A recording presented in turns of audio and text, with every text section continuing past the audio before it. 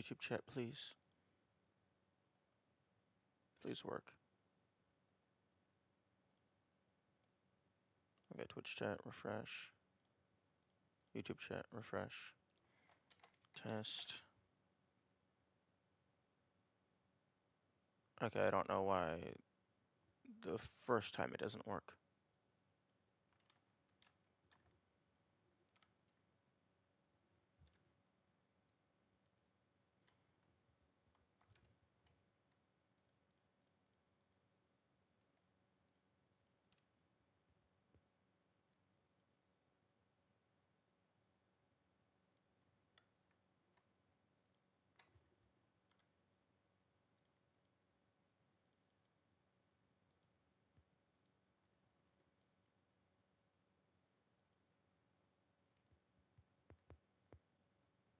Okay.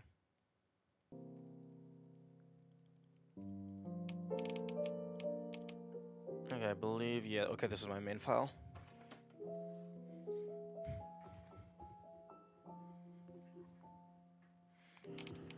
Okay, level 1, 2, and 9 are fully cleared. Although, level 9 is basically a slightly interactive cutscene, so it's kind of impossible to not fully clear it. Okay, so a couple things. One, I was messing around with a blank save file after stream yesterday, and I was mistaken. If you start up a new file and you get one of the fire alarms, but nothing else, it actually does appear over on this side. So, because it doesn't start in the middle and then slowly expand outward as you get more items, I think there is only 5 collectibles, because this is nice and evenly spaced. And secondly, I accidentally got an achievement when I was just messing around.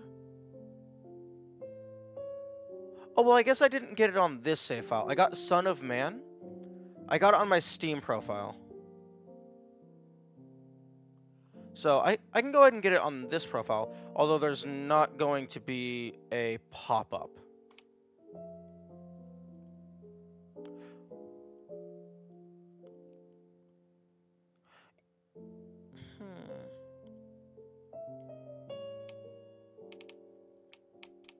Okay, so clone. This is the episode where you get that episode level. I'm too sunshine-brained. Oh, that's cute. Because it's the clone episode, that's the episode where level. The clone level has all of the alarm clocks.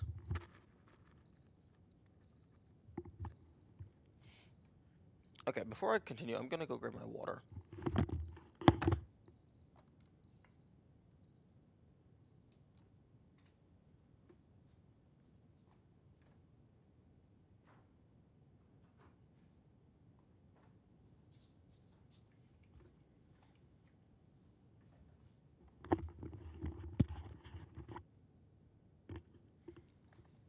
And just to make sure I'm not being a dumbass, it is Monday?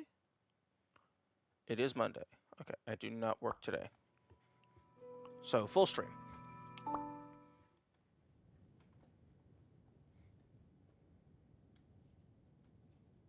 Oh, right. Controls. I was messing around with some stuff, and I rebound my grab button.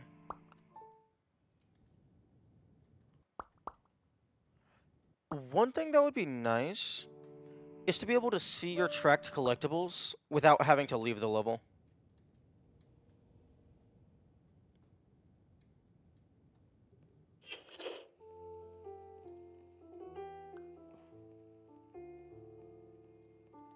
Oh, right, I need this.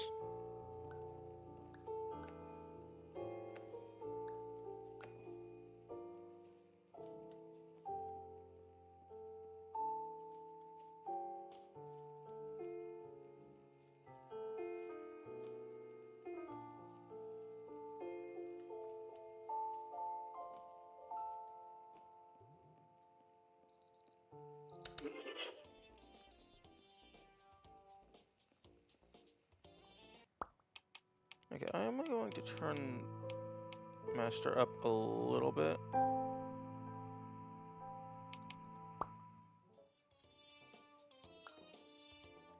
Because I like this music.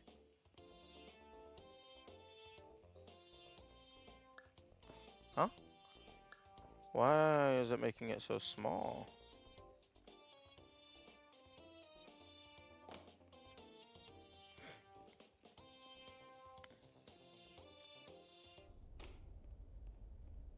Unfortunately, the happy music does not last for very long.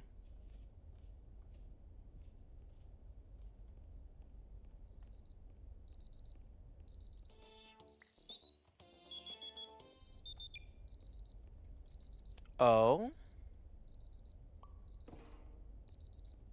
Okay, I don't know if you're going to be able to get that in a single grab.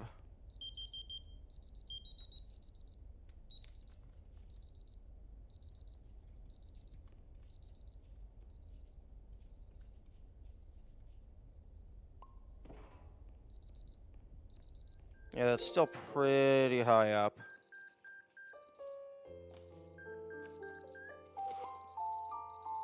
Although that was pretty close.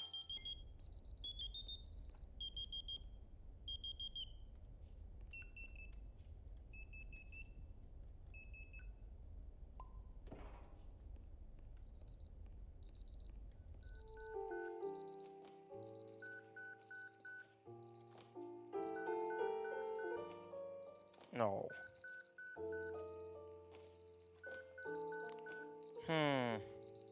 Actually,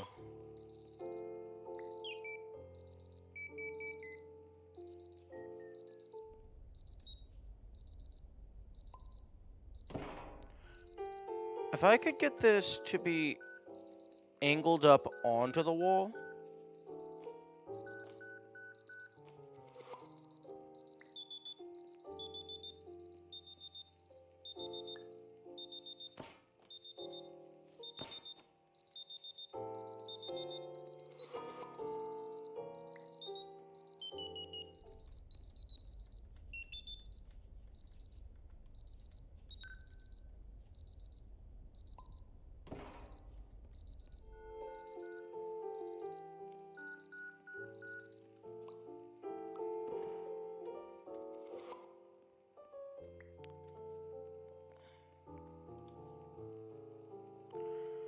Unfortunately, you cannot rotate things upward.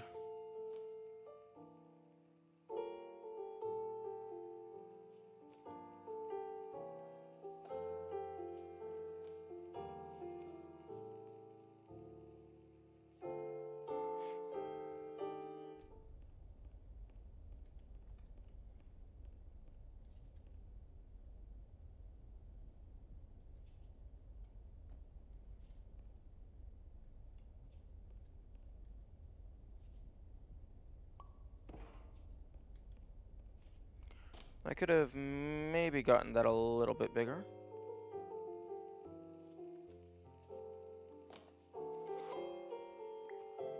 Because what? Oh. Right. I want this to be as big as possible in my initial field of view.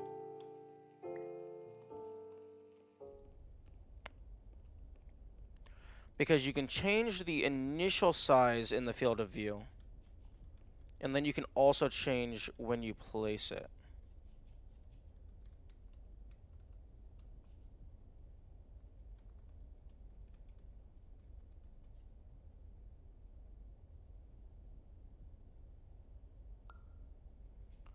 Oh,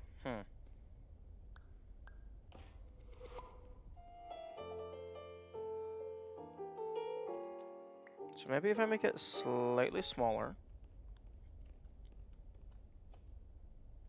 Rotate it to the side.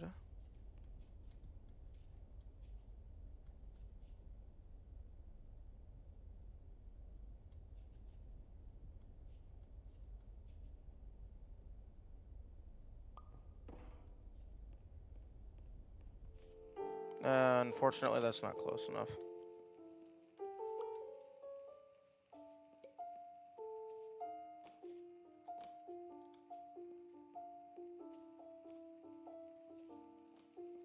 Okay, so it is possible to get up here using only a single one. However, I do not know if it is possible to place it only a single one.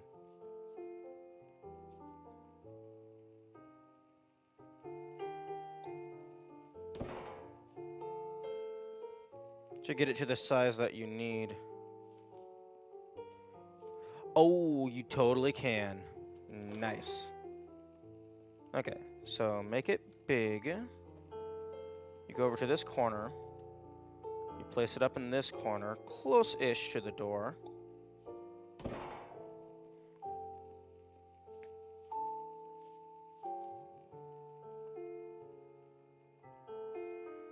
Nice.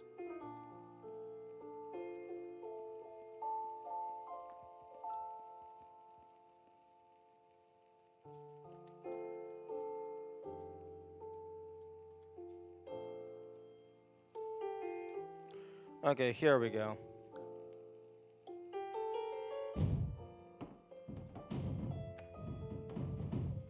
Okay, that should have done it.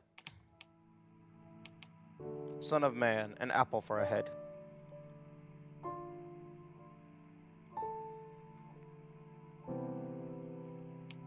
Okay, so now I'm fully blind on achievements, I believe. Yeah, okay.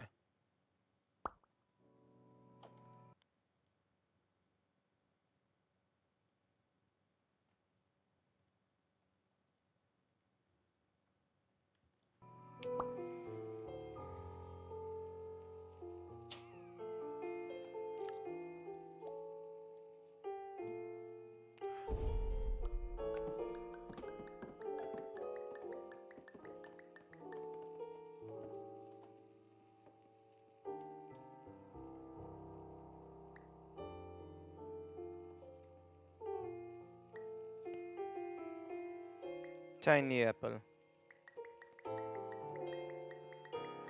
Okay, yeah, it looks like there is a minimum object size. Because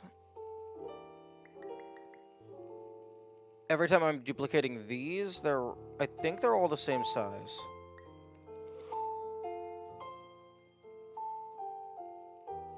Okay.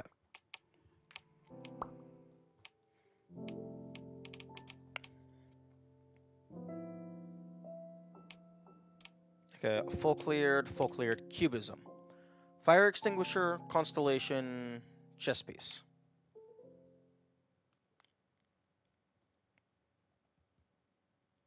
Okay, this is definitely not the loading screen you want in a speedrun, because I think that's one of the longer ones.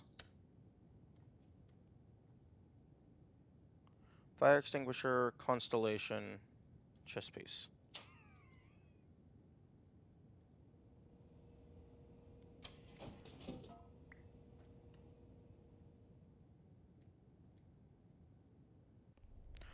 Oh, right. Wait. Is cubism the horror level? No, blackout is the horror level.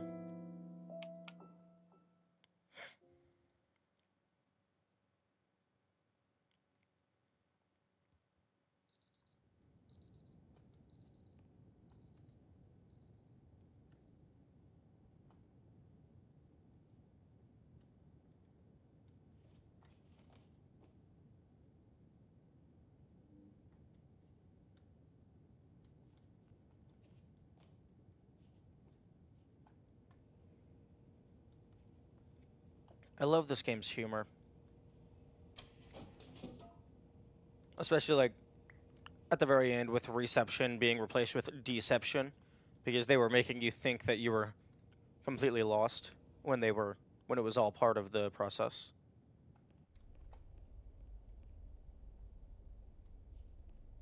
Oh, why hello there. You sneaky little constellation.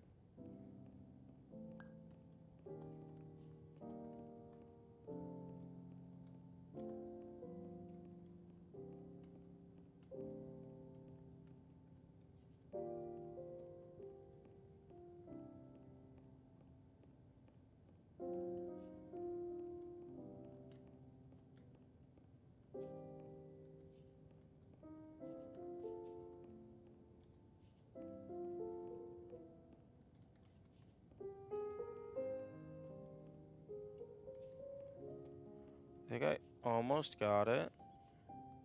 Is that like someone flipping a pancake?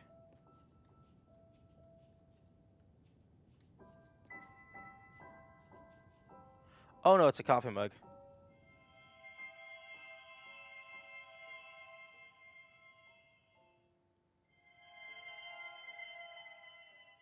Okay.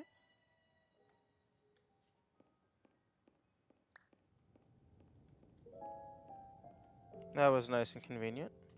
Oh, interesting. The hallway obscures the stars.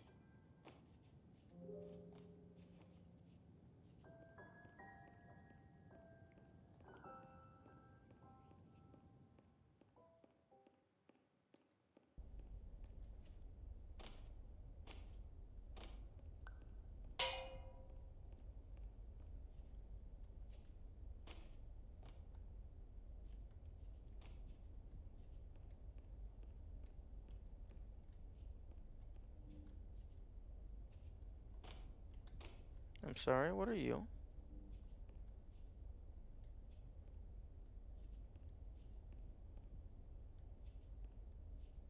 Your table?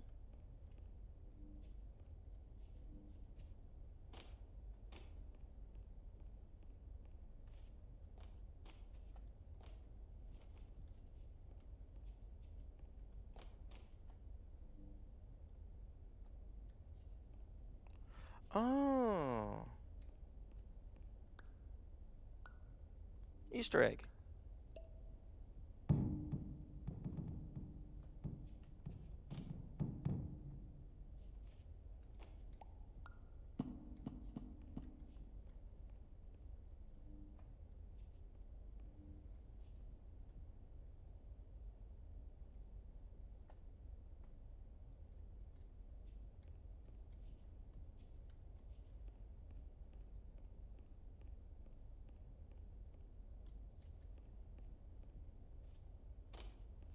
Okay, the table is to get back out. Is there anything on this side?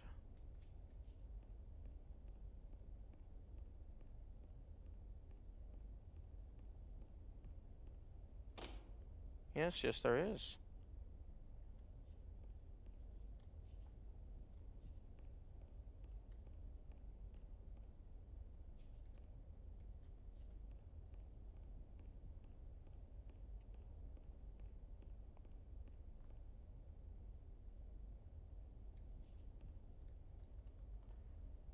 Wait, well, I mean, you can get out, but what's the point?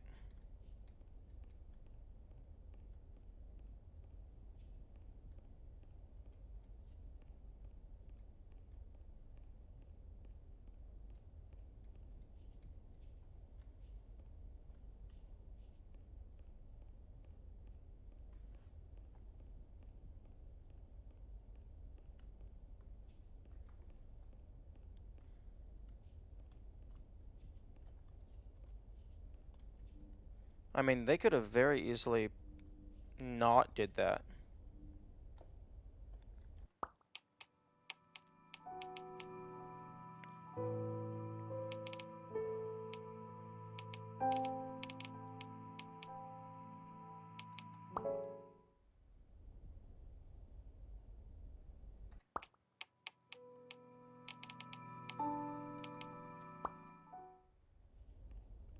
Hmm.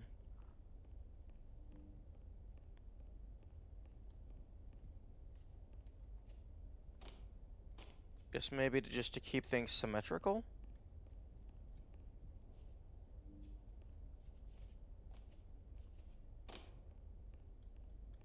Although it's not even really symmetrical because that entry is in the middle. That entry is back here. Very odd.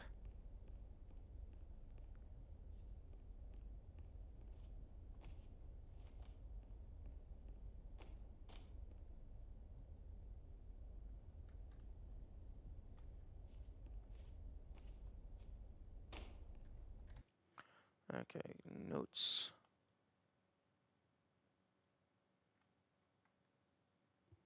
Eggs.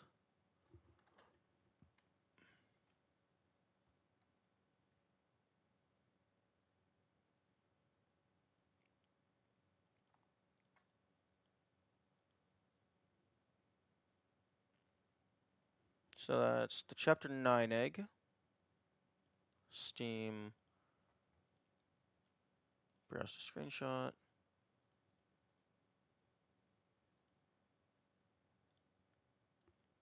Move this in. This is the chapter 3 egg.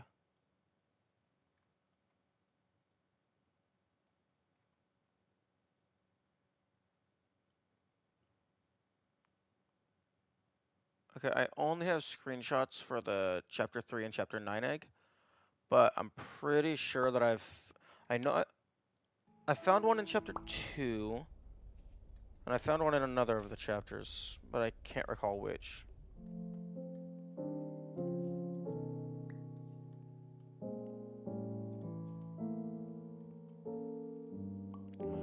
Actually. Hey, you can totally skip that cube.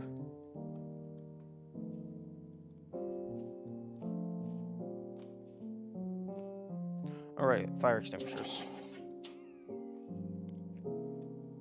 Okay, I found the constellation. So that's out of the way. And so far there's only been one constellation per thing.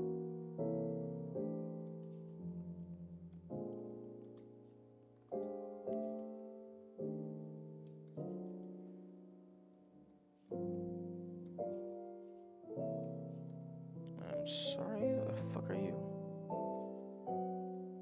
Oh?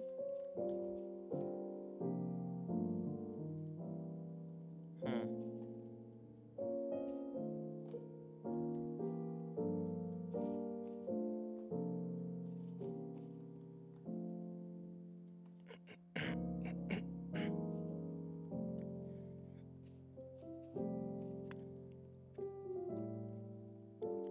Okay, so it's just... And I already got the chess piece up there, so there's definitively multiple chess pieces per area.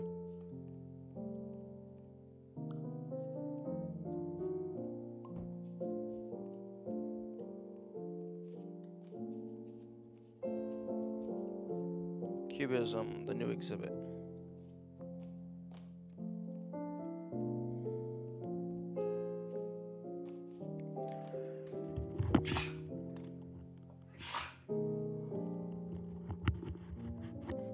Sorry about that.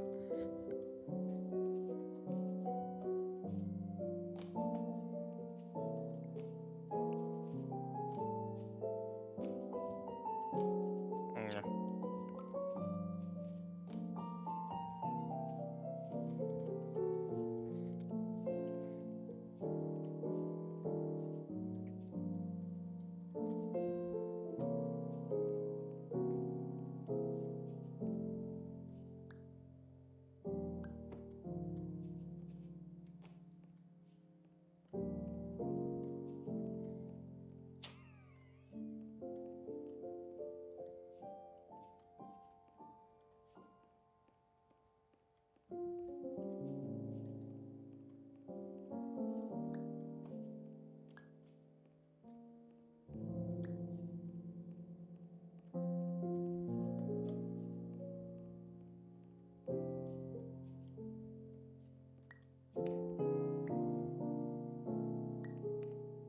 Oh, I didn't want it to go behind the trash can. I wanted it to go in the trash can.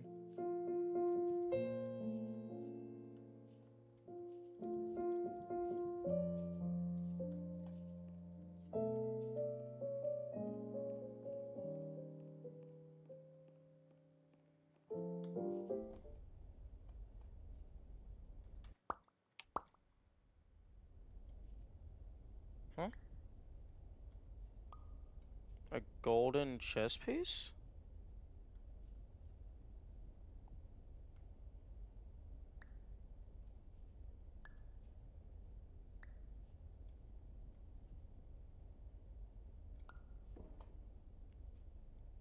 Oh. A hidden chess board.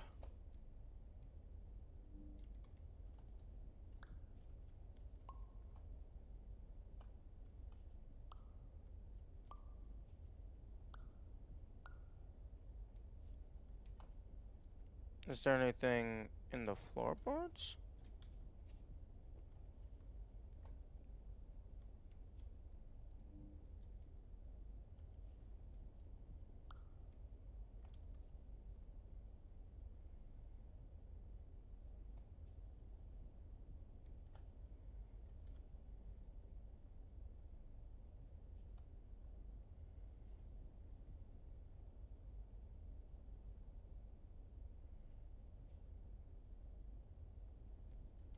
Okay, well I can take this with me.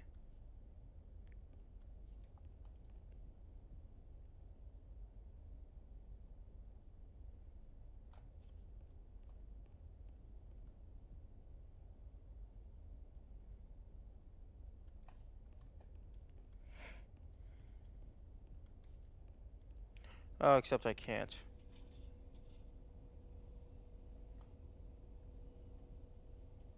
I think this was just to find the golden chess piece.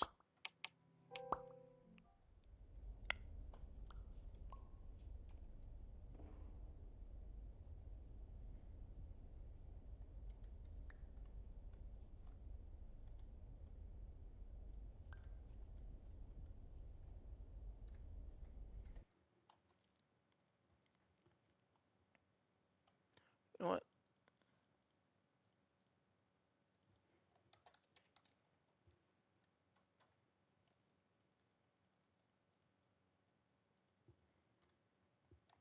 Level 1.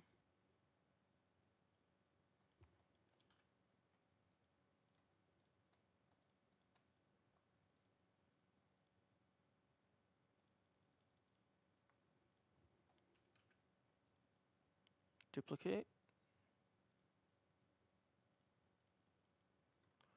Okay, make a new group. Actually, no.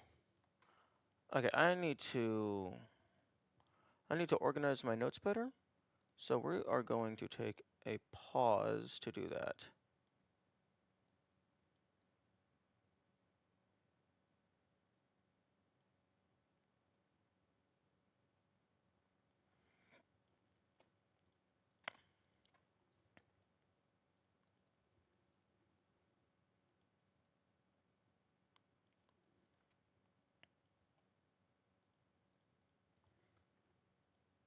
Okay, delete folder. Level 1 canvas, delete. No, delete. And then this.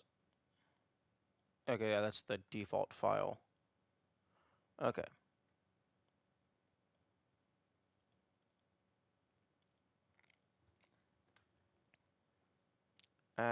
Create group, level 1. Or rather, level 3.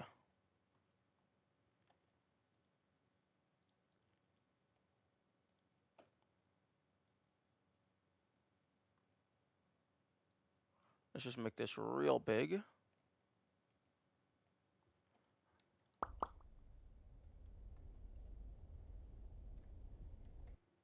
Let's just take a better screenshot. Yeah.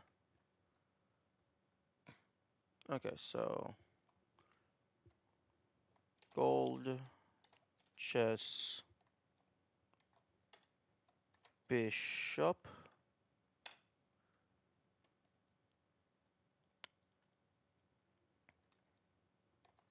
Images.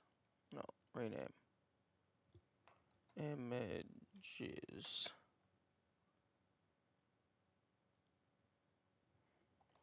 Level 3.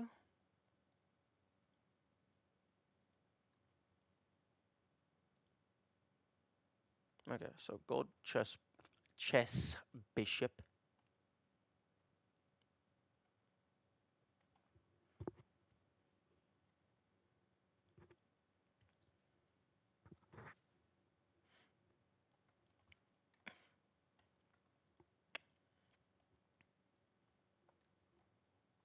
Easter. Is Easter egg 1 or 2 words? That is something I don't know. Easter egg 1 or 2 words.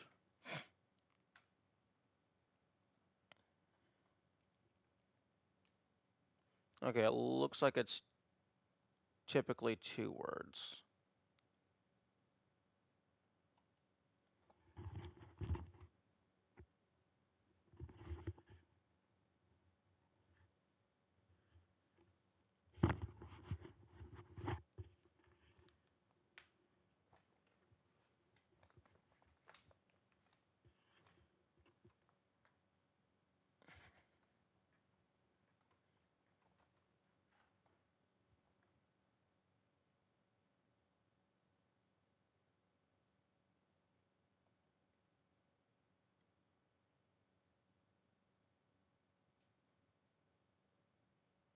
Okay, so it's 2 words.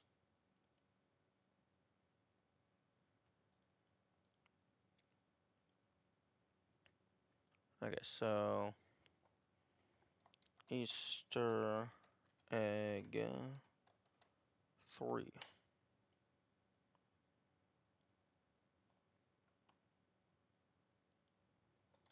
Easter egg level 3.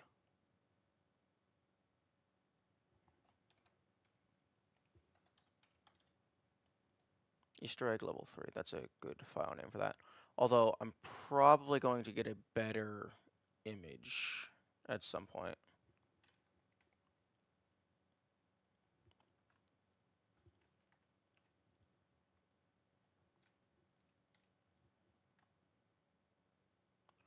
Okay, this was in level 1. This is miscellaneous. I don't know which levels these are from. These are in level 8.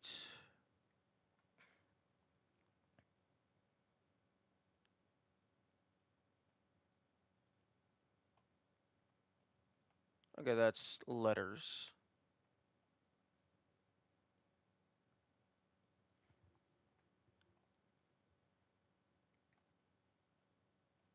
Why are you doing this? I don't think that's in this. I think that's level 2.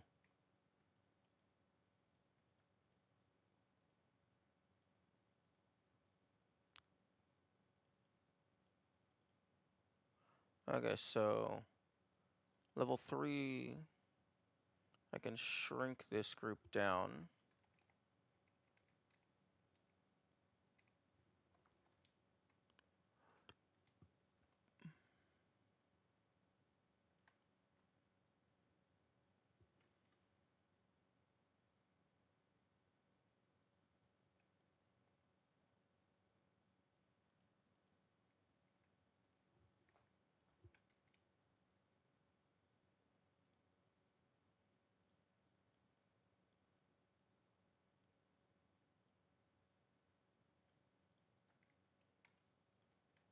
Okay, 2 from the top, and then 1 from the left.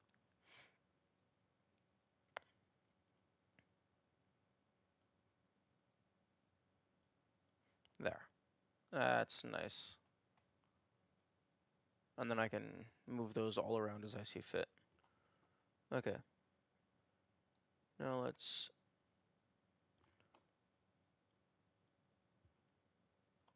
You know what, I'll go ahead and just close the notes for now. You cannot grab the chessboard, but you can...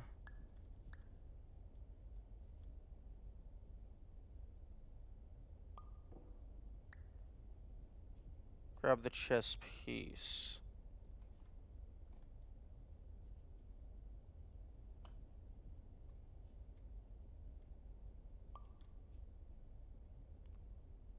What is your purpose?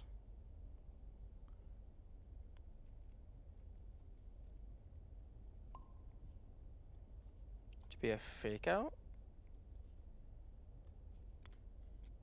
Or to just be a hidden item?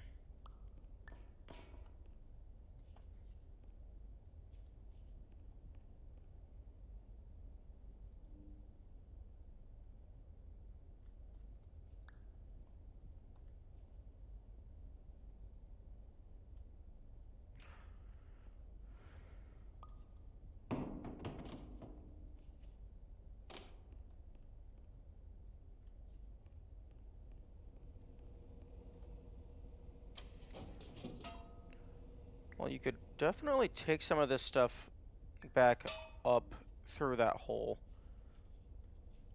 That's something to keep in mind.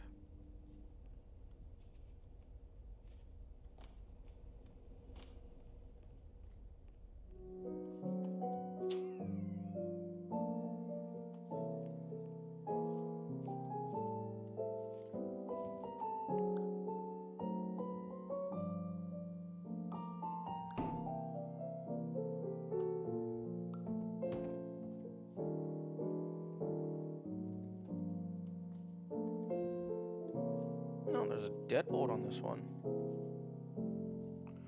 Oh, a bit of a funky deadbolt because it has the key slot on both sides. So in order to actually lock it, you have to use the key.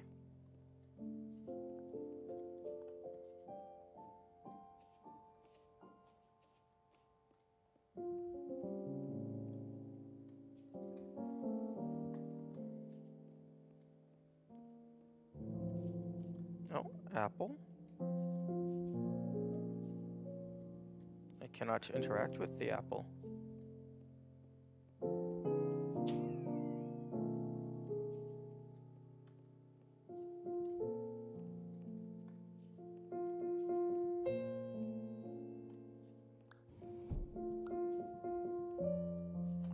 Okay, so...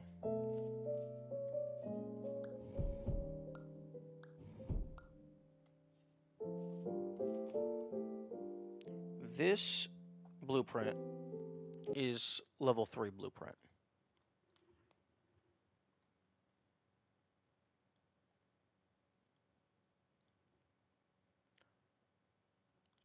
Now, I don't know if there's a way for me to zoom in more.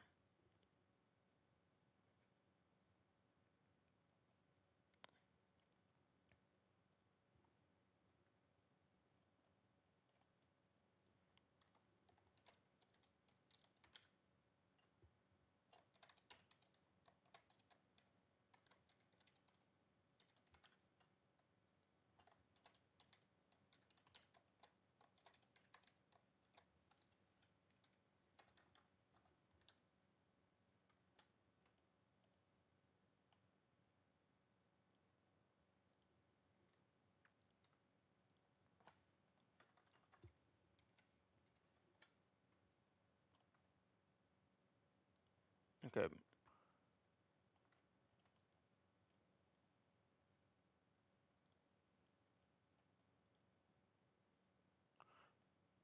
Okay, now... wrong canvas.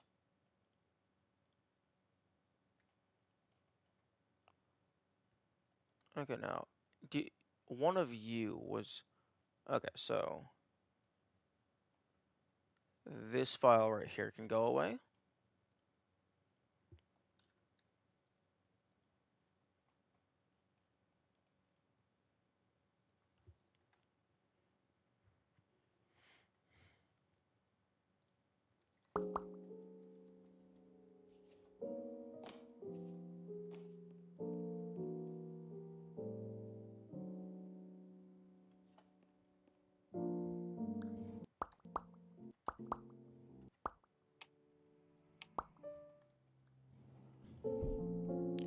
Oh.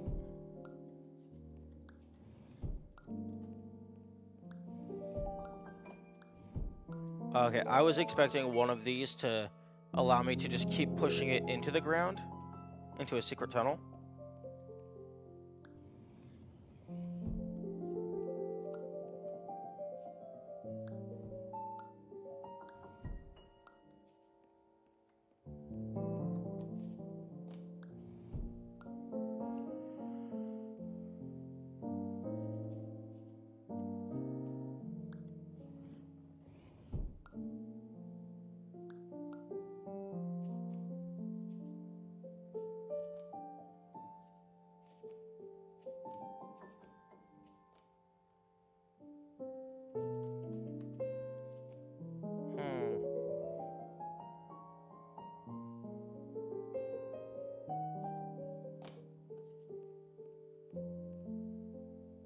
Also, I'm pretty sure this mechanic is only used in this one room. Which feels a shame because it's pretty cool.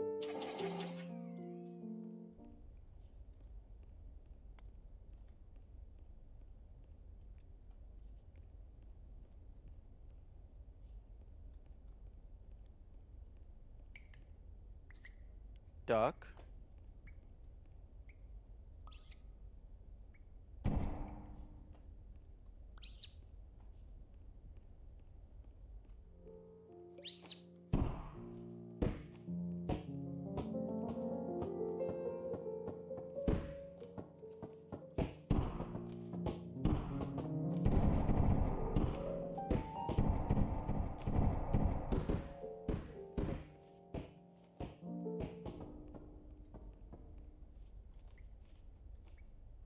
Oh.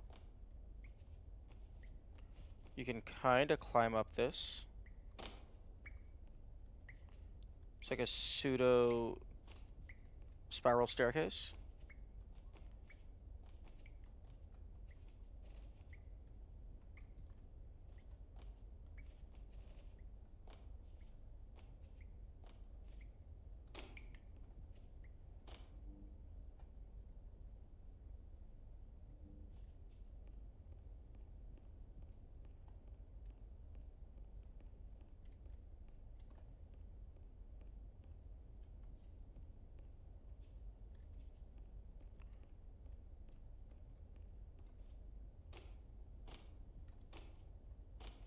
I bet there's a chest piece on top of that.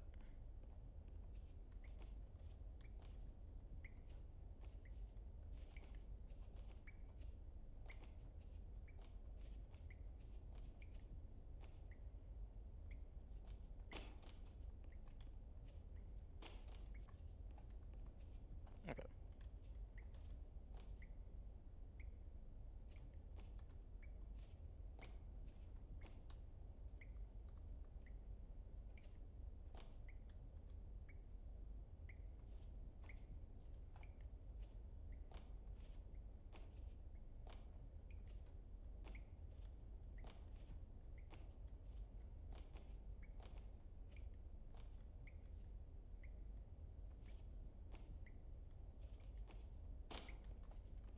Okay, gotta kind of go around the back.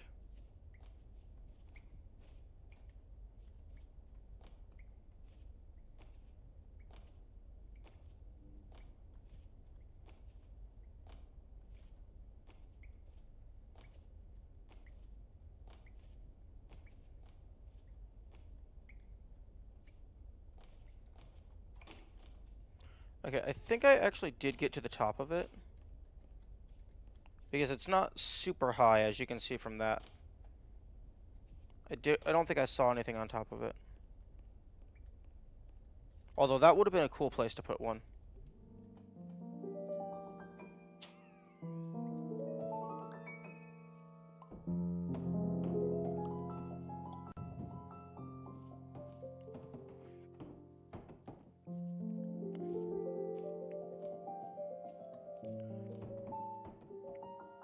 It seems that, like, once something settles down, it kind of stops being interacted by physics. Because, like, I can't move these. Although, actually, no, they have to. That makes sense that they would stop being interactive by physics.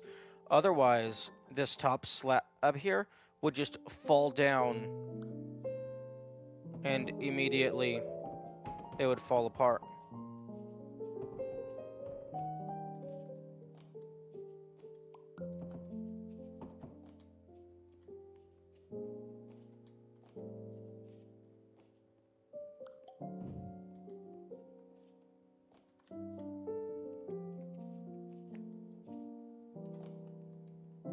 That might be a bit too far to jump.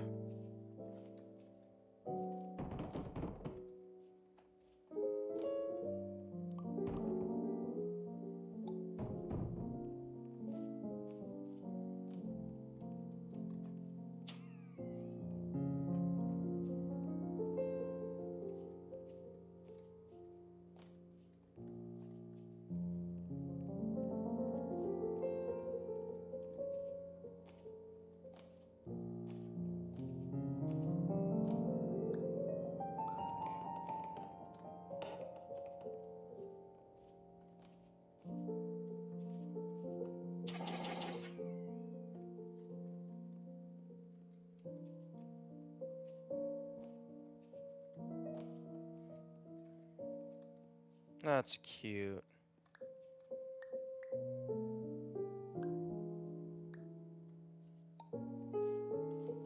Okay, so you can go against the wall.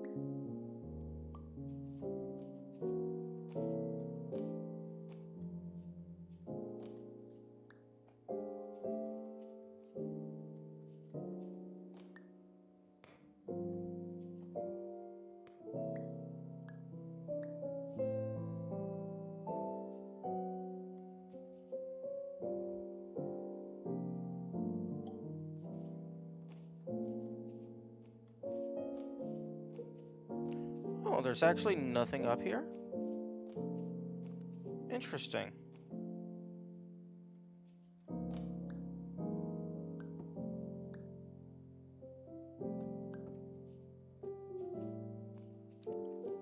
That would have been a perfect spot to put something. Because you just gave the player a lot of building blocks to mess with. Oh.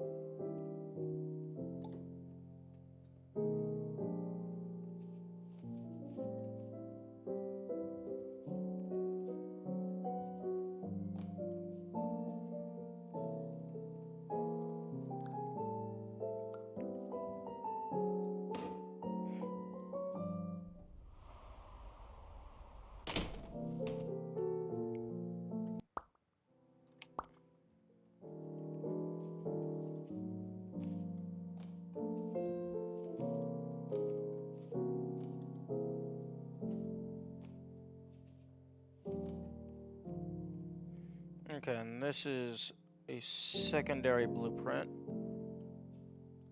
from level 3.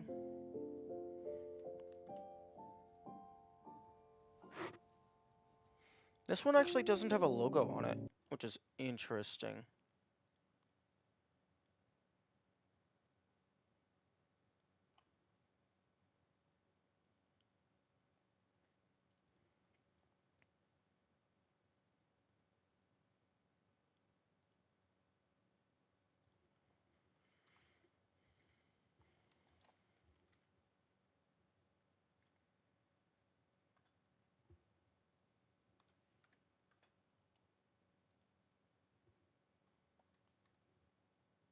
Okay, so 3_blueprint-1.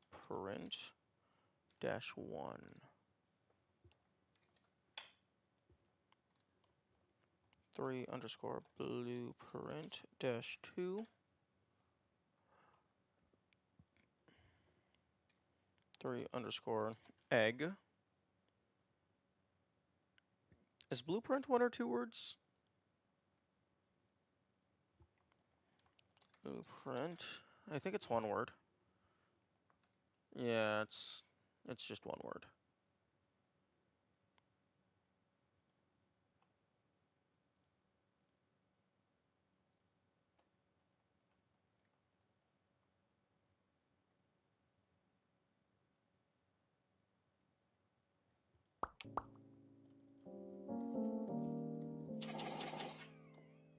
I was surprised I didn't grab that one.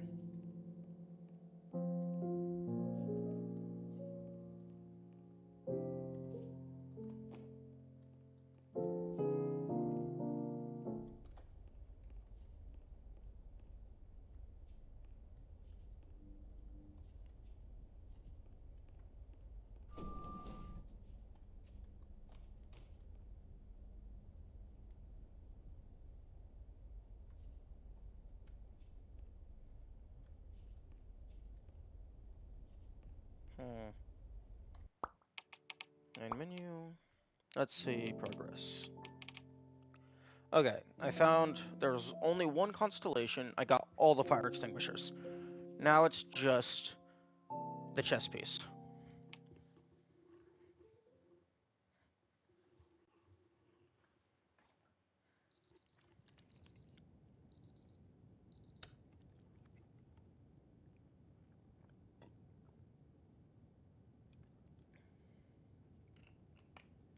Now, so far,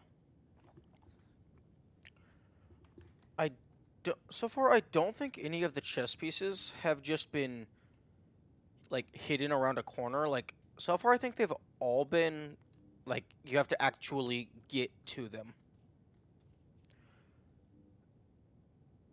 And I believe that's actually at the start of one of the levels where you go off to the right to the relaxation room. I think that might be Blackout, maybe. So level 4?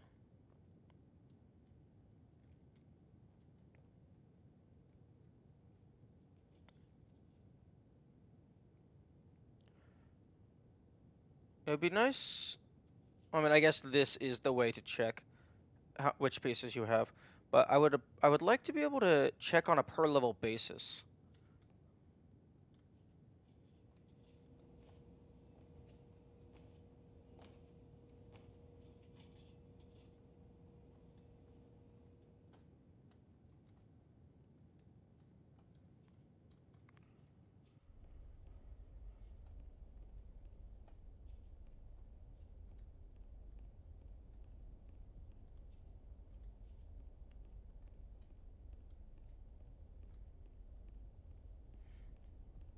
I don't think there's anything back here, but I will look again.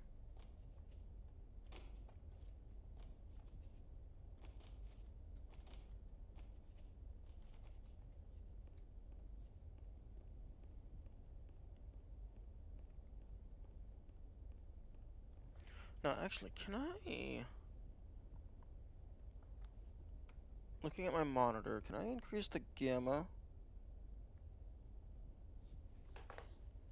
Because I don't think there's any in-game gamma settings.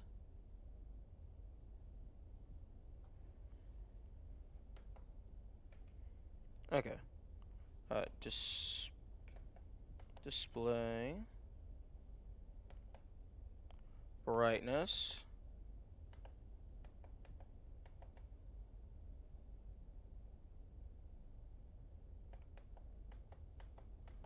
Okay, I can increase the brightness up. That did not appear to do anything.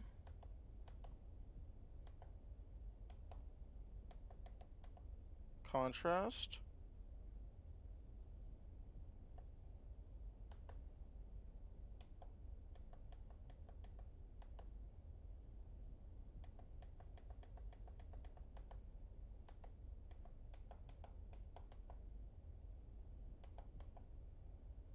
Okay, it did help somewhat, but not a significant amount.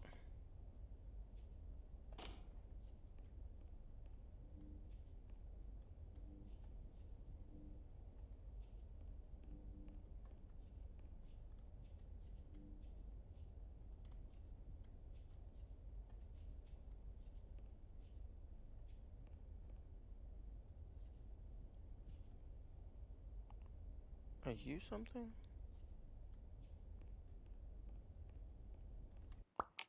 Options. Graphics. Yeah, there's no way to just increase the brightness.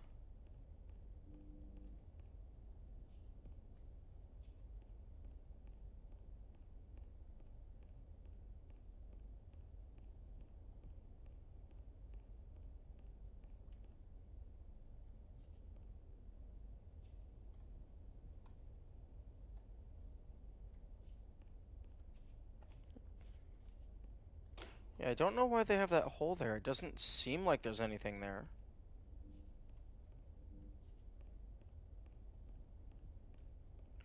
I can go ahead and get a better image, a better screenshot for this Easter egg.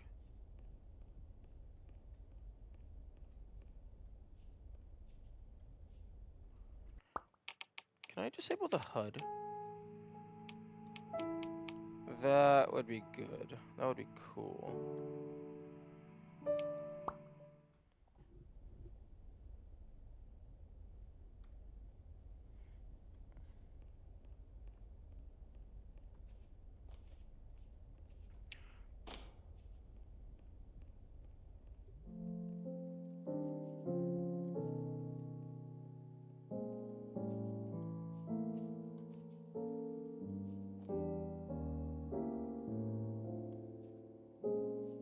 Now this feels very suspicious.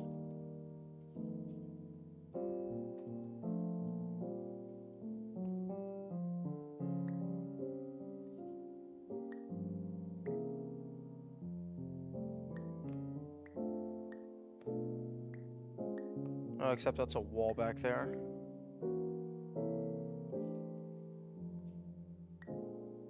Oh, okay, that's a hole up there.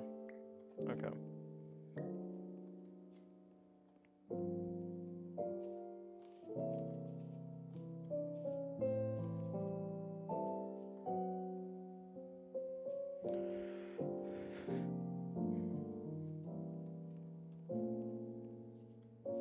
I already got the chess piece that was up in there.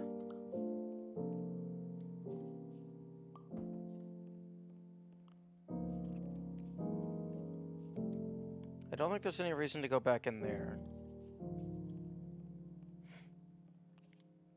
As in, like, I've gone in there before, and there wasn't really anything.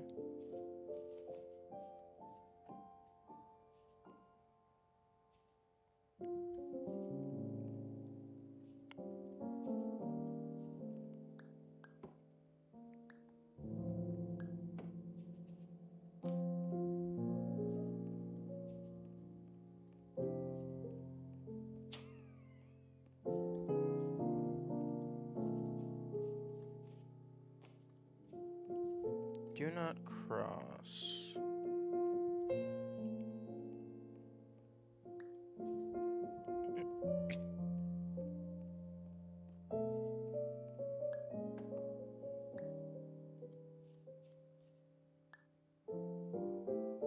Okay, yeah, that seems pretty solid to me.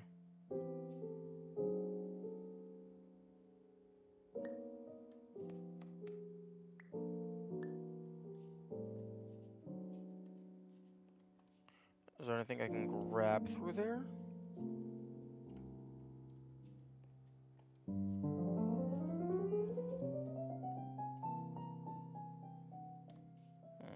Maybe not. It doesn't look like it though.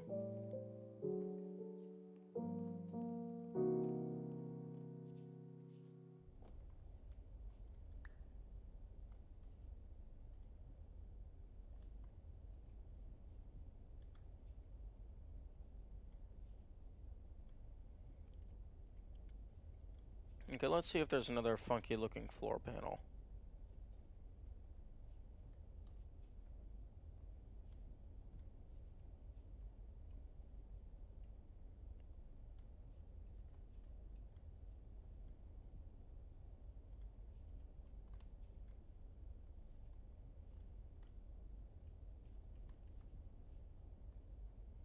Or maybe a funky looking wall panel.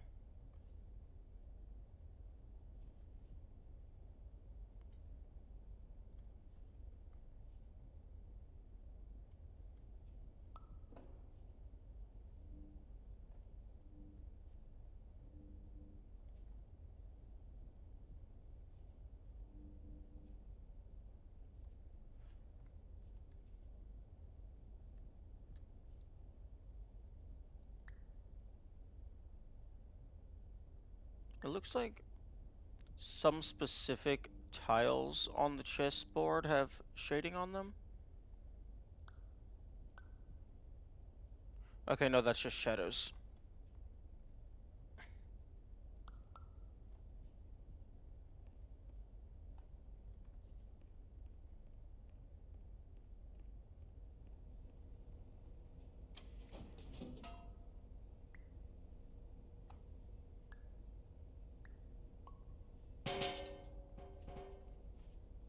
There you are.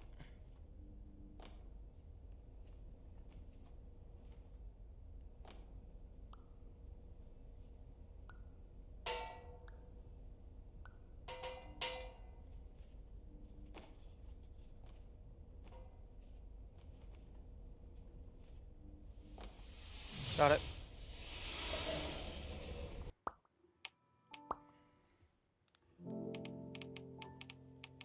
Okay, the first 3 levels fully cleared.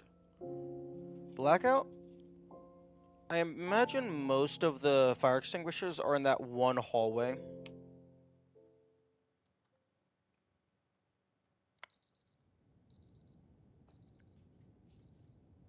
Oh no, it's not in Blackout.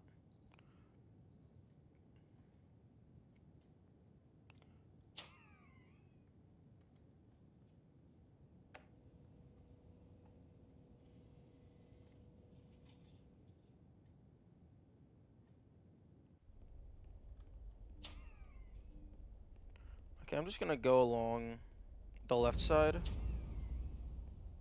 2, 3, 4.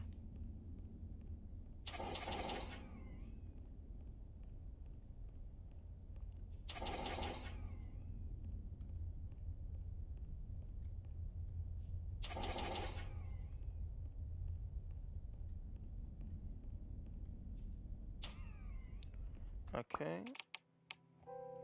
Restart level.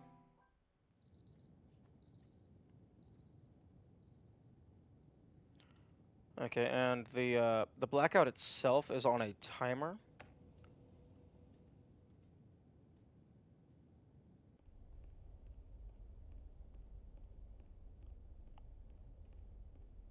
One, 2, 3, 4.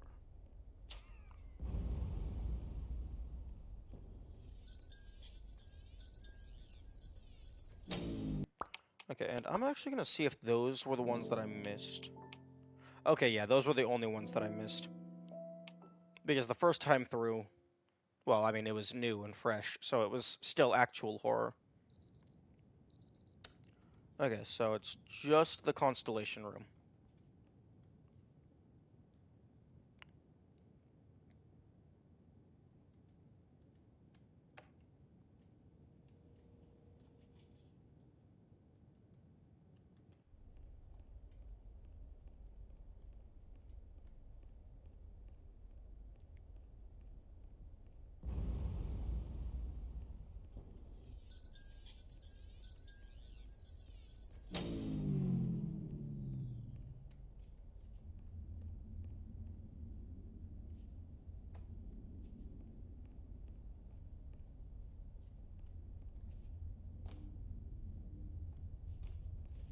So basically, just look for a corner.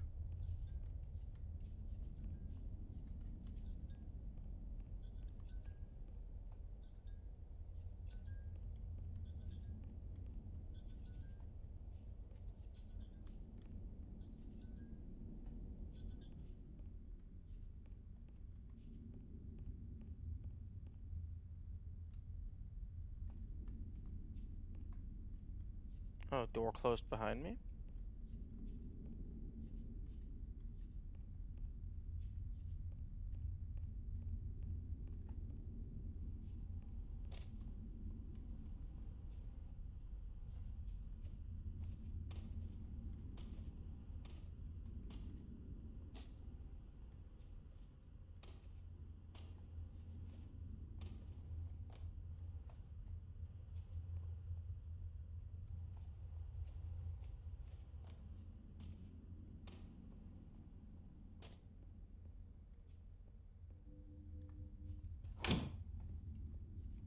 Okay, so I do have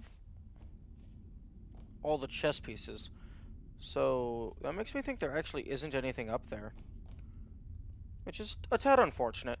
Although, perhaps a tad fortunate because stacking cylinders is very arduous.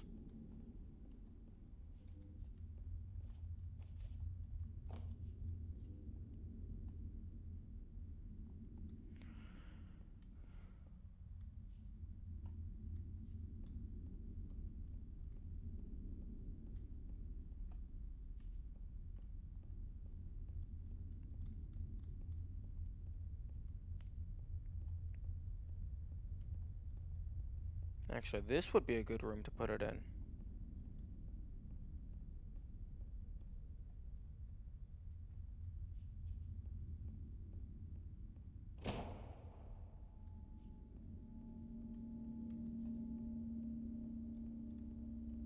Oh, I don't think I interacted, or rather, experienced that last time.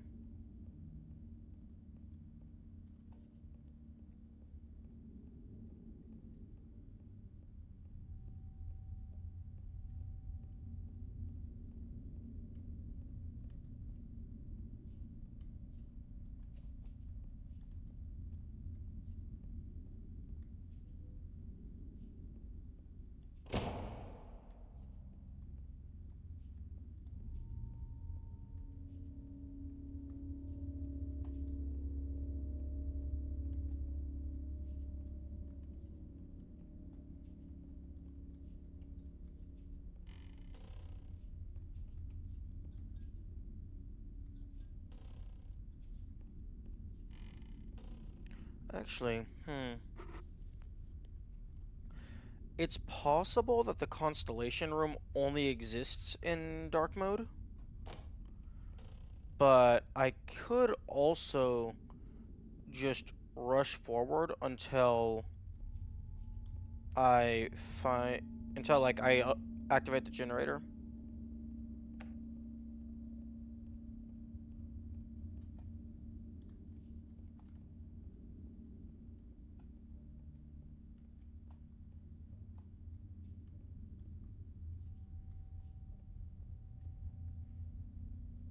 More chess pieces.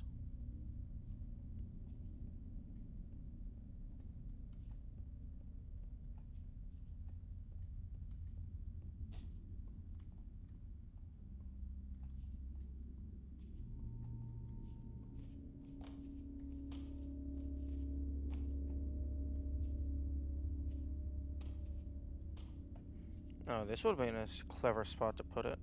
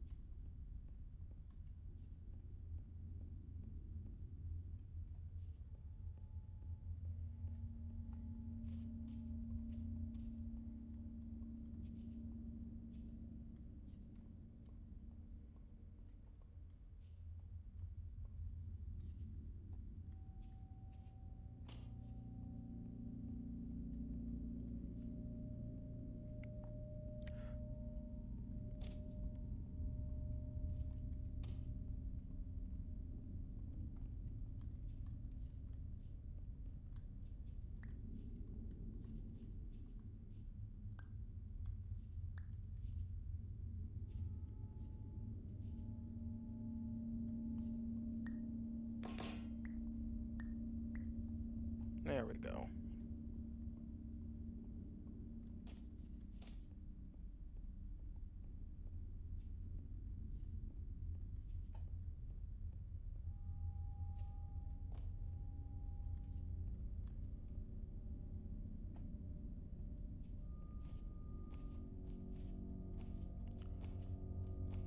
Huh? Okay, so I cannot jump up 3 high box.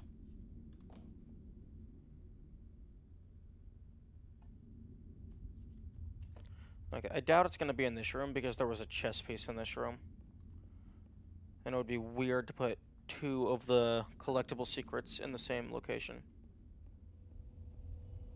Oh, there's another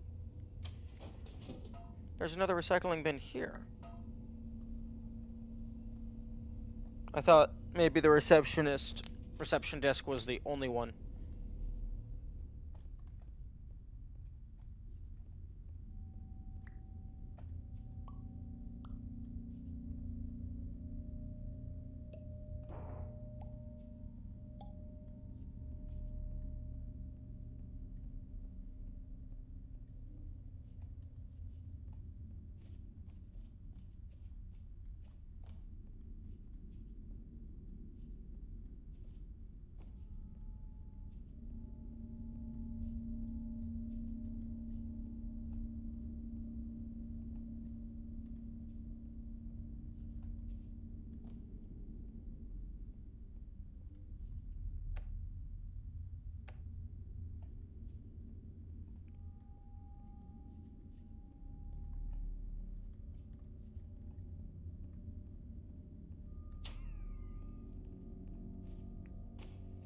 Okay, well, here's the generator.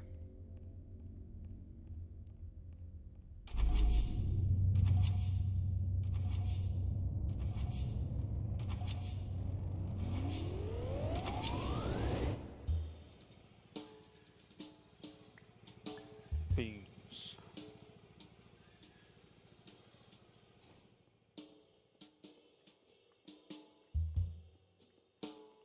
Okay, and then this leads to the elevator.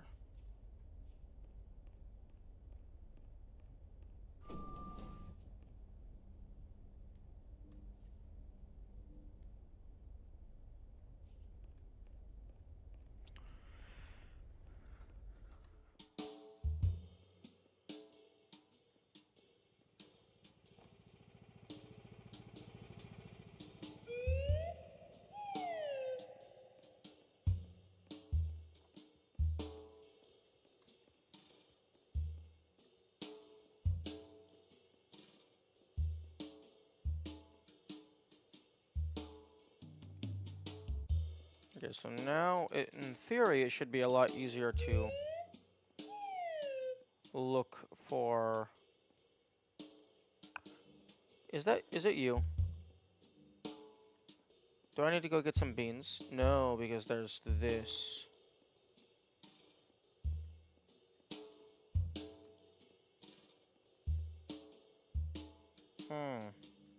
Okay, I don't have anything to stack with, so I'm not sure if you're just a wall or not.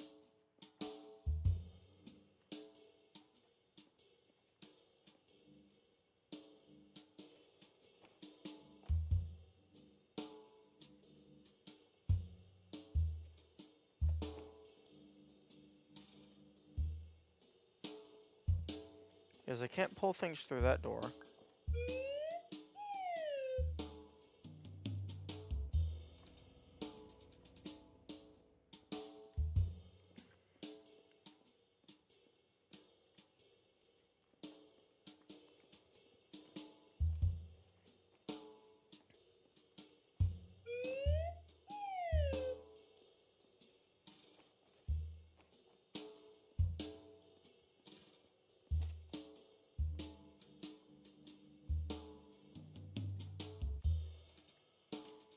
Interesting that the red is still glowing in there, even though the sign is gone.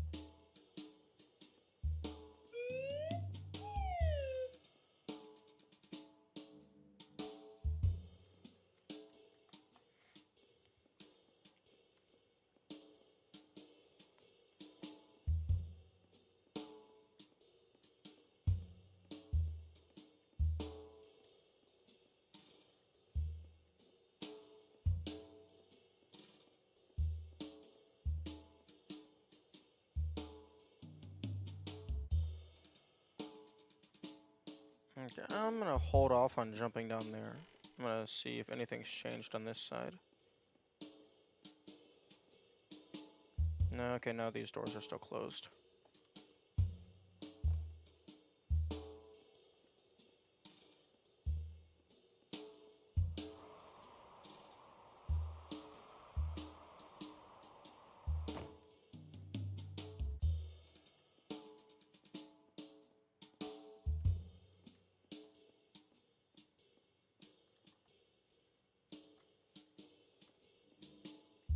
Yeah, still don't know what that's all about. Unless it's in a language I don't understand. Or maybe it's like reversed audio.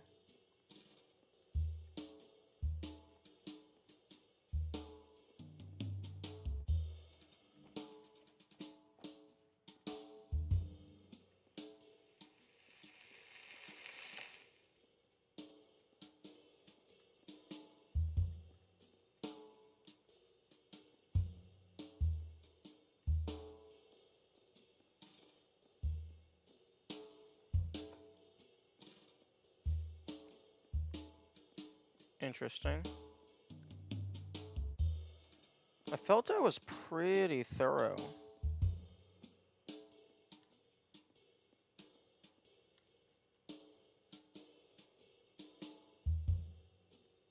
No, it's not there.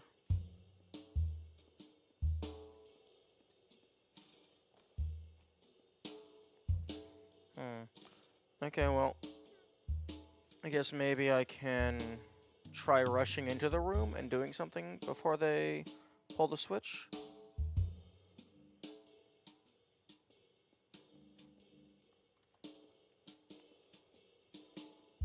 Or maybe like try not looking at them.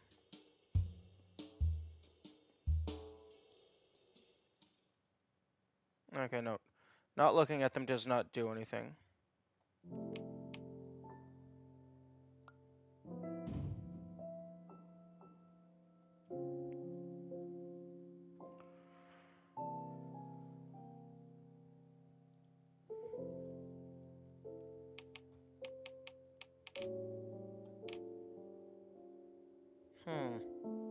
You are very well hidden.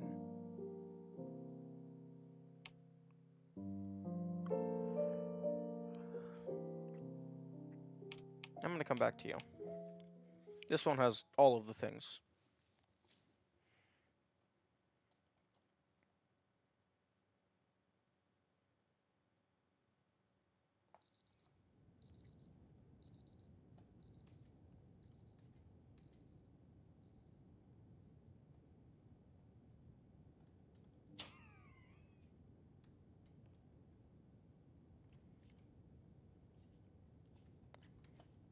So far, it looks like red is winning.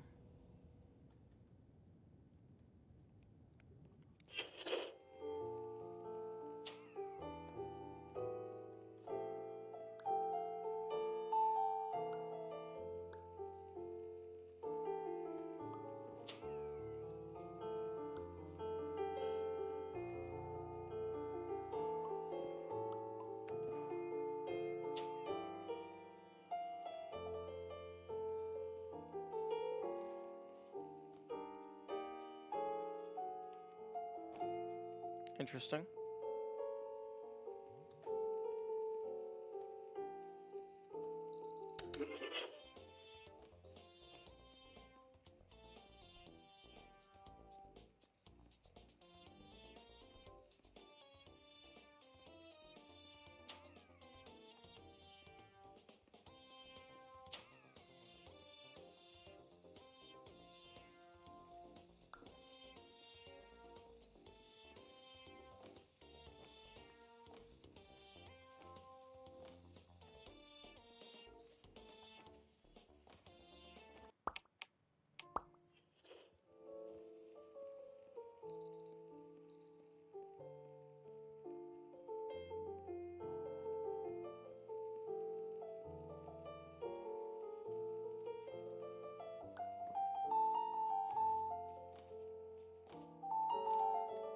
It's almost there. There we go. Okay, so you can do that one with a single click. A single grab, rather.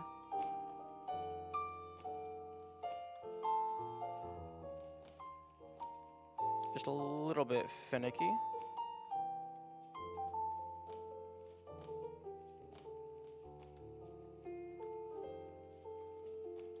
It might be like jump arc based. So actually, this level had everything except for blueprint. So we gotta be on the lookout for Constellation Room as well.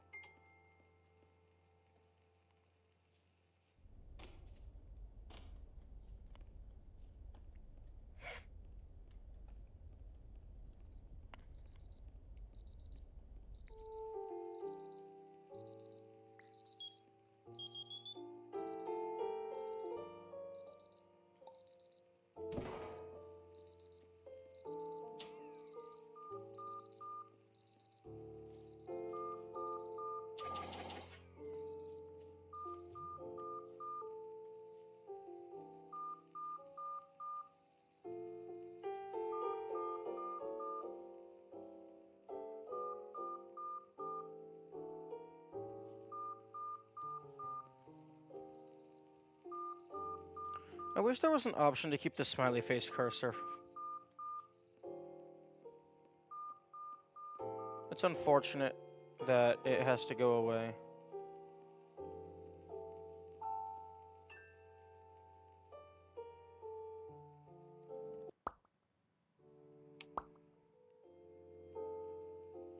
Sad.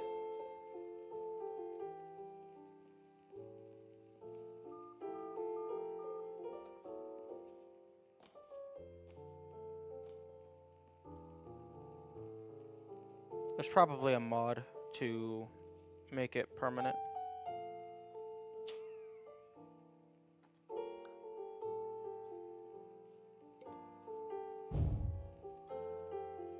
Oh! Okay.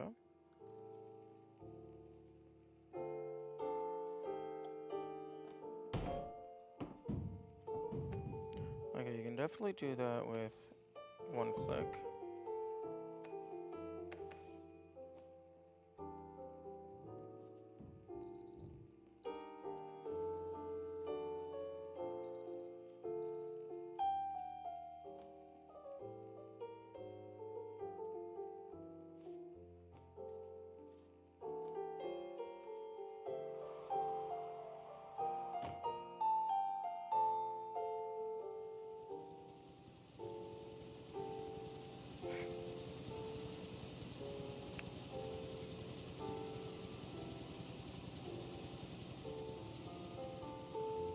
Now, fortunately, this can also be done with a single click.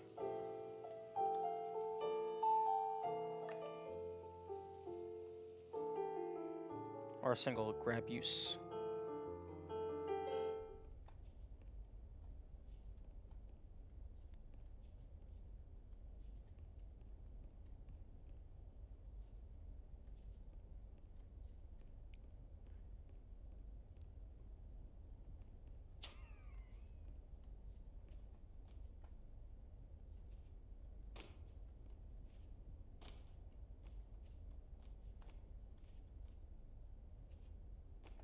Oh, right, there was a chess piece up here.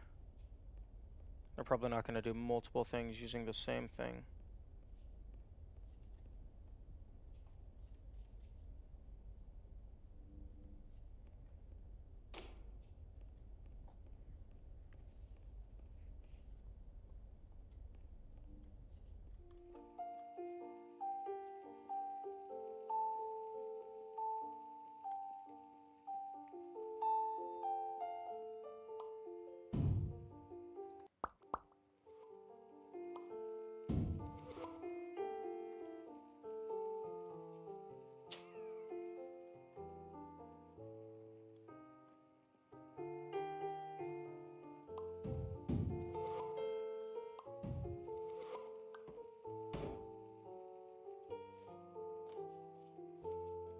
Oh, okay.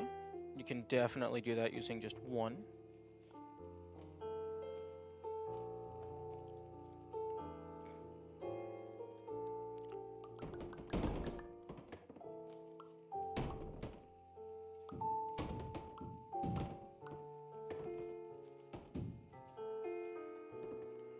I think there was a chess piece or something up here.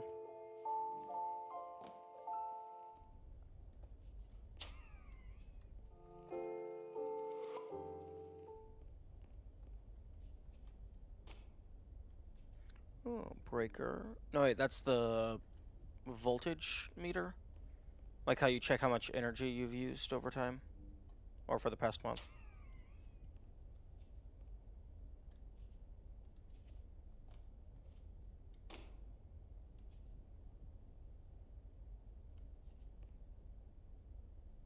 Well, this is a workbench. That's a clamp that is clipping into the trash can.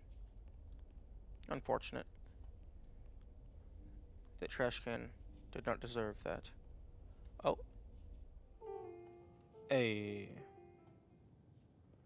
Here we go.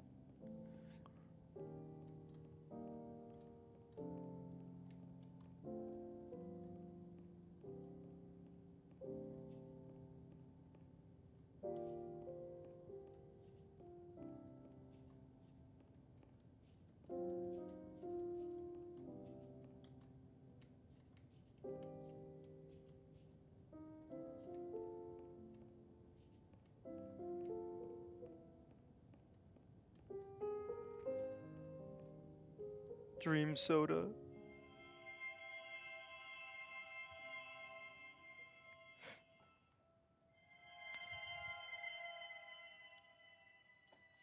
Okay.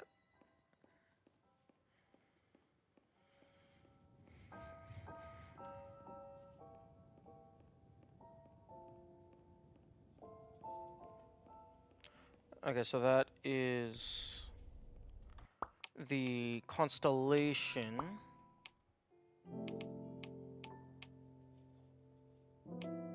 Okay, so I still got everything else.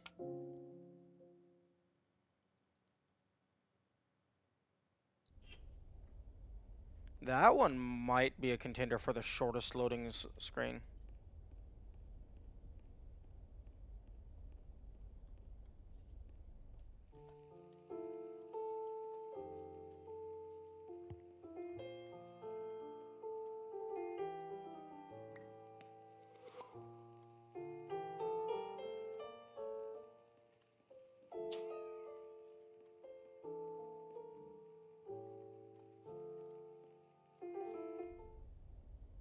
Oh wow, this is the end.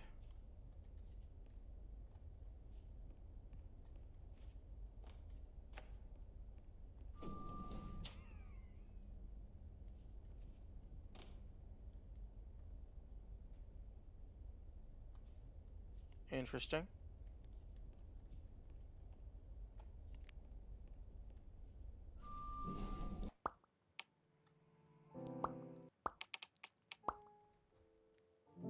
Okay. Wait a minute. Oh, do you still... Do I still have to click on the fire alarms that clone? I didn't think those ones counted. Interesting. Okay, just fire extinguishers and the chest piece then.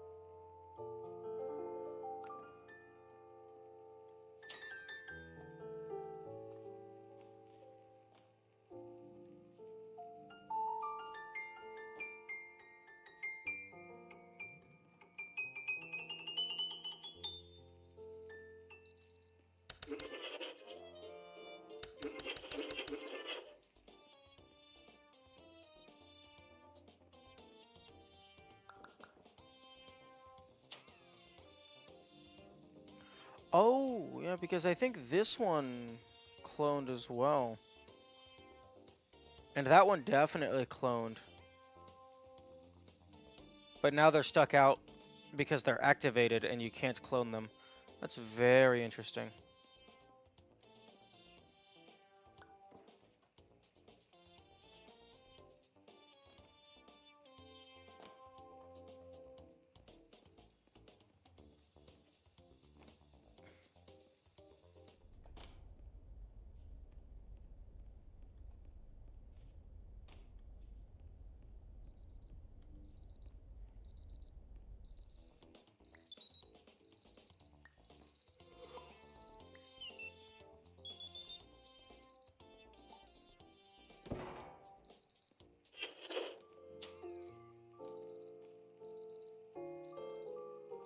Ah, I see.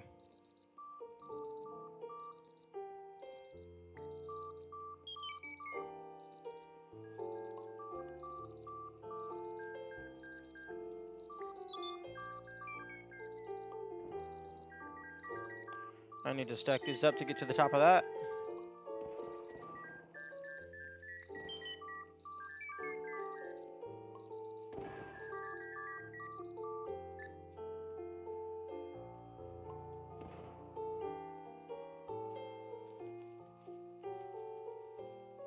Oh, no? You didn't put the chess piece on top of this? Interesting. What's the point of this board? This would have been a great place to put it.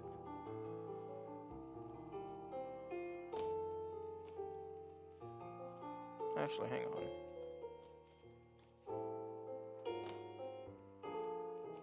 Is that ceiling solid?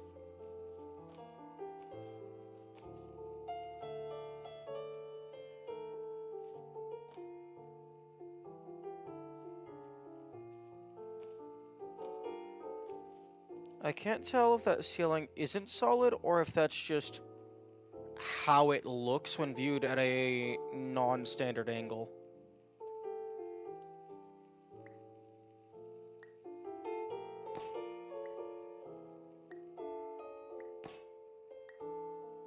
Okay, well, it's definitely hard collision.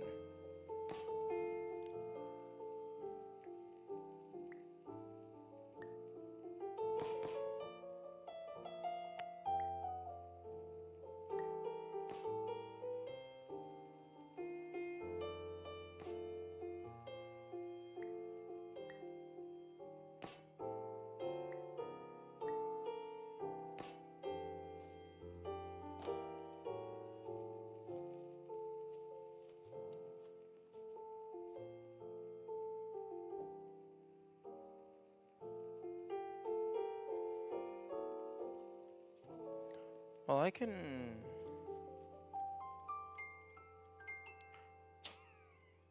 Okay, no, actually, no, this is a warbly door. I can't bring it through.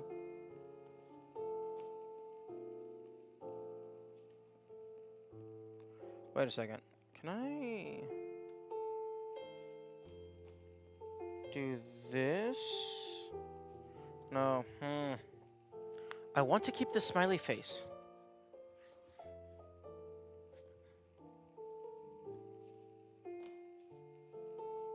Oh? Oh, I hit the trigger.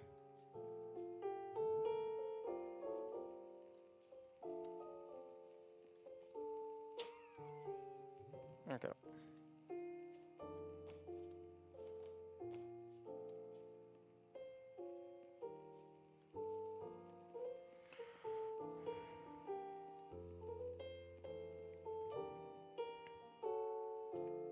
Okay, I'm pretty sure things cannot be physics interacted with by the player. Like, if they're in a, like, sitting still state. Like, they have to have a little bit of momentum already.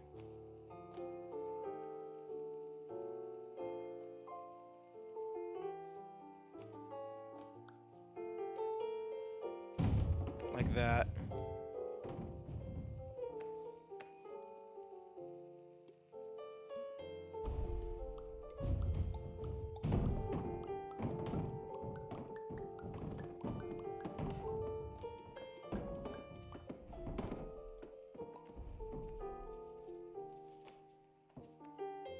But then once they're standing still.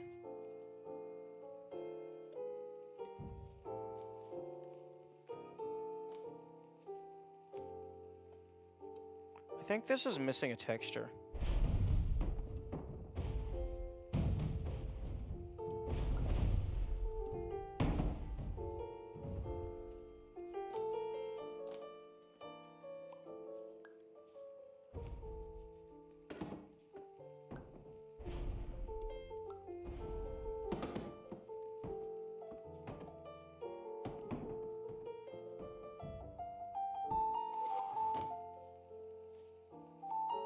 Or maybe they just look a little weird with this paint color.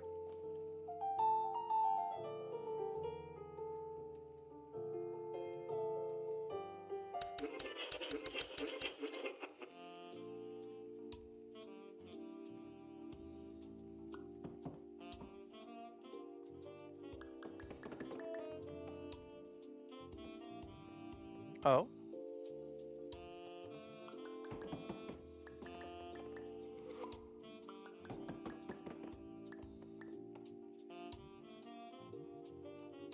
Oh, you're not gonna come through?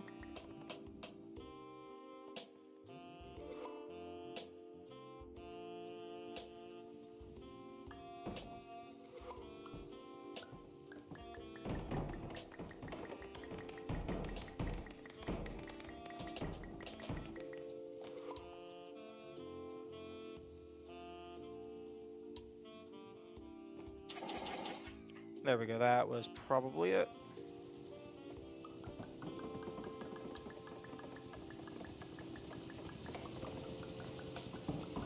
Okay, that's what the apple is for. I mean, the fan.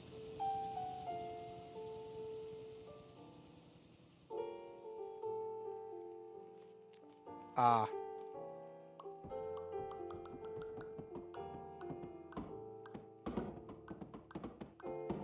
Hmm. Actually...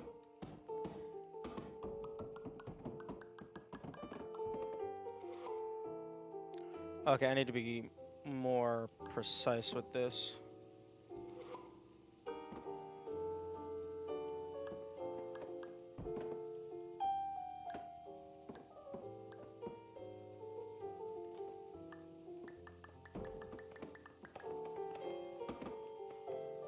Except it's just making not the same size.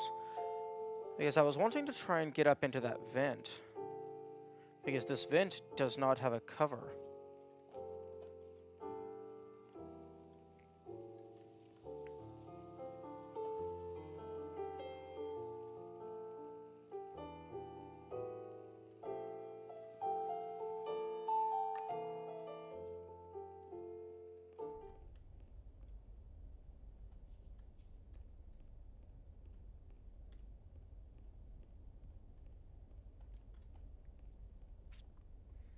Although this room had a chess piece, so maybe they wouldn't have it so close.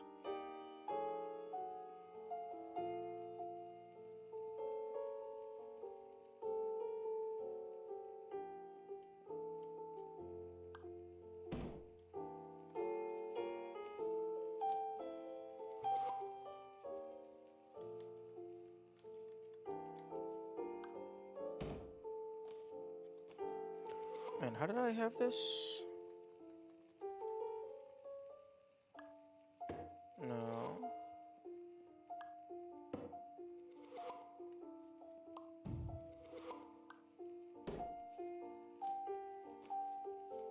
Okay, you just gotta like jump at an unusual angle.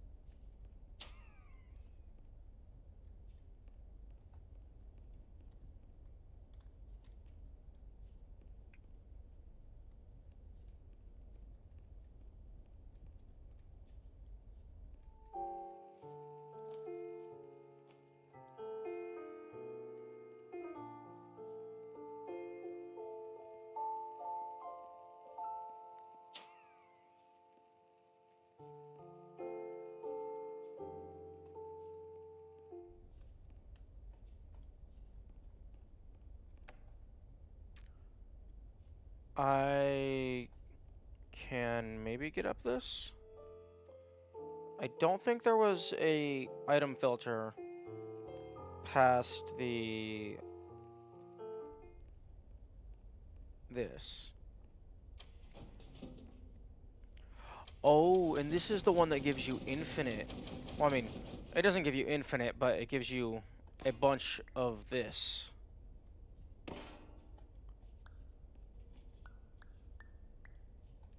Okay, so I can definitely bring this through here.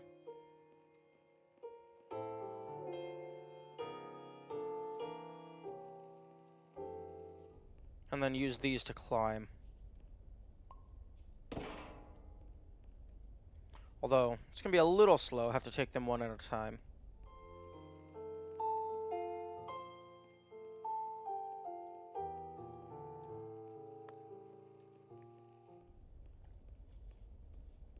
Although, how far back am I allowed to take them?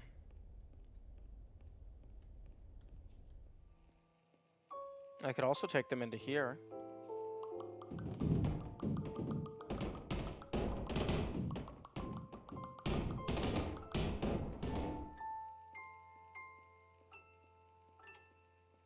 Damn, I could take them super far back if I wanted to.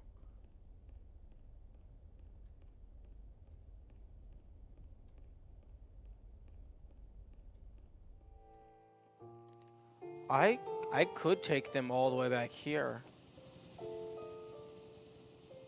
to get up into there.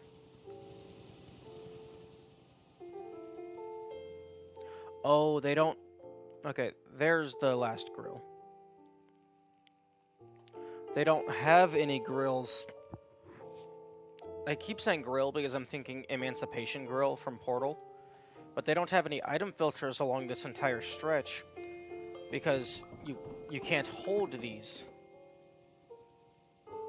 So there's no reason to have an item filter because it's impossible through intended means to transfer the items.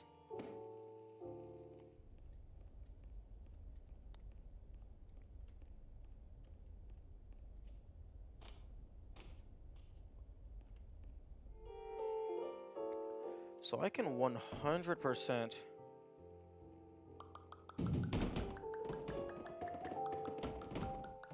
take a one of these vending machines.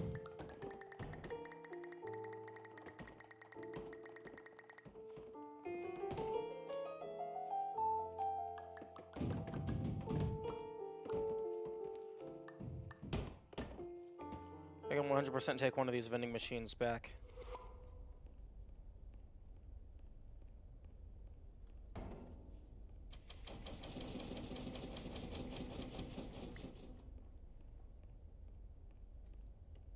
And if it's up there in that vent, I'm gonna be so happy because I love more complex puzzles like that. Like multi-step puzzles using items from different areas. I absolutely love those.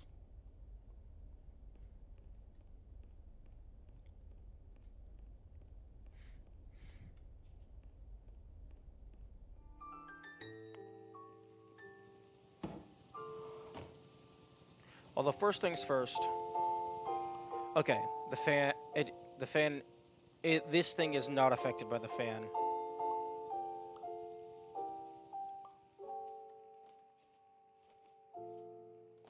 Okay, I'm gonna need a...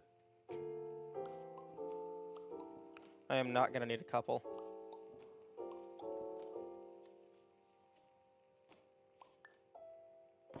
Rip.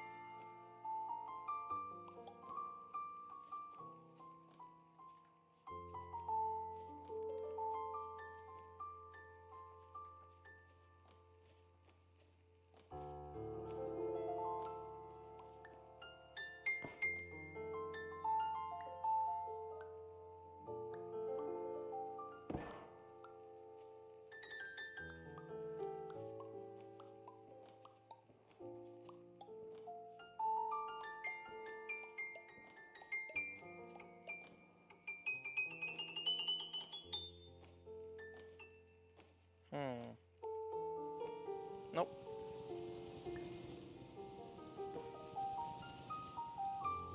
Oh, that's gone.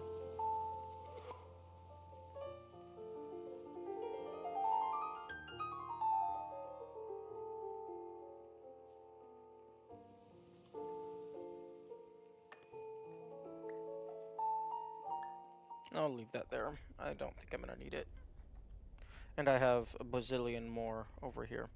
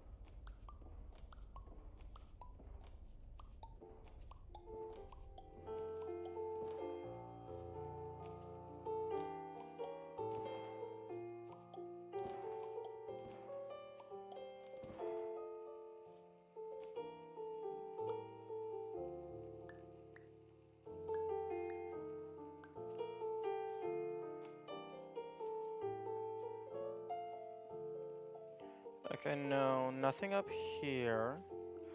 Oh. Oh?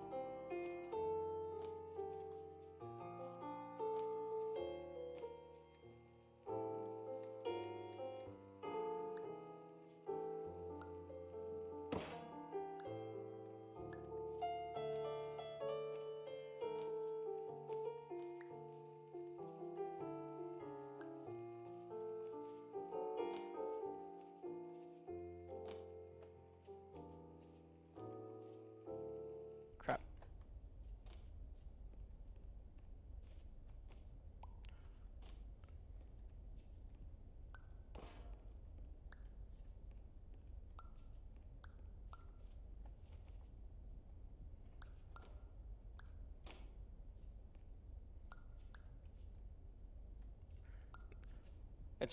It's not a completion secret, it's a bonus secret.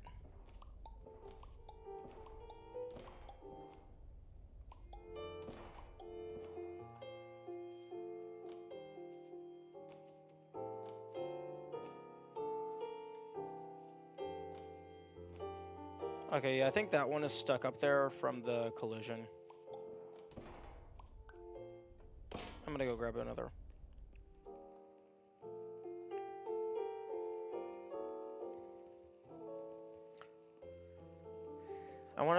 I wanted to get up there so I could get a proper screenshot. But if the game is tracking anything, it probably only requires that I click on the egg.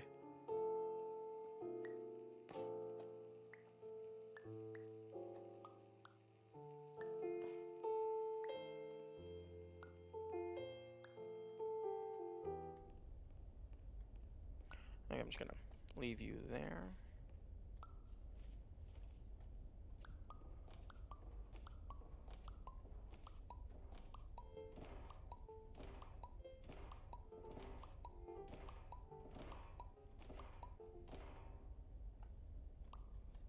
Crap. Okay, it needs to be like more in the middle of the room, because I think the walls mess it up.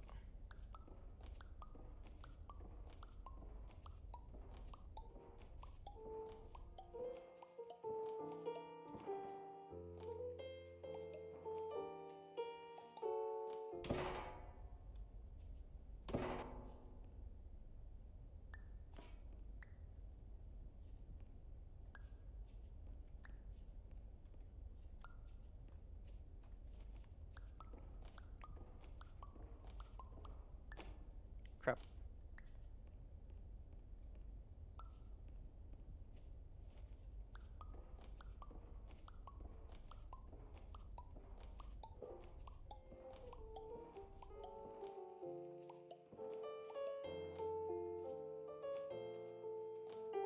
Okay, and then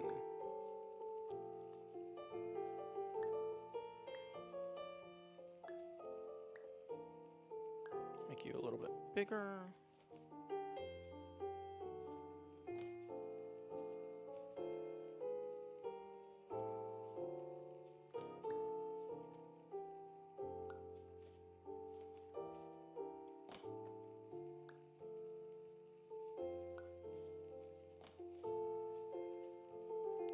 Okay, I don't think there is, okay, there's the screenshot. Oh?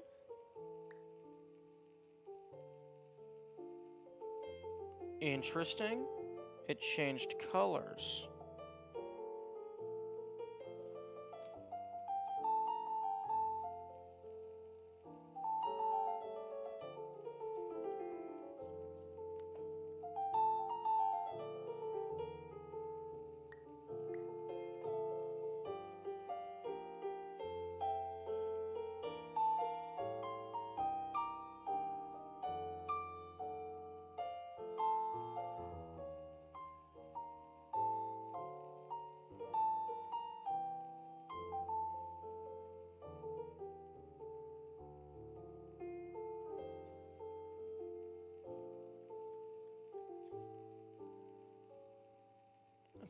I do appreciate that it gives off light.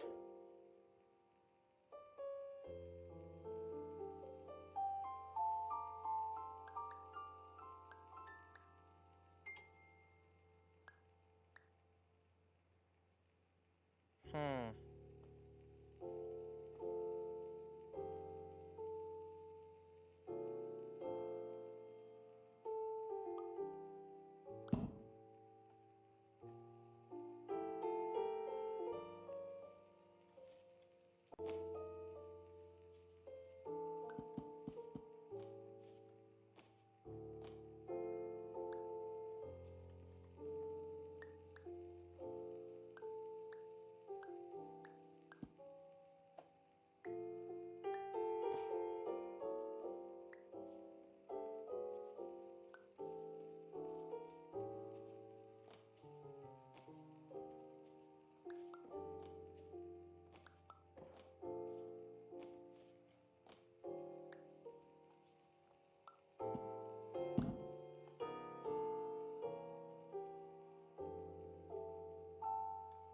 That's more piping?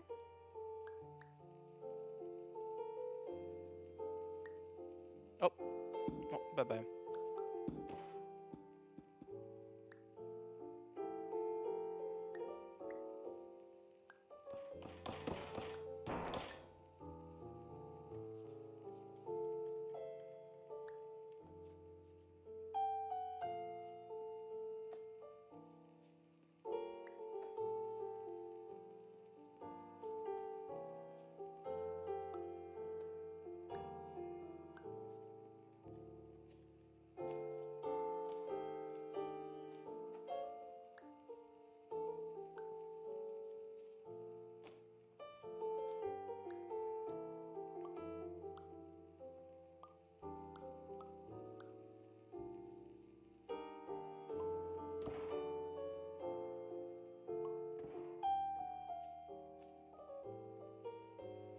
Okay, I would like to have my light giver, please.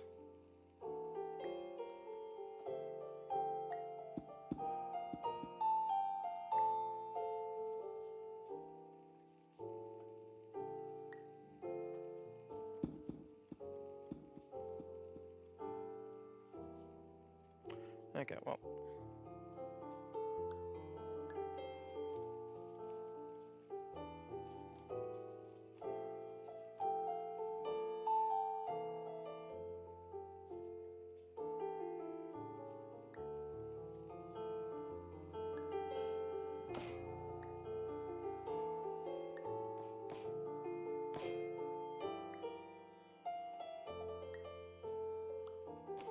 Crap. Okay, well, if there is something more up there...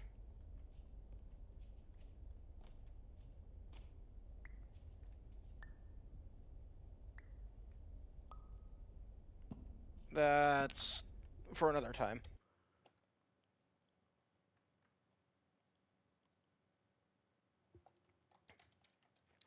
I believe I'm in level 5 right now.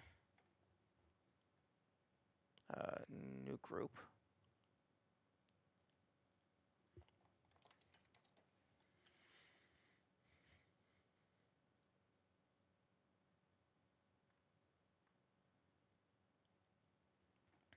Screenshots.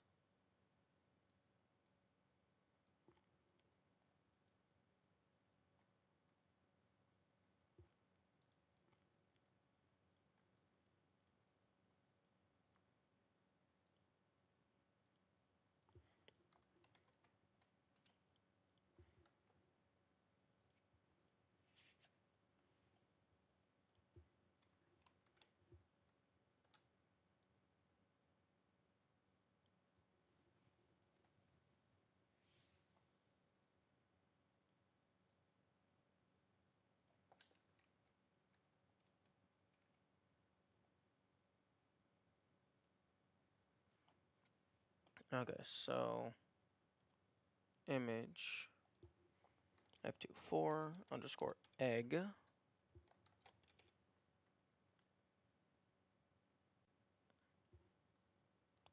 a dash a, and then dash b.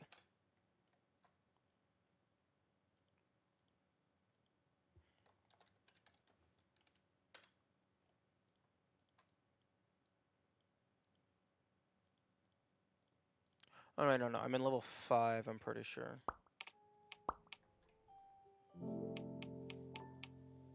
Yeah, level 5. Okay, got all the extinguishers.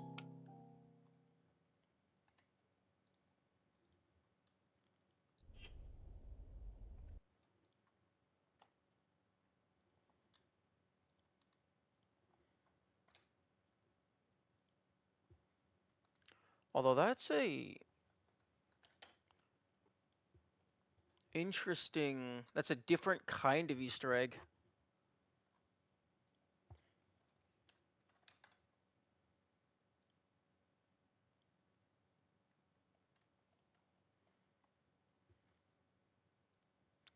It's a different kind of Easter egg.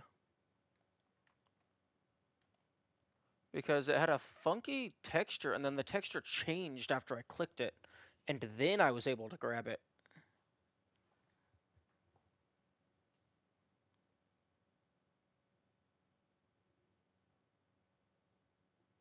Very odd.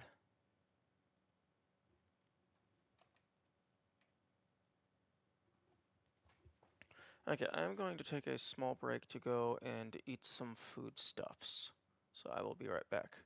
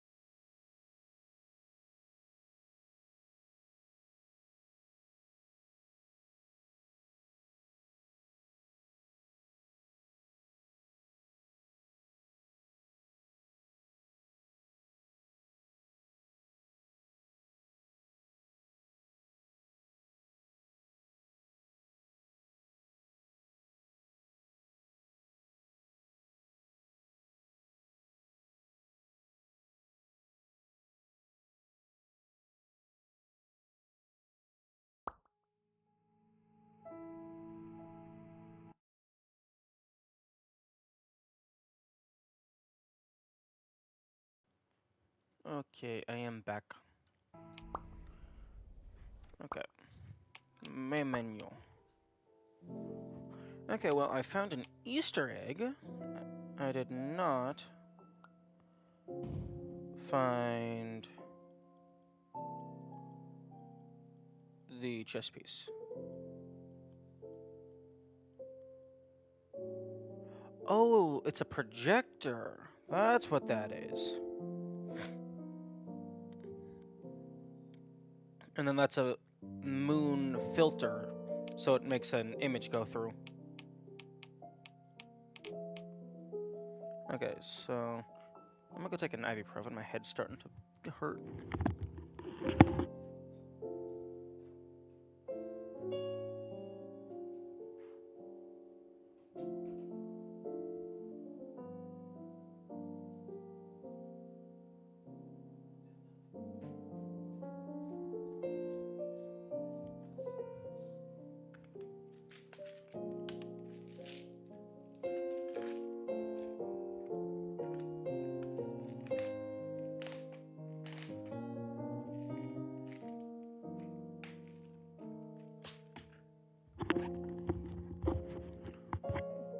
Okay, so it turns out I'm a dumbass and the ibuprofen was on my desk.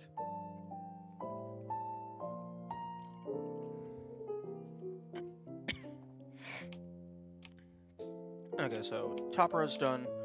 Constellation, chess piece, everything.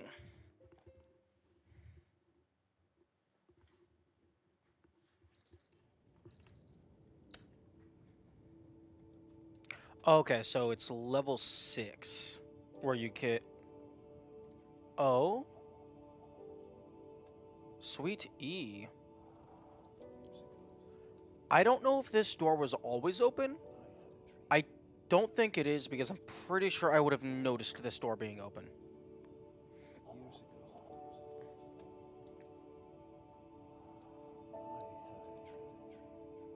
Hmm. 1, 2, 3, 4, 5, 6, 7, 8, 9. Oh wait, there's this row here.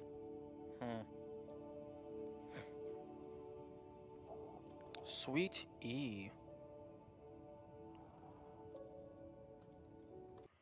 Okay, options. I need to turn my audio on. And then gameplay.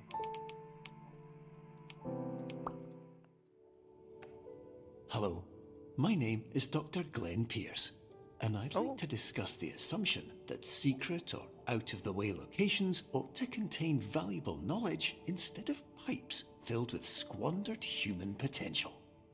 They usually don't. If you think about it, they probably shouldn't. It's bad design.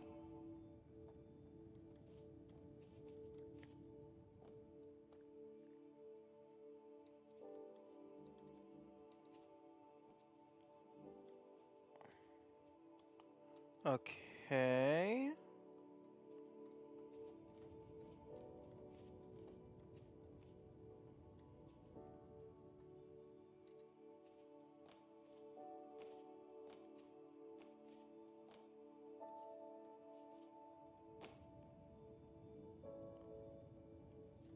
Okay, well that's clearly hinting towards the player to, like, go look in out-of-the-way places. But I'm curious as to what triggered this door to open. Because I've been looking in out-of-the-way places already.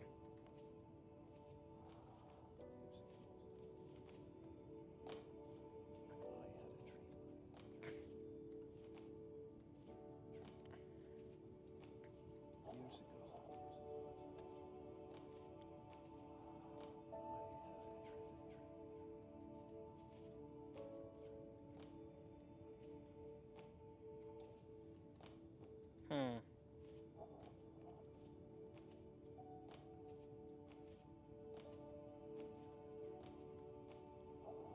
A little surprised there isn't an achievement for jumping on the bed.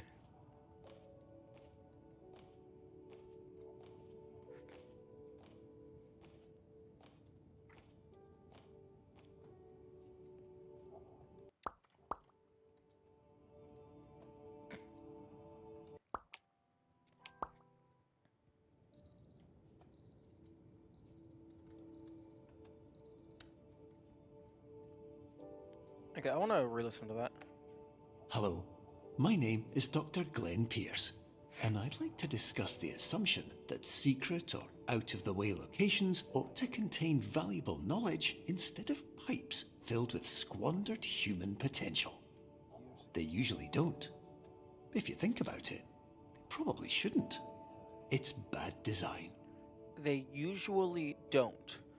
So that is explicitly telling the player that there is, like, some secrets hidden in out-of-the-way locations. 1, 2, 3, 4, 5, 6, 7, 8, 9, 10. I have 11.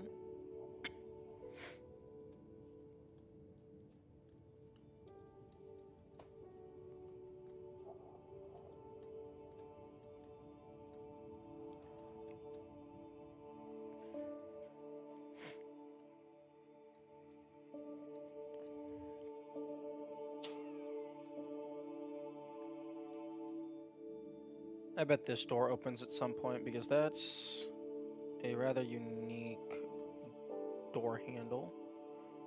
Or maybe not. Maybe that's just what double doors look like.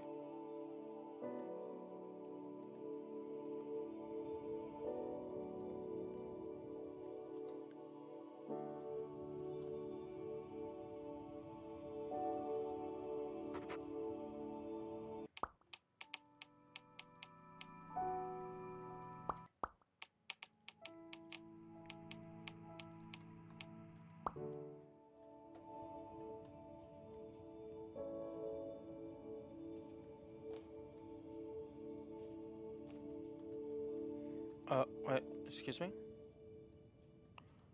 Okay, that sign is kind of clipping through.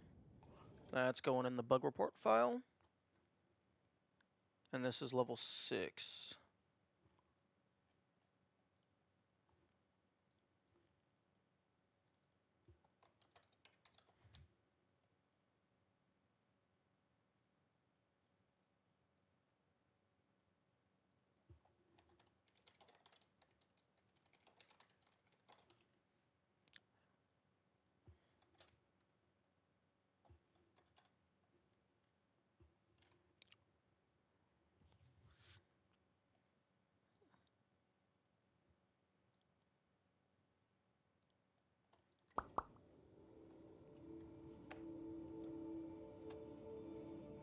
I wonder if all of these rooms slowly open up over time.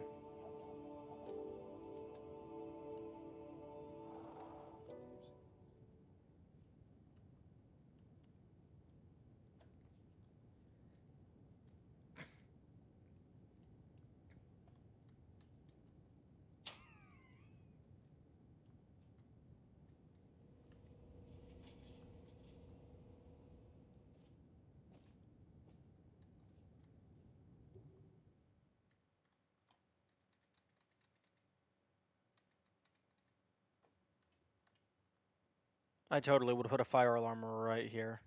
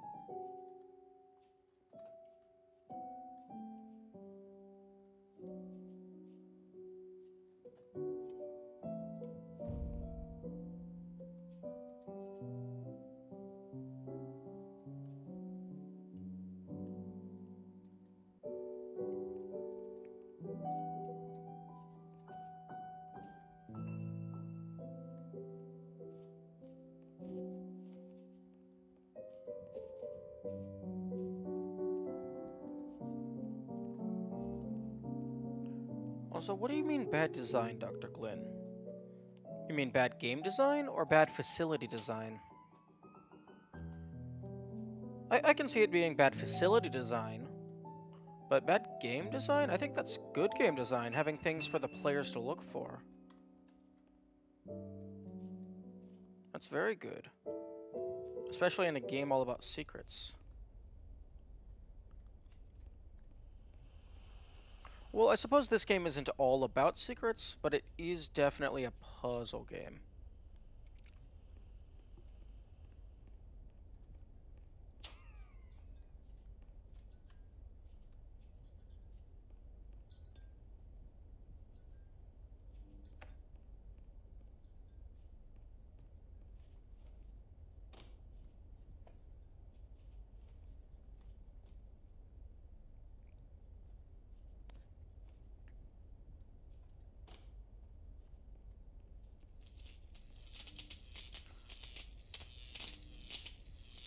That's kind of interesting because that is not how electric cords work.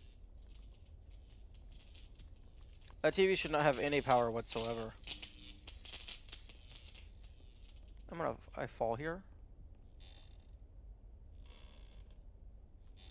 Oh no, it's the spooky swinging lamp.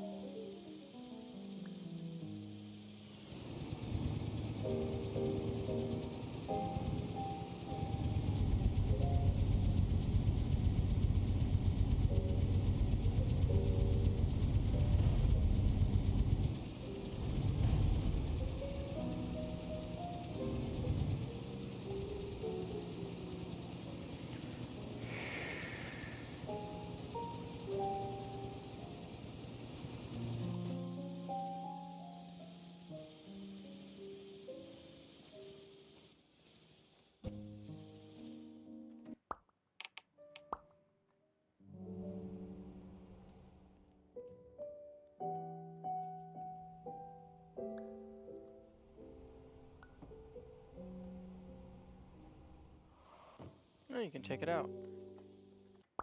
That's funny. Wait a second. If I can...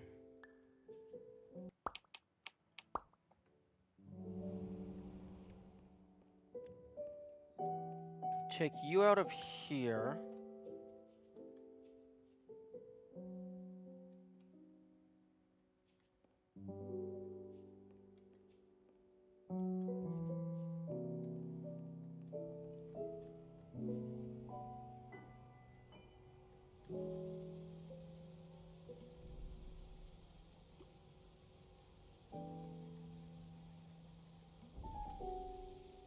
Does that mean... Yo, I can bring the fan through here, but I can also...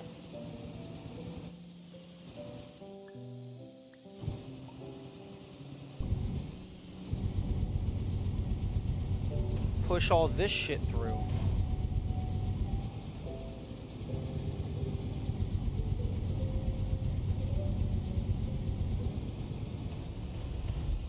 Can I?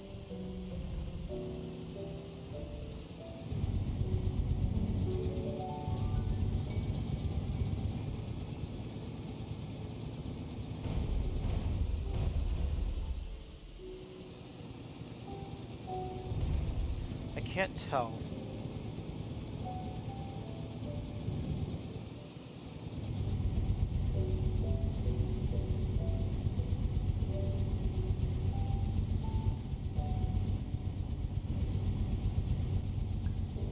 Crap.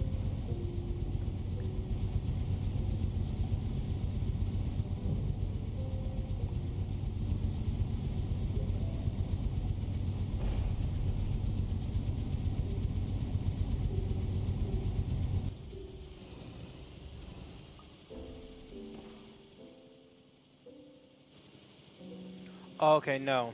Game objects cannot go through it. But I can carry stuff through.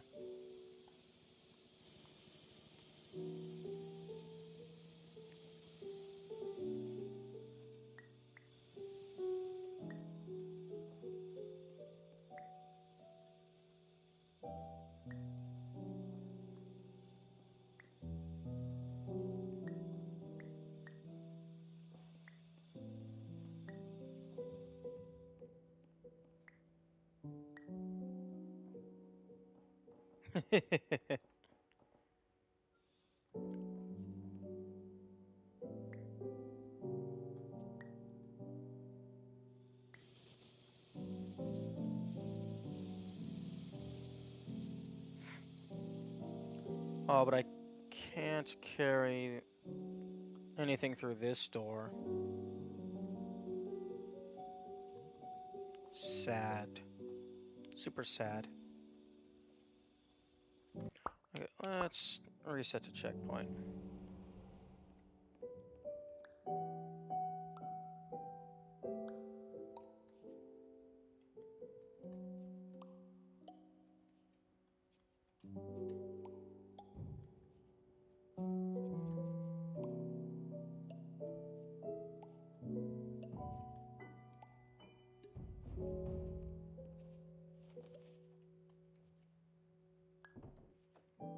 Nice. Okay, well, now I'm trapped. Okay, it does not make a...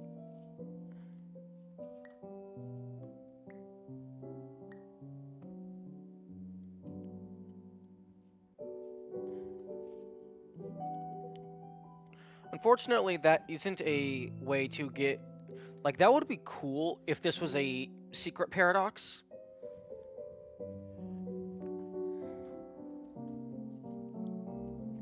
But sadly, that is not the case.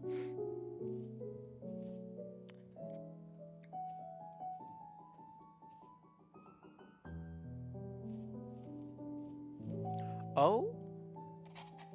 Nice.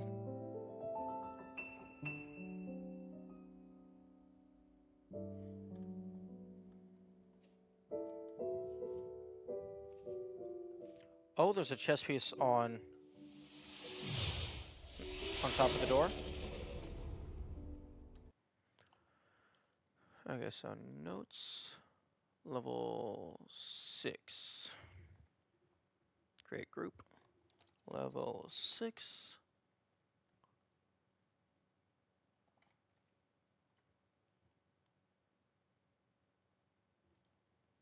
And then bring the image in.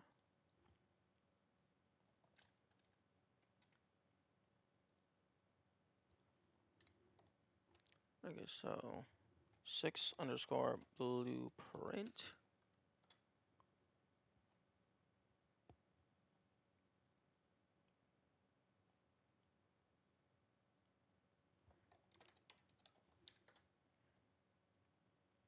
And then level 6 folder. Blueprint goes in there.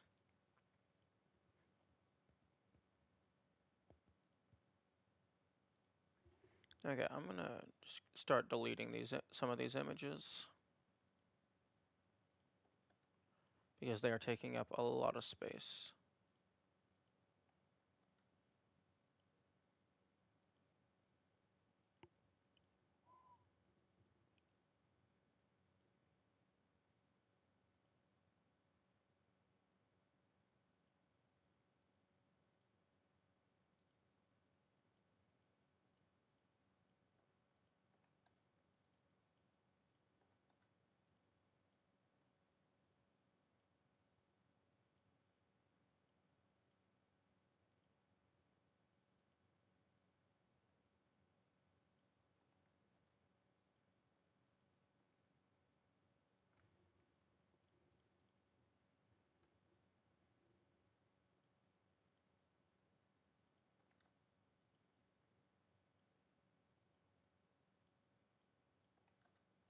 Okay.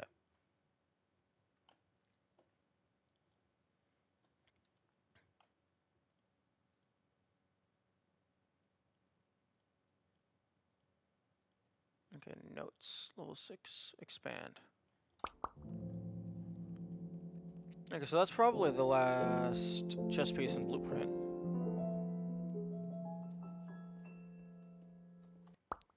I can actually go ahead and check. No, there's another blueprint. Interesting. But I did get all the chess pieces and all of the alarms.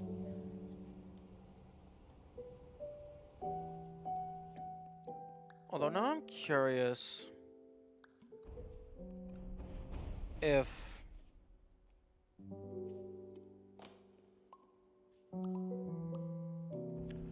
does the fire alarm switch actually count as the alarm itself? Or is the thing that makes the light and noise, is that the alarm?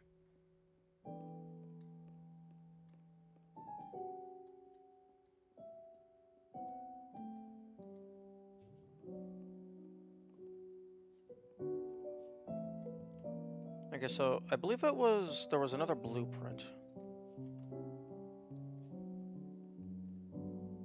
It would not surprise me if it wanted me to like do climbing,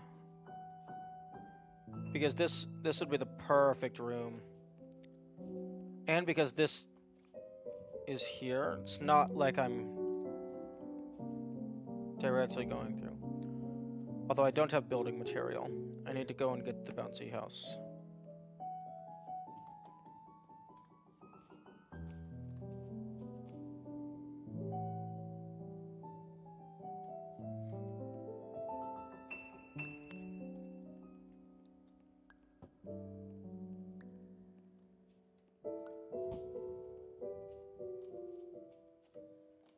Oh?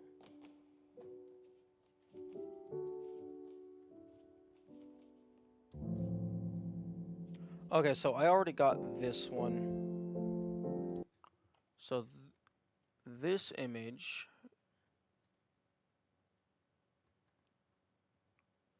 is... Oh, I didn't screenshot it, so this is not in my notes just yet.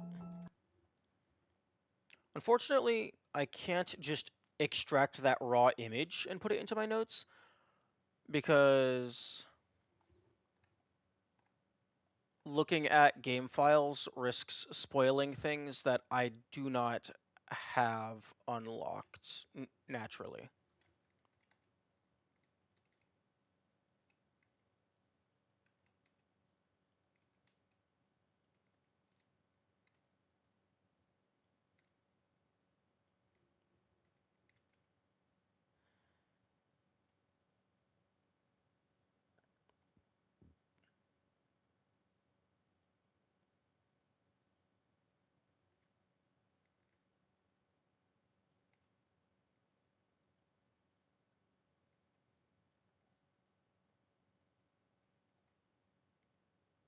Interesting.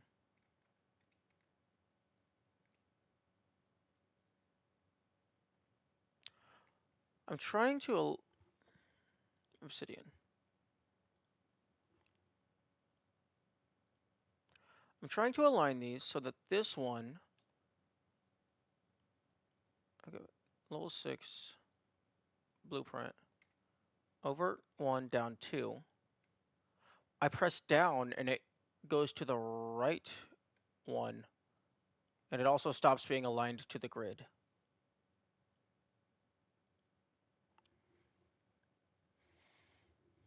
Okay, 6 blueprint dash 1.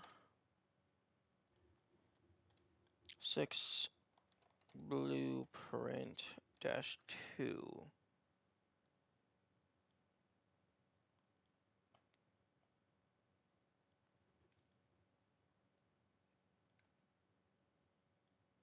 Yeah, that's weird.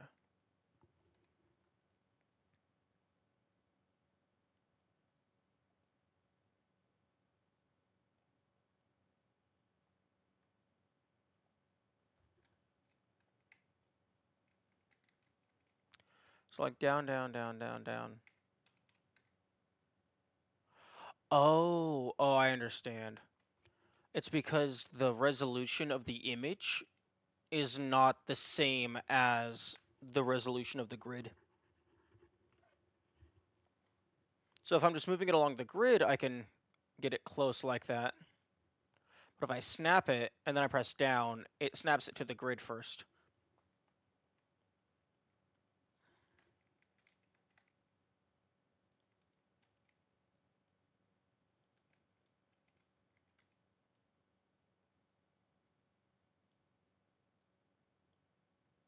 Okay, so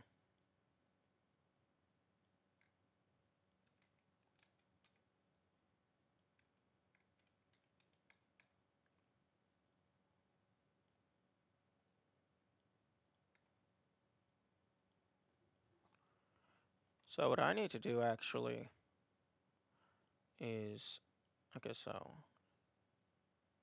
align that to the grid, align this to the grid. This gets snapped to the grid. Okay, so all of that is aligned to the grid. So then level 5 comes over here.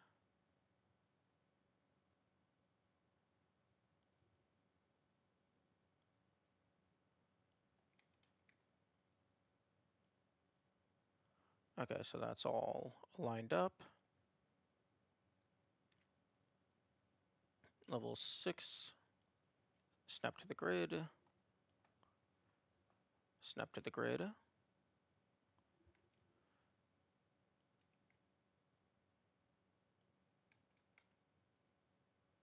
Okay, now that is all lined up.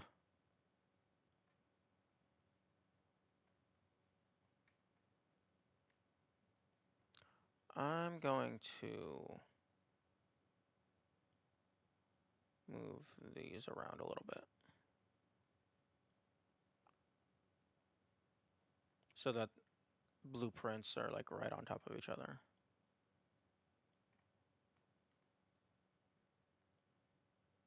There we go. That looks good to me. Okay, well, you had to climb a little bit to get to the blueprint. Although I don't know if they're going to want you to be climbing all the way up.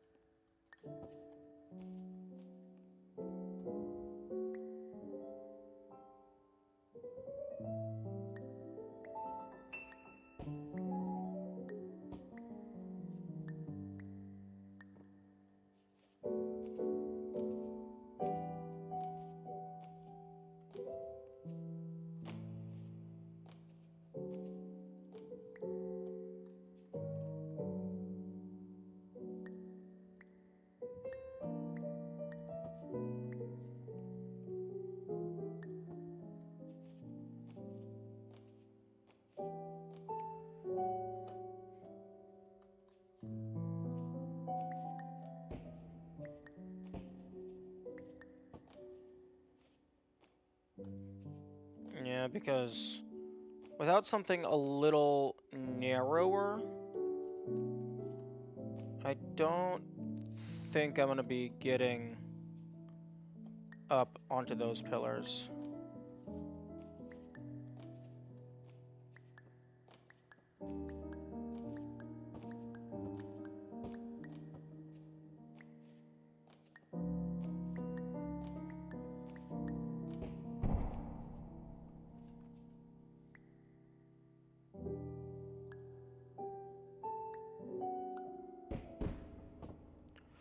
Actually, if I can get this thing turned sideways, I could maybe do something. Unfortunately, due to what it's intended to be used for,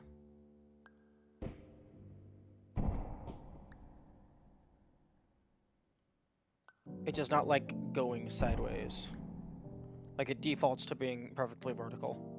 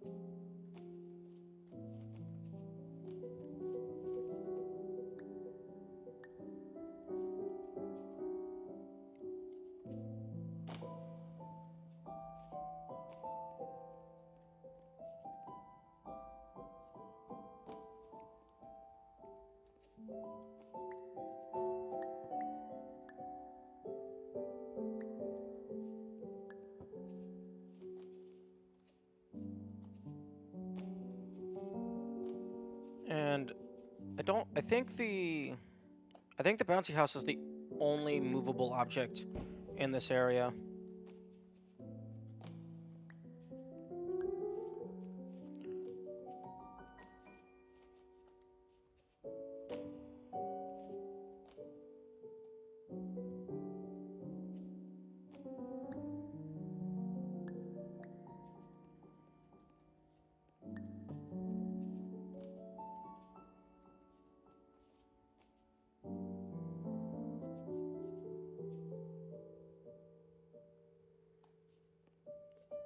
Okay, it's just brick wall behind this curtain.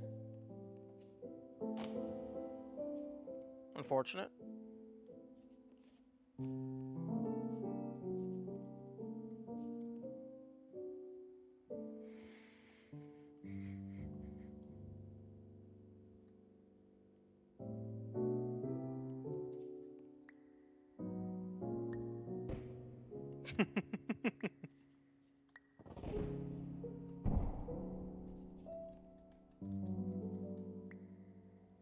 I wonder if you count as real trash cans. Oh.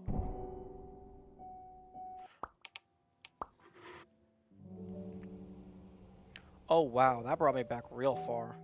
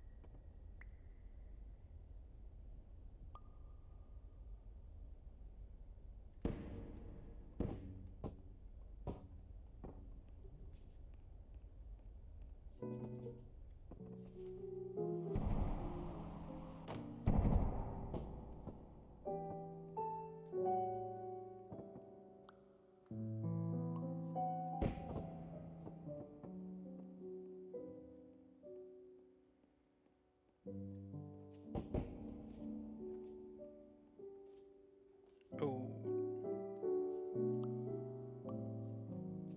Make it just small enough for me to get up.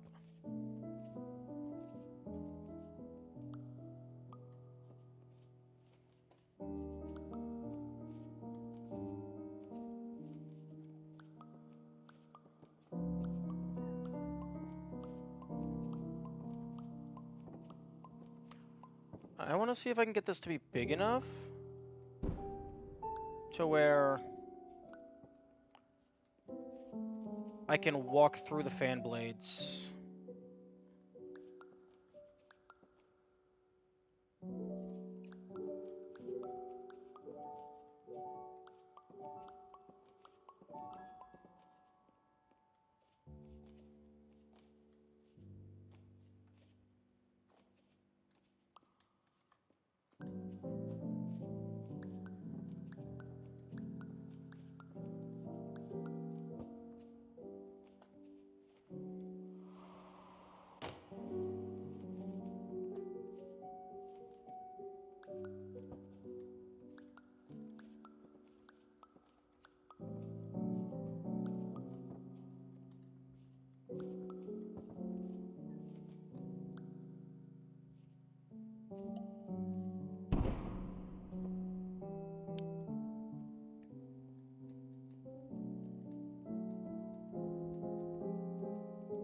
Okay, well, I can definitely make it really big, but I can't get up.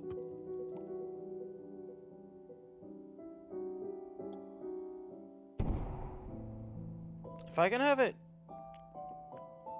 angled down into the pool slightly.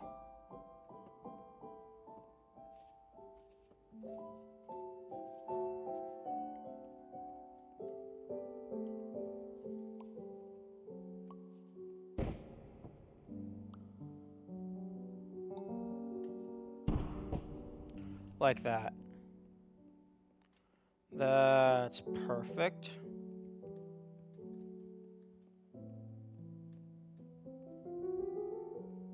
Oh, except...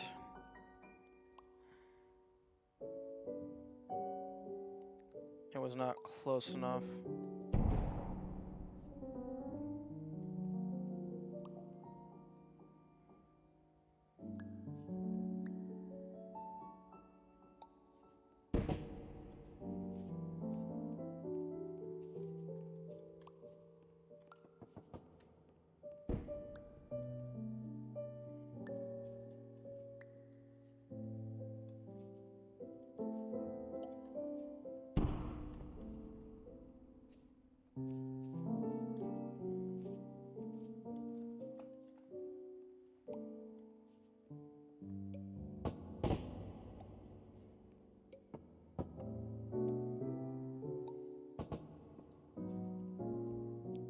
Okay, that's pretty big. It's big enough to the point where you probably have to climb up to get onto it.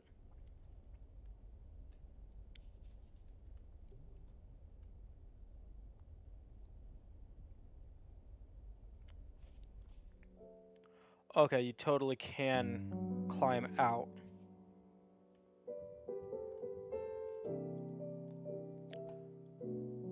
Oh, okay. Ooh, it might... if there is something out here, it might have been up on top of the windows. Oh, I can't... okay, actually, maybe this isn't what it wanted me to do.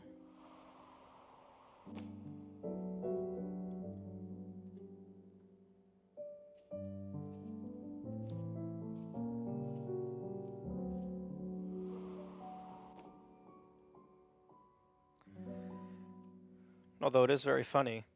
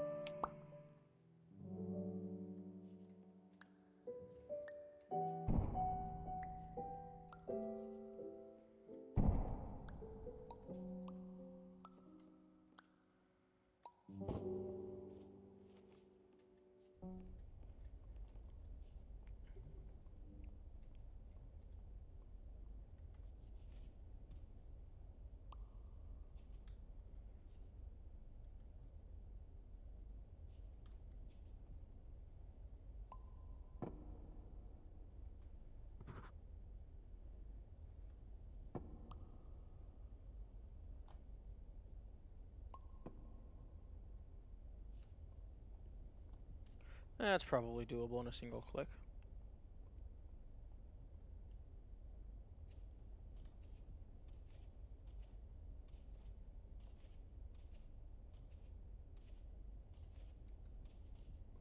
Although I still want to.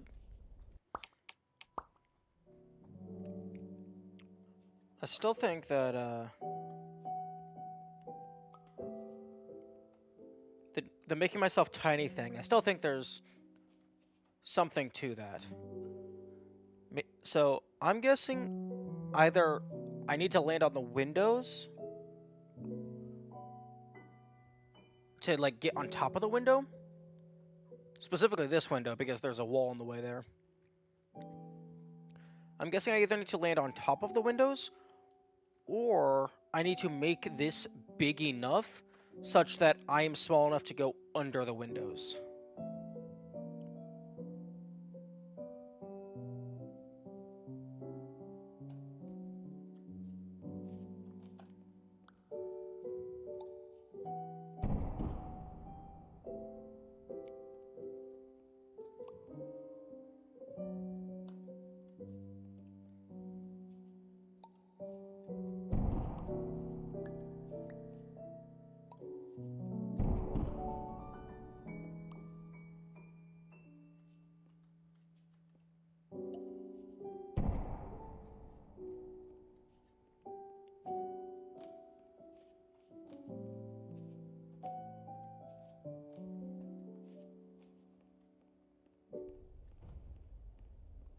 Okay, that might be good.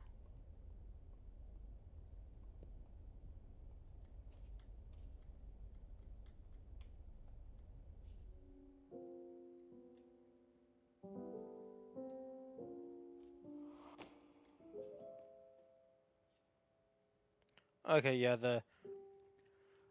all of the everything starts to freak out. I don't know if it's because I'm this small or if it's because I'm so close to the edge of the map.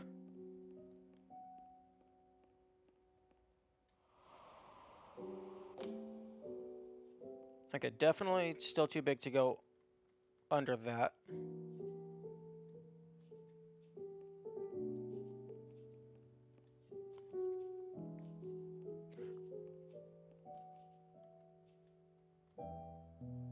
But they definitely could have just put a collision hitbox on the turbine to make it so you can't walk through it. And they also didn't really have to put collision on any of this trim. So this definitely feels somewhat intended, even if the level culling would beg to differ. But also, these windows are not on the same elevation as those windows.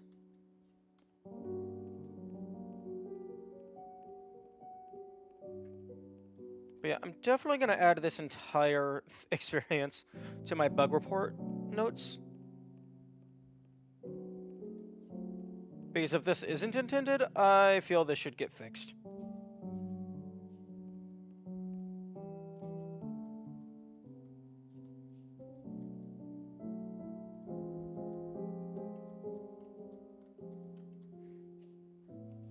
Okay, well, you can't really go anywhere from here, and there's no shot you're making that jump. I could go down a level.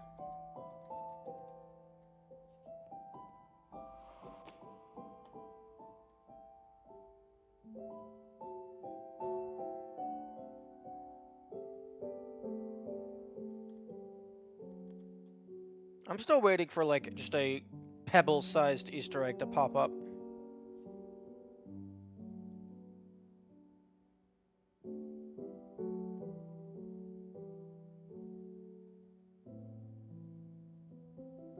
Oh, the window's gonna be in the way, so I'm not gonna be able to make it much further.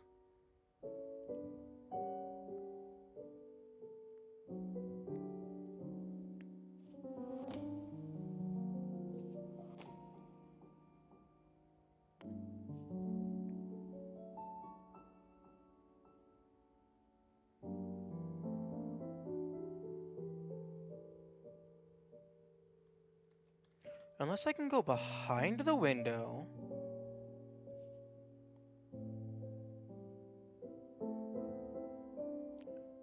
Oh. See, that would have actually been the perfect place to put an Easter egg, because it would be impossible to click it from normal size because the window would be in the way.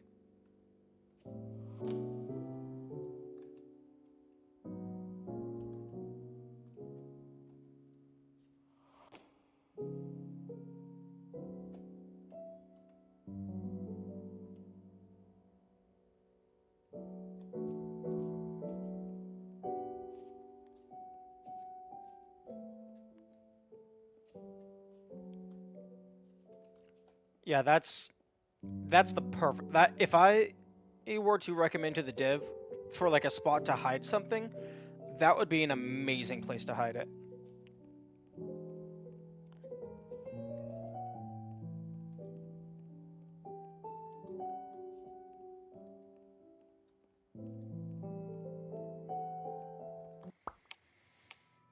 Okay, reset checkpoint, and I'm gonna go ahead and copy video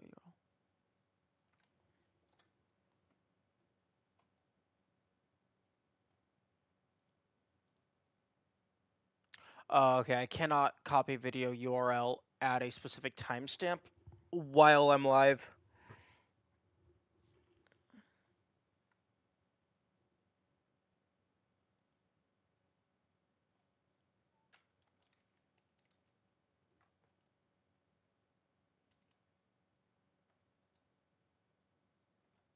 Okay, so I'll just leave that paused there. Okay, now let's just play the game normally.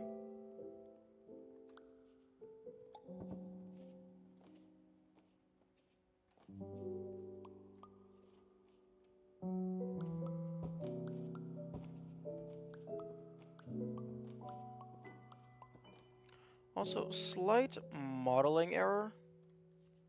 This red thing needs to come back some.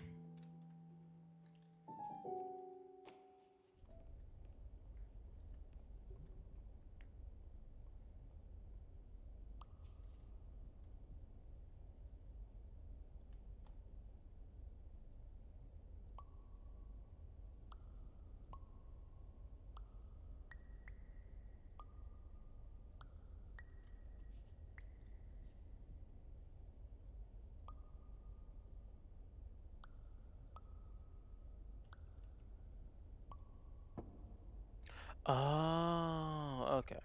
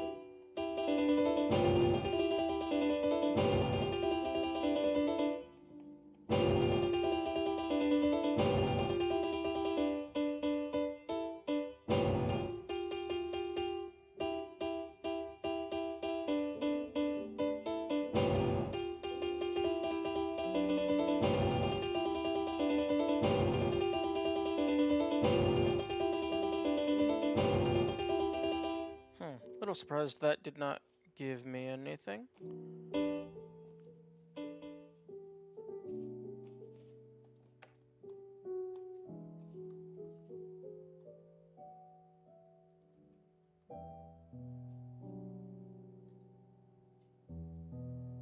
Yeah, you have to actually look away.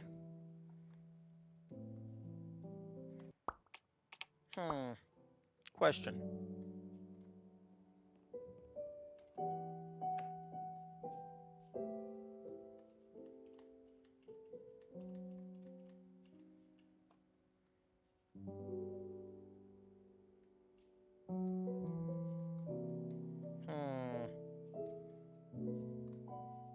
Interesting.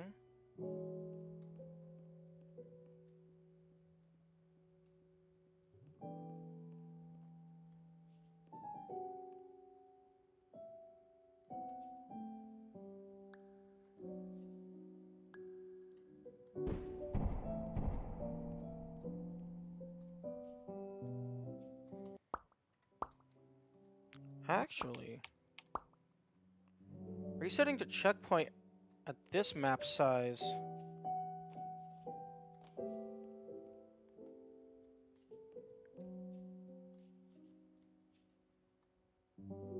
You would be able to get access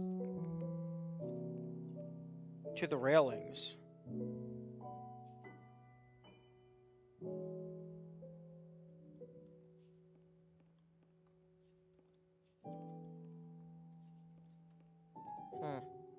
I'll have to look into that later.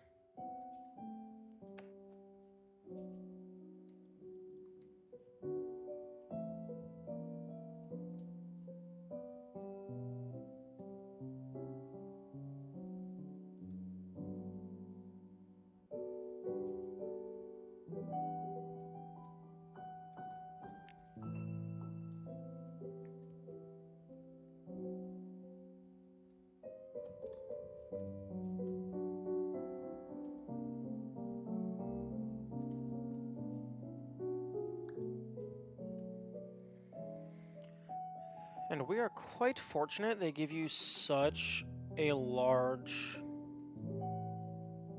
room to play with. So you're able to do this in a single grab release.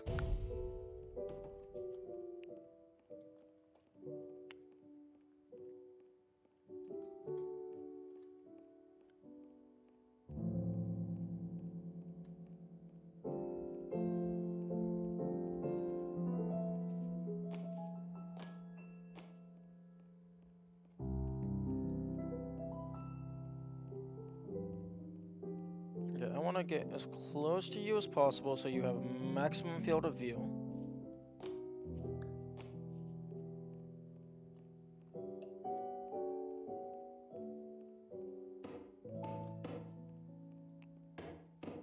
You know what? That's still acceptable.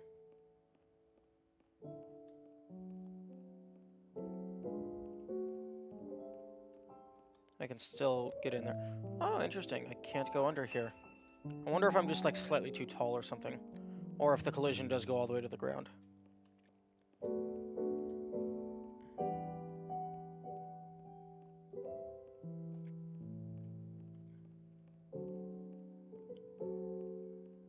This would be the perfect room to hide some shenanigans in.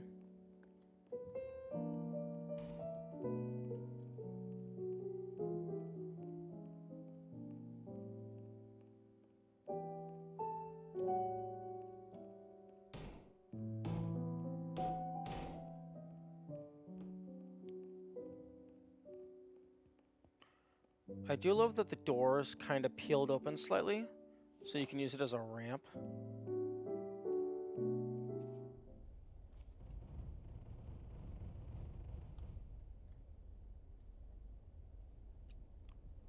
Checka, checka, checka, checka, checka, checka, checka, checka, choo, choo.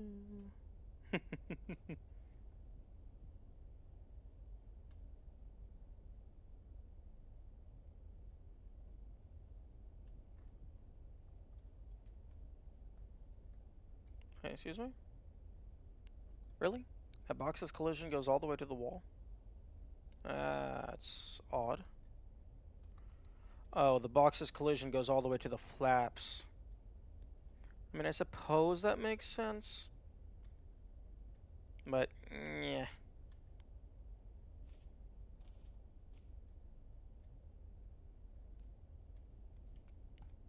Personally, I would have bound the collision to the model itself,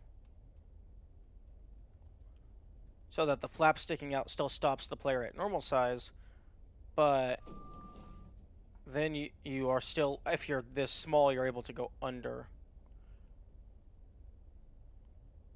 But then again, the intended solution results in you being in here at normal size, not tiny man.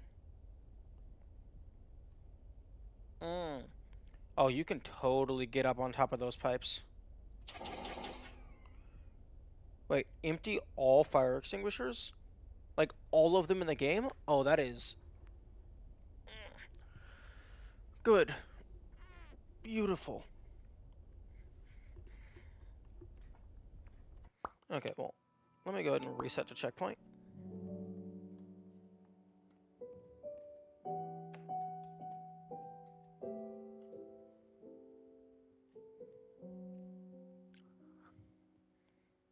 Here's the intended solution, I'm pretty sure, is you place this up inside the keyhole.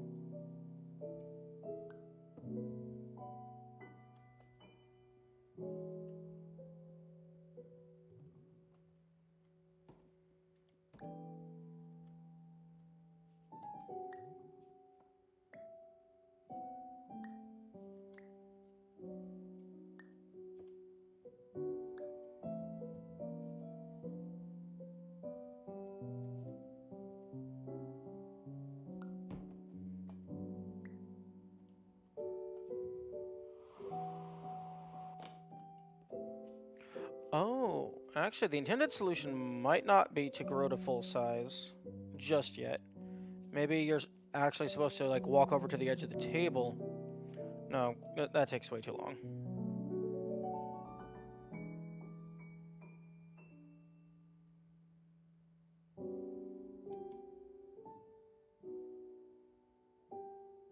Oh, this is taking a while to fall.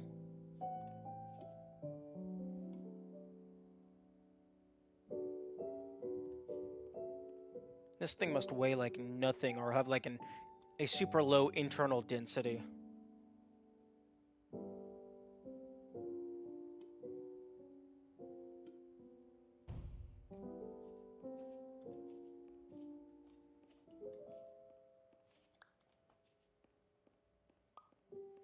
Okay.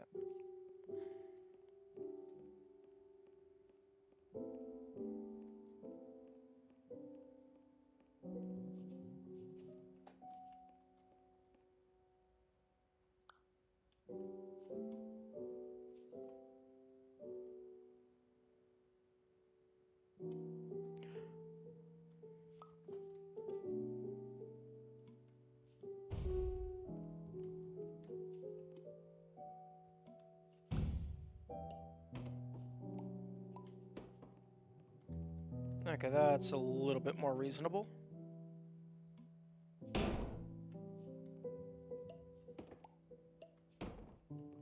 Okay. Now let's actually walk around this chessboard.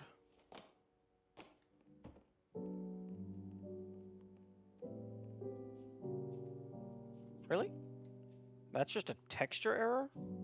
That's not a door? That's very surprising.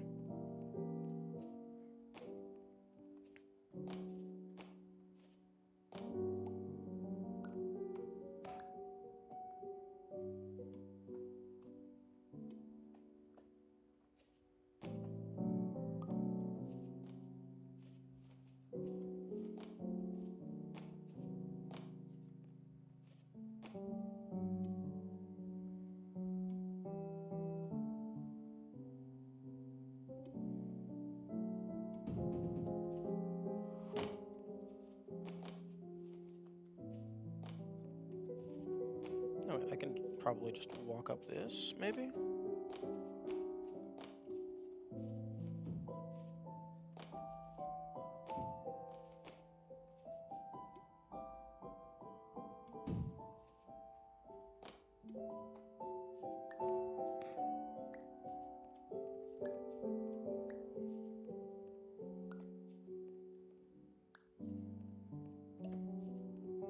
Okay, I think this is much faster than having it fall from the sky.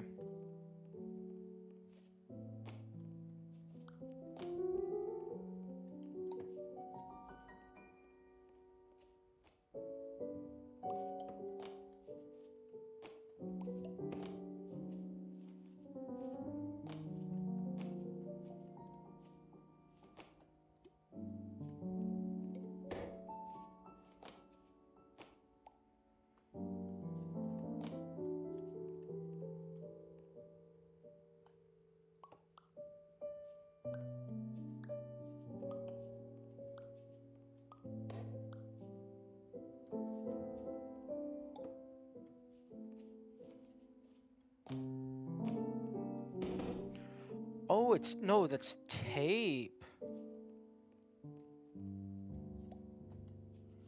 It wasn't a texturing thing, it was just a shiny piece of tape texture that's just in the darkness.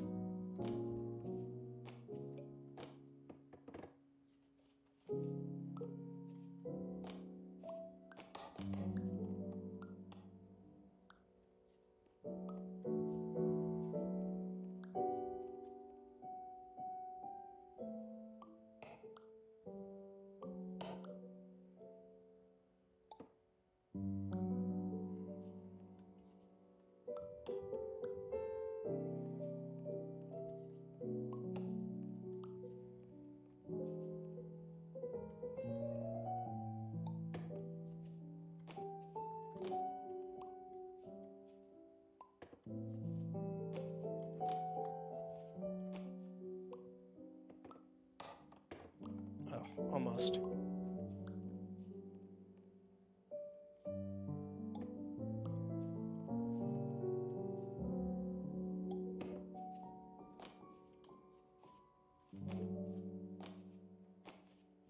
There we go. And there is nothing up here.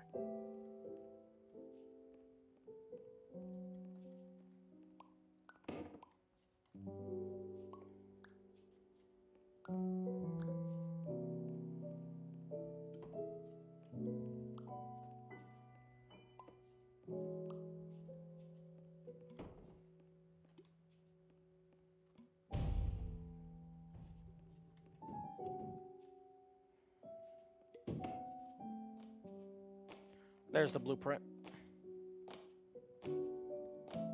Okay.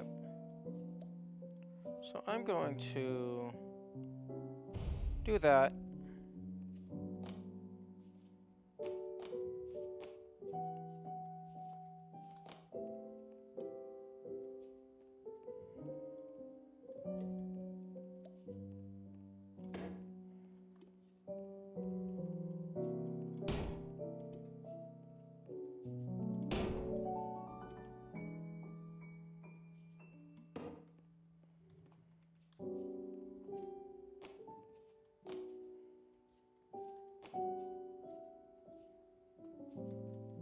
I would prefer to be a little bit smaller.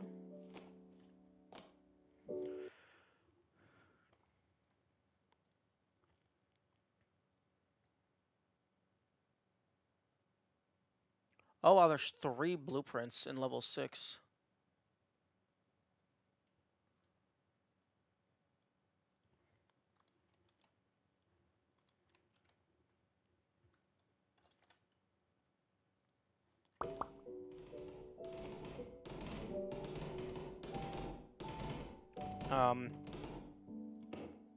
No, let's not do that.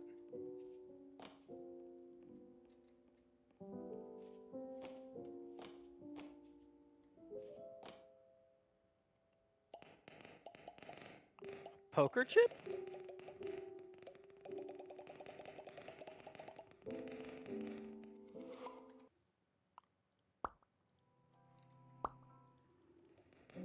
A single poker chip. Well, I mean, obviously I'm going to duplicate this until it stops.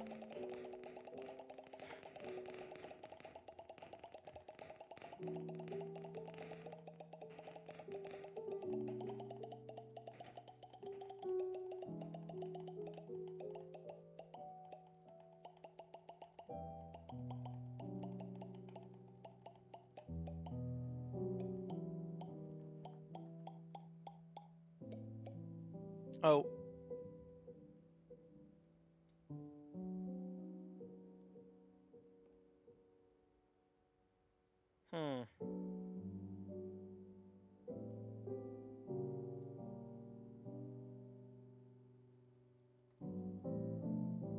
Interesting.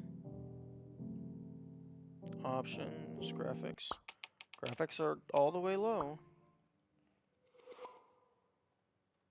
Interesting.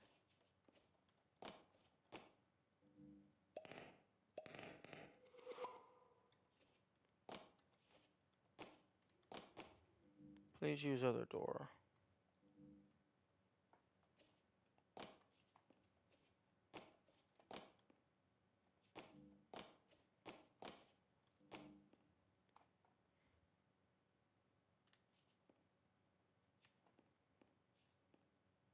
Okay, well. First things first, let me just go ahead and grab you, place you in there.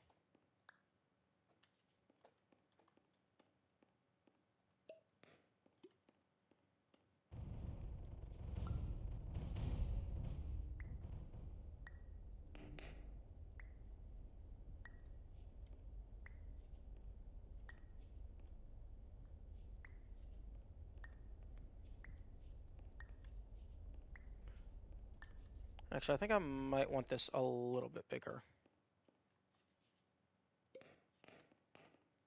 Just so I have more physical wiggle room.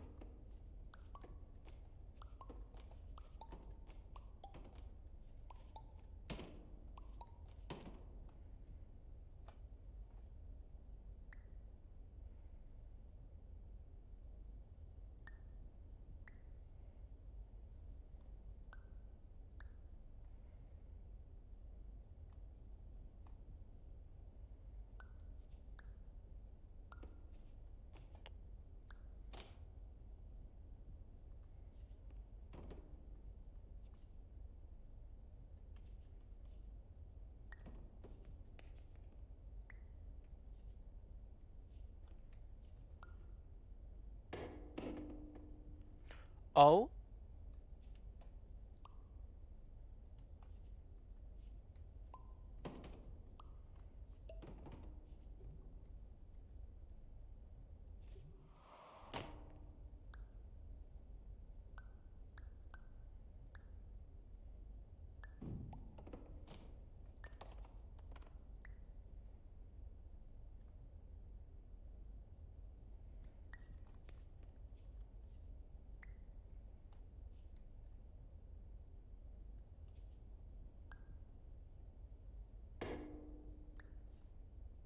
Hmm.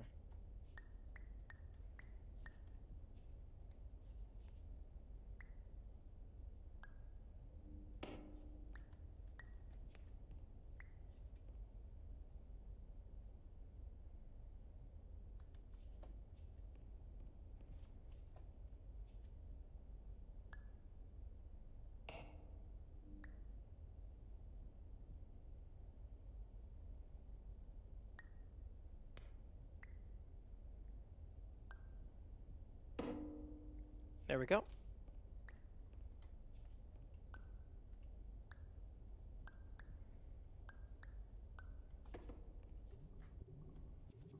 Oh, are you kidding? I had it facing the wrong direction.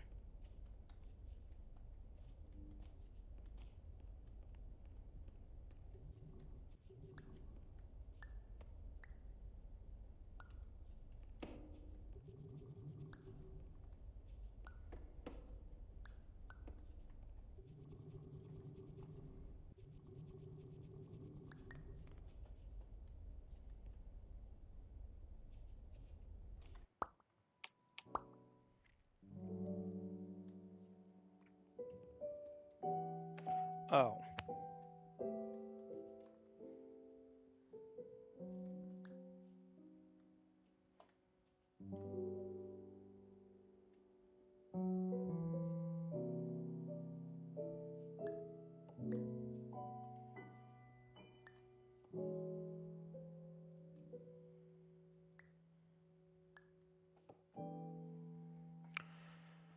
Did not realize it was going to send me that far back.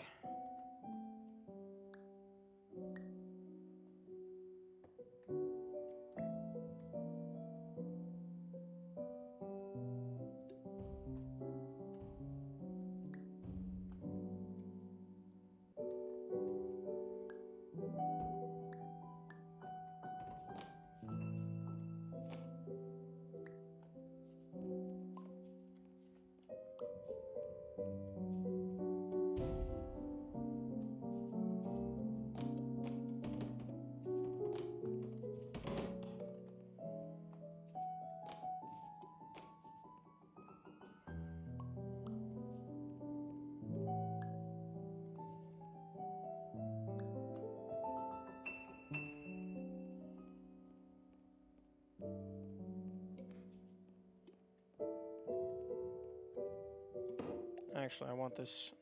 No, no, I want it bigger, but I don't want it insanely big.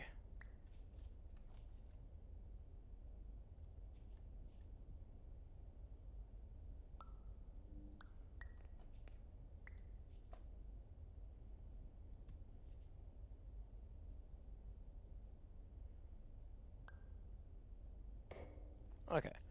And it's facing the correct direction.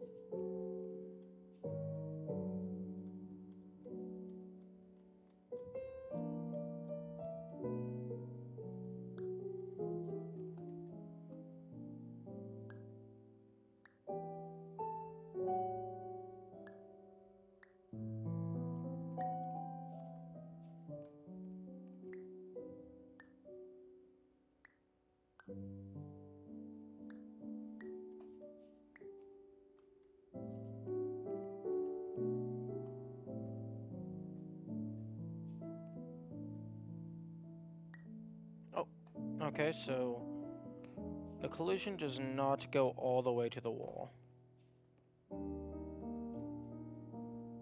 But I cannot grab it anymore.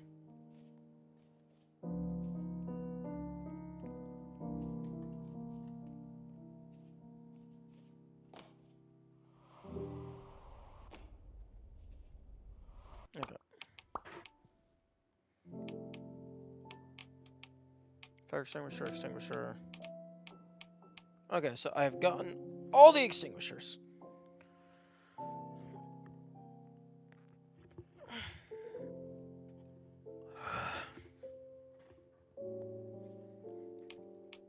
Okay, I'm looking through the achievements. I don't care anymore. Okay, all the alarms. Okay, hidden. Okay. Speedrun. Vaguely activated achievement. Congratulations on doing something. Okay, I'm guessing that's find all the eggs. Find the hidden trophy. Developer commentary mode. All challenges in challenger mode. Import a 3D model into the game. Contribute an item to the... Dude, don't do that.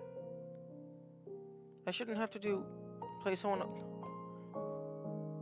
I shouldn't have to mess with multiplayer to fully complete a single player experience.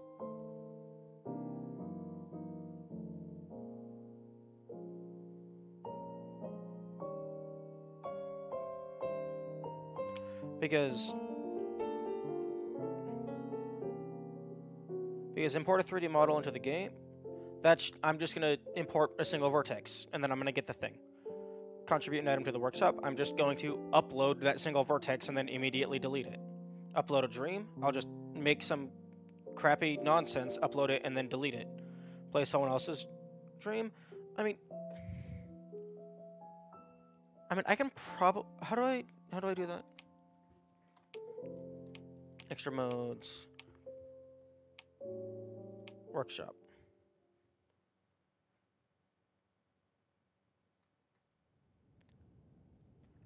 Click on water cooler to import objects, supported file types, blah blah blah. Models and textures need to be in the same folder. Objects can be placed on buttons to activate each station. Don't make a mess.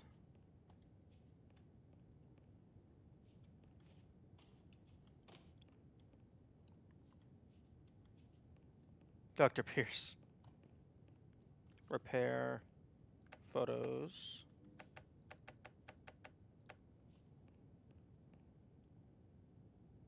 Dream construction.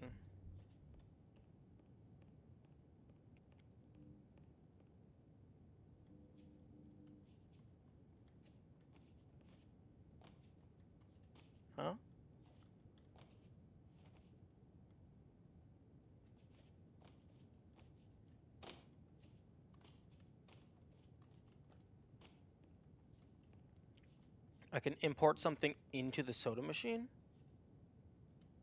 Neat. Upload.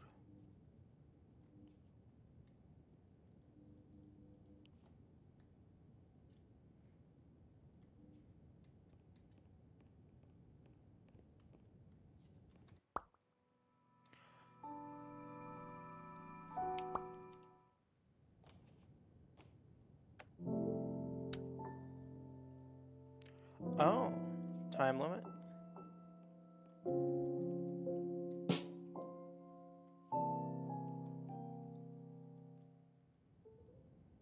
Completed.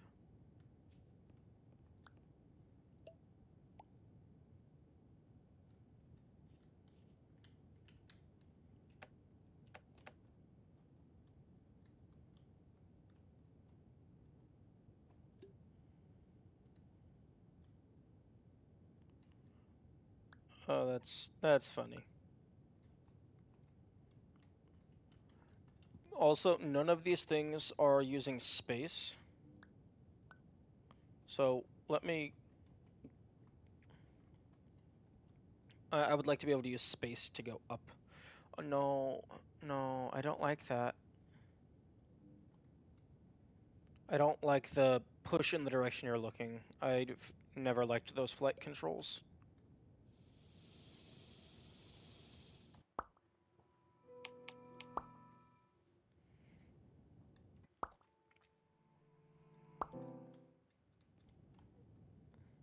Okay, well...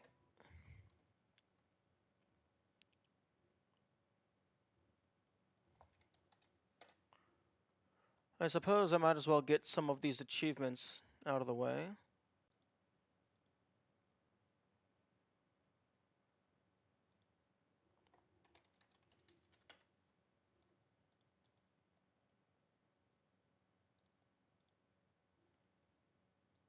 Okay, look, Blender made a cube. Control Shift S. Or rather, what's the ported file types?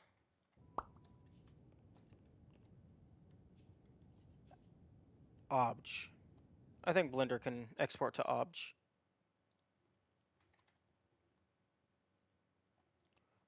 File export dot obj. Let's just save it to pictures folder. Chivo cube. Okay, close. Don't save because none of that matters. Okay. Where do I import object? Import model. Oh, okay. Where the fuck is photos?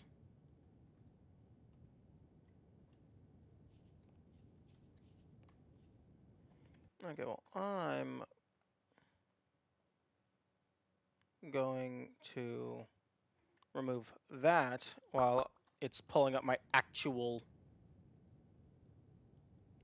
file thing.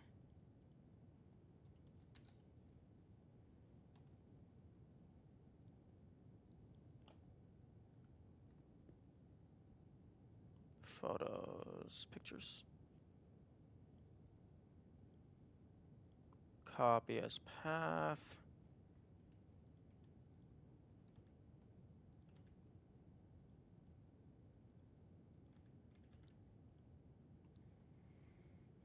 Okay.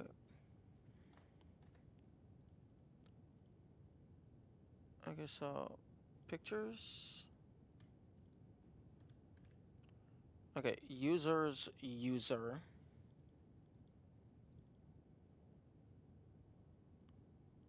Pictures.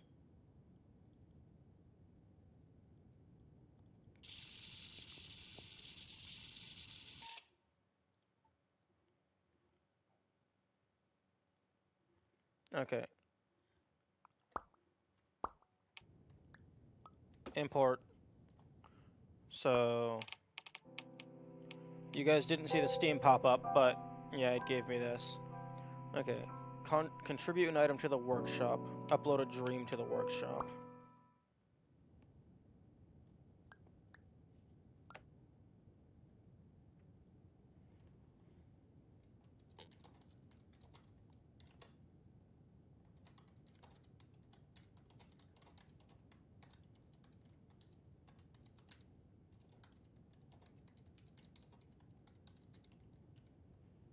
Only exists for the achievement. We'll delete immediately. Hidden upload. Done.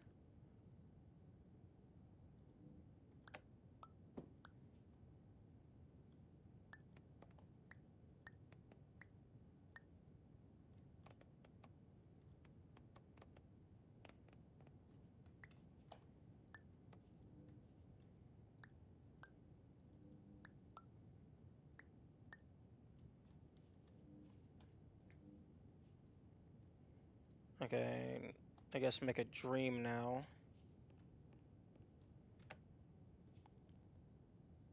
Play dream.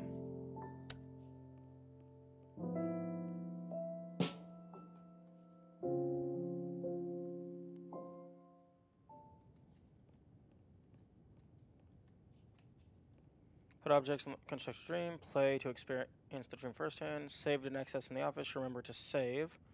You can right-click to bring up object properties. Oh. Keep upright.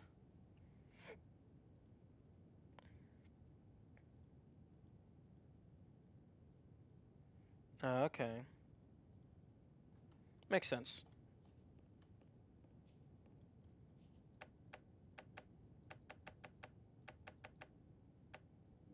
Okay, I'm guessing this is like the developer speedrun time. Okay, no, okay. Fucking game bringing up a bunch of nonsense. Okay, game video going away. Hidden. Level must be completed before uploading? Alright.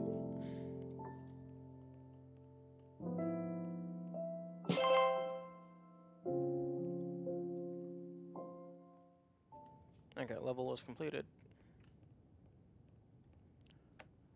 Only exists for Achievo. Will delete immediately. Okay. Save.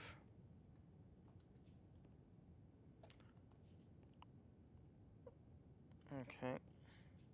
Upload.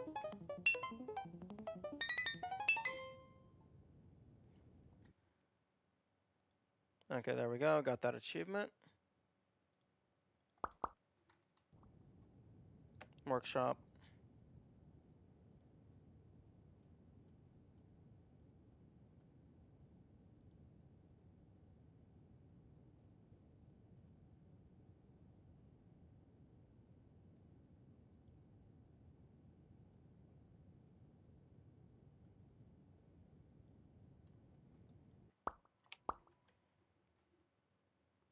Game video. Okay. Load. Not owned by you. Yeah, that's fine. Play dream. Okay, play someone else's dream. Got it. Done. Quit dream. You don't even have to play it. You just have to initiate it. Okay. Dream. Unsubscribe. Unsubscribe. Okay. Quit. Fuck. That was not the quit area button. That was the quit game button.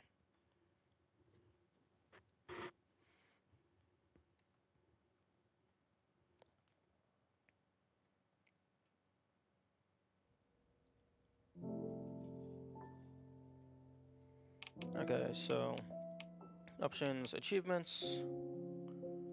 Got all that nonsense.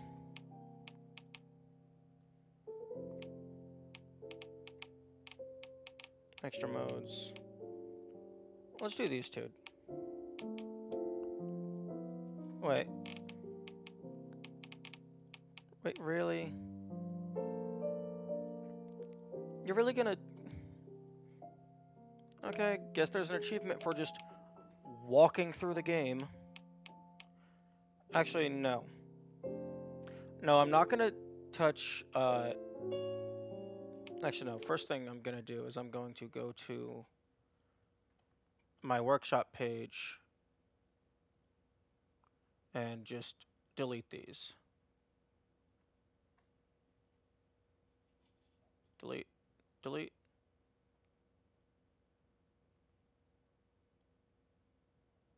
Delete, delete. Okay. So I don't need those low effort contributions cluttering up the workshop page for the people who actually care about that stuff.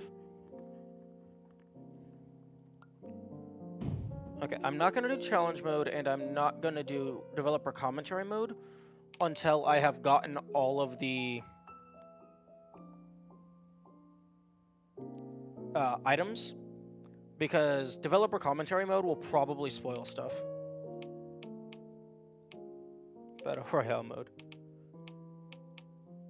Money? Dream coins.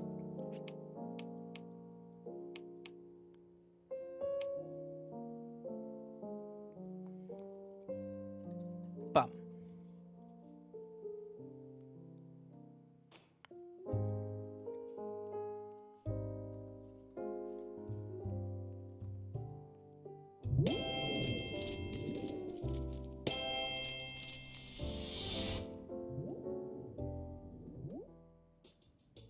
Waiting for players to load.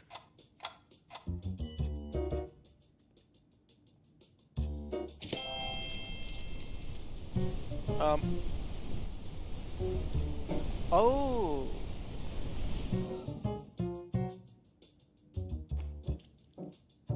Oh, okay, so I have to go through. It's a race. Although I thought I was in Battle Royale mode, not race mode.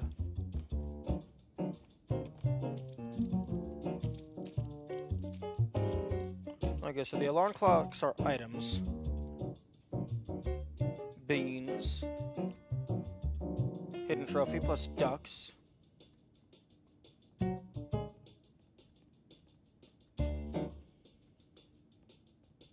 Okay, well, I'm moving forward, and then my character is moving forward along that bar.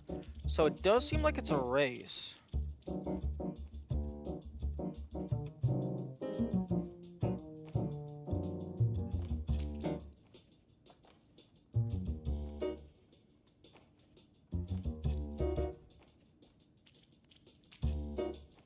Oh, right. You can move stuff. I forgot. I thought it was a static map.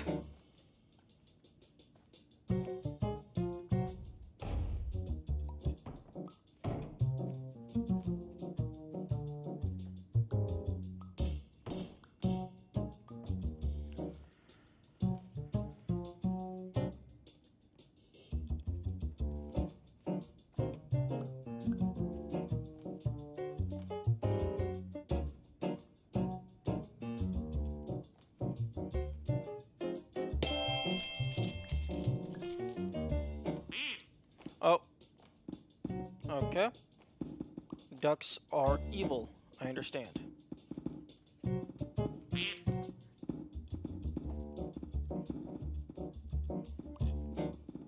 And it said generating maps. I don't know if that means the maps are like procedurally generated, or if it means like it was just loading a pre-made map.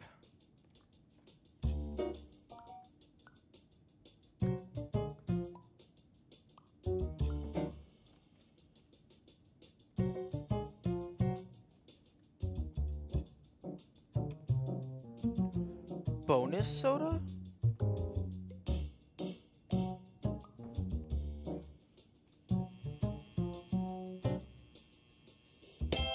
Nope, duck.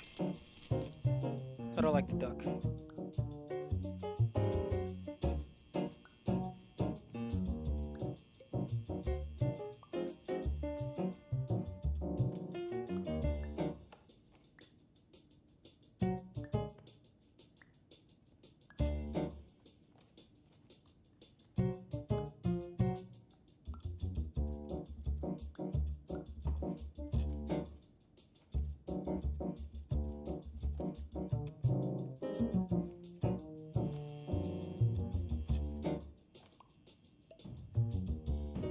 Okay, that's wild.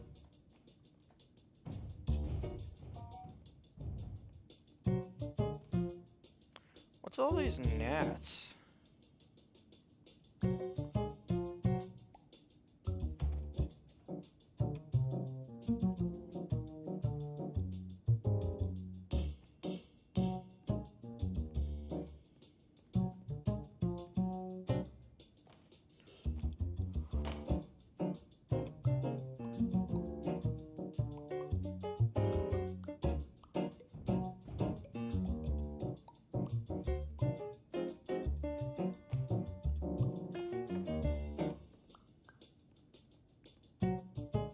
That's cool. That's cute.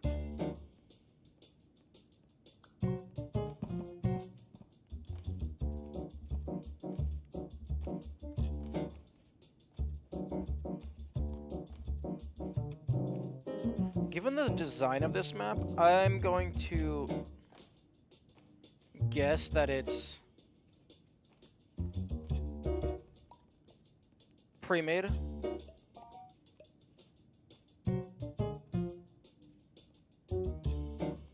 Because this has some very seemingly intentional time saves.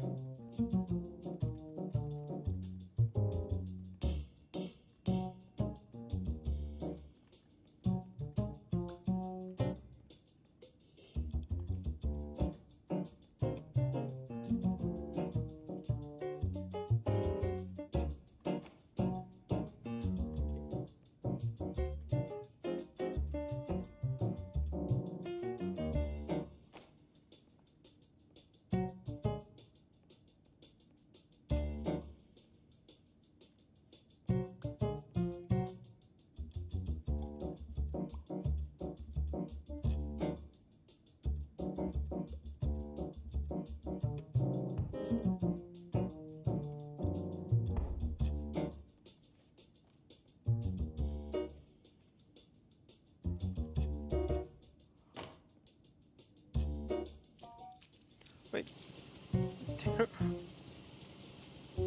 It's a rubber ducky tube.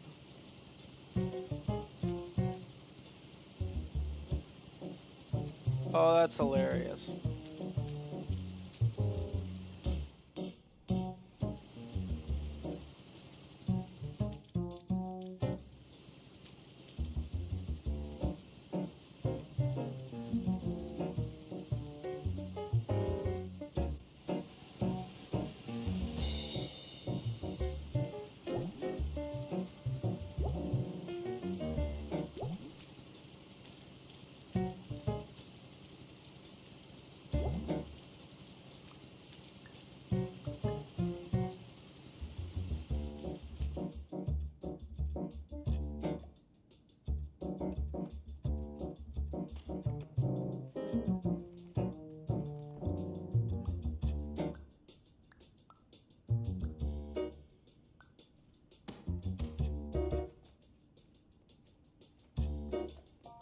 Oh, I have to dig.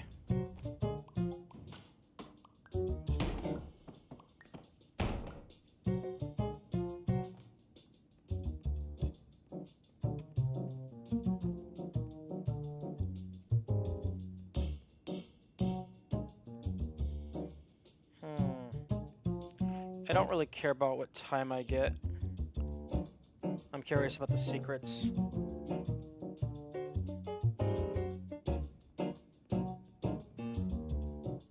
What, really?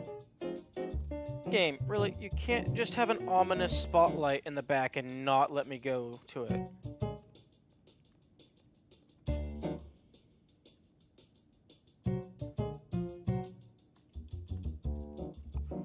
Okay, that's mean.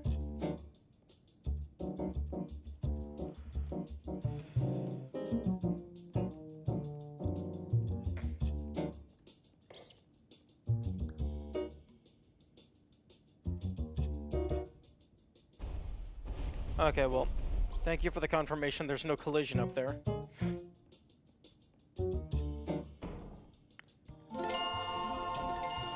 Yeah, just under 500 seconds.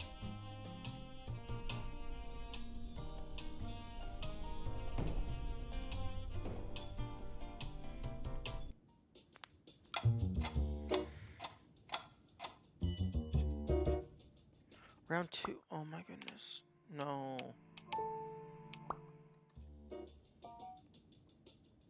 No.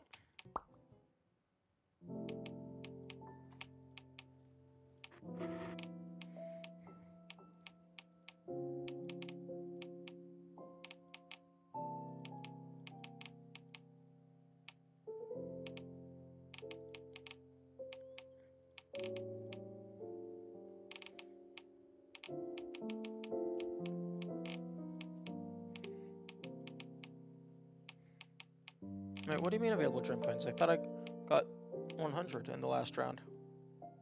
Or do I have to finish all 3 rounds?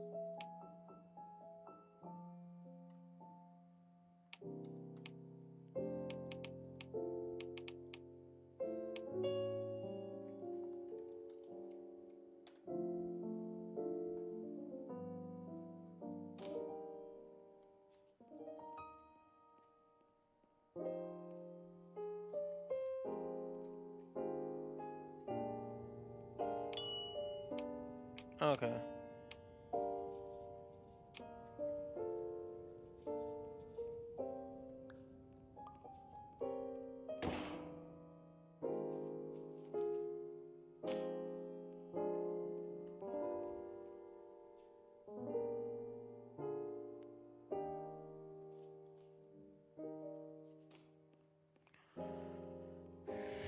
Interesting.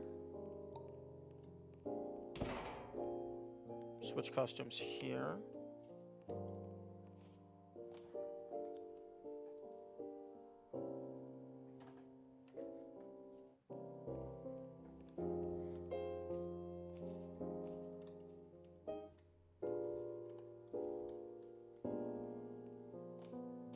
I want to get to the relaxation room.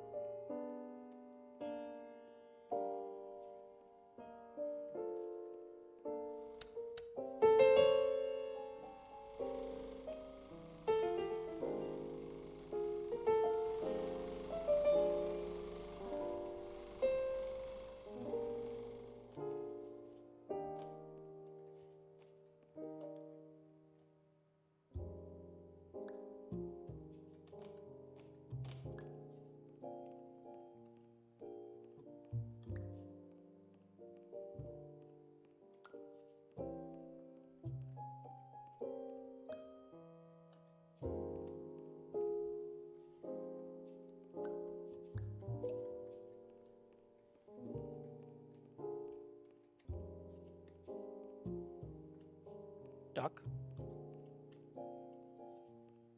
Oh, that's a yellow barrel. Okay, I have no clue what just did that, but I am going to take full advantage.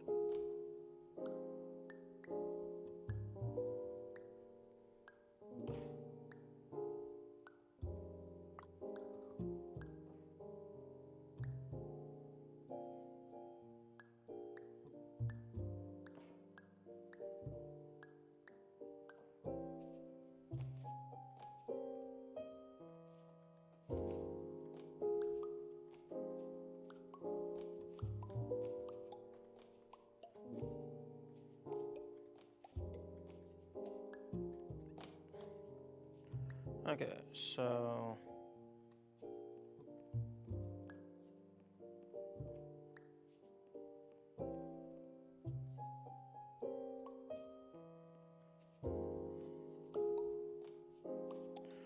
I'm really glad the ropes in this room do not have collision. That makes this much easier.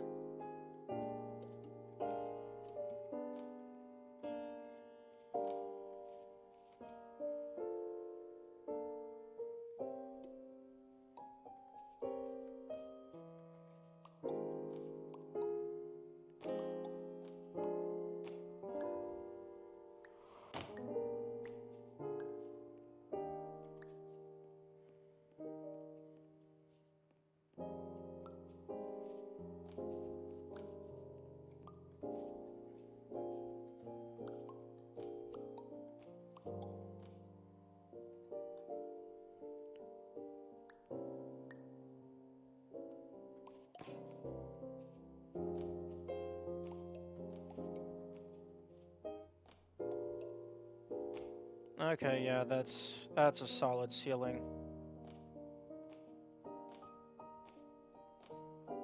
There's nothing up here.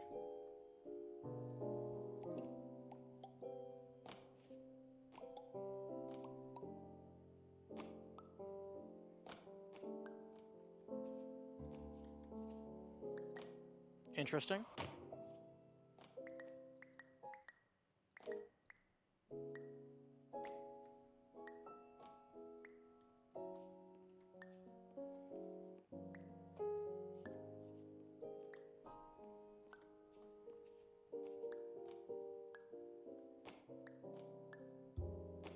Pointing it straight down launches me up.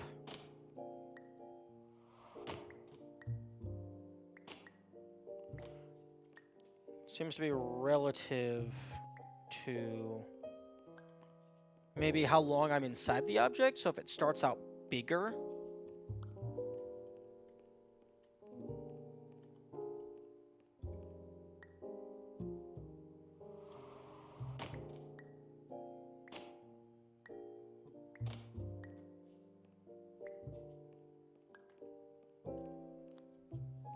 I wonder if this is like specifically unique to the moon, or if it's...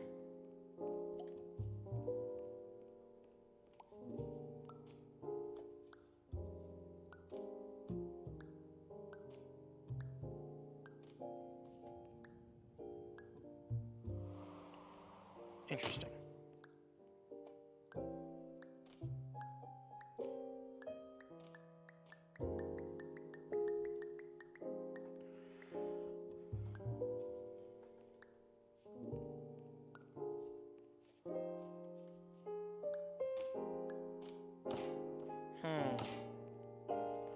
I wonder if it's like because the moon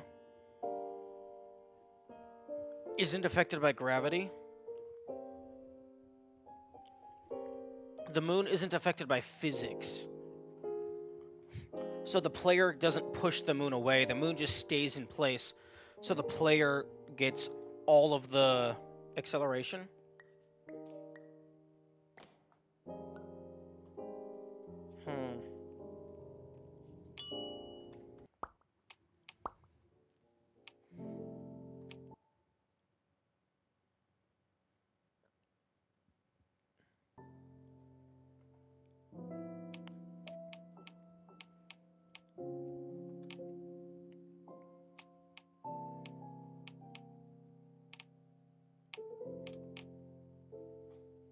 No, okay, I'll do challenge mode. I want some new shiny things to play with.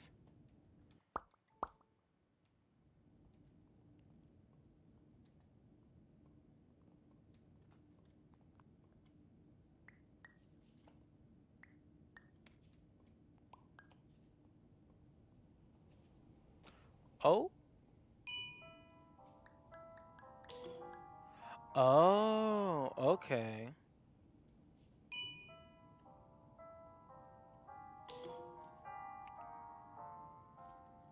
Oh, you're not allowed to jump. Interesting.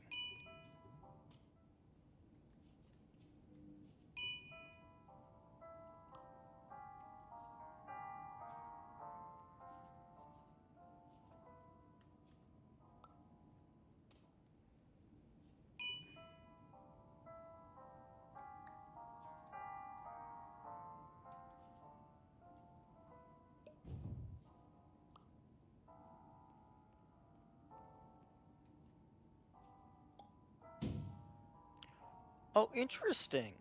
According to the game itself, releasing an object does not count as a grab use.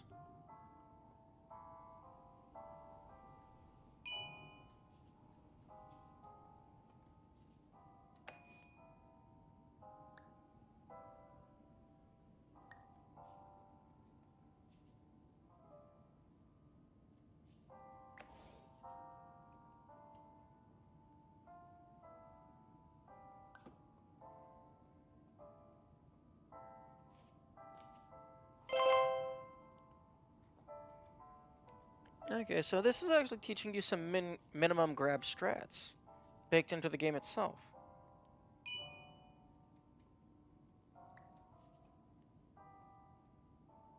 Huh? That's different. Okay, so they do change the map.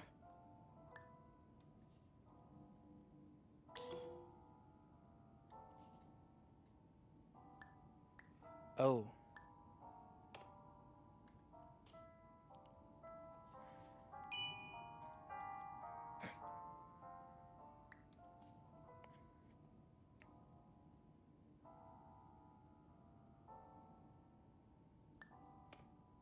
Hmm.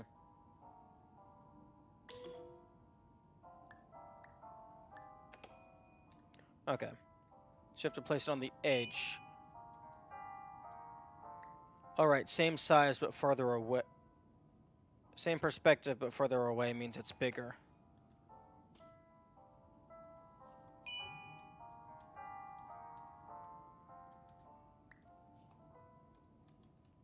Actually, I can do that. Wait, what? Okay.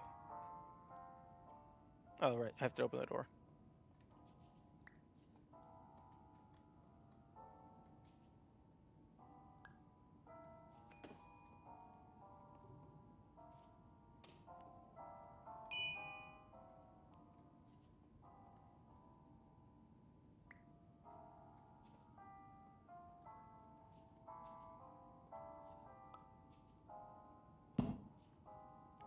Two grabs and a single jump.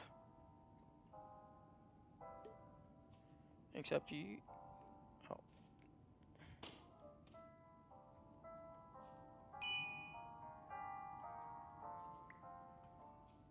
You can do this with a single grab, almost certainly, if you get a physics launch.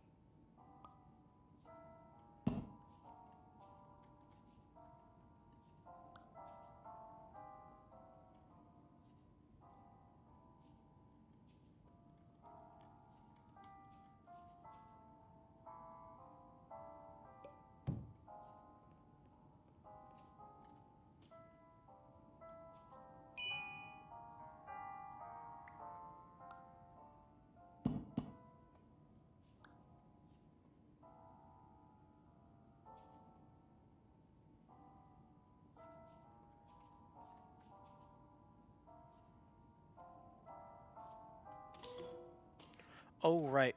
Jumping.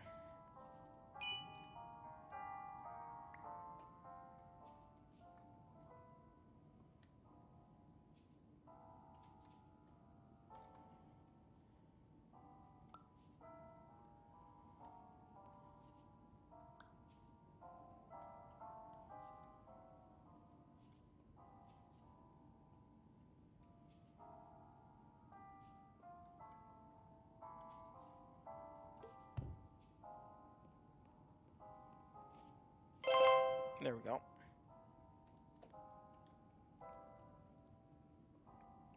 One grab?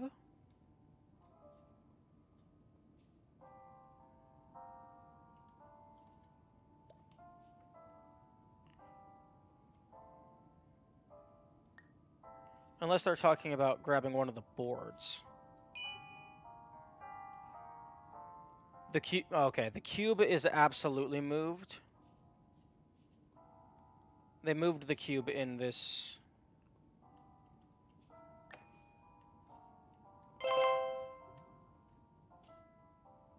Because you can't just...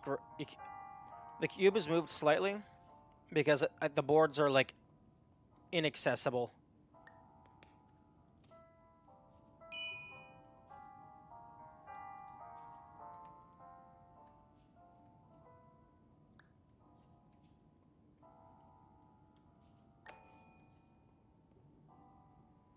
Okay, one grab. Wait, one grab? Interesting.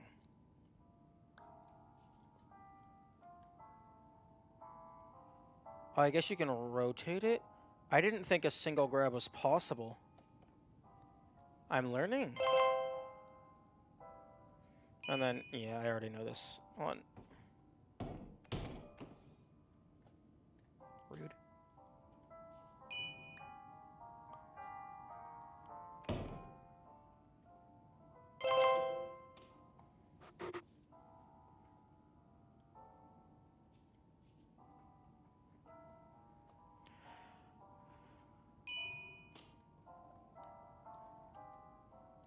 Okay, so it's teaching me some of the minimum grab strats that I have already learned.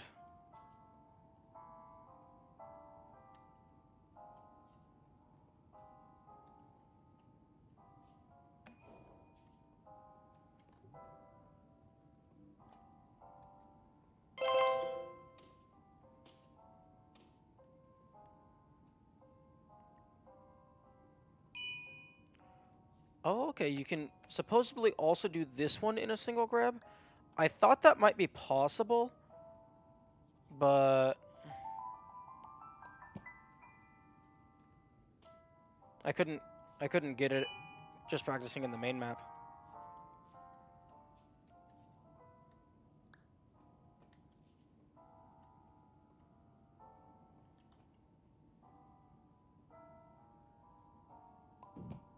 Ah, there we go. You have to... I always forget you can re-angle things.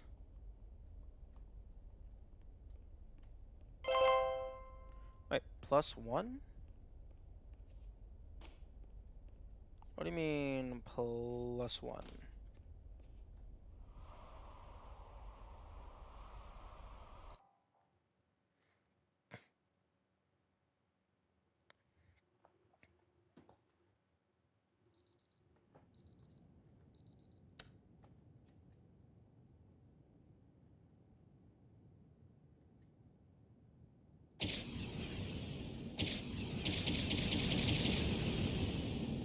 Oh, that's cool.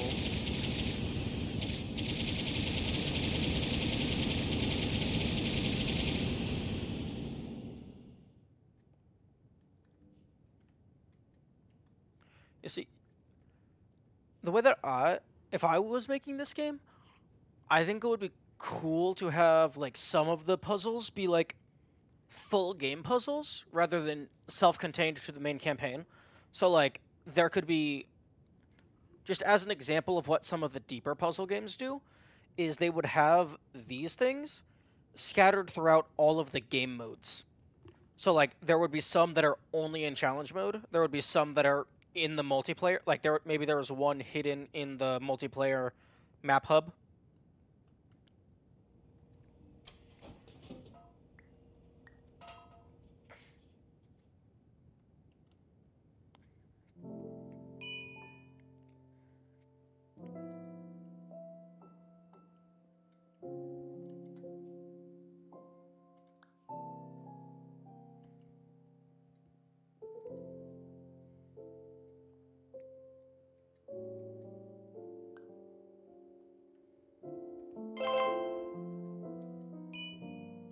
Okay, 2 grabs and 2 jumps.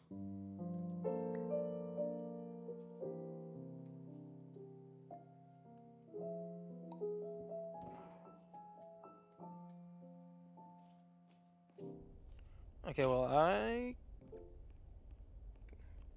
Oh, I did not do it. Is there stairs?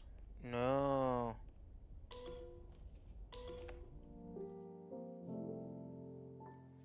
Okay, so...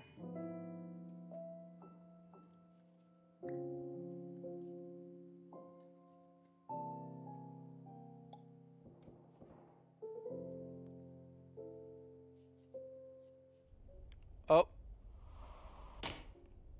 Okay, well, if you do something like that, you can probably get it in 0 jumps.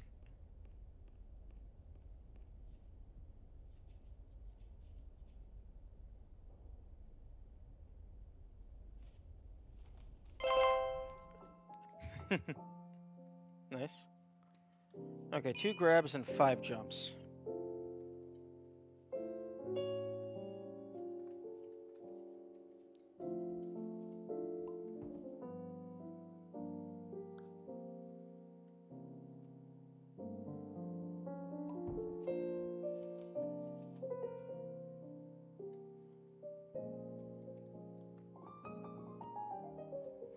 Oh.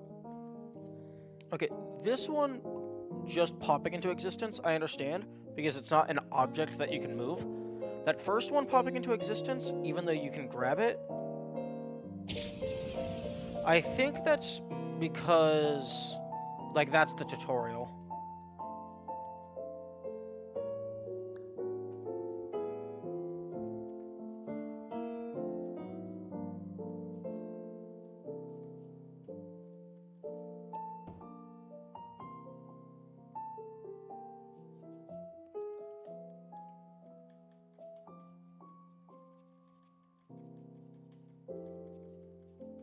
Come on. You know you want to.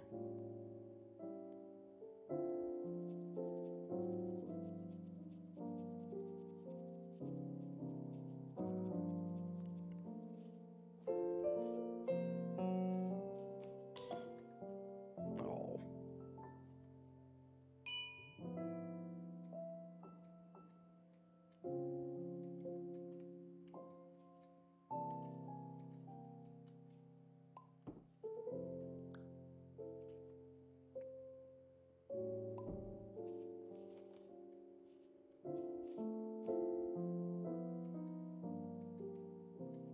Yeah, if you use physics launches, you can definitely minimize some of the jumps.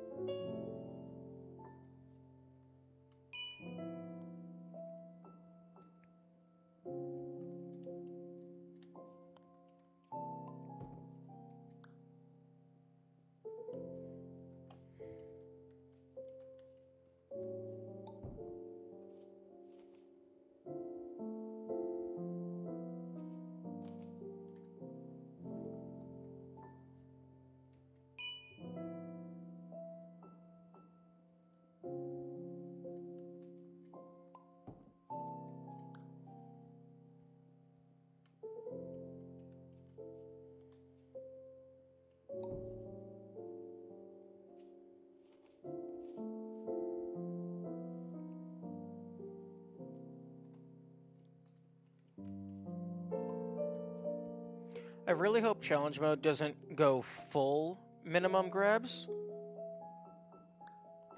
because then it's going to make you do blackout in the dark.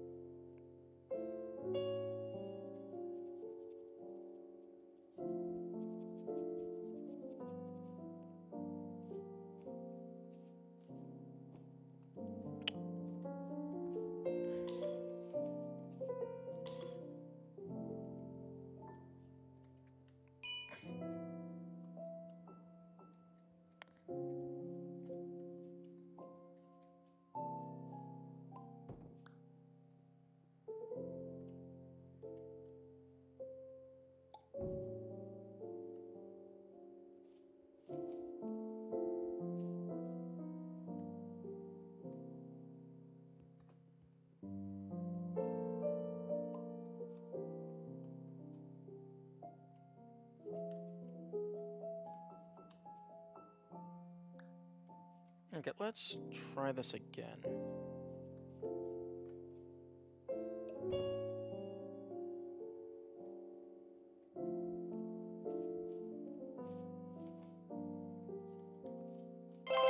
There we go. Oh, interesting. This isn't considered a separate area. Oh, I guess maybe because you have to bring the item from the other way.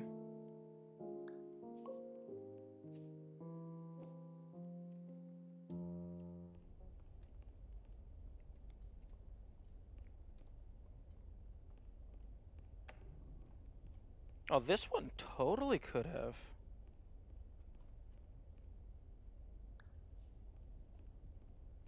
Because it would be one grab. It would be two grabs and then two jumps, probably.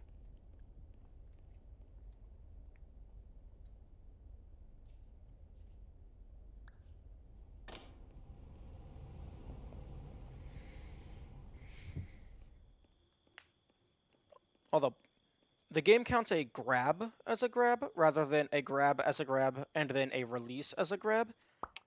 Although personally, if I were to do a full game thing, I would just do minimum grab or interact use. So just this button specifically.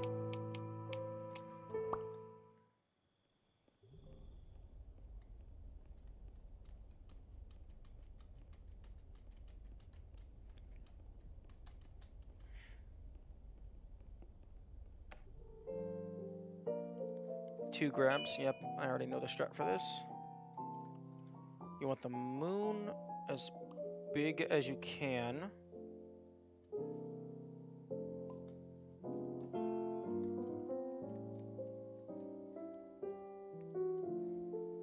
So that you can then get this large in your field of view.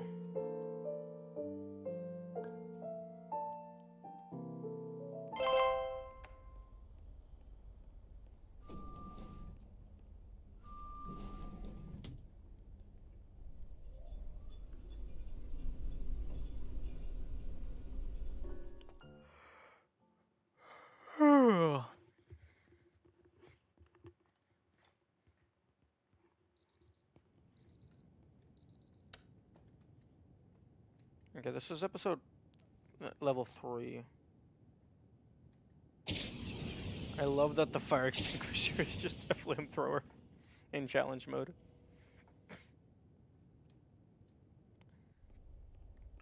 Okay, I'm gonna see if they tweaked the egg in any way. Like, if they made that different for challenge mode.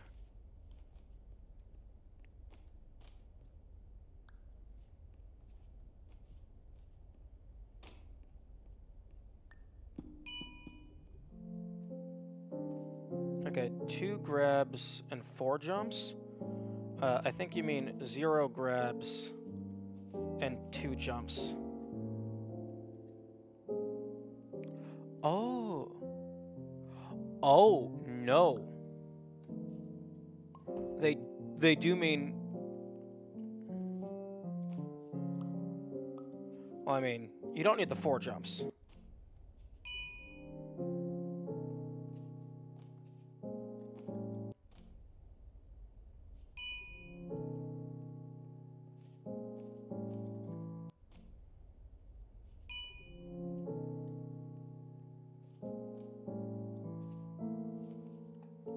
Okay, so skipping that block is absolutely intended.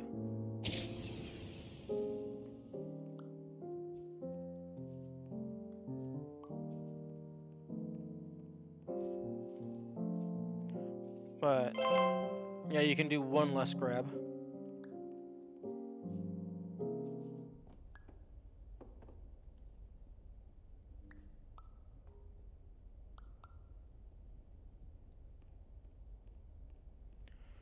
Zero grabs and 2 jumps. Yep, I'm familiar with this.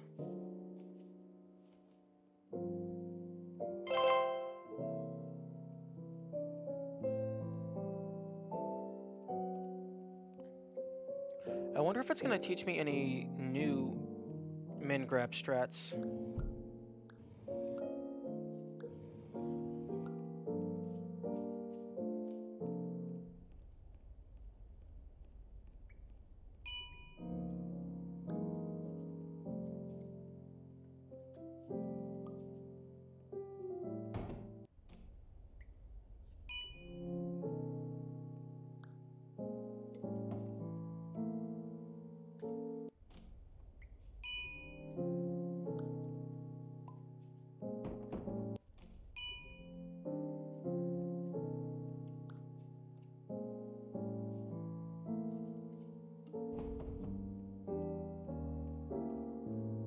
Min grab strats and minimum jump strats.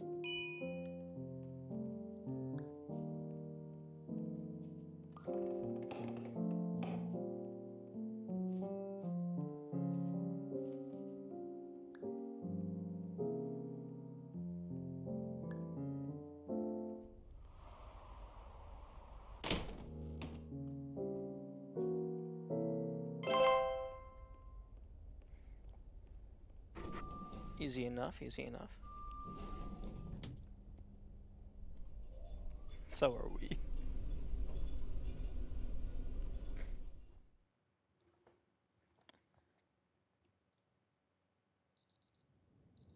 Huh, only one.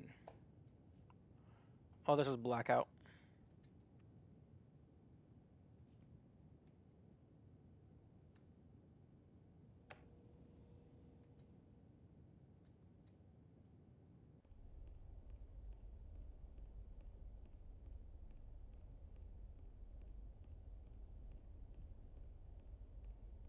Okay, there it is.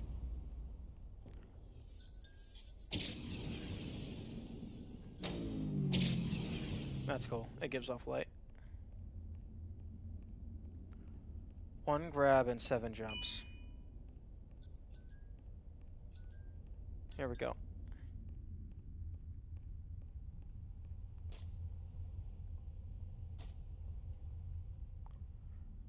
I'm guessing the 1 grab is going to be the light.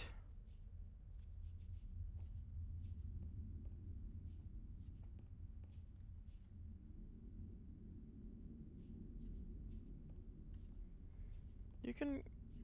without oh.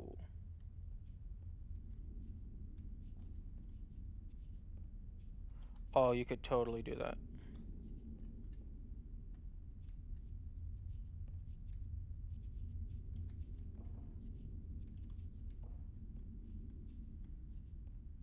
Oh, you can totally get over that. Hey.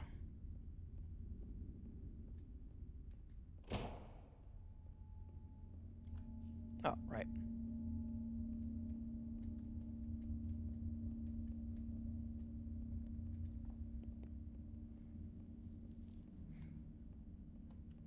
Why they allowed you to move the janitor bucket, I have no idea.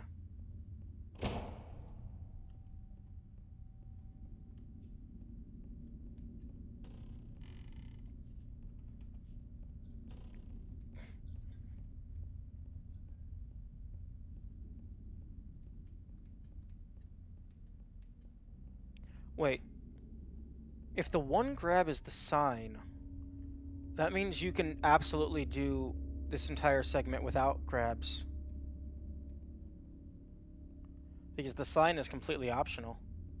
It's just really helpful.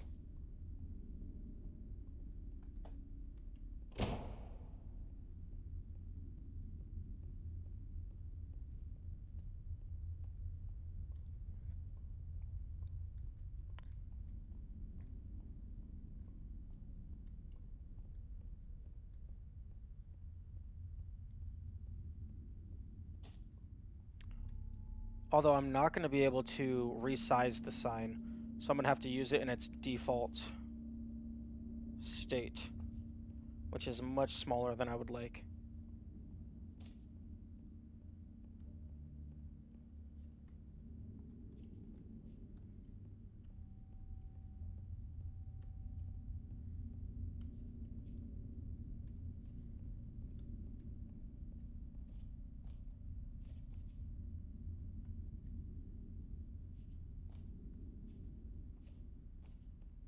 Okay, so you can do that in 2 jumps. I just did it in 3, but you could do that in 2.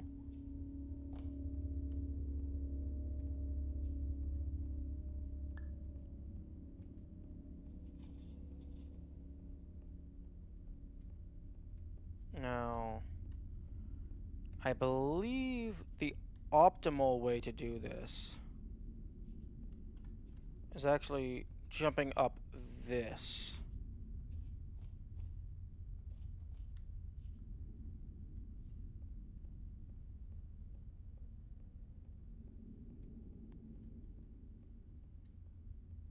Okay, so yeah, you could do that in 5 jumps.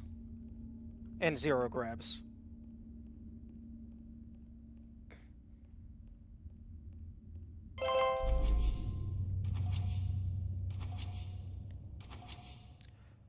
So that means this entire level as a whole requires 1 grab. Although if you take the alternate exit, it requires 2 grabs. Because you have to actually interact with the radio in order to open the last door.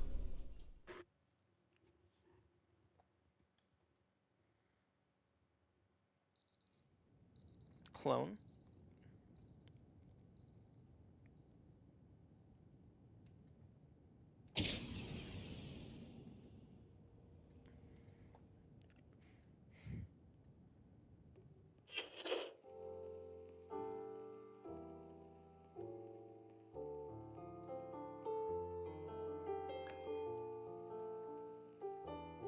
A little surprised that wasn't a segment.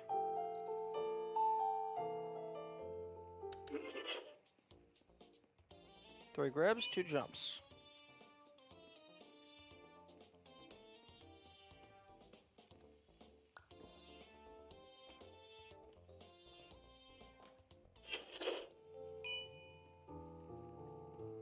How about 1 grab?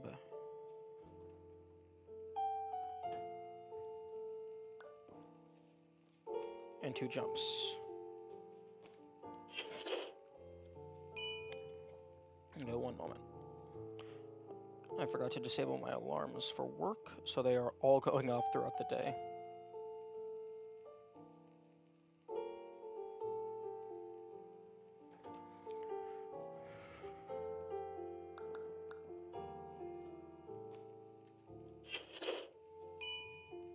Okay, you can do this in 1 grab, but they're gonna give me 3 grabs, so I will take them.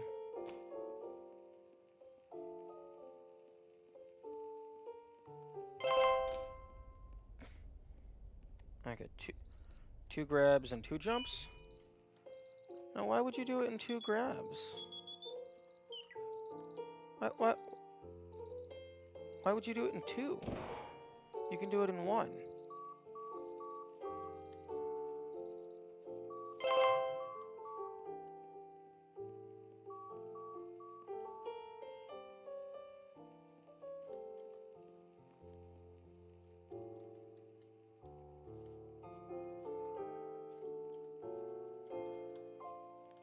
Wait, you just straight up can't go through this backwards?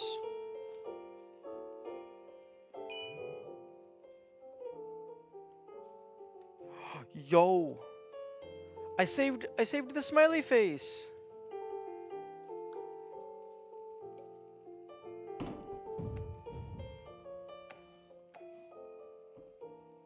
Oh, but it's gone now. Unfortunate.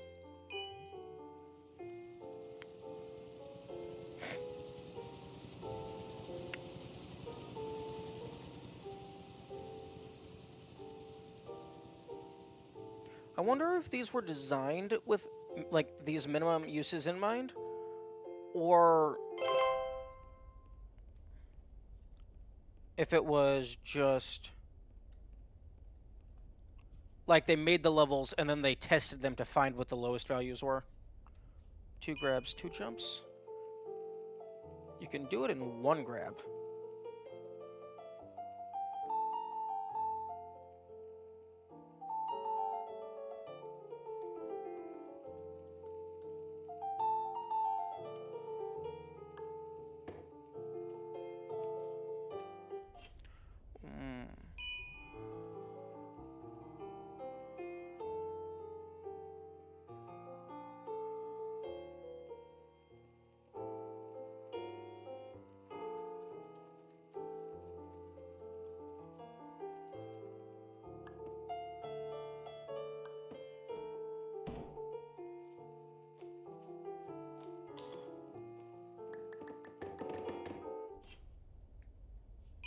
I'm sorry, did that turn into a question mark, exclamation mark?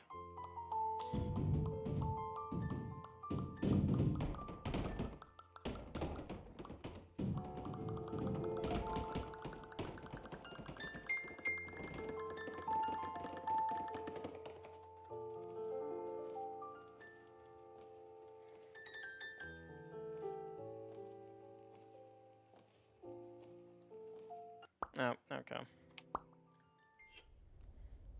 How do you expect me to do this in 2 grabs? That's very interesting.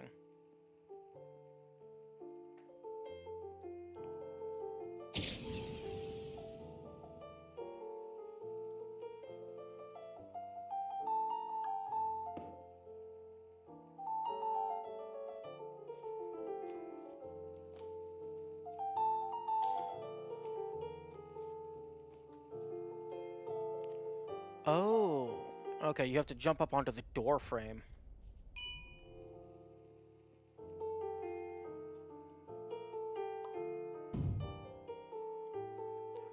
Oh.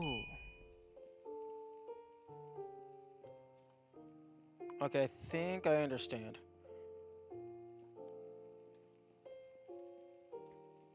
So you want it to just barely.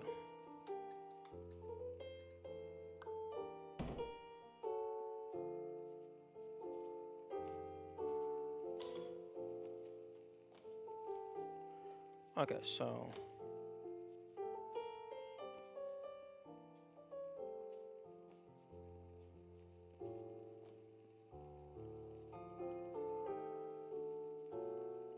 Oh! Oh, you can totally do that in 0 jumps.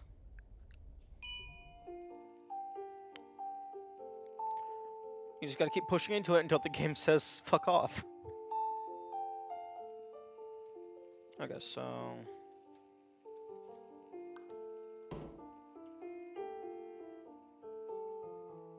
There we go. 1 grab, 0 jumps.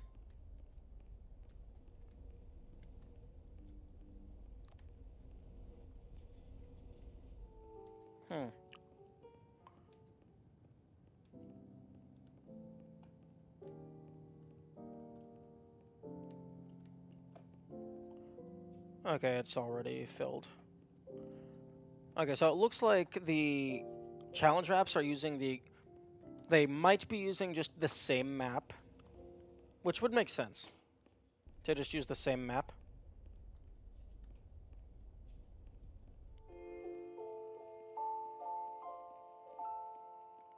But then just slightly modify it.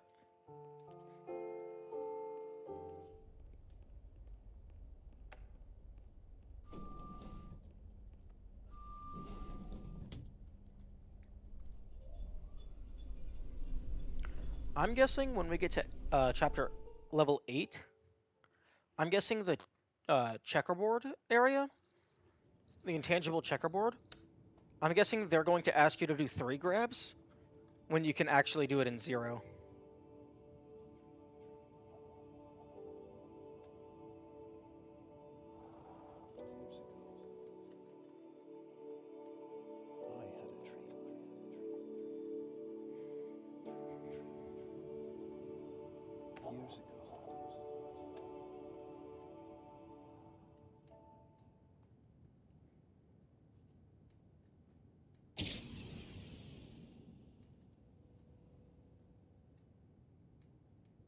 Okay, 2 grabs, 3 jumps.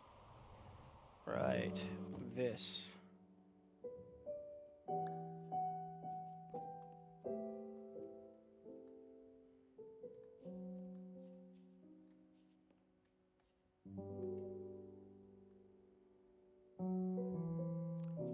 Actually, no, you want it normal sized for this. And then you make it big.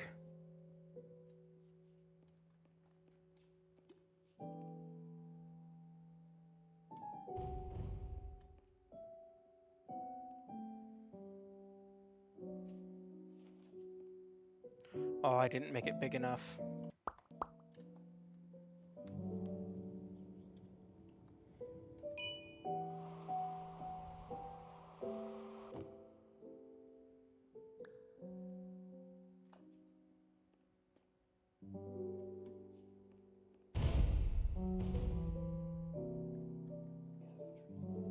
You know, if I had rotated the other way, it would have been fine.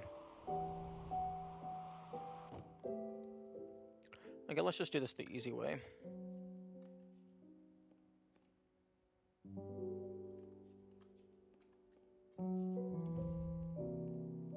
Oh, I might have made it too big. Yep.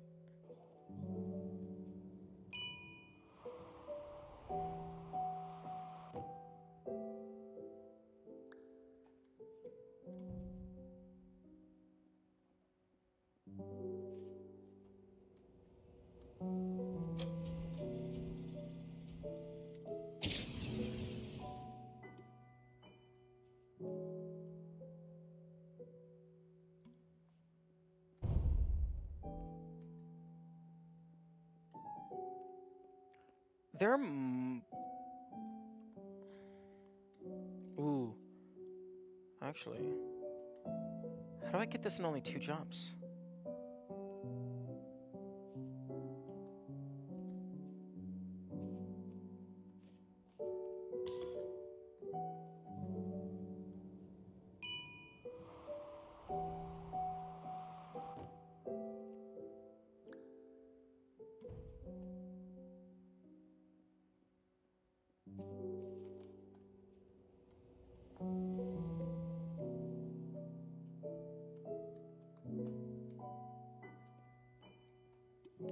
I guess you gotta make it, like, just the right size.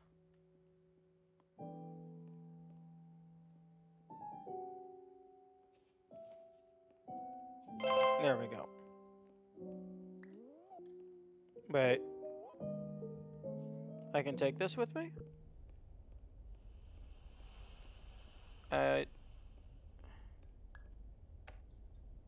Why can't I take this one with me?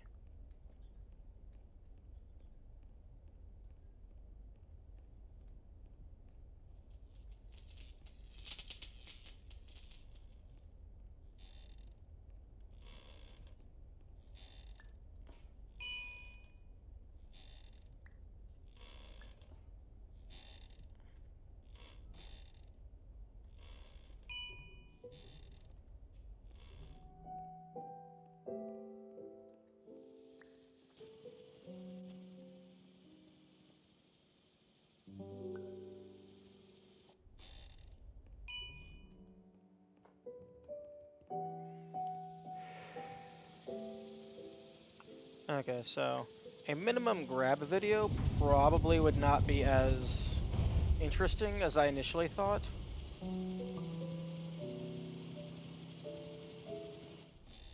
Because it seems like a good number of the strats are just built into the challenge mode.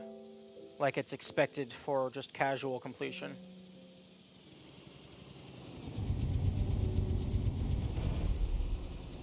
Oh, no.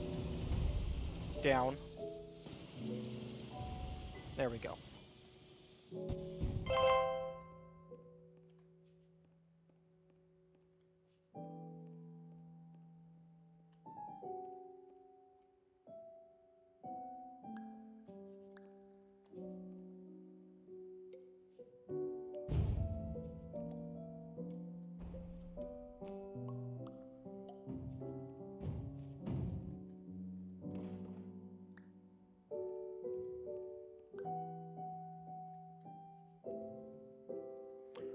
Three grabs, 1 jump.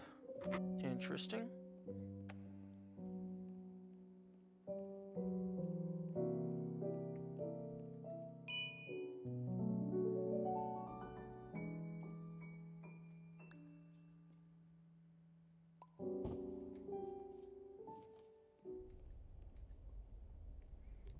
Little did they know, you can actually do this in 2 grabs.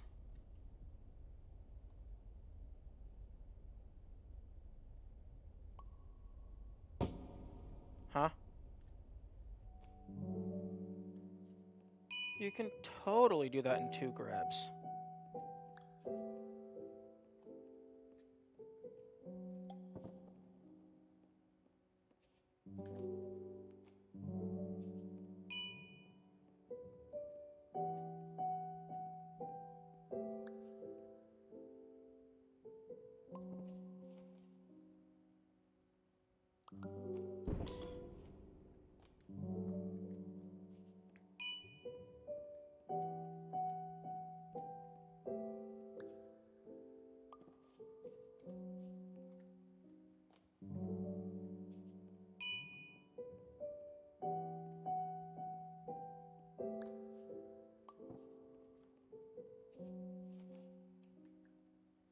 How did I do that first time? Is the... maybe just the giddy up animation thing is just a lot more lenient than I anticipated? Oh, yeah, it is.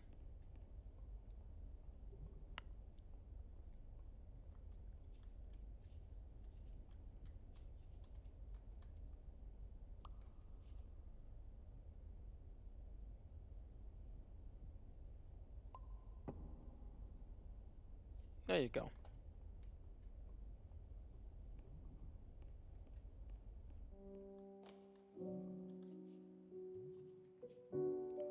Oh, I'm too tall. It's too big. I'm too tall.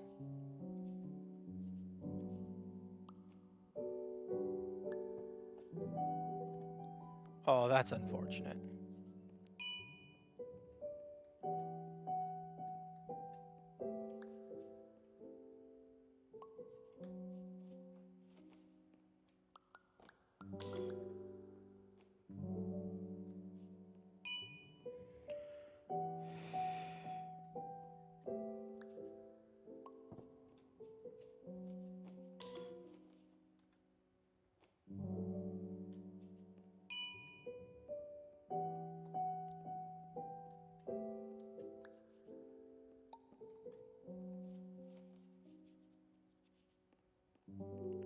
Oh? That thing's bugging out. You can definitely do a physics launch there. Probably. Probably, definitely.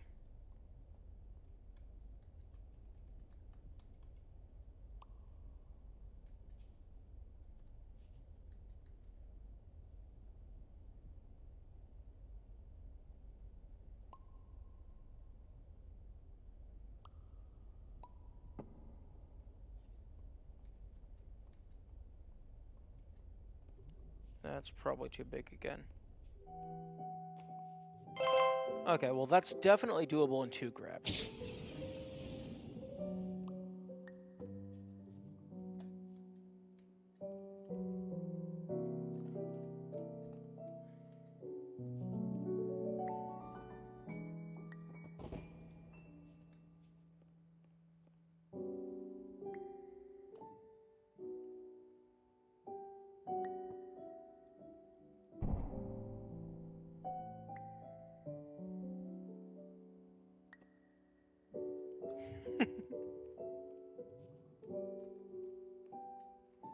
Two grabs? Yeah. Oh. Man, every time I think I'm cool for thinking of a minimum grab strat that it's already in the game.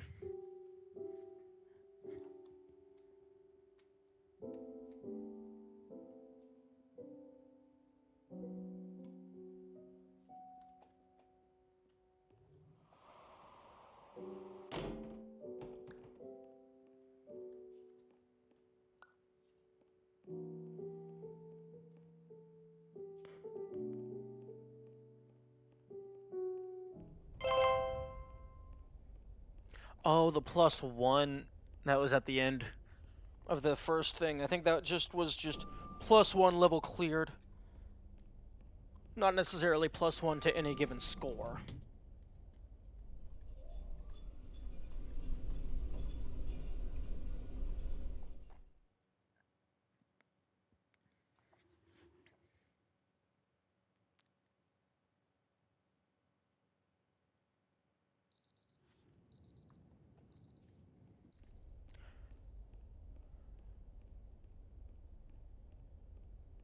I think this is level 7, Labyrinth.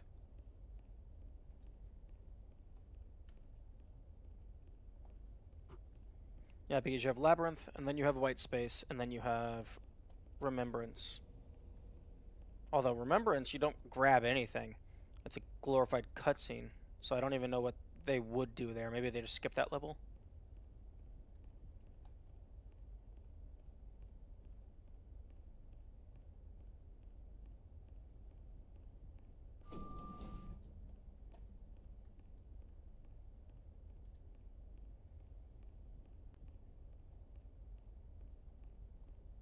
And normally there's dialogue playing right now. I just have it turned off because having it activate every time you go through the game is annoying.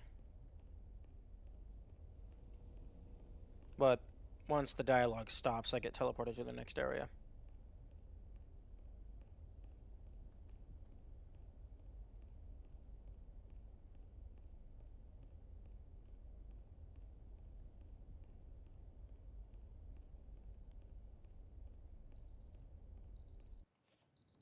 Okay, you can make it back to the bed.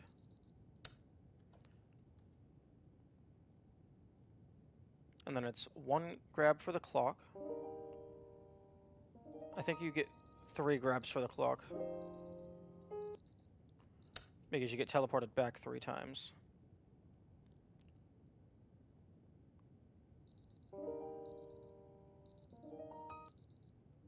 Okay, 3.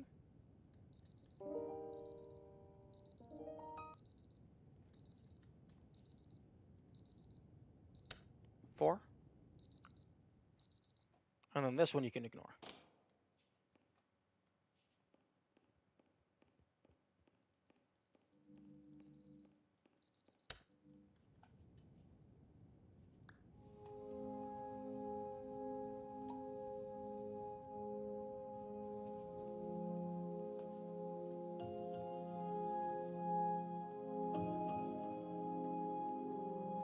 Yeah, I guess it makes sense that they wouldn't have any challenges in these areas because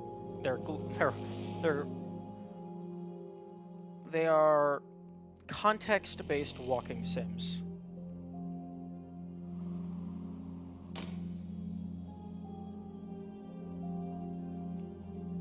Huh? Interesting.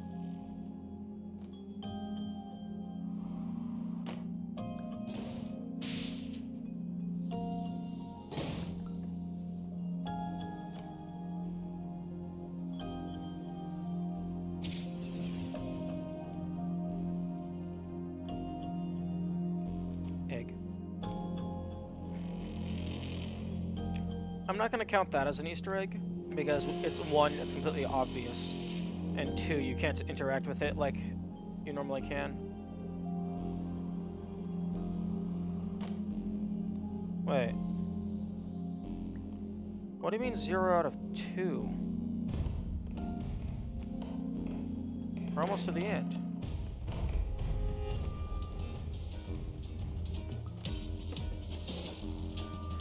Oh, right. This isn't the actual elevator, this is a fake out.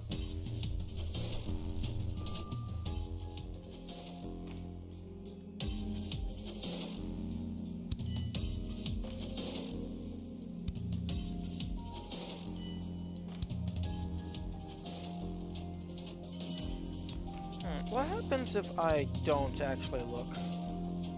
Okay, it counts it.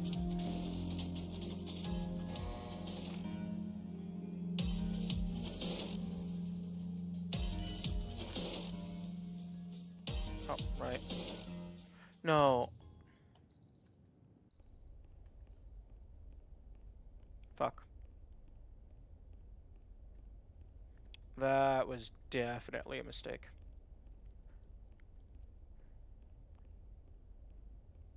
I thought it would send me back to the start of that initial area. Good morning, still exist. Hope your day is going good. I accidentally just wasted a few minutes of my life. I pressed the restart checkpoint button, not realizing that the last checkpoint was the start of the level. Has the liminal been super? It has been hyper, even.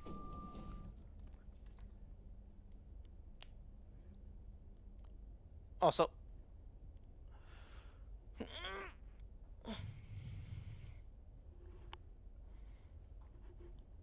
now we wait for 2 minutes for some disabled dialogue to finish talking, and then it teleports me. I am currently going through the challenge mode of the game, which is the main game, except the individual puzzle areas are checkpoints clearly marked in this game. The game will display an autosave indicator whenever you hit a checkpoint, but most of the time, the checkpoint updates at the start of a new puzzle.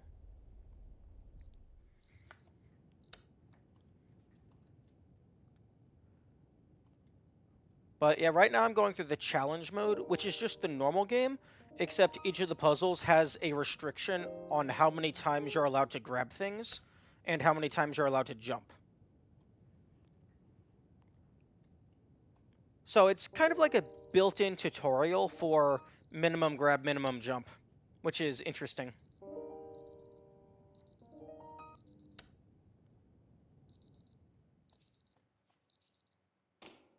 But yeah, I'm currently near the end of the game in the challenge mode. So if you have interest in playing the game, I would recommend not watching.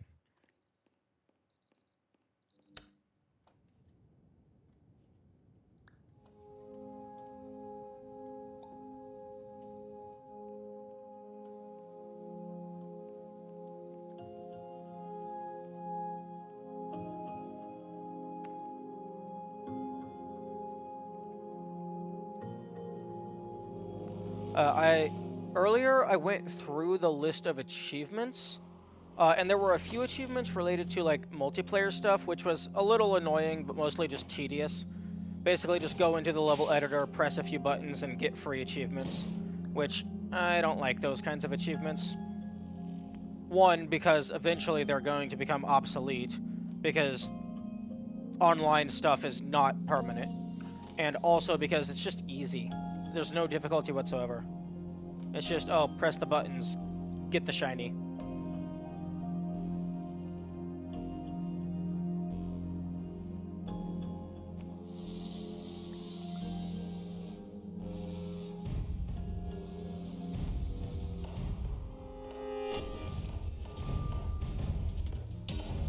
Oh, I could totally take something through the elevator with me.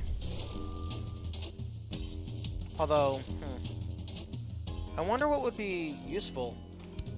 Also, nothing would be useful if this ends up with an item filter door at the end.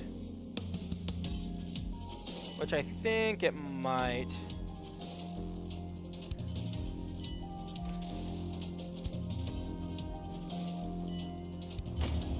No, it actually doesn't. Okay, 2 grabs, 4 jumps.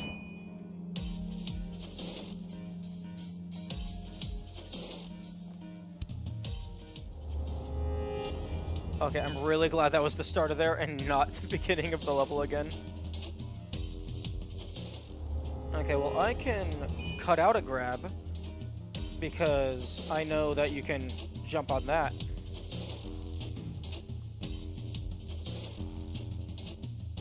So you can place this here. So you can actually do this in 1 grab. Single grab. Oh, well, I mean, that's the intended solution.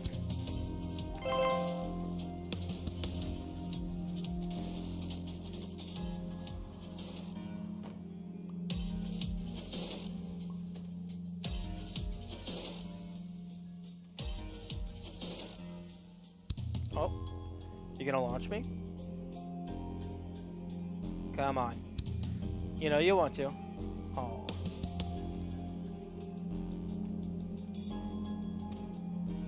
Minimum grabs is gonna be mildly annoying in some spots because you're gonna be able to do physics launches to cut out some stuff.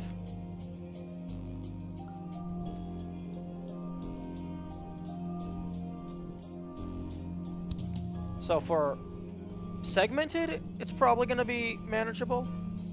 But for full game, that's going to be painful.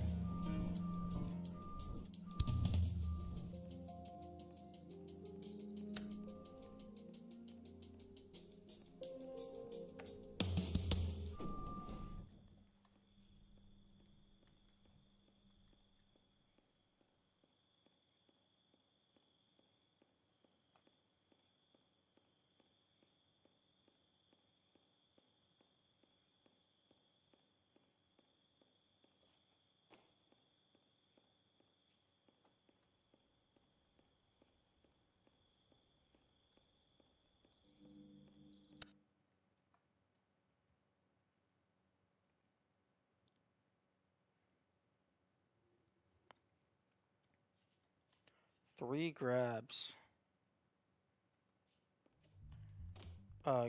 Question. Does that go all the way to the roof? It does not.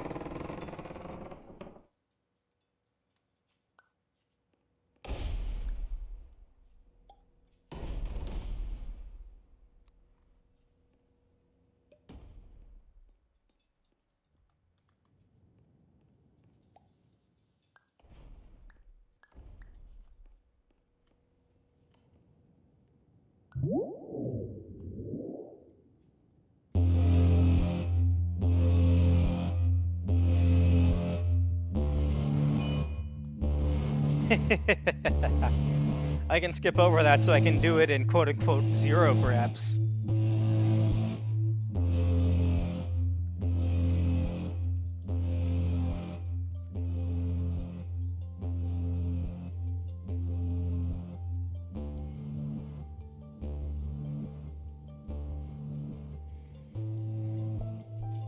They really should patch that. Yeah, I have a list in my notes of a bunch of things that I'm going to submit bug reports for after I finish playing.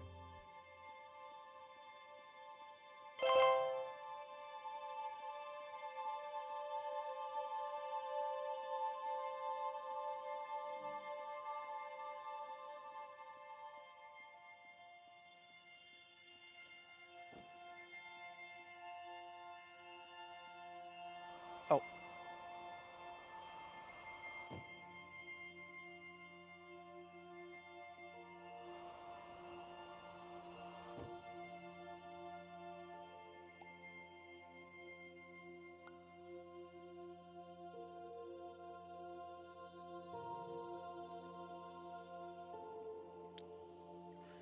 One thing that is interesting for, like, full game minimum grabs is the majority of the time, if you pick something up, you have to use another grab to place it down.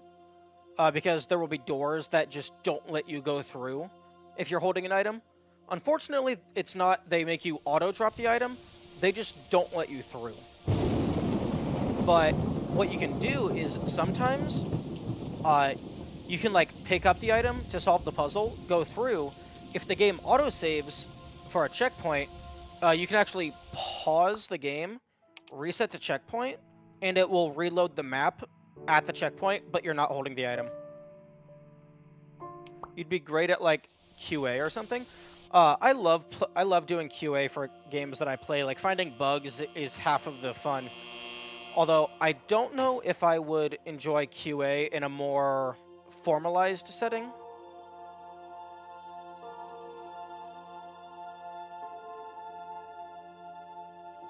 Because then that's not playing the game and messing around. That's, you are explicitly, like, testing in certain ways, from what I understand.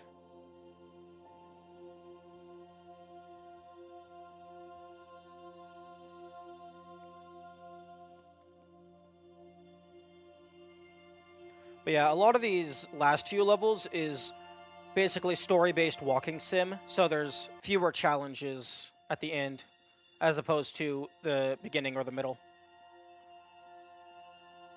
Oh, right.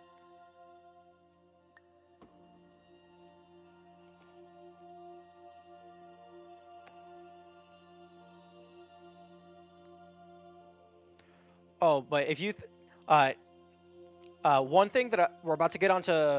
We're about to come up to something that I found while messing around that definitely helps with minimum grabs and is somewhat related to QA.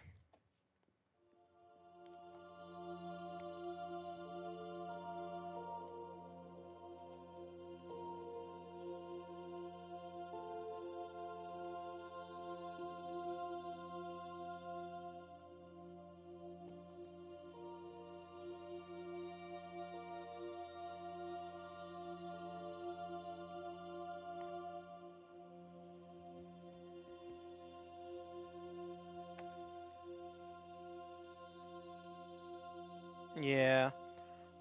3 grabs. I was anticipating this. Because the way that this puzzle works is this chess grid doesn't actually exist. But if you place a chess piece on it, it does exist. Until you grab it, and then it doesn't exist. So, the intended solution for 3 grabs is you pick up one of these, you place it on the seam, and then both of them exist.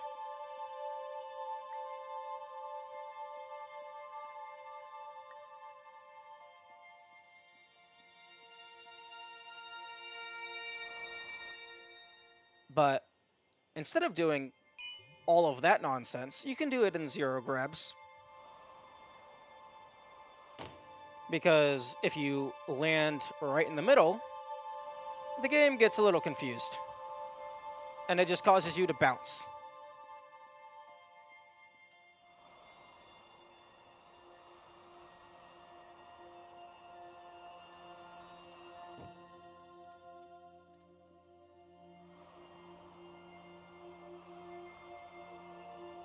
Although it is a little finicky. And what I'm doing right now is I intentionally reset my camera position, and I'm just using the arrow keys to move left and right, so the center of my screen stays static, so I can just line that up with the grid.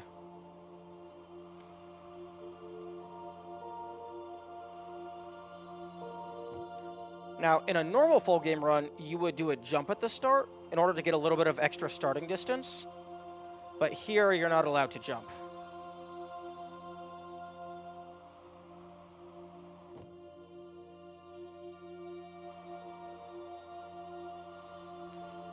Apparently, Hikita said he wants trippy non-Euclidean spaces for layer 8 ultra kill.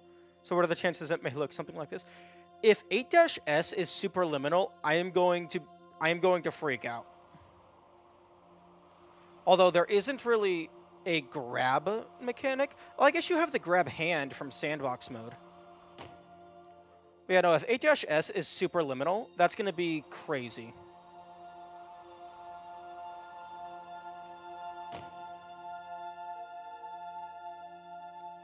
Ultraliminal. But yeah, no, I absolutely love non-Euclidean geometry. Like, my brain works very good with spatial awareness. So these kinds of puzzles, I really enjoy them.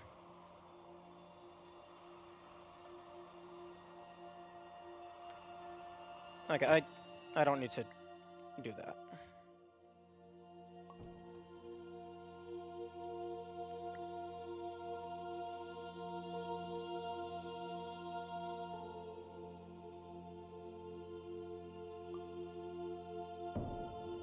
Okay, the ceiling is too short. If you could get the chess piece big enough, you could cover a massive chunk of the board. Oh, actually.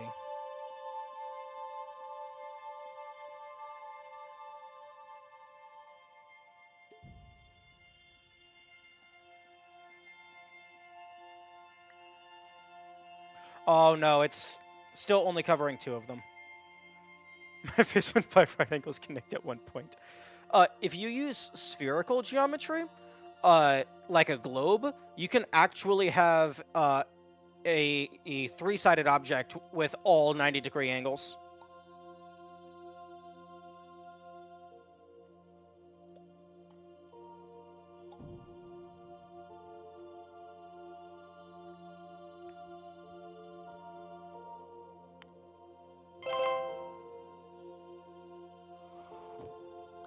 Right.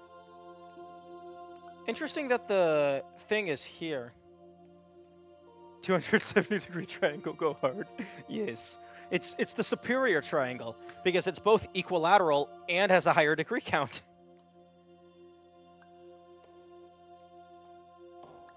You can probably get a physics launch here.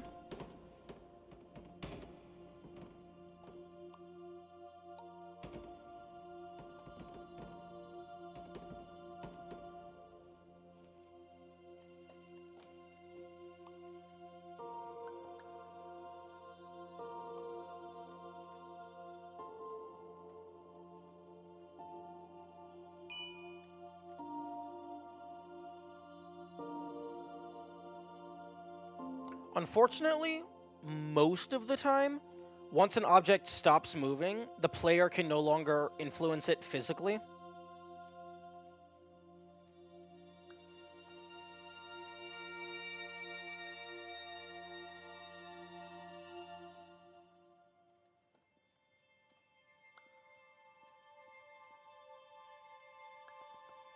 Oh.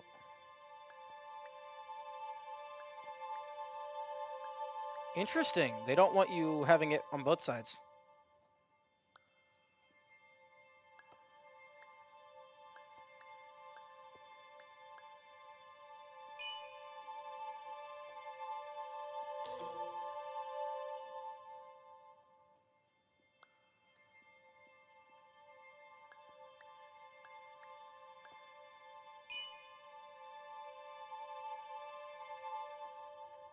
Okay, I need this cube to be a lot smaller.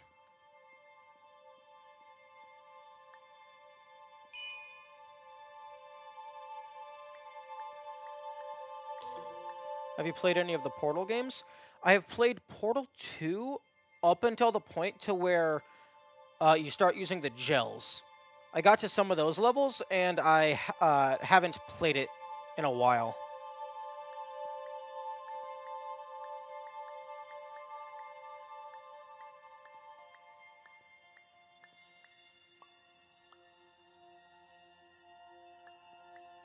I haven't played Portal 1 ever, I don't think.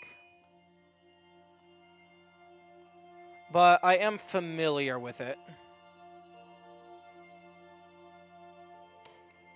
Oh, okay. It does only consider it to be on one side. That's unfortunate.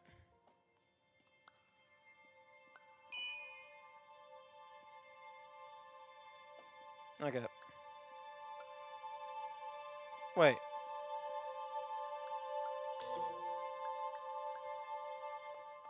Oh, right. It's 2 grabs because you do the first grab before you're on that side. Unfortunately, that cheese looks very much inaccessible.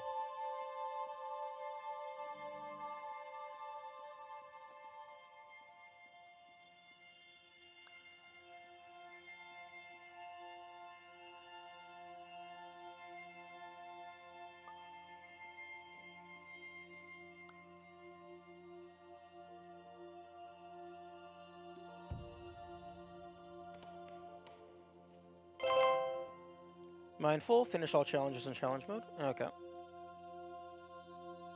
I'll see if it has custom credits.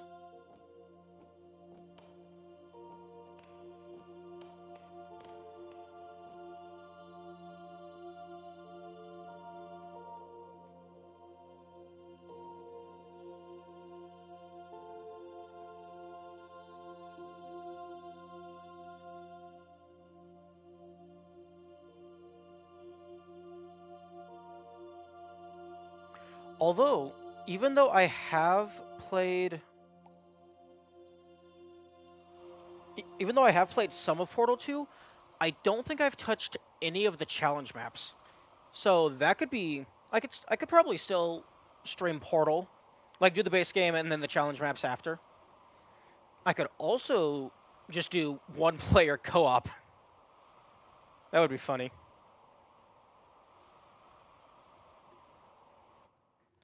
I'm pleasantly surprised a game this trippy is so well optimized. If you are referring to...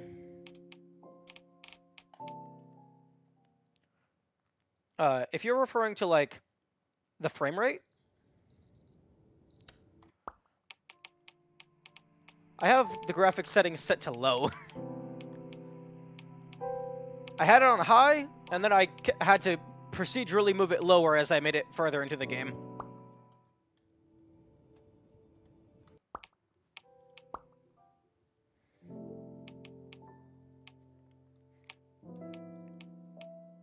Okay, so top 3 is done. Missing a constellation, missing a chess piece, constellation. Okay, blueprint, chess piece, and actually the fire alarms, interestingly. There's nothing in the last level. And then chess piece, blueprint.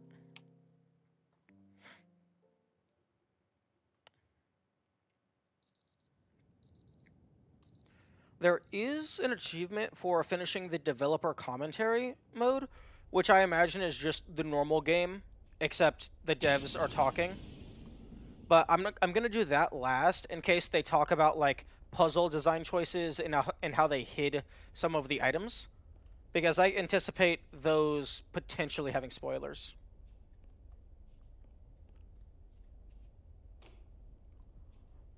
But one thing that I would recommend for this game is make it so you can see your collectible progress in the level.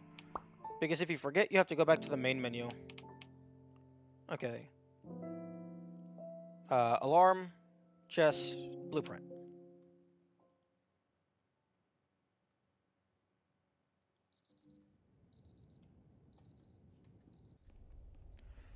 And there's been some pretty interesting places for some of this stuff to be hidden.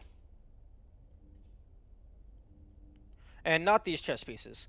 There is explicitly red and blue chess pieces that are like super hidden. Devs talking to players about their in-game stuff is always neat. Yeah, I agree. Well, in general, I love understanding things. So having developers of things explain their thought process behind why they did certain things, that's amazing for me. And like as someone who would be interested in making games in the future, that is also a case study into things that I should or should not do. But yeah, so far there's been the base level of just the puzzles and solve the puzzles. There's the fire extinguishers and the alarms, which are kind of just on the walls and stuff. They're a little bit hidden, but for the most part, they're kind of obvious. Uh, and there's 5 main collectibles: fire alarms, fire extinguishers, constellations, which that is just a hidden room that you go to, and then you're in like an observatory type room, and you have to go to a certain part of the room and look up at a certain angle, and then the stars form out a shape, and then you click that to get the collectible. There is chess pieces, which is just these small red and blue chess pieces that are actually really well hidden. Like like one time there was one just like up there, like in a different level, up on like the ventilation, and you had to climb some stuff, build up to get to it. And then there's also blueprints, which are also pretty well hidden. You have to like semi go out of bounds. Although it is inbounds, but you have to go off of the main path. And then outside of the 5 main collectibles, there are also just actual Easter eggs, giant Easter eggs that are hidden. And when I say Easter egg, I mean like the actual like generic colored egg Easter egg that are hidden around. Actually, I can pull up my notes and show you. Hardest red blue coin in Sunshine versus easiest red blue piece in Superliminal. Well, there's 2 blue coins in Sunshine that I have not found yet, but so far the hardest blue coin that I liked was in Noki Bay. There was one where there was like a somewhat hidden corner that you had to spray some portion of the wall to have it push in to reveal the coin. That was pretty satisfying because it was actually set up to over the course of the entire game.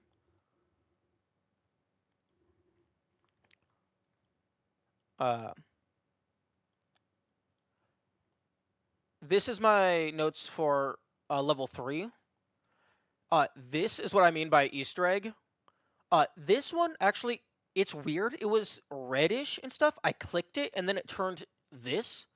Most of the time, these, you click them, and you can just pick them up. But then there's these blueprints that are just scattered about.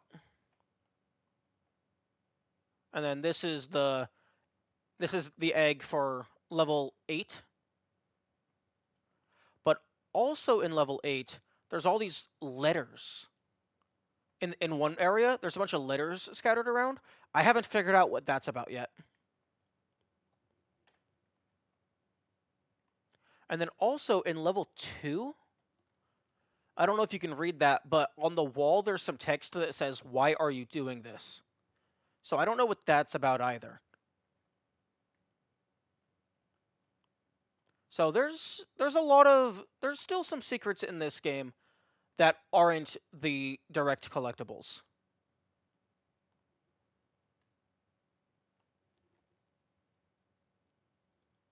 But easiest red blue piece. I'm not sure. Like, well, one, I can't remember all the coins. How much lore is there in Superliminal? On the surface level, there's not much lore. There's a bunch of documents scattered about that I didn't bother reading because you have to. There's no zoom button in the game, so you kind of just have to screenshot it and then expand it in a photo viewer. But the base lore, the base premise is you have applied to go into dream therapy, where they keep you in a dream state for 1 year, uh, and it's supposed to like help you get a better grasp of like things you can and cannot control.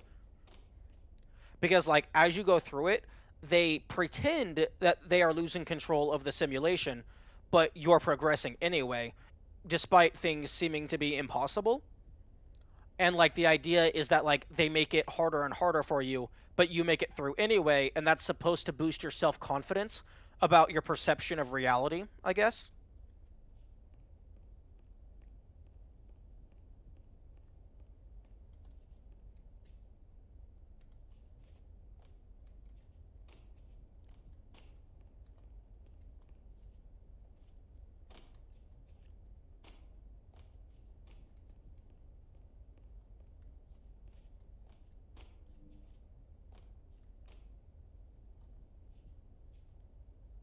And right now I'm taking it a little bit slower because I'm missing some of the fire alarms. Uh, wait. Oh, no, that wasn't for challenge mode. The fire extinguishers turning into flaming things is because you got all of them in the game. Oh, that's cool. Yo, let me back there.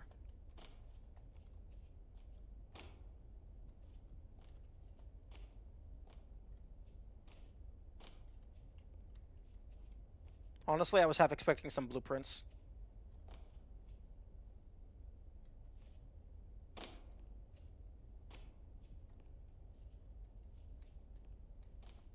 But this right here, this is the fire alarm collectible. You click it and the little handle goes down. And if the handle is already down, it puts propane instead of dry ice in the extinguishers. Somebody who wants to have a little bit of fun. Or perhaps they took that post on r/English a little too seriously. But yeah, if you've already gotten this, the handle is pulled down. But one thing that I think might be happening in the background, because some of the collectibles that are the fire extinguishers, fire alarms, one thing that I initially thought of is that maybe the facility is burning down while you're asleep. But other than extinguisher and alarm being a thematic collectible, there hasn't been anything else hinting at that. There has also been clocks all over the place. Although their times are sometimes in sync, sometimes out of sync. So I don't know how relevant that is. Block. Oh, you can stand on here.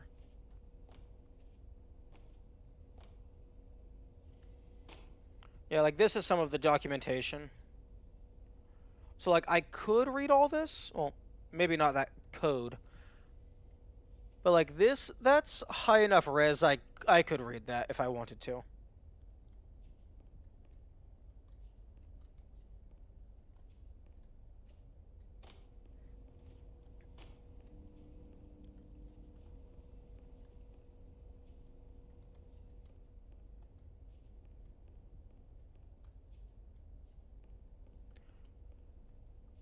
Unfortunately, there's no way of knowing how many of each collectible you have on a per level basis.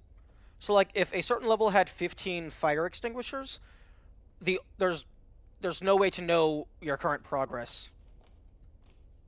Like you're able to check if you have all of them or if you don't have all of them.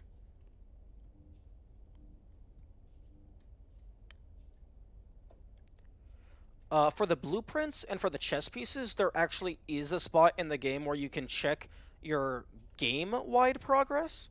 But again, there's no way to check your progress on a per level basis. Because some levels have more than one piece, more than one blueprint. Some levels only have one of each.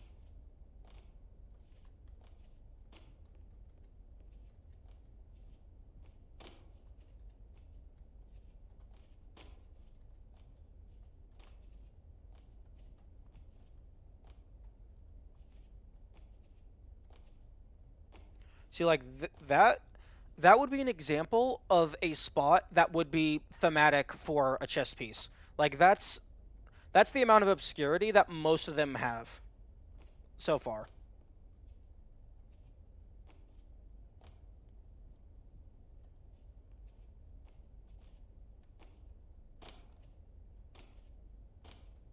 Because like like they could, I guess you can jump to see it. If the shelf was a little bit taller to where you could not jump to see it, that would be a perfect example of where they would be hidden. And you don't always have to get to it because your grab range is actually decently far. Like that's right there. That's how far away something can be, and you can still interact with it. So you can grab the pieces from decently far away, as long as you can see them.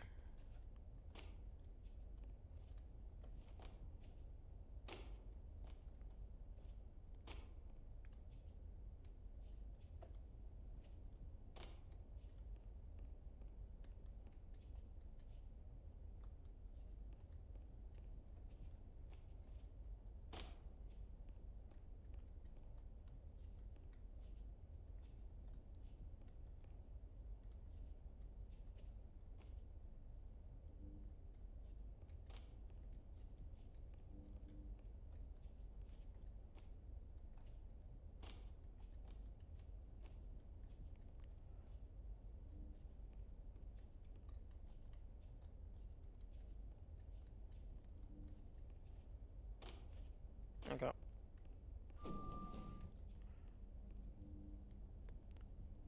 And now there's normally dialogue going on right now, but I have that disabled. So in order to keep things from not being tedious, I'm going to walk back. Huh? Interesting.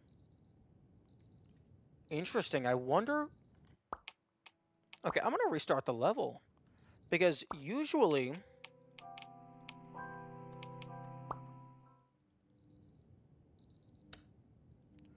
Usually I have enough time to walk all the way back to the bedroom. Emergency exit protocol initiated. Please prepare to conclude your Somnasculpt experience in 10, 9, 8. Error. Error logged by. Orientation protocol. Stand by for analysis. Error analysis complete. You are exhibiting signs consistent with an increase in fear, hopelessness, and frustration. This is inconceivable, as Somnasculpt therapy is proven to correlate with a decrease in these emotions. Hypothesis: patient was improperly oriented. Conclusion: impossible. Reformulating. Maybe because I took so long at the... Improved hypothesis. Okay, because that's the same dialogue as normal. Maybe it's because I took so long at the start, and the secondary audio track isn't actually very long.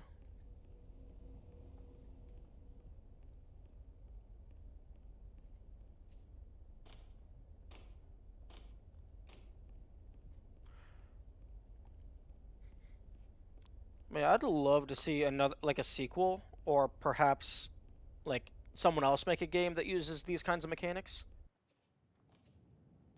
Also, there's no achievement for jumping on the bed, which is, given this game's humor, that is very surprising. Unless it's like jump on the bed a lot.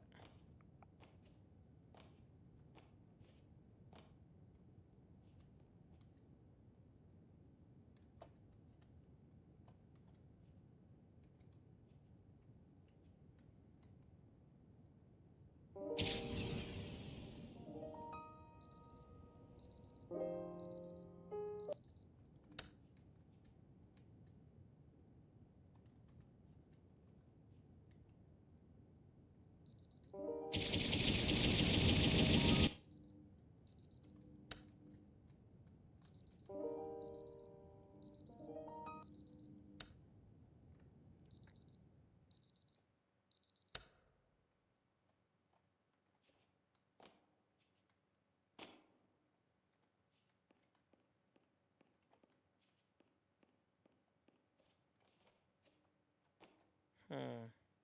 You know, I haven't actually ever bothered to look around this room very much. Is there anything I can grab? Because if I can grab something, I can climb.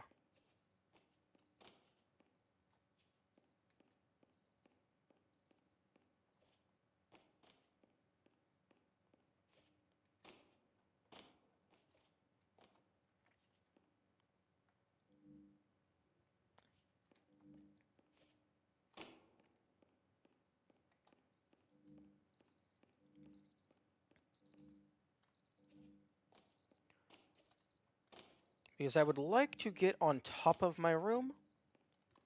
Because that seems like that back obscured corner. That's like the perfect spot to put like some blueprints or a chess piece.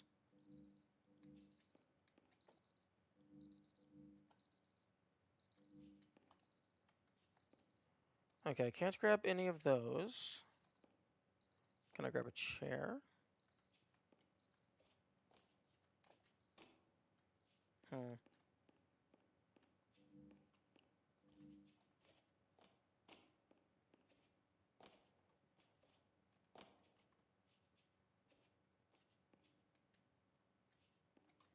Maybe I can get a physics launch off of one of these angles.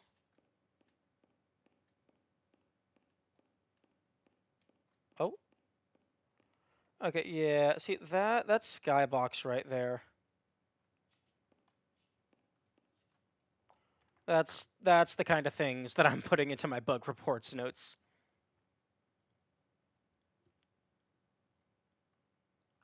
Okay.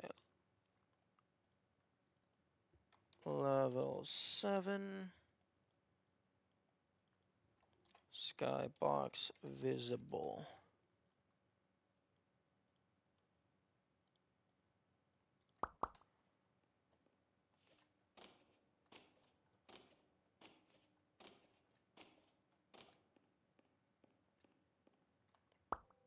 Huh? Reset to checkpoint? I don't know why it saved again. Unless it, like, saves every time you pass through this.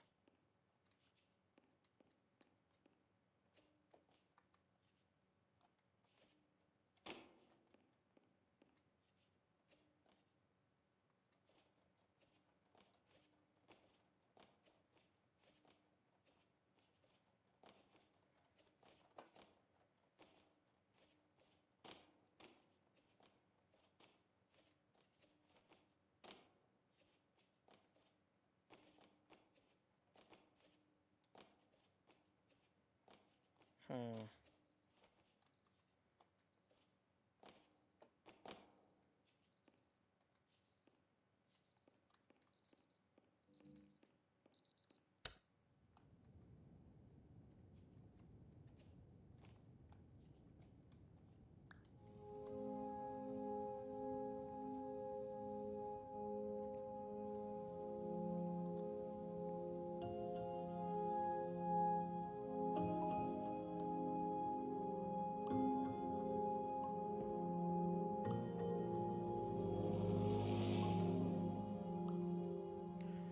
It is actually possible to grab a thing as you are walking through it. It's just a little finicky, but it does make for some pretty funny results. Although for that one, you would have one shot because it disappears after you pass through. There you are.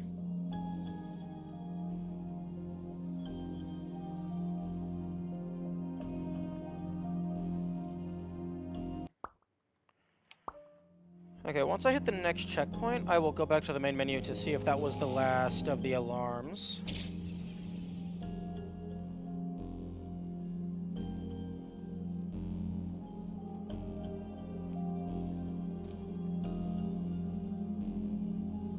Because there was quite a few in this hallway. But I think I got them all.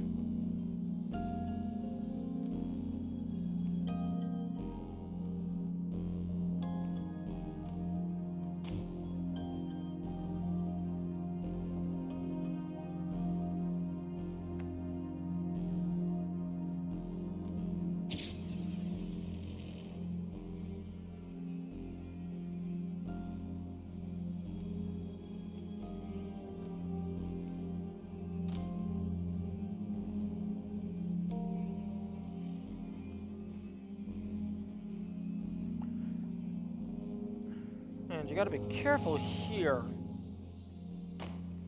because the game flips gravity on you. Unfortunately, there is no secret over here, which is absolutely wild, given that it's pretty easy to get over here, just a little obscure. But there's absolutely nothing over here, because it goes out pretty far, but it is just wall. Unless, like, you have to be on a specific level.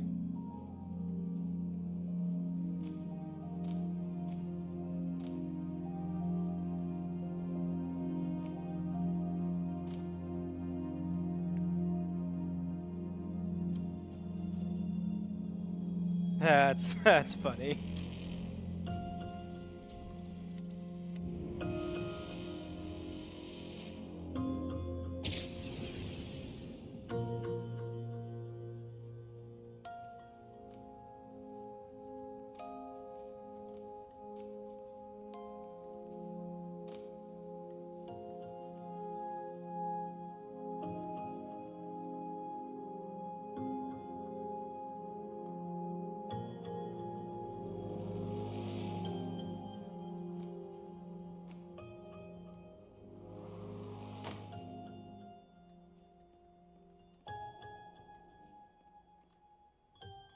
Oh, I can't grab those because of the... I mean, maybe I just can't grab those in specific, but I think it might be the hitbox of this getting in the way.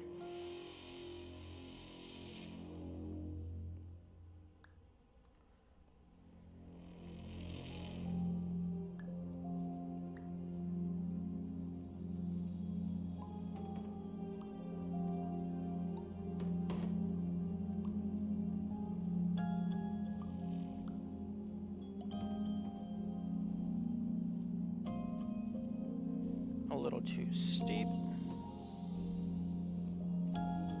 Still a little too steep? Damn. There we go.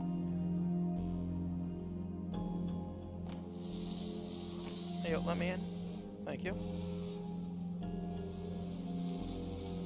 Okay, this one was just a...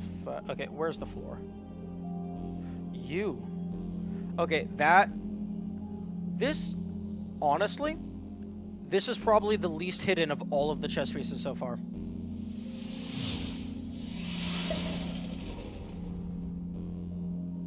I don't know how I missed that last time.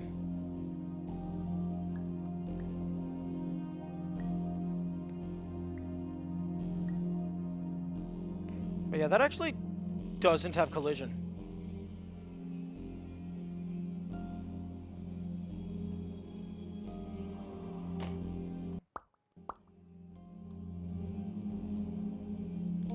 Okay, please save so I can go check the menu.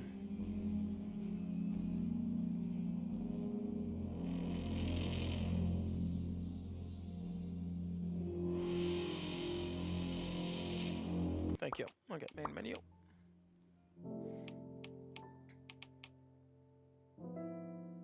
Labyrinth. Okay, so there's... Okay, so I haven't fully cleared any of the collectibles that I was currently looking for.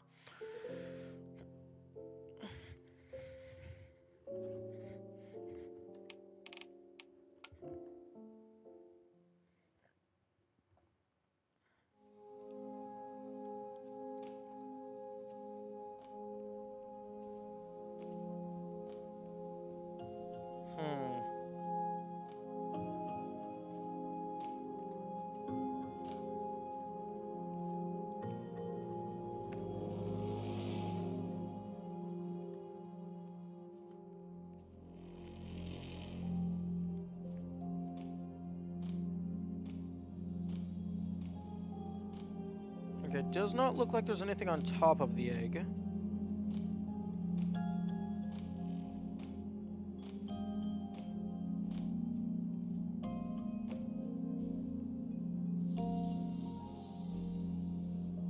think that's just lighting. A lighting error.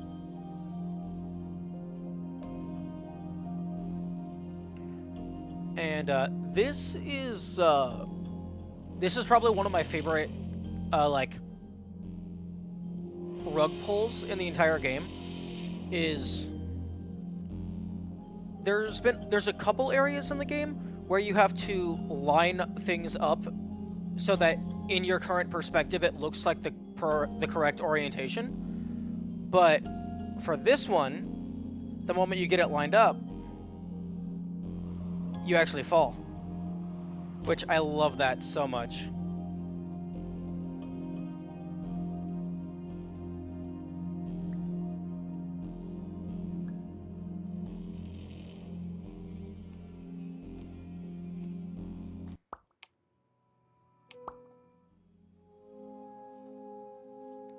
Also, it seems like the restart to checkpoint hotkey does not work in the base game. It only works in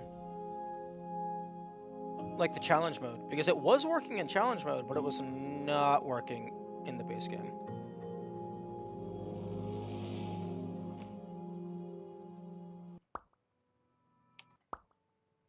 Okay, so there's a board in there. Okay, looks like that's just a hallway turned on its side.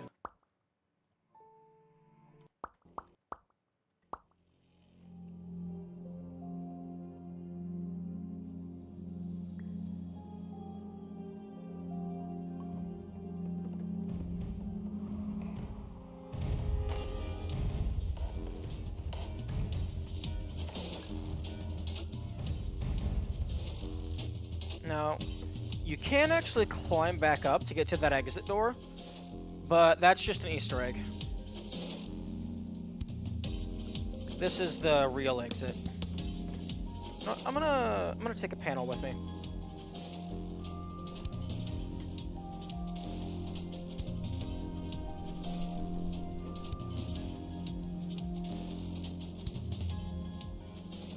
Oh, really? I mean, understandable, but really? Did it push through? I don't think it pushed through.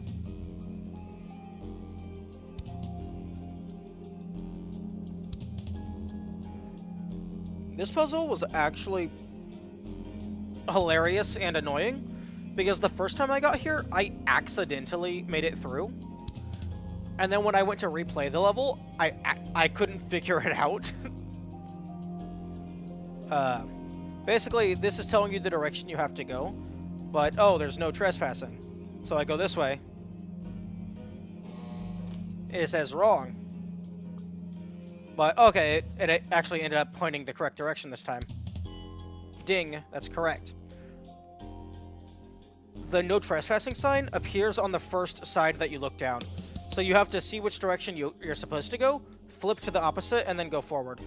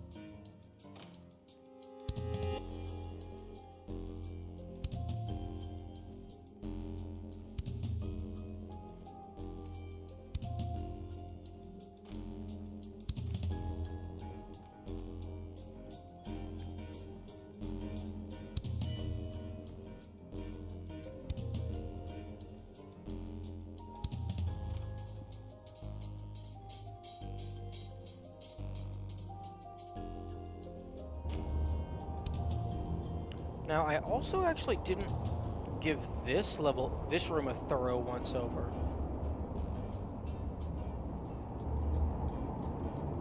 Oh. Here we go.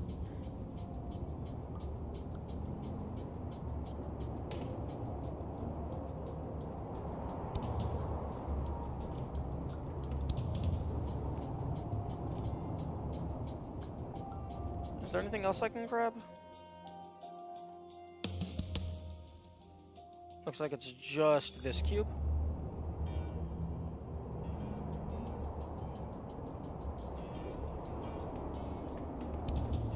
Huh? Stay.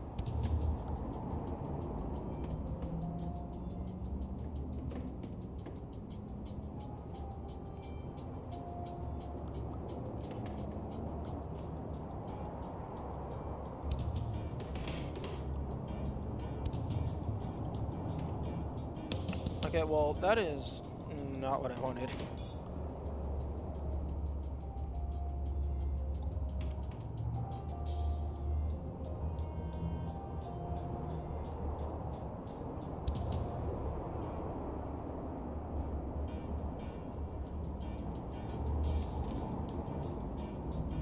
Ah, there we go. Nope.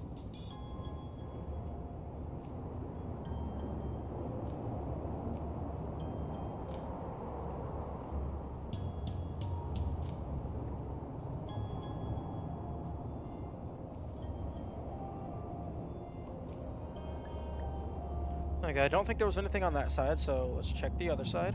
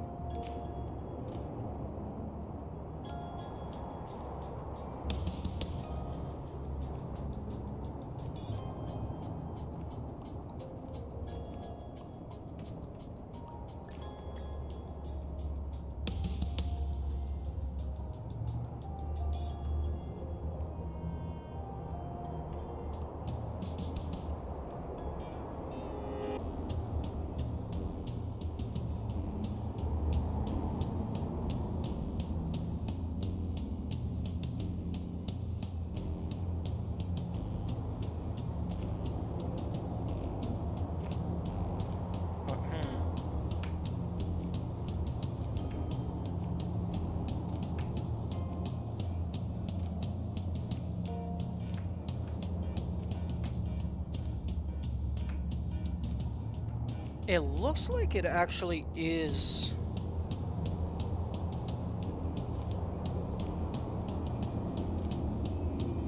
Okay, hold it to jump. Okay, there is variable jump height. Good to know.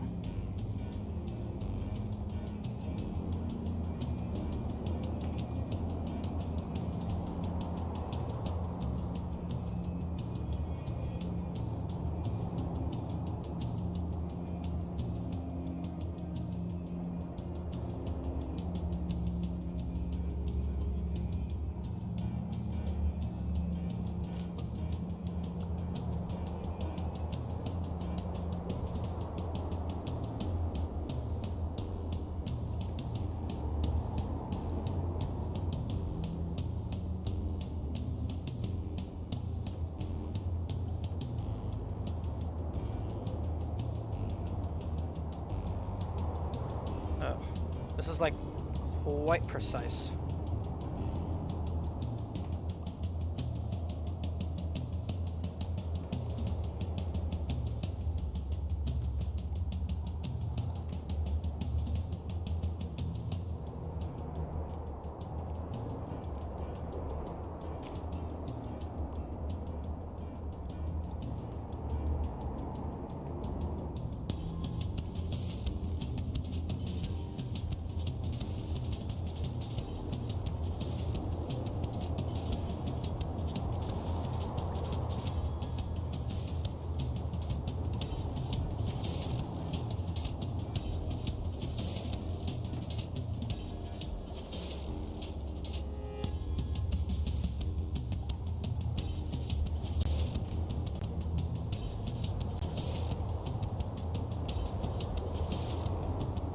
Huh?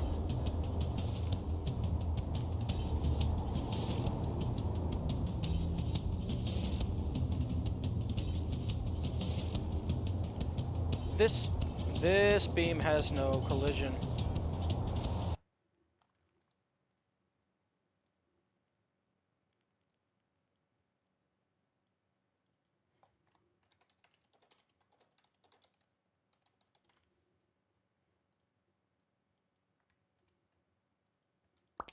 Okay, so that would be facing door, farthest up left.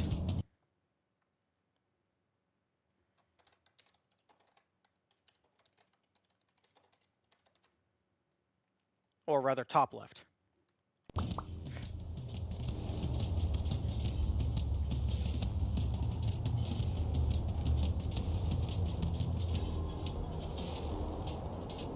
Wait, none of this side has collision.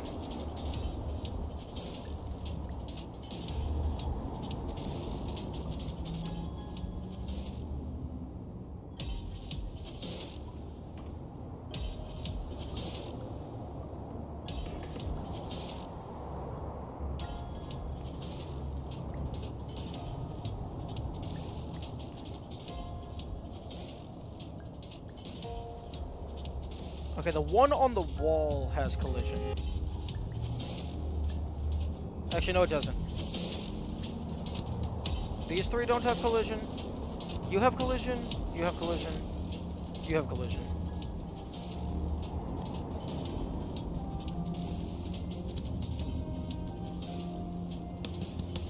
You have collision. You don't. You don't.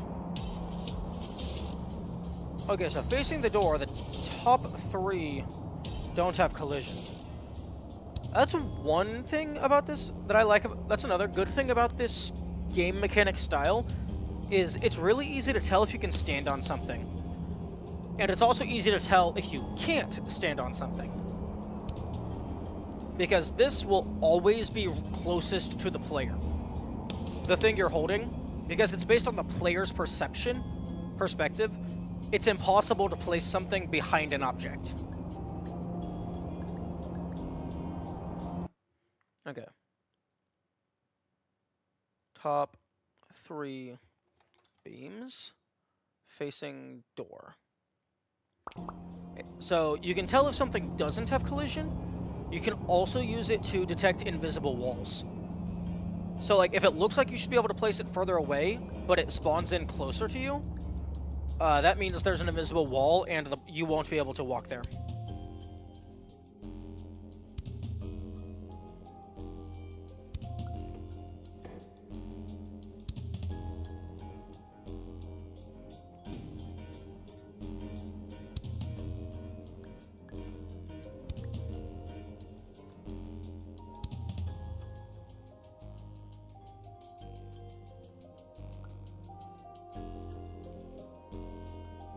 There's a set of blueprints up there, which I've already gotten. But I'm gonna try and get them again.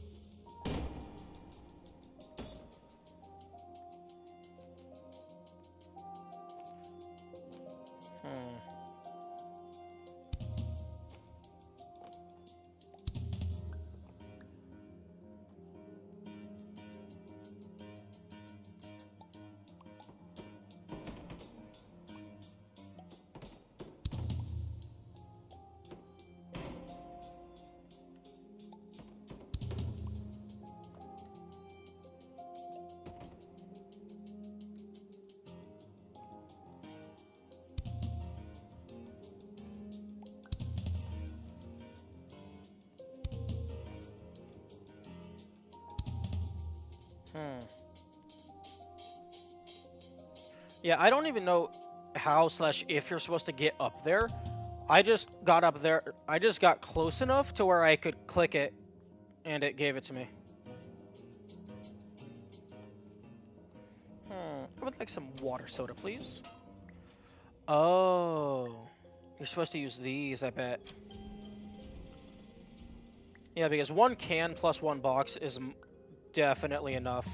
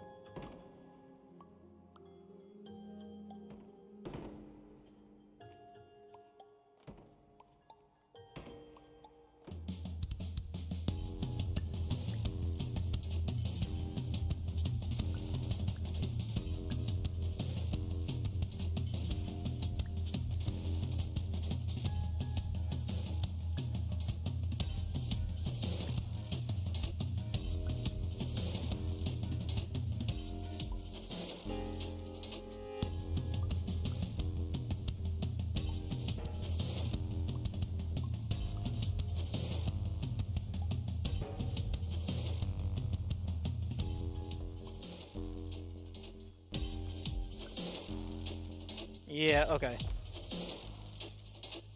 That's how you're supposed to do it.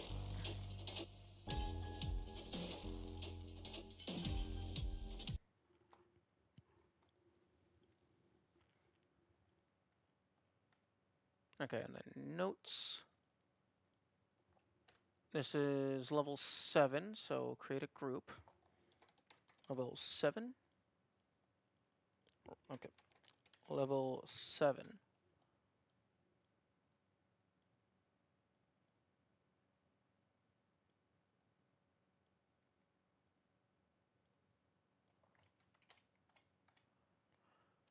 And then rename it to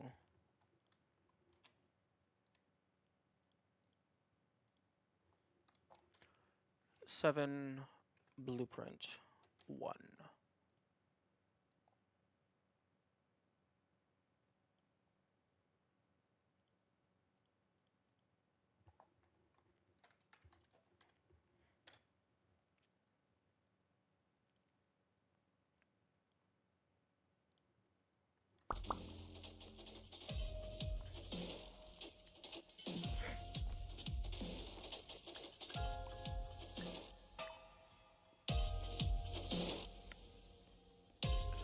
One thing that I thought of that I think would be really cool for a game like this is make it so that all of the textures are SVG vector files. That way, regardless of how big you make the game object, it's always perfectly crisp. Like, you would probably have to have, like, simpler graphics, but I think it would make a big difference in terms of, like, how it looks.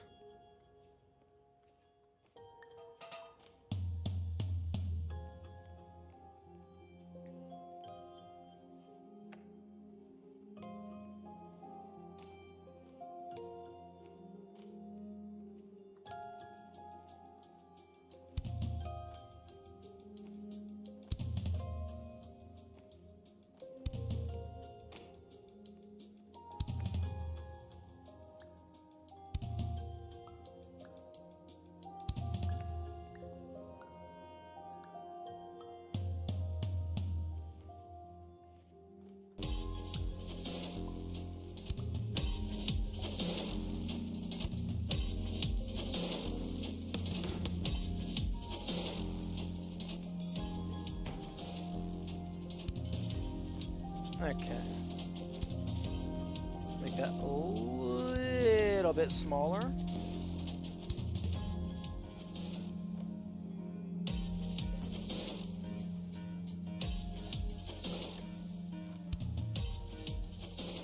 Yeah, because you can't look straight down.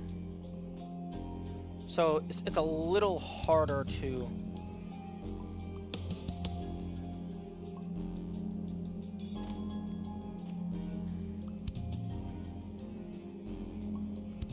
just because there's a tech you can do to where if you can look straight down, jump, grab, release, and because it's perspective based, it's always going to reach the ground.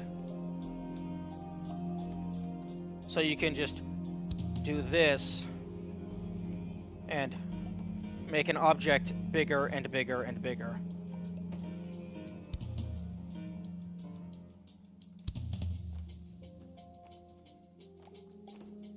But you also gotta be careful because the moment you grab it, if you're not already jumping, you start going down.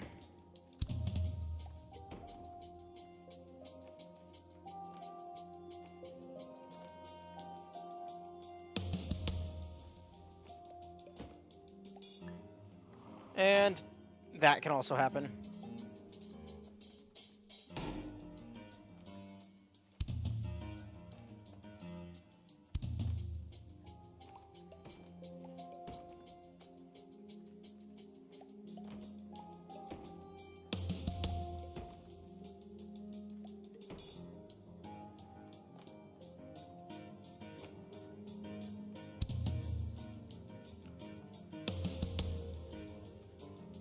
I'm not sure what this tech is called, if it even has a name.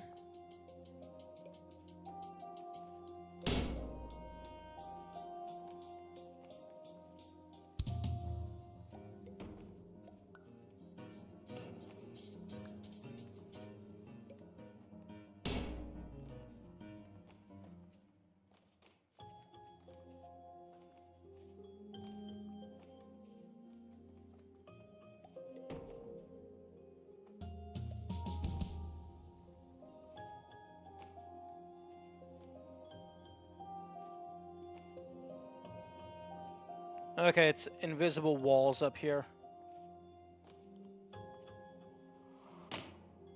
Highly unfortunate. Which means that there's no secrets up there.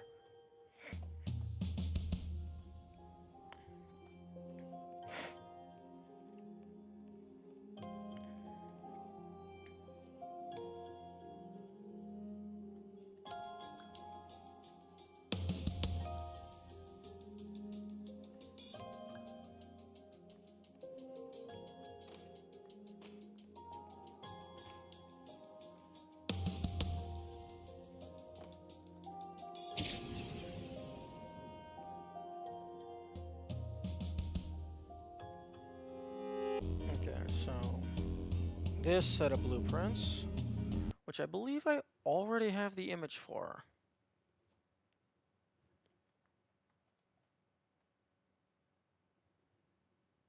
No, I don't. I do not already have the image for. Although, it's possible that I shouldn't keep using 4K screenshots for all of my notes.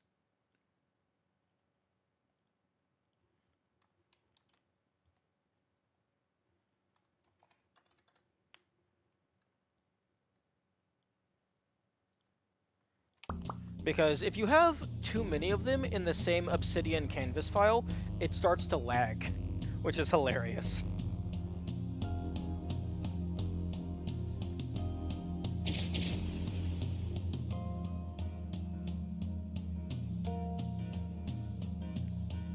Oh, that's a red pawn. That's interesting. Was there a red pawn back here? I can't remember. Although, given that there's nothing else back here, I'm gonna guess there was a red pawn and I already collected it.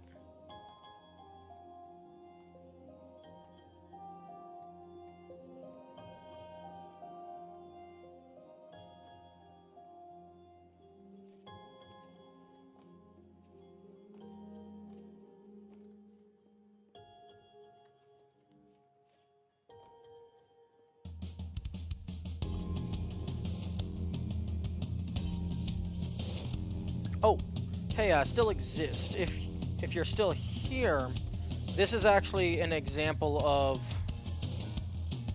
one of the constellation rooms.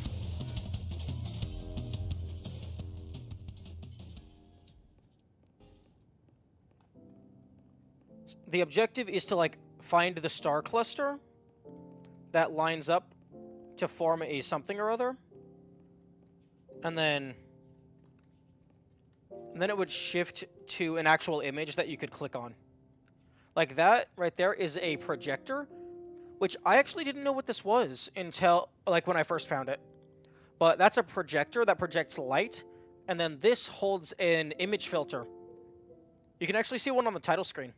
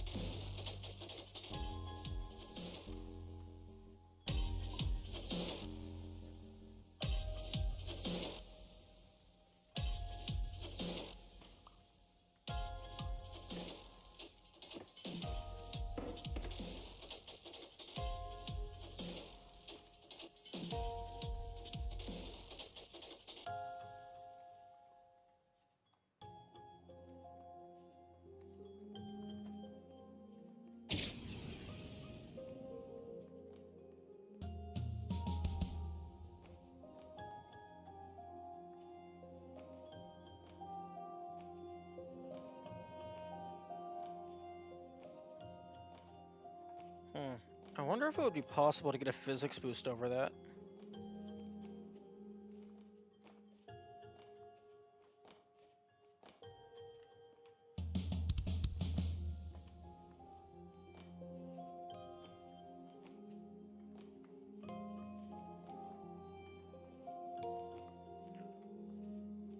Interesting.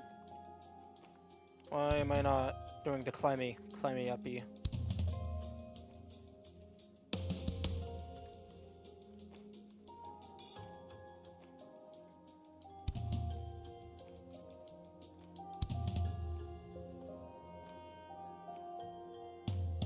Although, even if you did get a physics boost over that, it does not look like there's anything back there.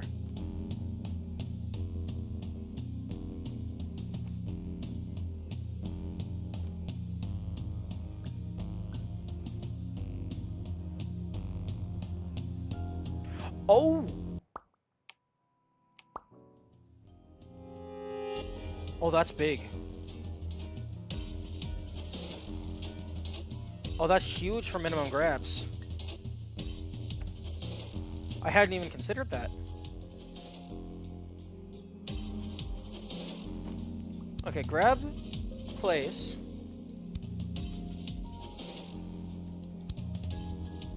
Okay, we'll place it a little bit smaller.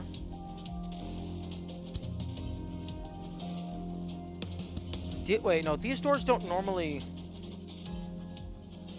I thought this was pick it up and then place it down.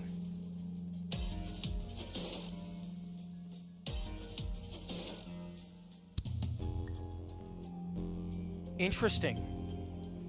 If you push that into that door, or perhaps it's just push it into a wall, maybe it counts as letting it go? Okay, well, it's definitely not making me let go of this.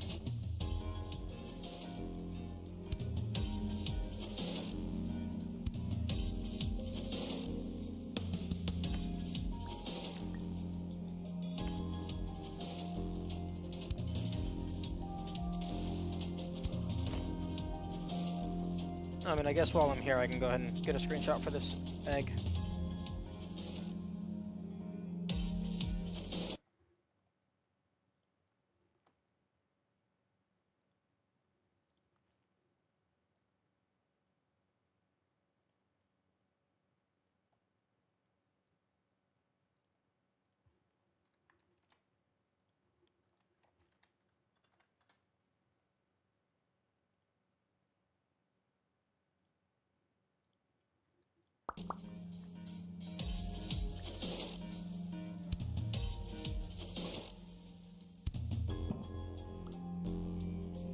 Actually, hang on a second.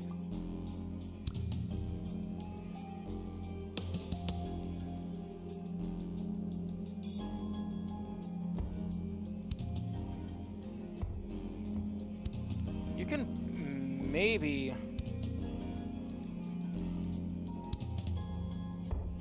get the... Oh, no, wait, there's a maximum size.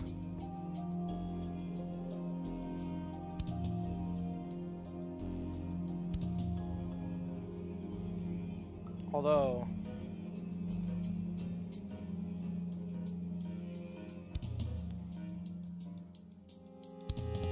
Hello, Gutter Tank. Welcome to the stream.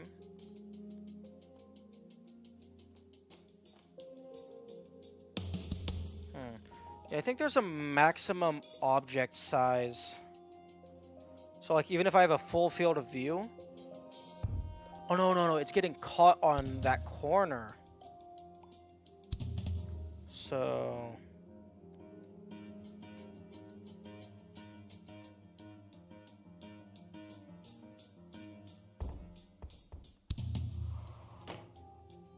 Hey. Unfortunately, it does not look like there is anything up here, which is unfortunate. Although I guess that would be fair, understandable, because you don't want, like, if the Easter eggs are intended to just be Easter eggs for the people finding the super hidden stuff, and not for base game stuff, you don't want the Easter egg to be required for beating, for finding the thing.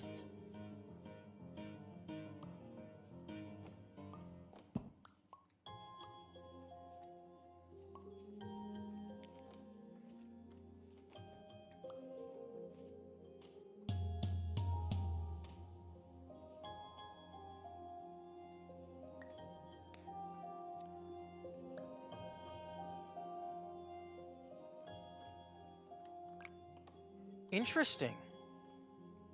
It's with that specific object, if you try to pass through, it causes you to, it forces you to drop it. That's very interesting, and also useful for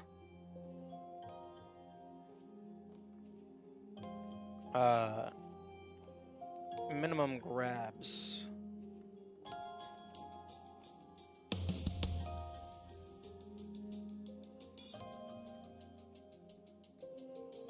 How small can you make something? There is also a small size limit. Let me find something I can grab.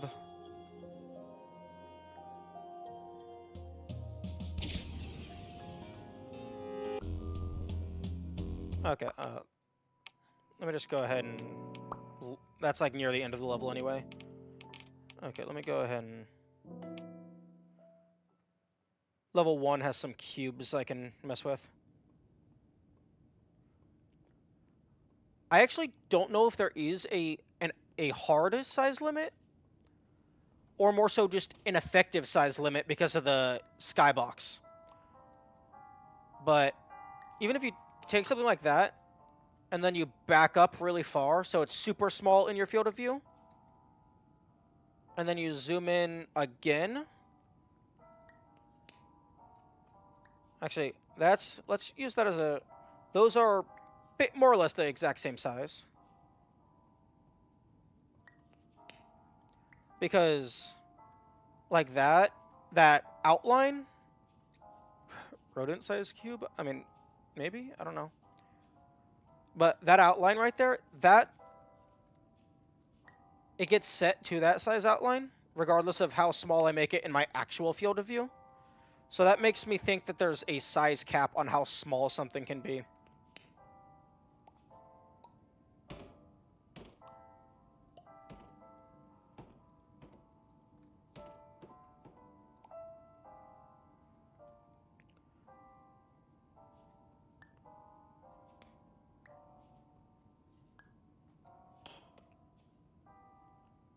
More like spiders. I don't know where you live, but my spiders are not that big usually. Like, Australia? You know what? Fair.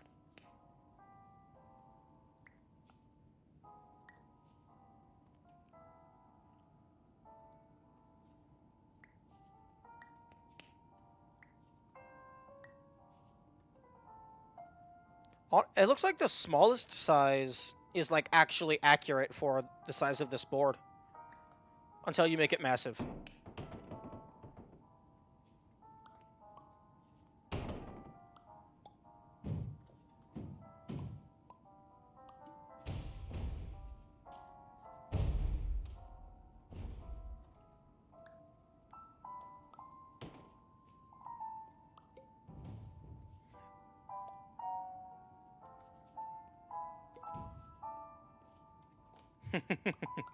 I love this game.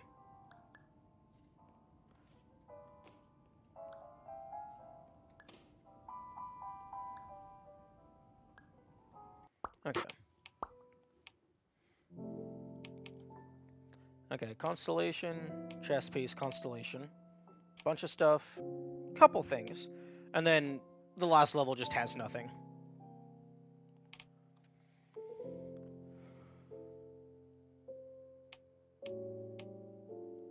Let's go here. I want a change of scenery.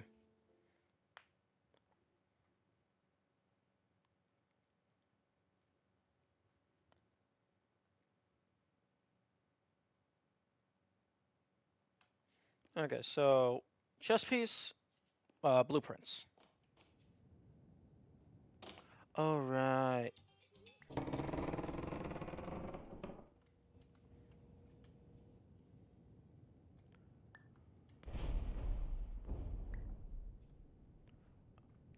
It just wasn't that fun. This kind of game definitely seems like a person, like, you will find it fun or you won't find it fun. Because there's not really much difficulty, it's just the style of the game. I definitely find this very fun. And what I'm trying to do right now as I'm trying to get the doorway on this to trigger. Because if I walk through that doorway, this brick wall turns into a portal, connecting it, then I push them into themselves, and it creates an infinite loop. But every copy is personalized. But I'm currently, like, just on the side, routing minimum grabs. And if it's possible to get that doorway to trigger without fully walking through it, you could have it fall on yourself, hit, and then bounce into the door, so you could do all of this with just 2 grabs.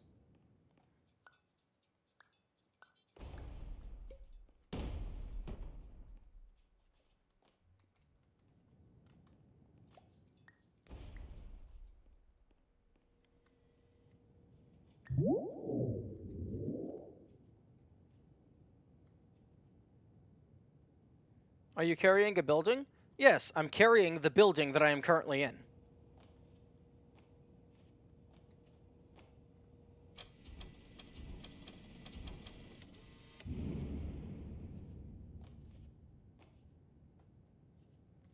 This game is very trippy. You're playing inside of a dream, so the devs can do whatever they want with the laws of physics and geometry.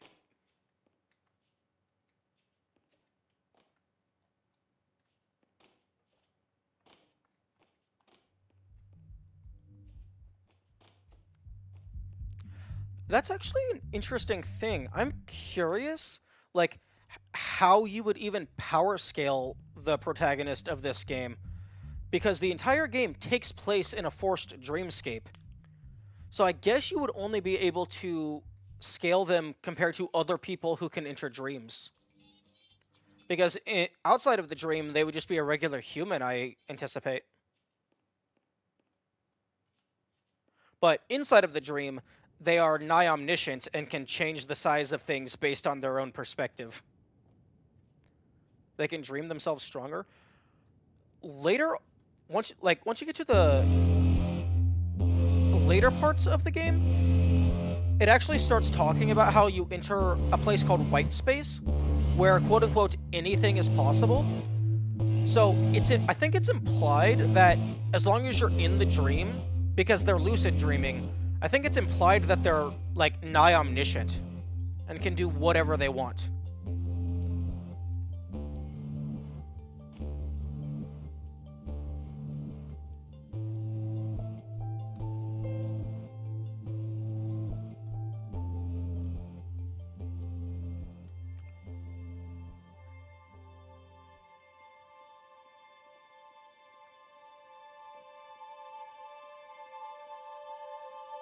Imagine having epilepsy for this bit. Oh yeah, no, there's absolutely a flashing lights warning at the very start of the game.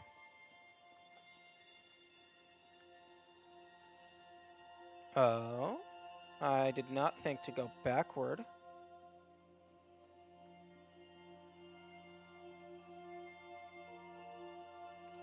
Oh, these windows show you the next places that you are headed to.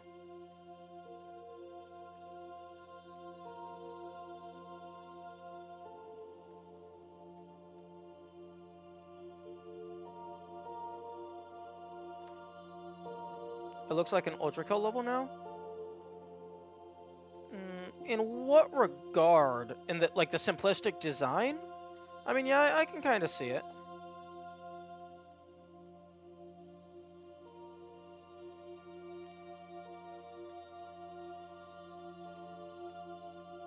Because some of the areas in Ultra Kill are, like, relatively simple, at least in terms of poly count. It looks like the Violence layer? Which layer is that? I can't recall. Also, I don't think they put a world barrier back here. Oh, yes they did. I was wrong.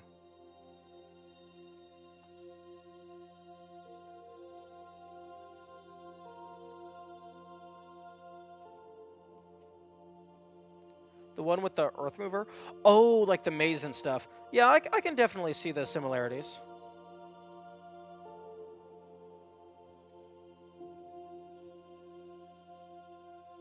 more ethereal rather than corporeal.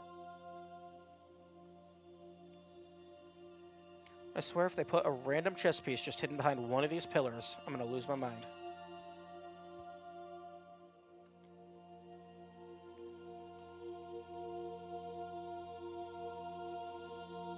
Luckily, the chess pieces are like red and blue, so they very easily stand out in this color scheme. So if it goes on screen, it's going to be easier to notice.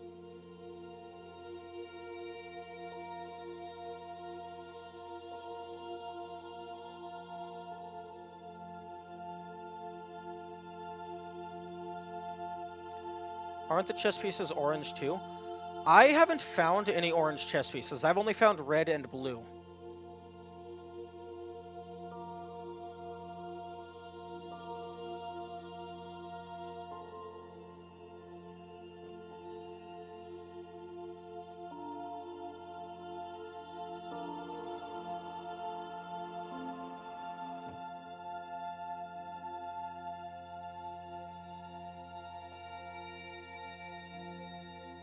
I swear there were some on level 1 or 2.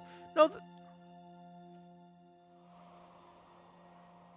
there definitely are some in level 1. It's just they look more red to me rather than orange. And red and blue are complementary colors, so I imagine that it's intended to be red.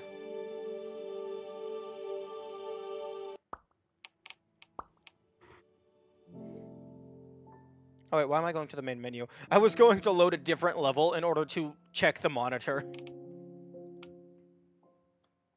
Actually, I have a screenshot of this.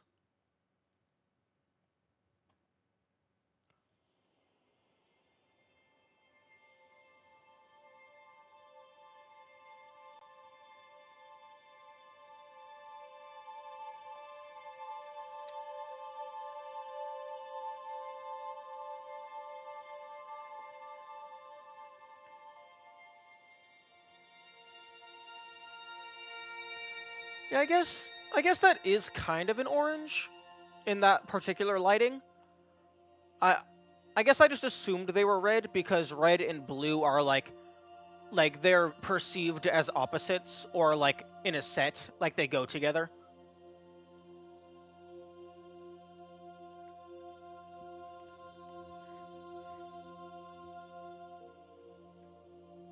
I meant one of the movable chess pieces.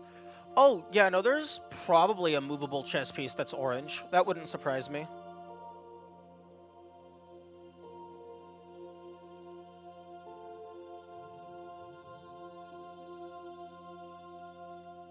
Okay, I already got the blueprint that was up on top of this building.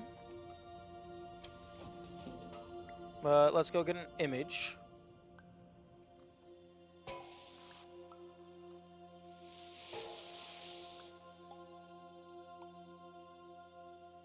This game has a lot of yellow. I can see that.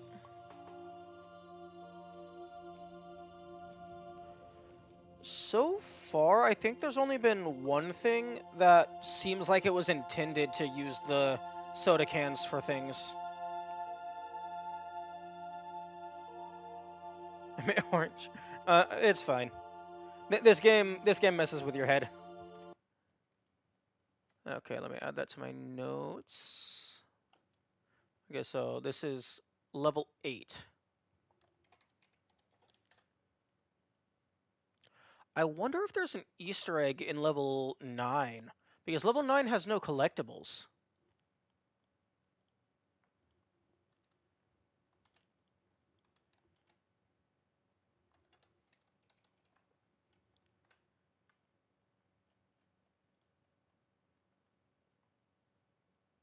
Okay, create group.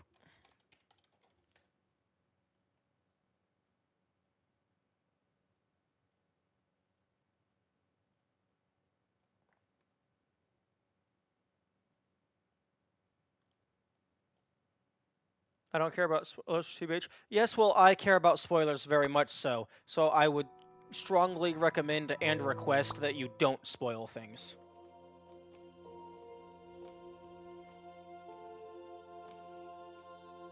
Because I have very little tolerance for two things: stupidity and people explicitly, actively ignoring the rules, and also being rude. Like, people being jerks, I have zero tolerance for.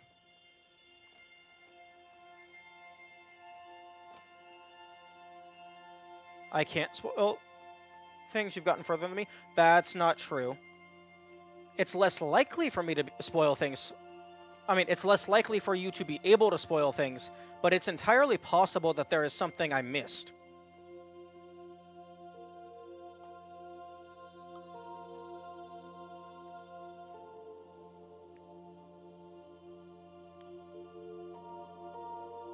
Okay, I'm gonna see if I can get around that by, like, going super far to the side.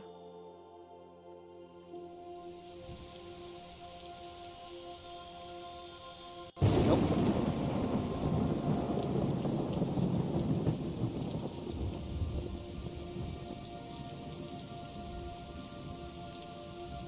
Or at least, rather, you can't get around to the trigger going that direction.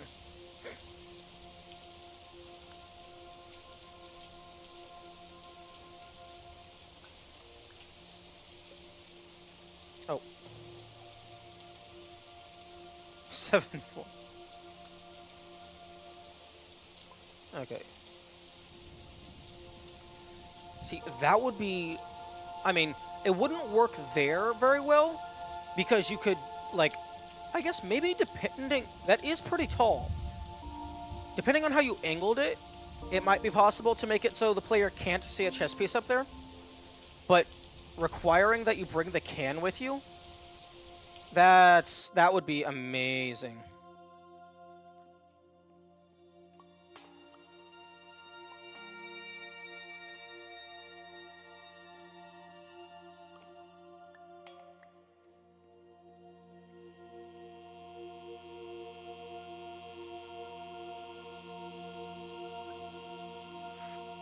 Crap.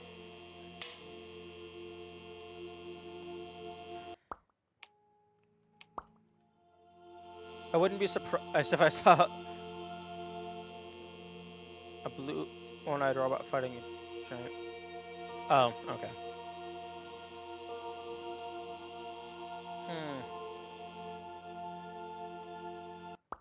Okay, the majority of this was just walking sim, so I'm gonna blitz past it. I want to see if I can get that, I want to see if I can use the can to verify the existence of a invisible wall.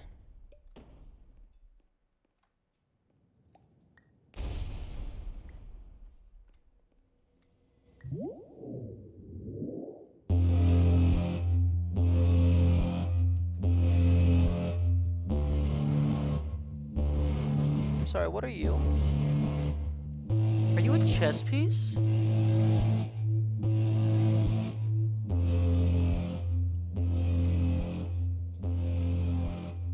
You look like a tiny-ass chess piece inside of the vending machine.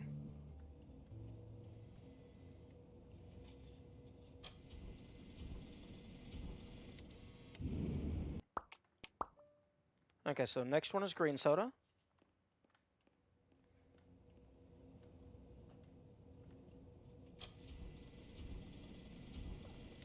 Actually, I'm gonna jump straight to water soda.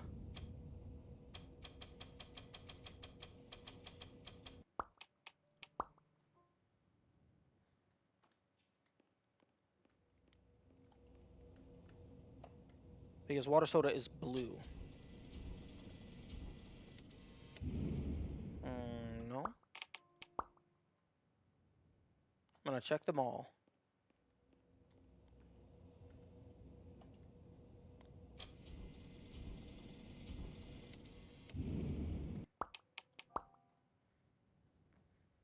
Because that definitely looked like a tiny chess piece. Like that was being stored inside of the vending machine for some reason.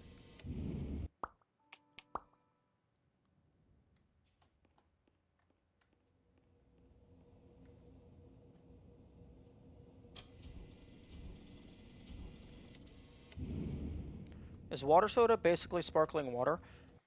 I actually don't know. Let's find out. Wait, no, wrong one.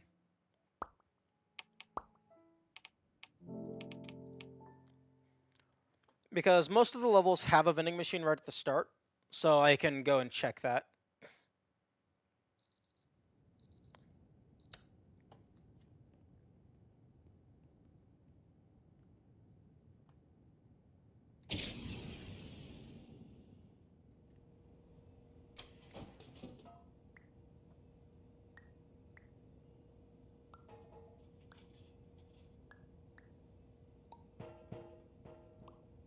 Okay. Ingredients list.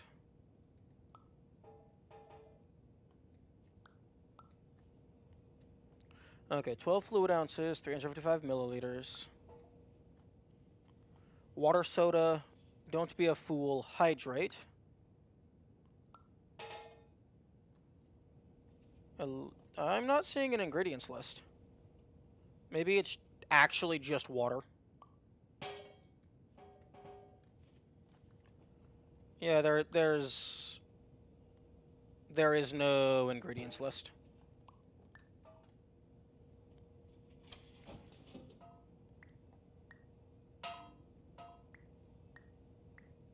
Can of water. So smooth and red. 12 fluid ounces. Okay, well. I think some of the things actually... Okay, I only get 2 things. And then there's baking soda. Mini soda is actually pretty funny.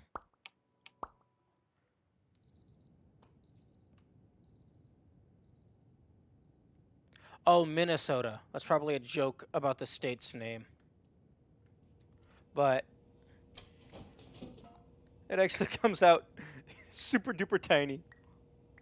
Wait, I'm sorry, what was that? I wonder if the amount of fluid increases with the size can. Well, the amount on the label doesn't change. And also, technically, there is no fluid in the can, because this is a Dreamscape. The North Star drink. The North Star State. Minnesota, yeah. Technically, there is no fluid because we're in a dreamscape. But I assume if you were to take this literally, yeah, there is definitely more mass. Because if I make this really small, actually, it has a tiny tink. But then if I make it bigger, if I make it bigger, it has a much bigger sound. So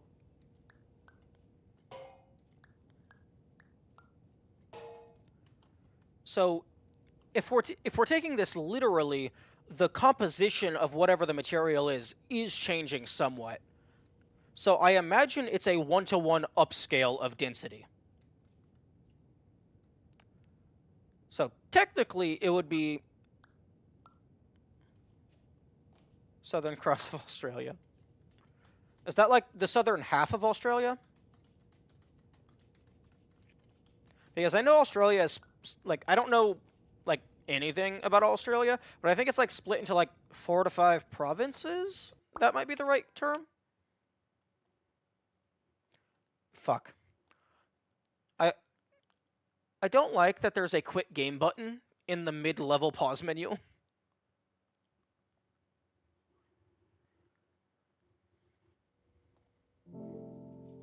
The Southern Cross is on the flag. Oh, okay.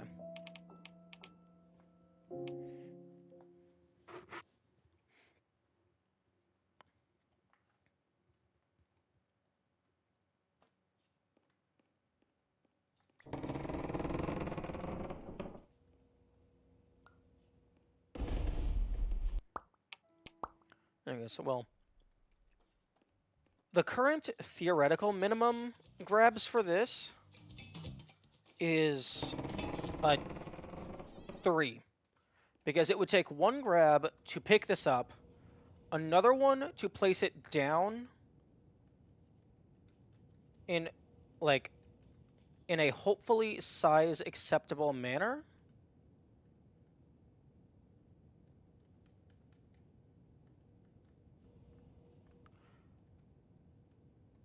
I love when Americans think they're the only red, white, and blue country. I care not for politics or like country supremacy.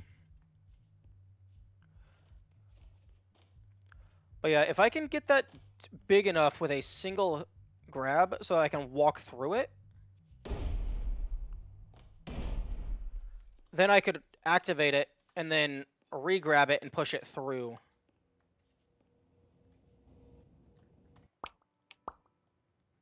In terms of minimum grabs. Because you want this pretty big in your initial field of view.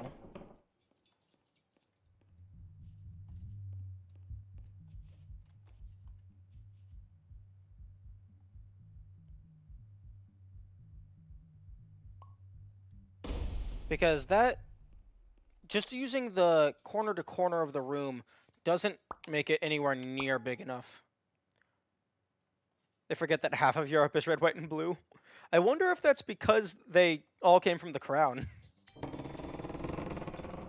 One idea that I had is get it set up here and then run forward and it will fall on top of you and push you through.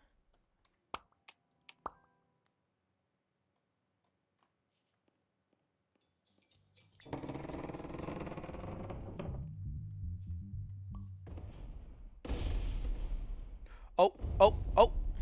Come on. Give it. Give it to me.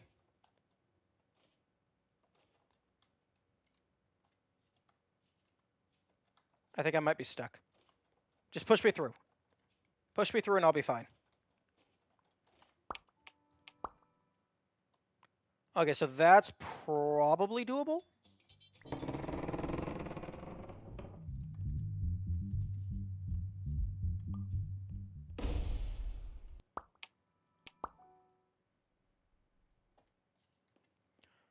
I need to actually get it so it's on the wall.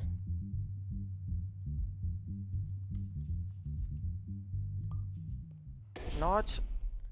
Okay, what are you colliding with?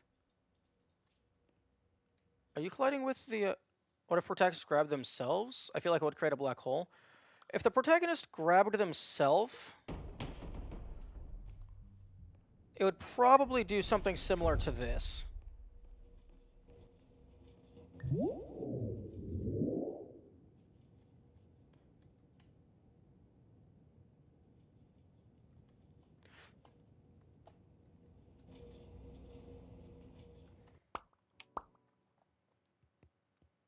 Although, actually, if the protagonist grabbed themselves, I don't think it would do anything.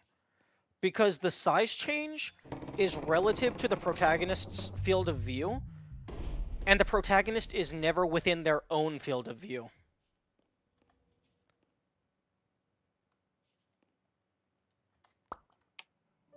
And also, the protagonist doesn't appear in mirrors.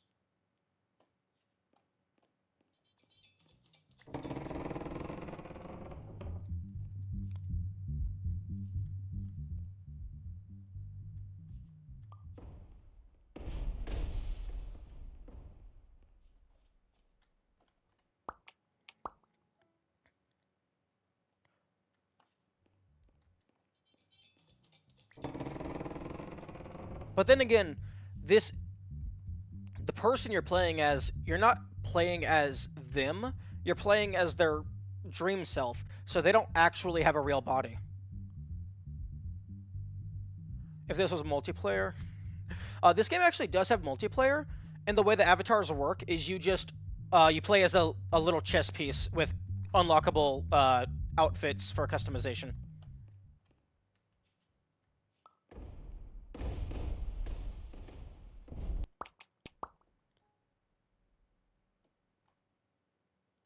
But also, even if you put something in someone's mouth, if they closed their mouth, the object is no longer in your field of view. So then you would no longer have influence over it.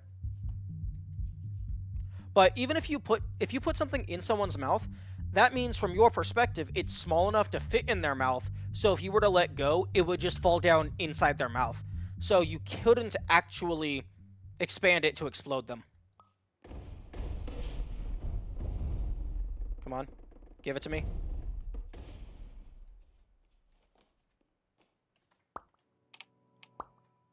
Because, like, it's impossible to place something behind or inside of anything.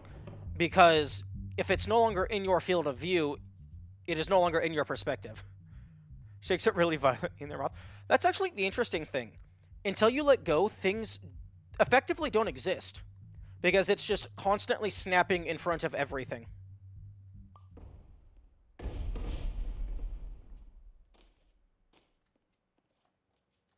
Oh.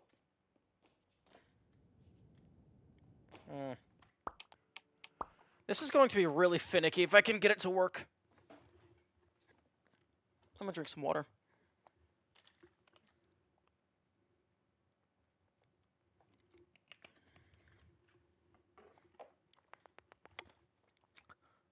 Oh, sorry. I'm gonna drink some water soda. Or was it blue soda? Was it blue soda? Or was it water soda? It was water soda.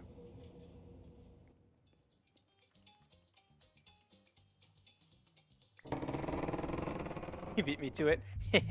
You gotta be quicker than that.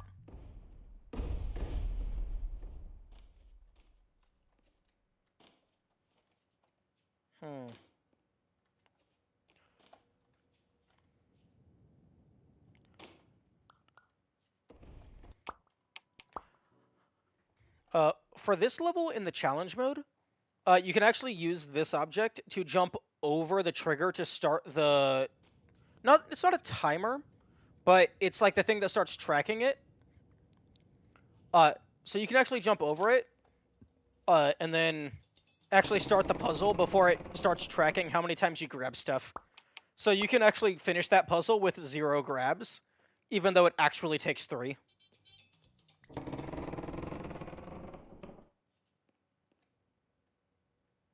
I'm sending you to mini soda. No! No mini soda. Too slow. Automated system.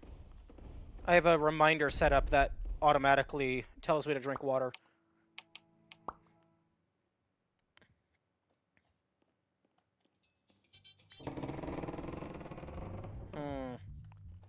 Maybe...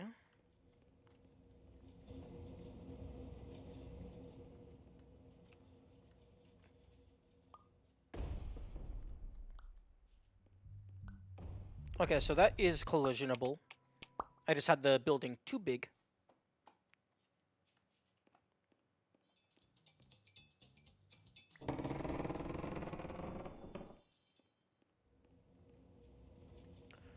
This feels like it's so close to being possible. But actually, hang on a second. Maybe I can get a little bit of the ceiling in.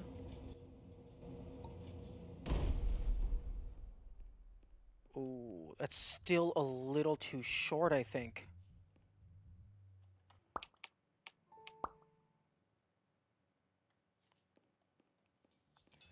Because you want to be right up next to it when you initially grab it, so that it has the largest starting size.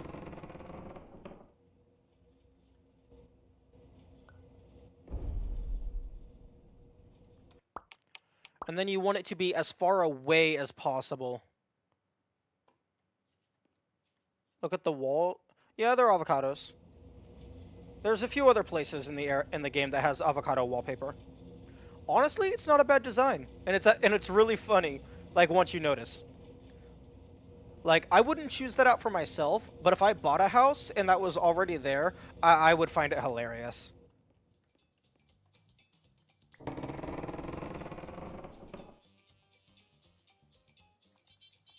But But yeah, you want it to be as big as possible in your field of view initially, and then you want it to push it as far away as possible so that once it solidifies,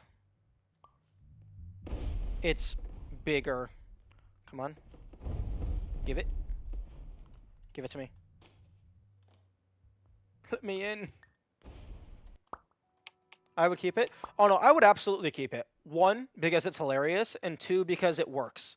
I am very much a function over fashion kind of guy. So as long as the wallpaper isn't actively falling down, I would keep most things if they were already installed.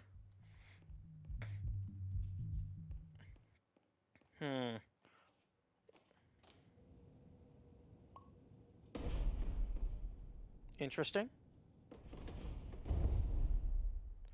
Ooh, what if I did something like release it here and then have it launch me up? Maybe that. I would like it instead with pineapples and inverted colors. Oh, like, by inverted colors, do you mean like the pineapple is just an outline? Or do you mean like yellowish orange hair and a green bulb?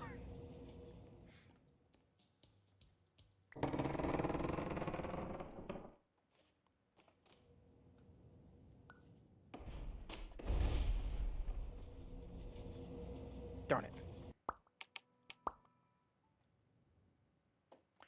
starting to think that you might actually have to, the yellow and green swap places? Okay. I'm starting to think that you might actually have to fully pass through it in order for it to count. As opposed to just touching the trigger.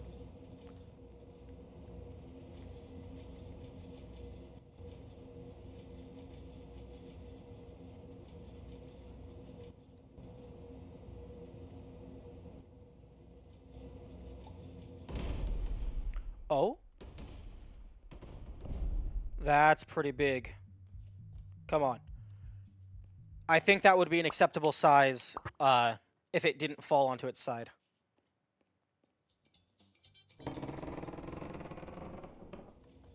Okay, so it was rotated.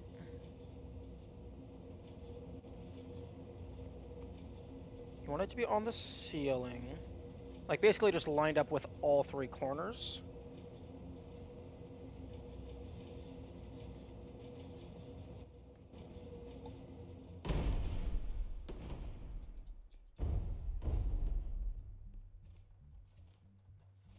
Unfortunately, that desk is just, like, in the way.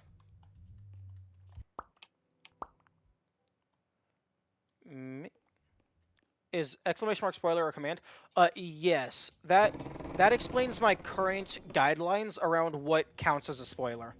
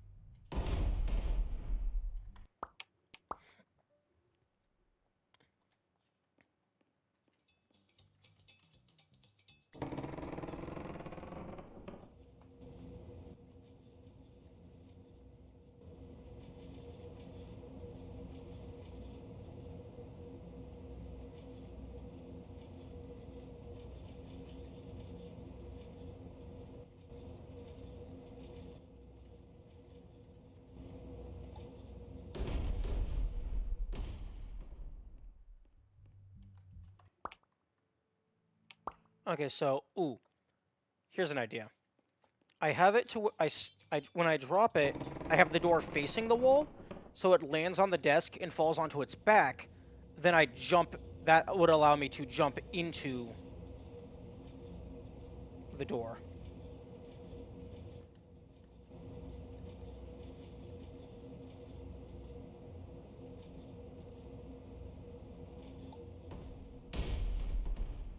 Come on. Oh, wait, maybe.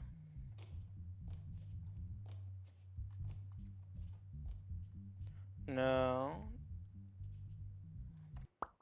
Okay, a little too short.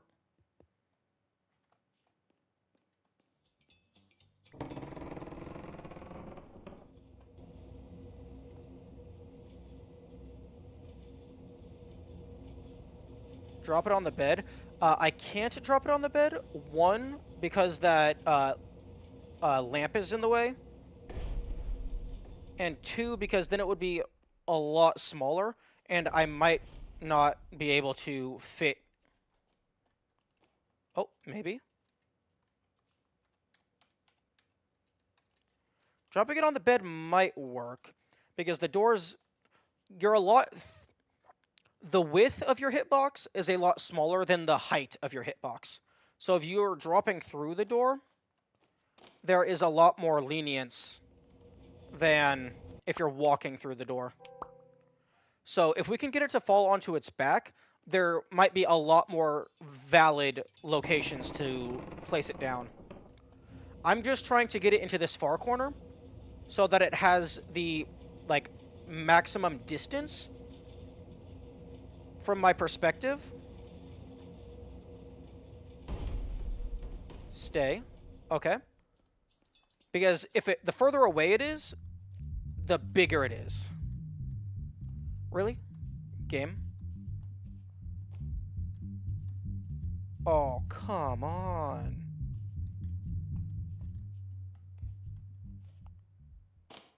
I don't think that counted. Nope, it's still break. Yeah, I think if we can get it, like, around that size... Is it calling you fat? Maybe. But if we can get it around that size, but facing straight up...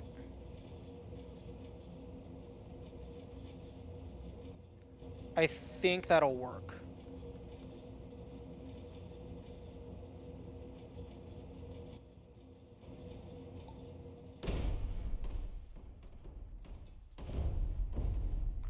Okay, see, now that might have worked if I had oriented it properly.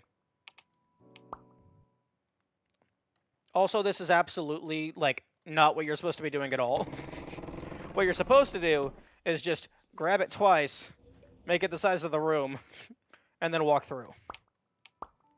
But challenge runs don't typically care about the intended solutions.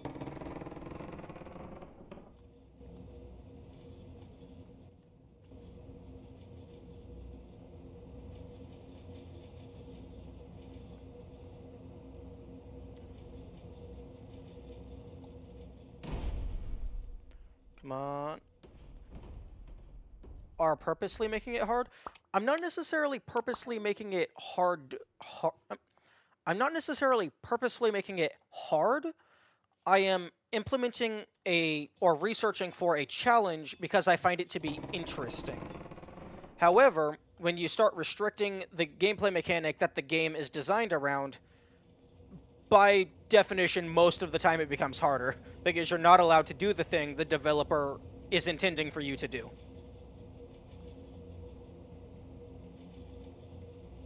So, I'm intentionally making it interesting and fun, but most of the time it becoming hard is a byproduct. Are you looking for challenges to make a video? I think it would be cool to make a video about this, but every time I try to make a video, I just, at some point in the process, my brain just kind of stops. Like, I just can't get myself to move forward.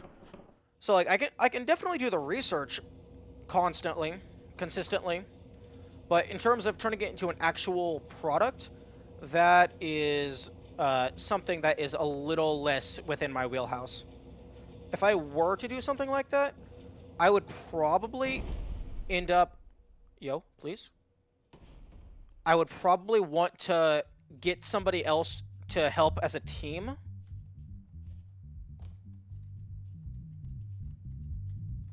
Oh, come on.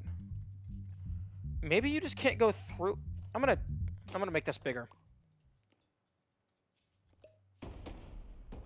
I want to see if the issue is you can't go through it when it's on its back.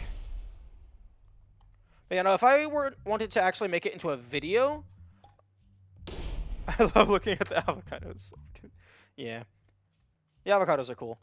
But if I were to actually make a video about something, I'm starting to think that just due to how my brain works, I would probably have to get somebody else to help with the actual scripting and stuff.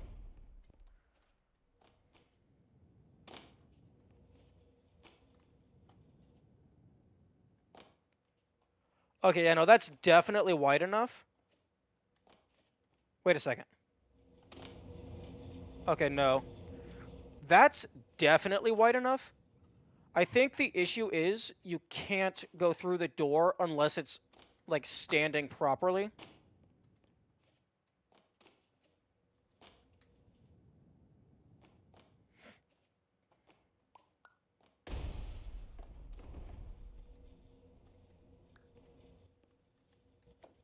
Because that definitely should have been wide enough.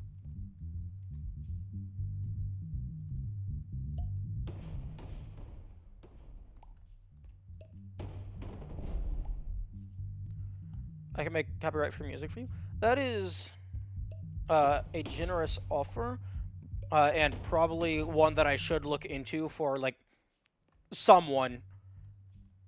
Because, like, I know next to nothing about music. Yeah, because that's definitely tall enough. And even walking normally, I'm not able to go through. So, like, similar height. As soon as it's perfectly flat, I can go through. But if I did use music, most of the time I would probably just use music from the game. Or from, like, other games. Okay, so yeah, it looks like in order for the door to be functional, you have to actually have it be perfectly flat. Now, I haven't verified that. I don't have that confirmed just yet, but that is looking like it might be the case.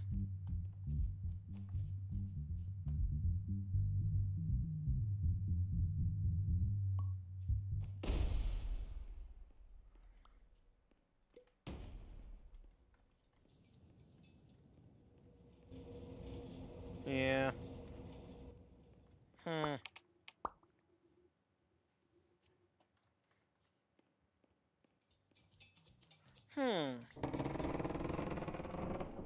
Oh, well, I was gonna say maybe I can, like, launch myself up and then place it down somewhere.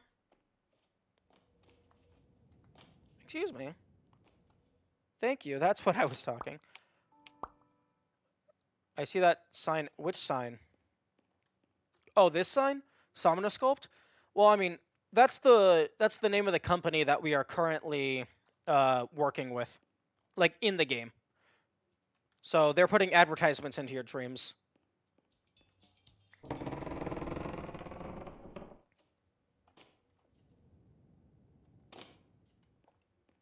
Hmm.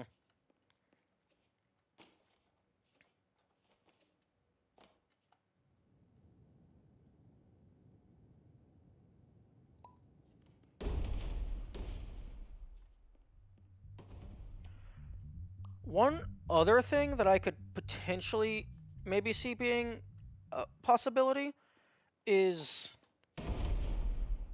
getting it to drop on you and just push you through the portal.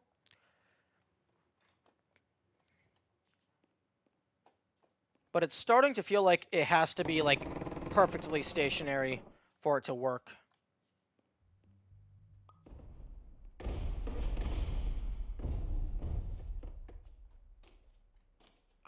Well, perfectly stationary and vertical.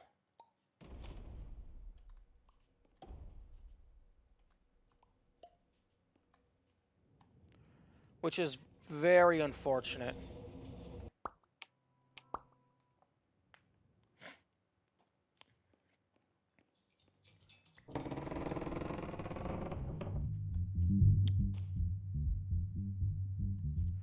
Because this seemed like it was going to be a pretty good idea. I mean, this was the other idea that I had.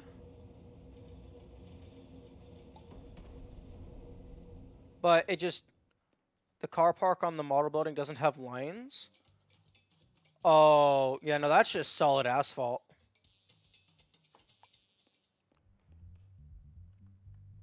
That can maybe work, because that was my other idea. Just, like, back up as far as I can. But yeah, no, that's gonna be an absolute shit show.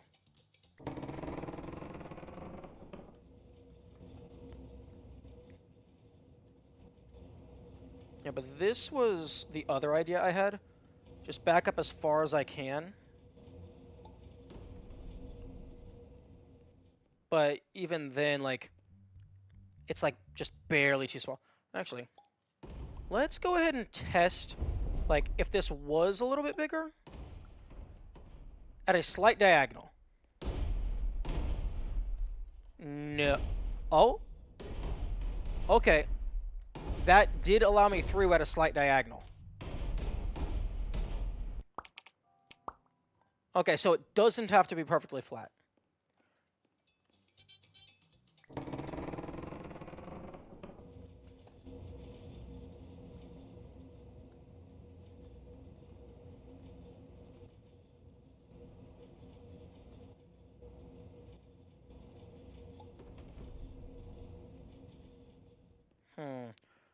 Actually, at this size, if we got it a little more diagonal, because I'm getting gated by the floor and the ceiling here. If we could get it, even at that size, if we could get it a little more diagonal, that might work. Ultra Hill inspired song. Oh, is it Blood? Blood, glorious blood. Yo, that would actually make a pretty good parody. An Ultra Kill parody of the Ice Age song.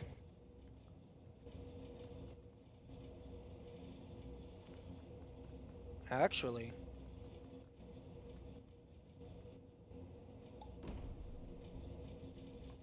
What?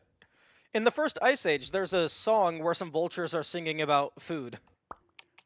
Food, food, glorious food.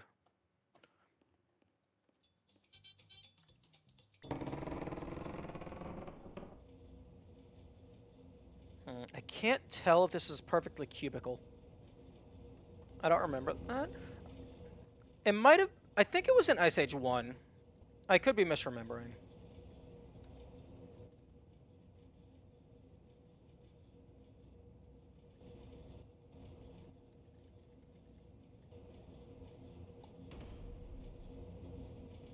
Oh, come on. Let it just be tall enough.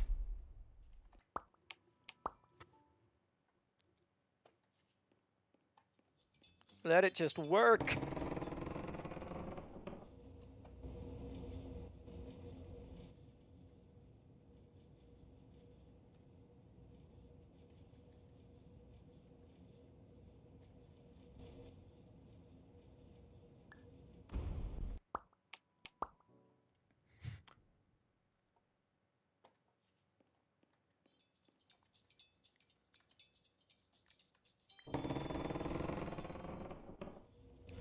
Honestly, like, not necessarily in the endless robot war kind of way, but I do anticipate the end of humanity being automated, like, after humanity dies.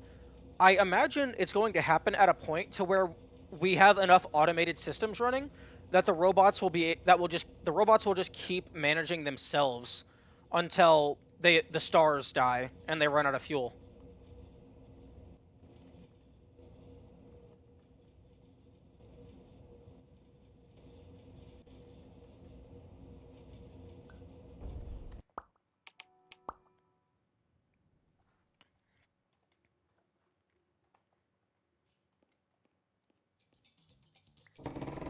Okay, let's get this to work. It is so close to working.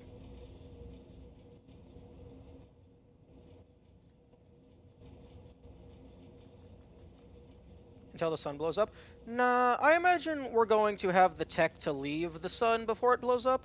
So the robots will have basically the entire universe worth of fuel. to work with.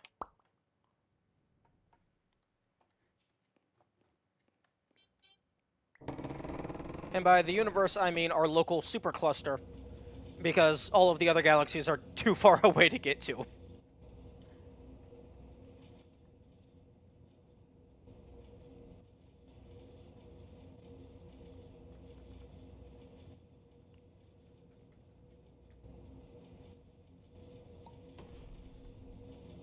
Okay, I think if that size does work, it's gonna have to be at an angle.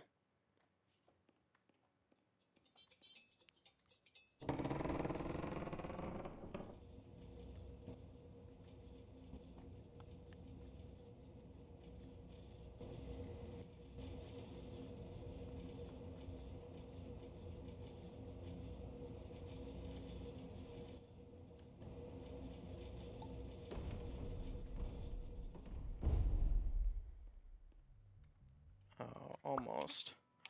I was trying to angle it into the corner, because the corner is further away than the wall, and due to the perspective mechanic, it's the same size in your field of view, but if it's further away with the same size, that means it actually is bigger.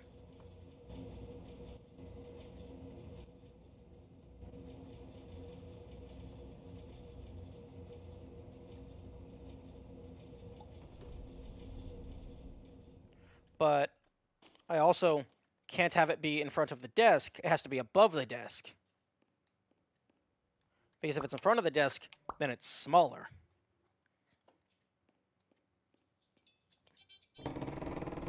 Paradox behavior 101. Don't do it. It's a bad idea.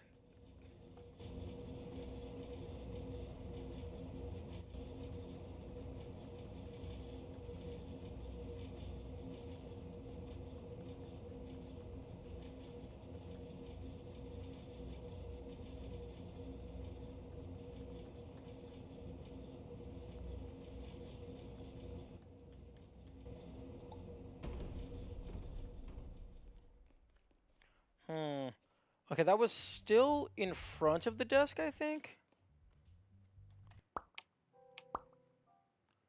You have made videos, most of them are speed. No. I don't think I've made any speedrun videos. You're probably thinking of someone else. I am very much not a speedrunner.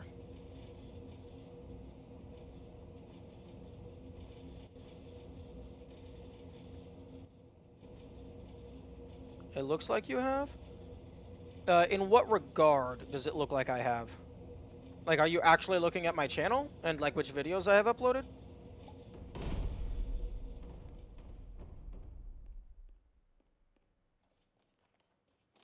Oh, come on. Please work.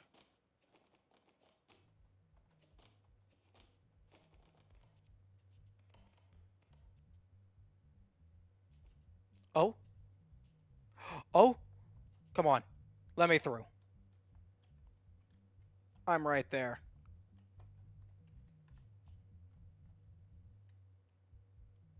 I'm right there. You have Hollow Knight speedruns posted under your name? No, no, I don't.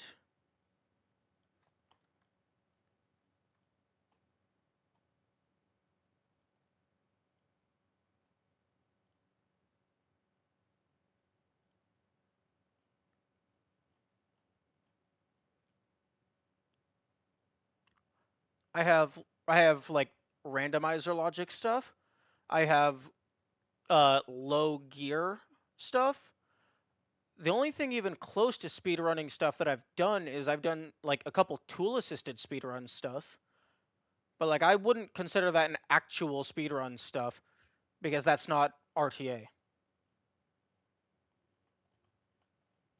But you know, none of my Hollow Knight if you're talking about the boss fights, none of those are speedruns. I mean, technically it's a speedrun because it has a final time, but none of those are intended to be speedruns. Those are just me making the bosses harder for a challenge.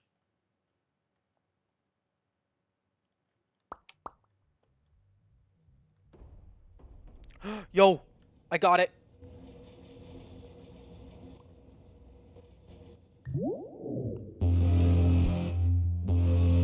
Okay.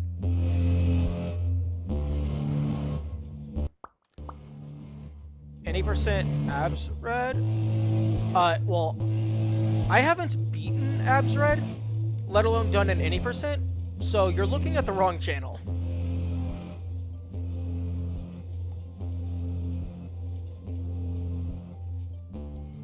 I've beaten normal radiance, I have not beaten absolute radiance. But okay, that is possible in... Okay, one grab to pick up, one grab to place, another... What is abs red? I'm not going to tell you.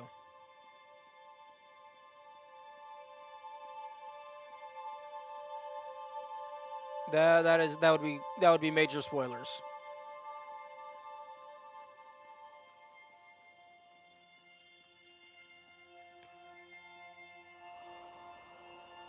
But okay, so that's 3 grabs for the first part of the level. Verified, that is possible. Okay, that would be 728. I'm going to take a timestamp note of that.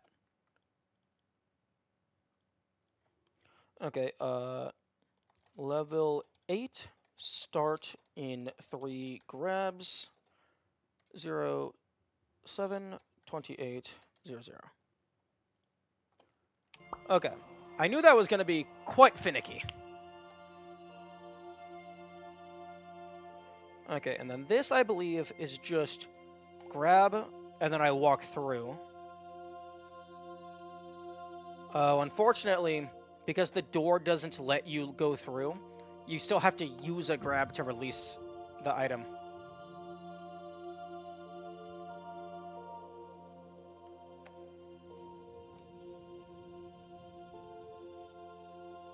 Okay, so far, 5 grabs for level 8.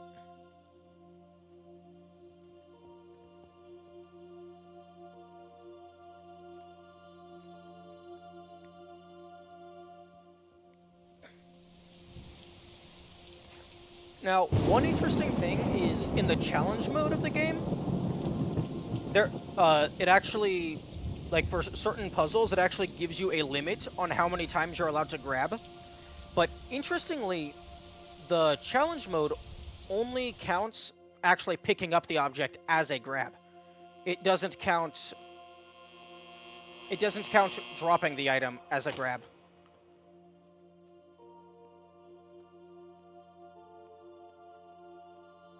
Which, for me, if I did a full video, I would just base it on this player input. Regardless of what button you bind it to, I would just consider it minimum times you press this button. So, to grab something and to place it back down, that would be 1 and then 2.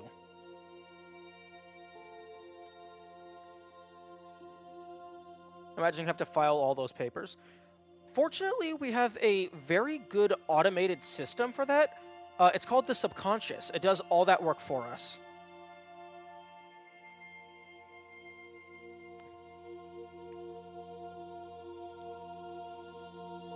You don't even have to think about it.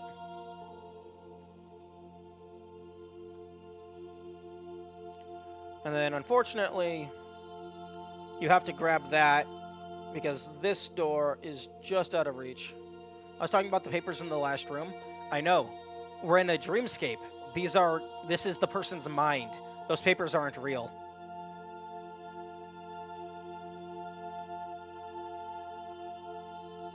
Yeah, it looks like outside of maybe some glitchy jankness, that's not happening.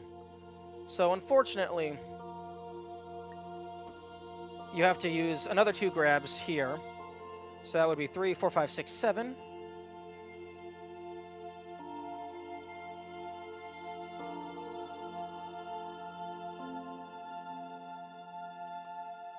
My brain is currently decaying.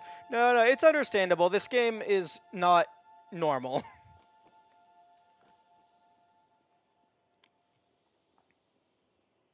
Okay, so 7 grabs so far for level 8. Not bad, not bad.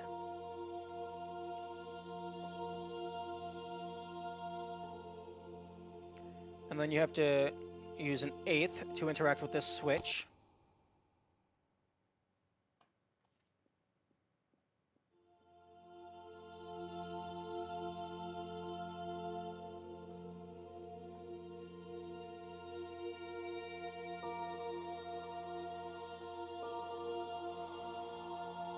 Oh, we have a giant traffic cone.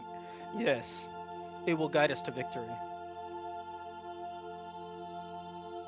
That puzzle there, in this room, it took me way too long to figure out. Because if you go through here, it's just an endless loop. It just pulls you back through and around and around and around and around. And then these, I thought these were solid walls because I would walk up into it, it would go all white, and then I would walk straight back. So I didn't realize that you could go around it. It took me longer than I would care to admit to realize you can just walk outside of that area. Okay, so 8 grabs.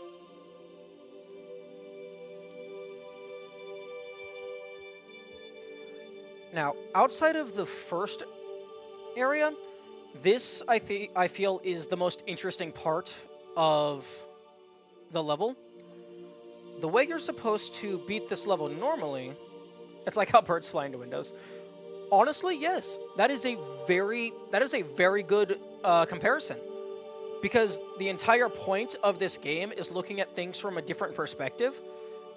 So if you just assume that something is the way it is, you're probably not going to work your way through it. So I was running into the metaphorical window. But the way that this puzzle works is that checkerboard there doesn't exist until you place this chess piece on it. And the intended solution is to just take the pieces and build a path. How many grabs do you think it takes?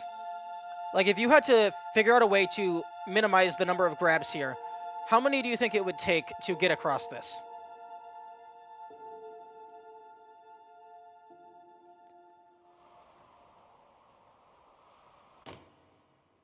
Because there is a more optimal way to do it than going one at a time.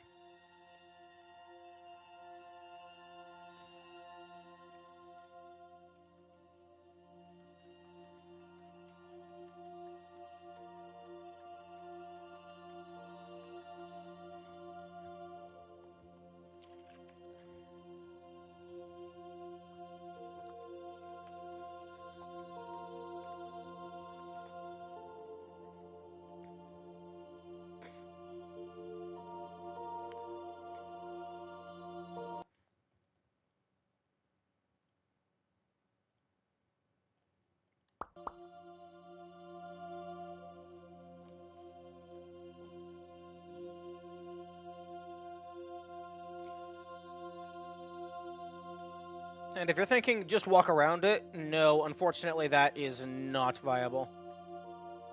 This realm is where they take the photos for Ultra Kill Music Art. Neat.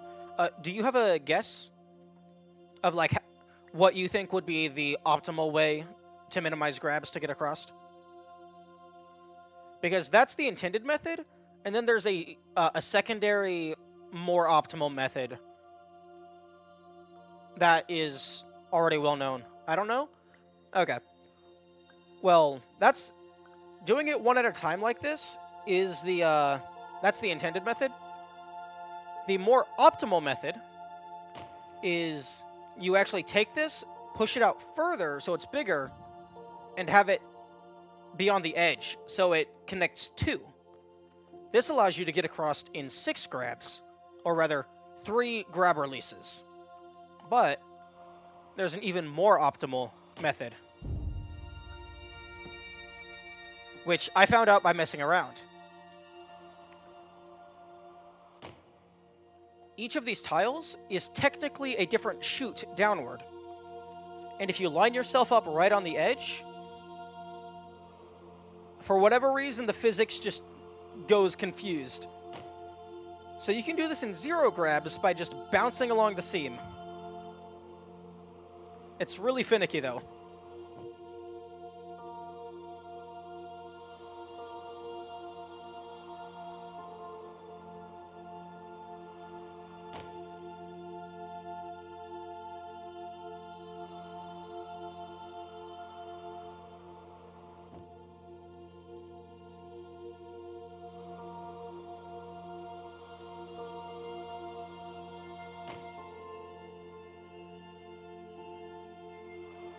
Oh, you know what would be really mean?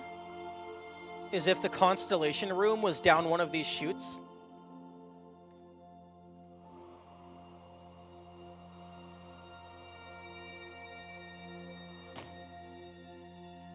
Forced lobotomy on the ceiling. Yeah, more or less.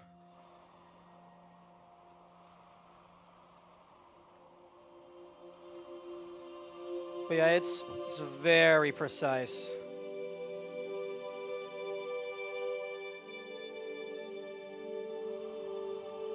Fortunately, if you intentionally drop down, it doesn't reset your vertical angle, but it does make you look in the correct direction. So you can actually just line your cursor up. And that makes it much more manageable.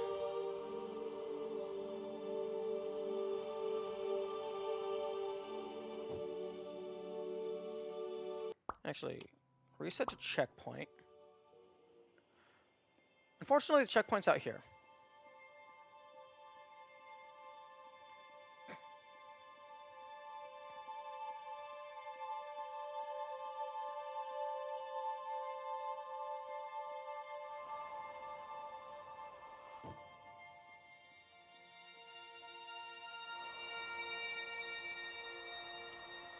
And like, if you're not right in the middle, it'll just shunt you to the side with no chance of salvation.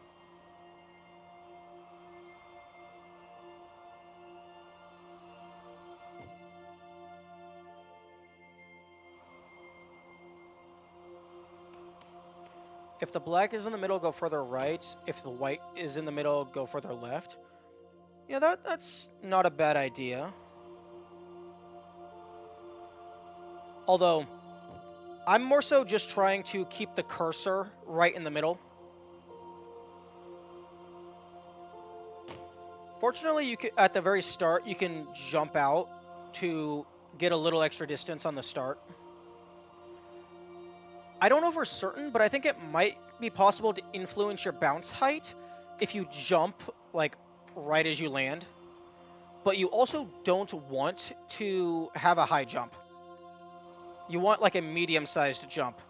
Because if you have a high jump, then you start falling from further up, so by the time you get back to the middle, you're falling faster.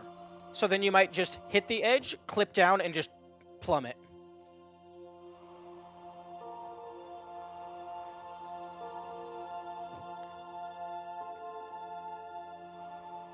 I've only managed to get across this once, which is how I know it's even possible.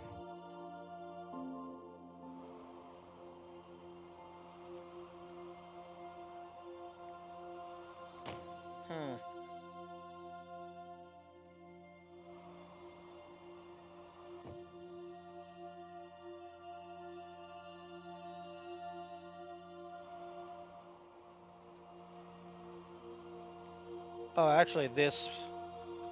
Oh, yeah, no, that's the play. Looking straight down is absolutely the play. Because then you have... One, your cursor is a lot closer to the target, so you have a lot higher precision. People who spoiler this deal... No. People who spoil things just get timed out and then banned. I don't send them to the Shadow Realm.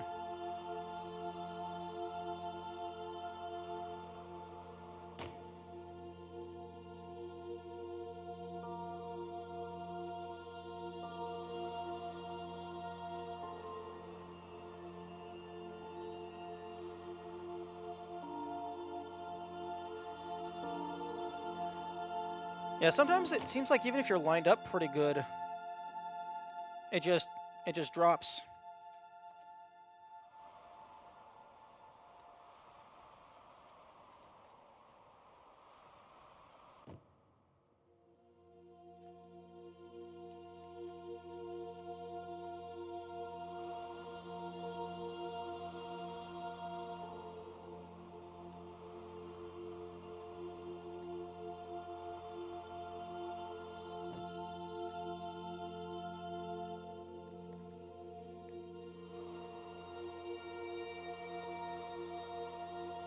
Oh, I think it might be... Let's see what happens if I'm not holding forward.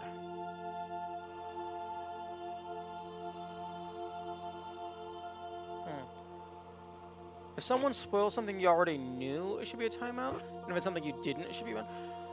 I generally... If I already know the thing, I give them a little warning. But I'm not going to punish somebody for saying something that I already know. Because it's possible that they have been watching the streams, so they knew that I knew. However, if someone, like, is a first-time chatter and they come in and say something like that, then I'm going to give, like, a little reprimand because they didn't know. It is possible that they were lurking.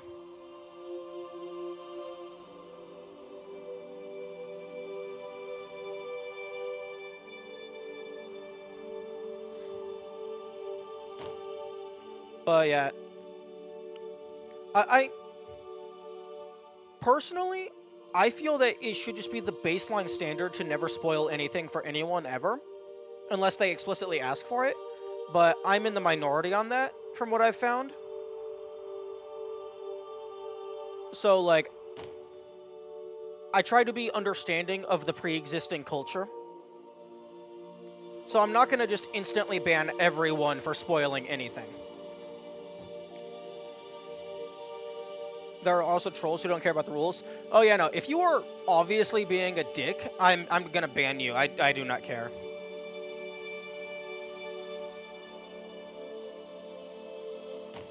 But, like, if you at least are, like being nice and apologetic, then I'm gonna give you a little more leniency.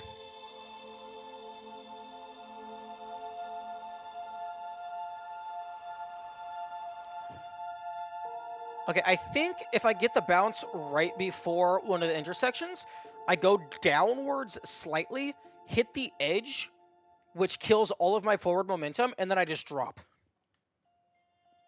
I think that's what's happening.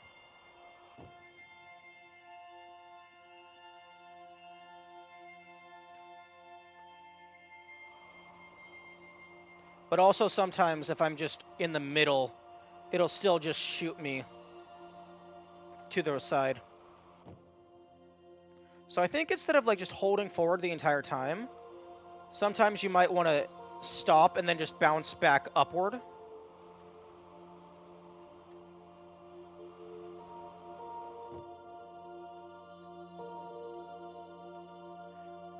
It also looks like it might not be putting your vision directly back into a center, like a straight line.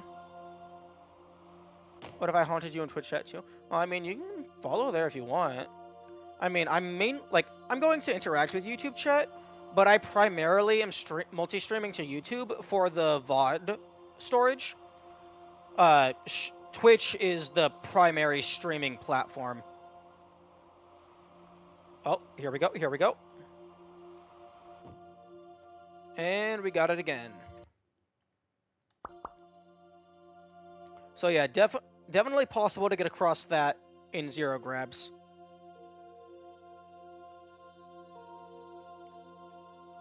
Oh. I did not think I was that close to the edge.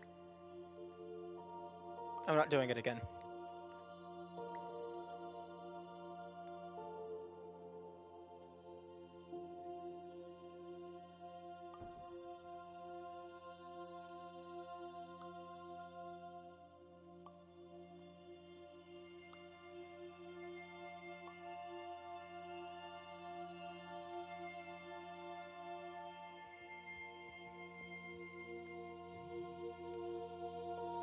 And then this level is probably...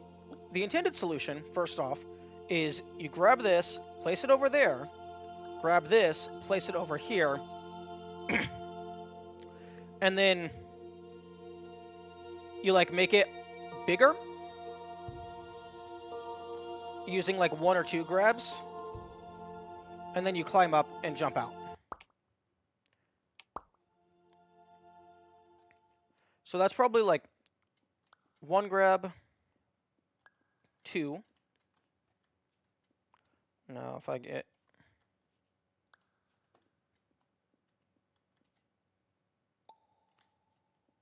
Okay, so that's 1, 2 for the block, 1, 2 for the cheese. 3, 4 for the... Okay, no. Was built to counter Earth Movers? Like, Earth Movers specifically? That's cool. So it looks like using the intended method, it's 6 grabs for this level. I mean, not level, 6 grabs for this puzzle.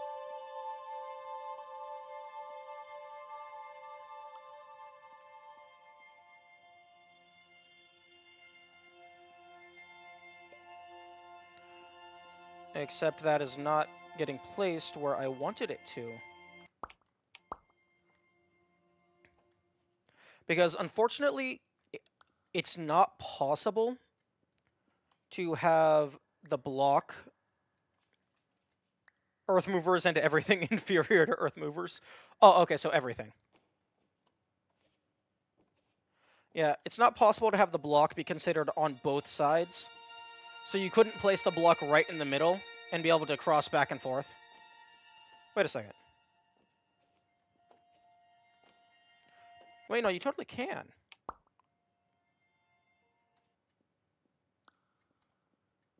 Interesting.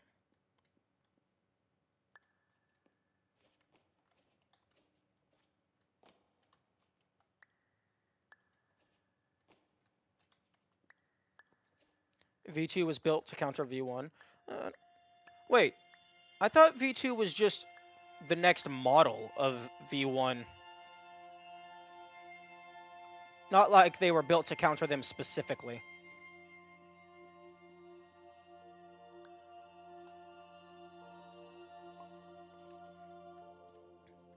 Okay, let's rotate this. Yeah, I don't know why it's not pressing it all the way against the wall.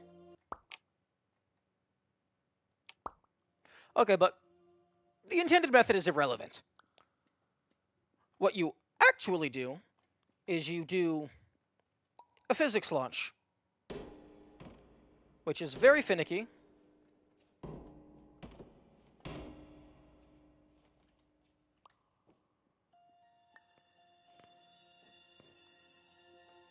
And I don't know how to make it happen intentionally.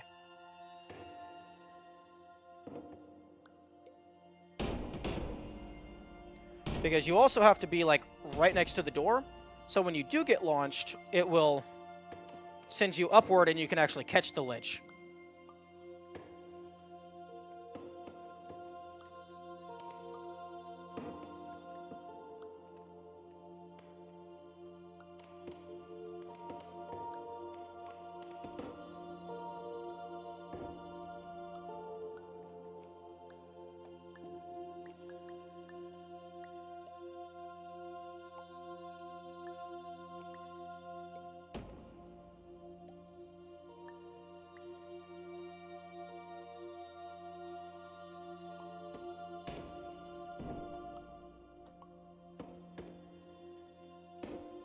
Oh, that's what you do.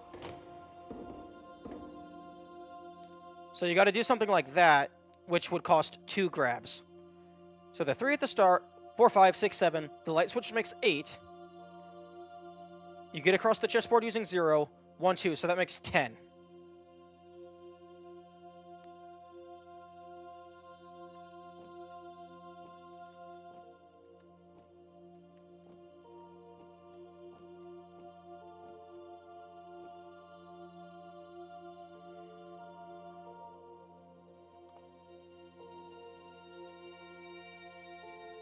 You know, I forgot that I'm supposed to be looking for collectibles. My eyes, yeah. This room is a bit much.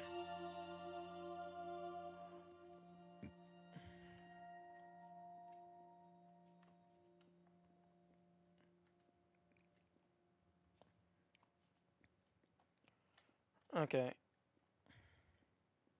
So I'm currently at 10. Huh? The fuck's that door for? Okay, well, let's go. Oh, no, wait, no, that's just the exit sign. This is what the inside of a kaleidoscope looks like. Yep. This is the 11th grab But you don't actually have to spend a grab to replace this block, because the exit down there is just a loading zone trigger. So you just fall until you hit it without releasing the block, and it automatically releases it for you.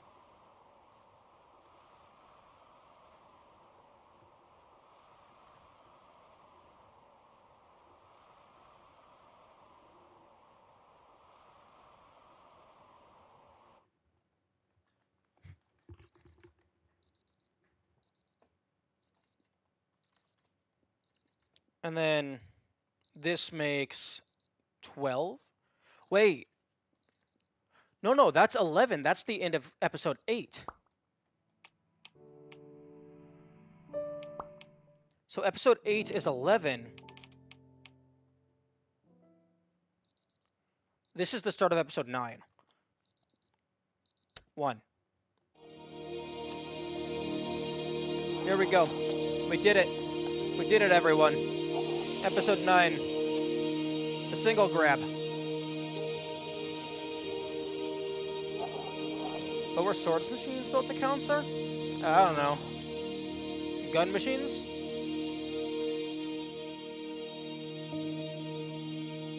Yeah, and then episode 9 is just... It's just a massive cutscene.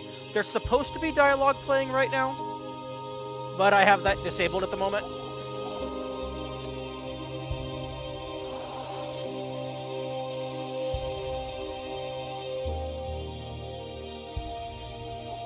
Once I'm planning maybe centuries, maybe. I'm planning on getting some more storage for my computer. Like a couple more storage drives. Gun machines don't exist. I was more so meaning any machine with a gun. But once I get another storage stick, I'm gonna start recording the gameplay of my streams. So then if I do decide to make videos, I will not have to play the game again to get the footage separately. Because right now, I just do not have the space to be recording 11.5-hour long streams and just storing them all locally.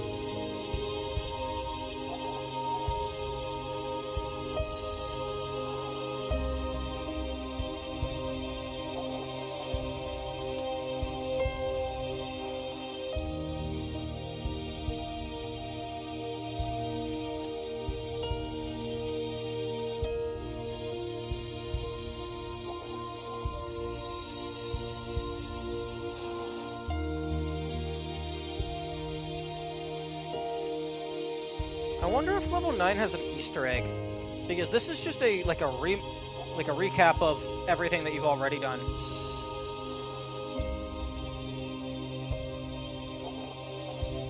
And by Easter egg, I mean the actual Easter egg interactive object.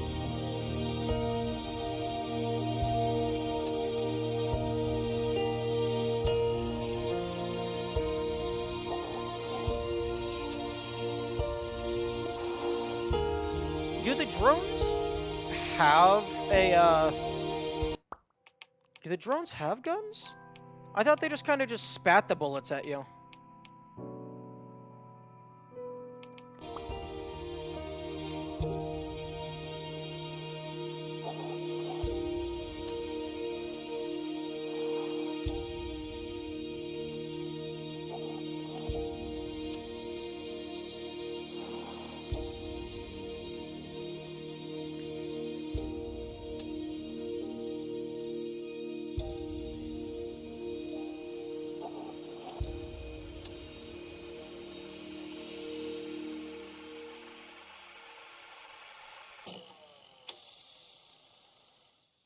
I didn't get a chance to turn around.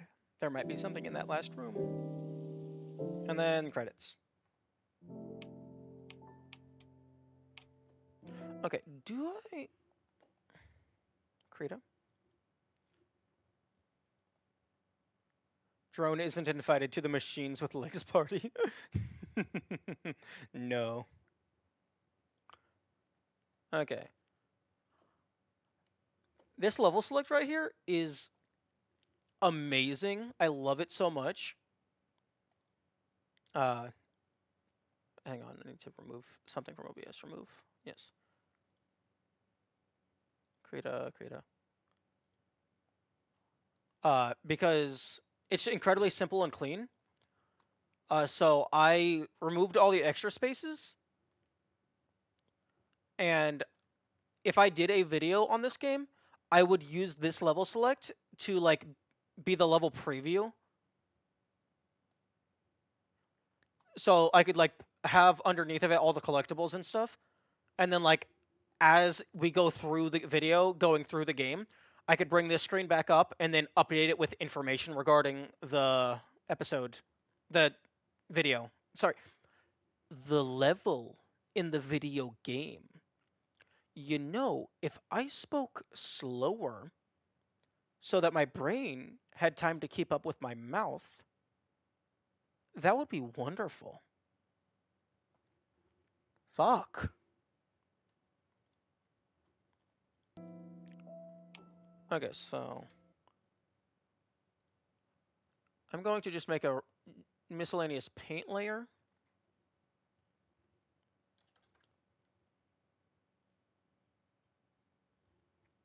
Okay, so episode 8 is... That was 11.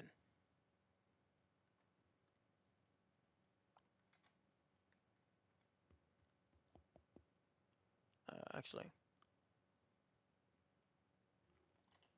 Okay, so it was 3 for the first thing, then 2 to grab place, then 2 more to grab place, then 1 for the switch, 1 for the grab the block,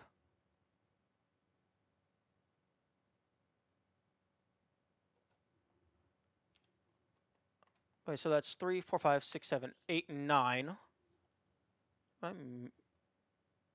I have the most perfect friend group, an animator, a singer, and me, a producer. That sounds amazing. Okay, so episode 8 was... You have the paradox room, so that was 3. Then you had the grab and place the window block. Oh, no, wait. Grab and place the black block. Then grab and place the window block. Then +1 for the light switch. Then +1 for the physics launch. Then +1 for the grabbing the final block. So that's 3, 4, 5, 6, 7, 8, 9, 10. I gotta go. Okay, bye-bye. Have a good day. I'm going to run through this real quick because I think I'm forgetting something.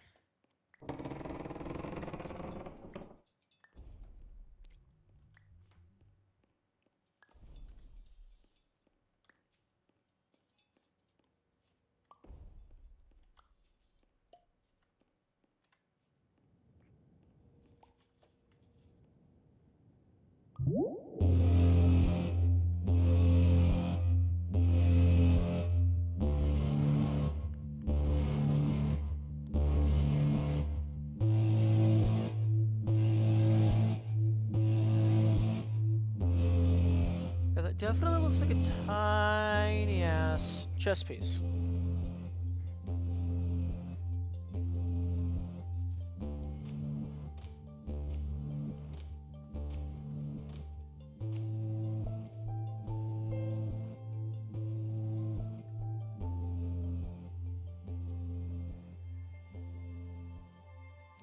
Okay, so 3 for there.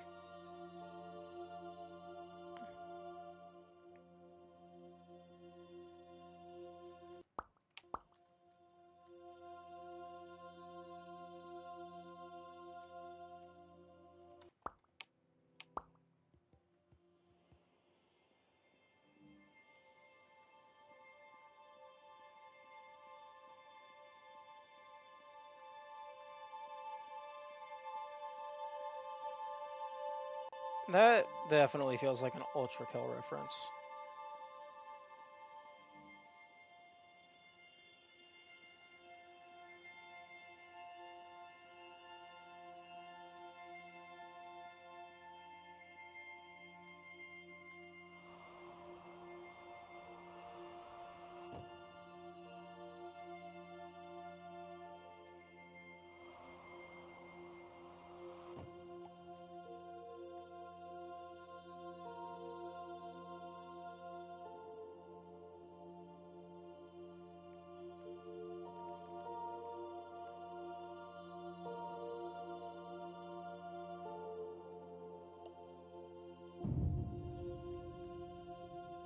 Okay, so that's 1, 2 for the black cube.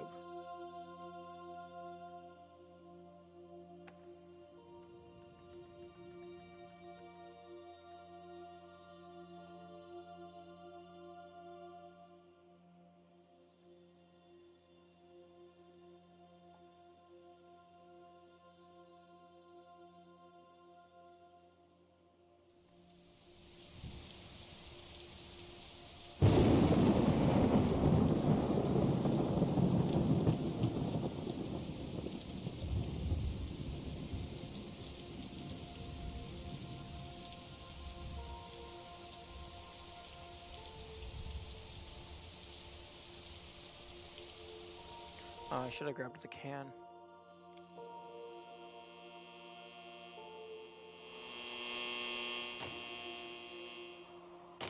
Oh, I actually landed up on there. Oh.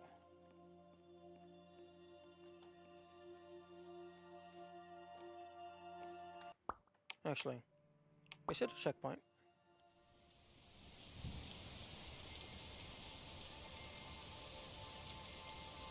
Let's see if there's anything up there, because that's where that would be a great spot to put stuff.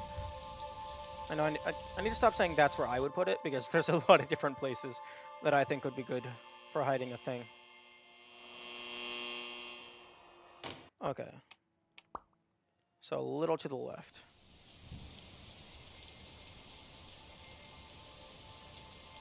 Actually, let's just hug the wall. Actually, okay, reset checkpoint. Do not change the camera orientation. Just walk to the left to line up with the door.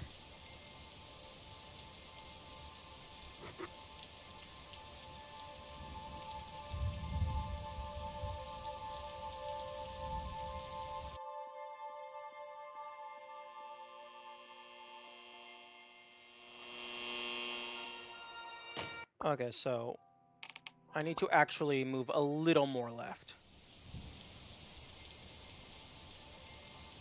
Like, after I start falling, I hit the black, start moving left a little bit more. Or actually, let's see what happens if I hold left.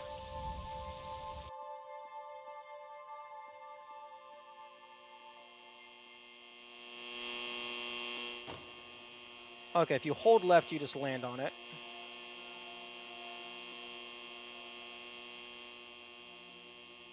Oh. Okay, this is a tall hitbox. And there is nothing on it.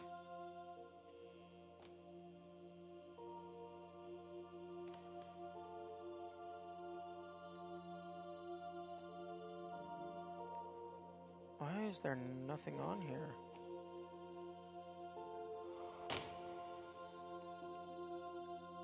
That's very odd.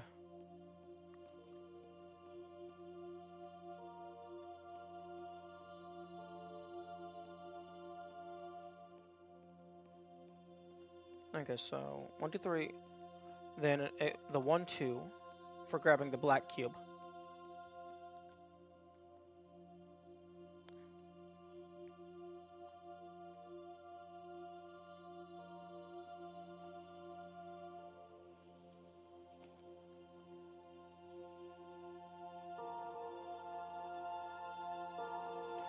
Here we go.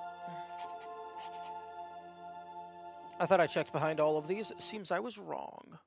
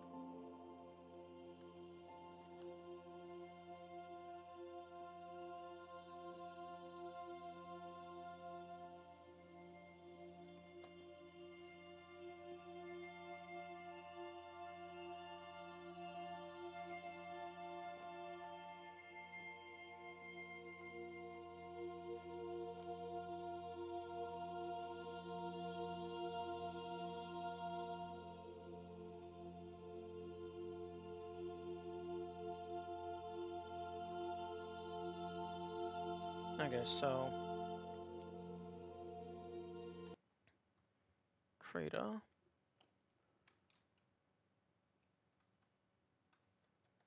Okay, so start. So Paradox 3.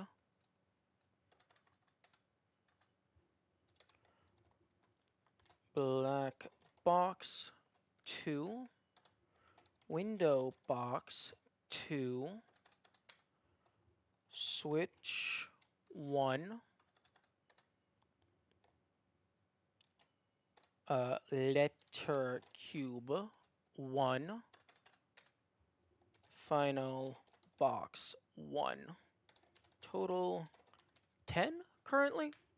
Although I thought it was 11.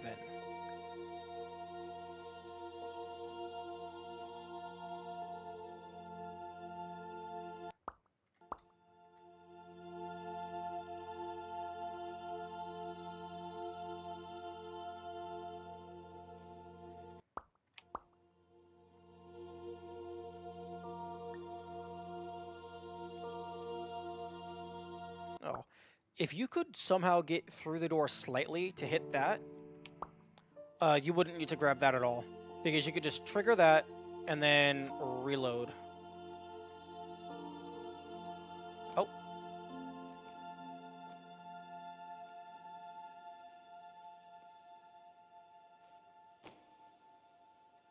Yeah, this would have been a great spot to put one.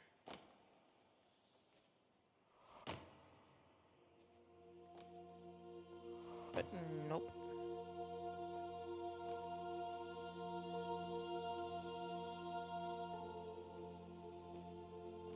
Although there might actually be something up there at the very top of that.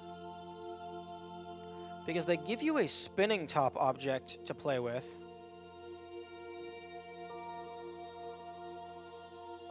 Which you can use for a physics launch.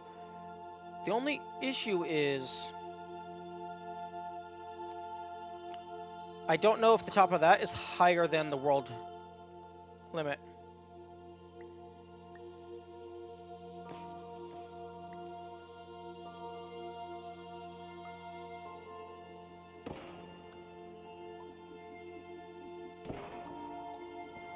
Yeah, no, it absolutely is. Because here, it hits the side immediately. Up there, it falls a little bit before hitting the side. So you cannot get to the top of that. So I don't know why they give you this top. Okay, so the window box into the switch.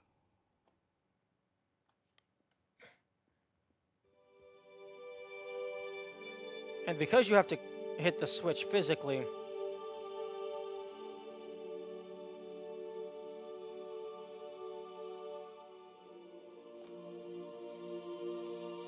huh? Oh. Okay. Because you have to hit the switch physically, I doubt you can carry something with you.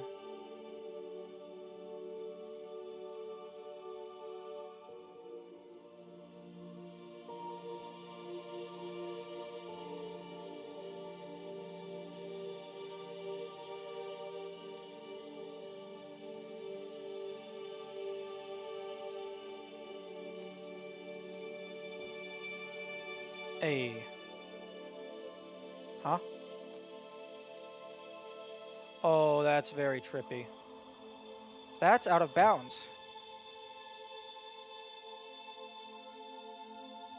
Did I just skip something?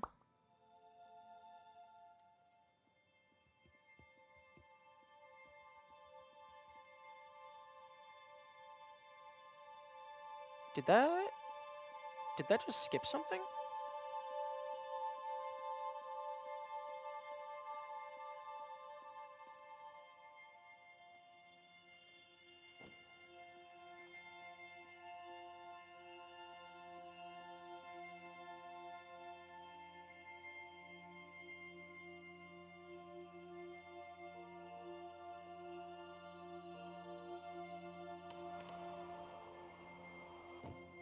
Yes, that drops me down into here. Oh no, it doesn't skip anything. Because that normally drops you down through here.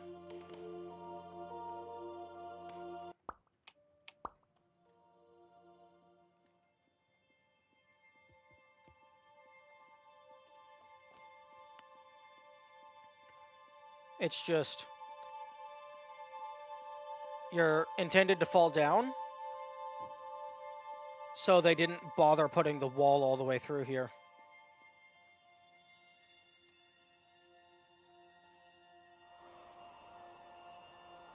Yeah, so you're just actually out of bounds. Unfortunate.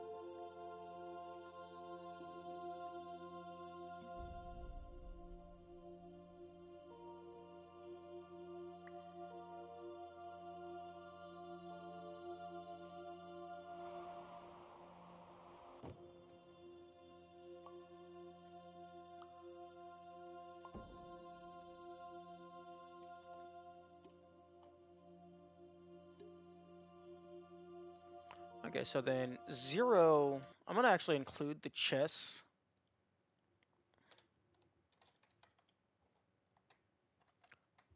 Because it's an important thing.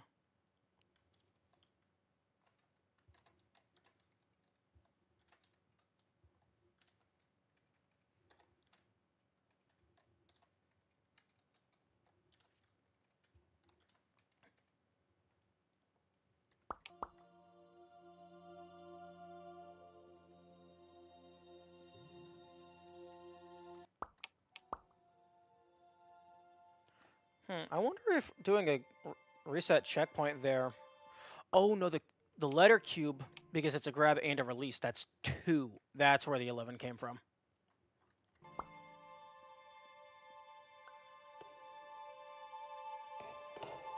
Oh.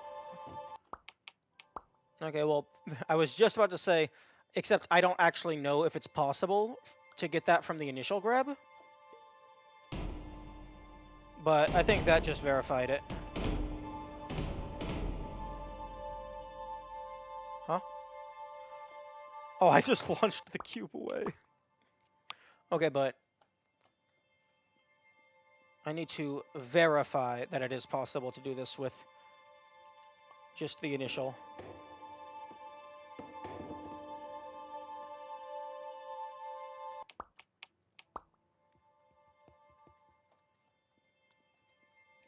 I don't actually know if you need to do the jump. It might just be...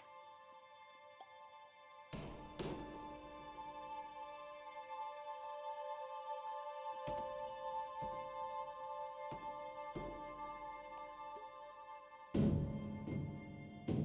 might just be like getting crushed in a certain way.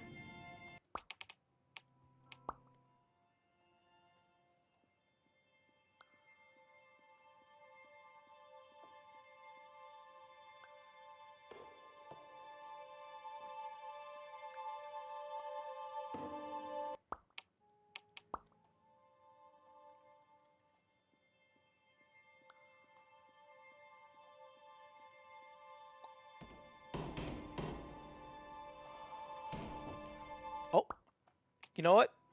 I'll take it. I didn't get in, but I hit the checkpoint trigger. Which is good enough.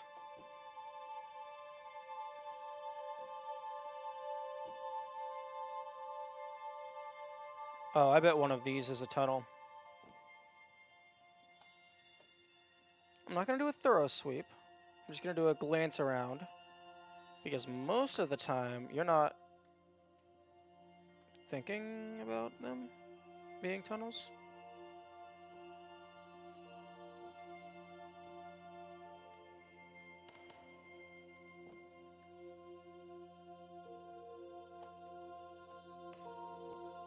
But yeah, this would be the perfect place to hide the constellation. Or perhaps even just a rook. I mean, chess piece. I mean, a rook is a chess piece, but I don't know that it's going to be a rook.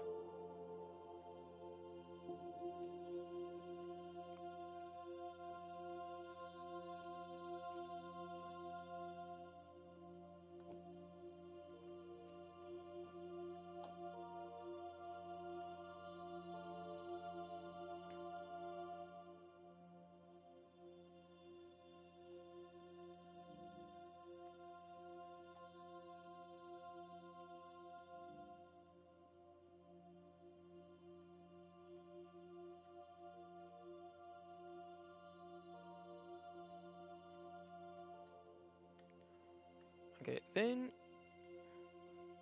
Do you actually have to grab this? Can you maybe just get clipped inside?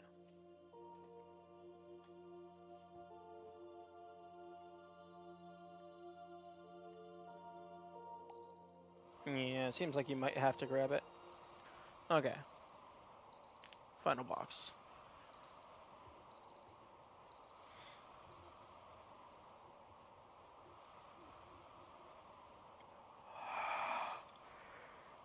Hmm.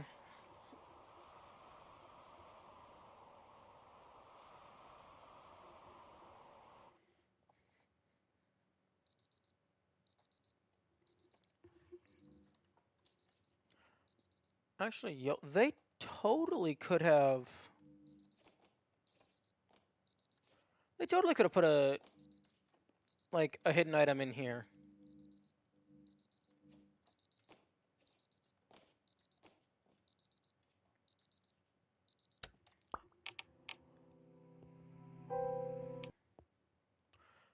Fuck, wrong button again. Okay, save. Actually, font size 16.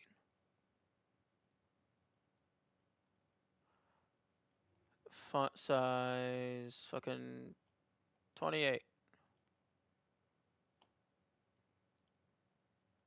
72? Is 72 good?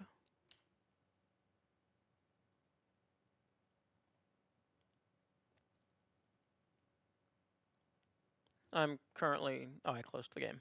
Right. Right now, I am looking at my images. Okay, let's make this a lot. Font size 48.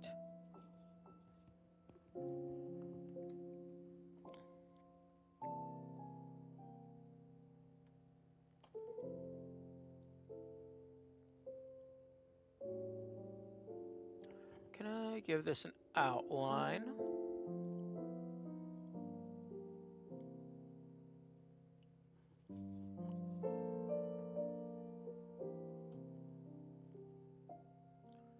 Vector layer stroke. Properties. Google, save me from myself. Carita vector stroke. Text stroke. Right click layer styles. Layer styles. Stroke. Okay, opacity 0. Size 20. Outside. Divide. Subtract.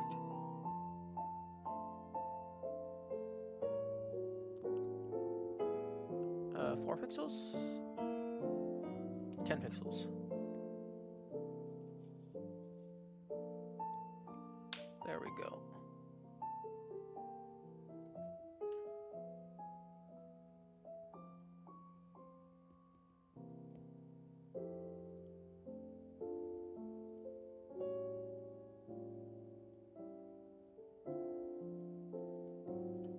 Okay, let's make this size 36 font.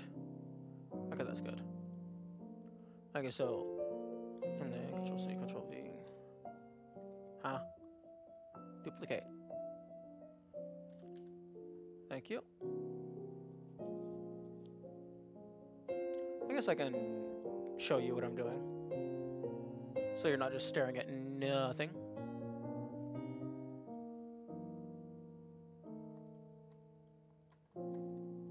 I'm currently 1:0.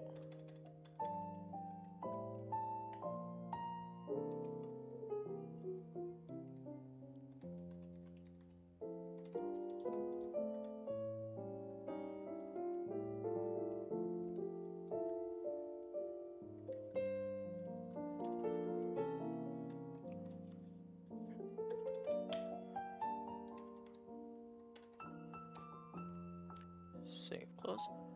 I'm currently editing my images, my data, for minimum grabs. So for level 8, it is currently at 11, and for level 9, it is currently at 1. I do not anticipate level 9 ever going lower than 1.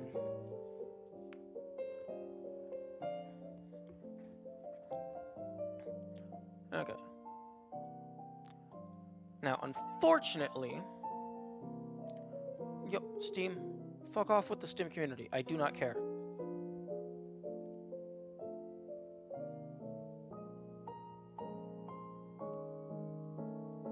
I think all the constellation things are things on the title screen. Because I don't know if that table was there before.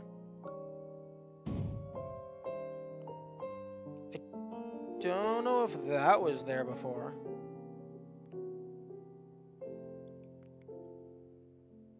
Like, it could be populating the title screen. Yes, new multiplayer. Fuck off with the new. Okay. I think most of my strats are the ones used in the intended solutions for the challenge mode. So actually, just so I get a reminder, let's... Fuck. Okay. Why is that button there? Why do we even have that button? I'm just going to go through the challenge mode again. 994441122. Okay, fully done.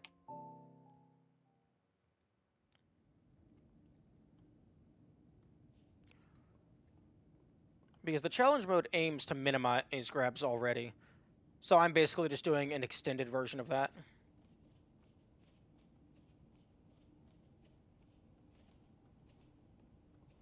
And you can go through here.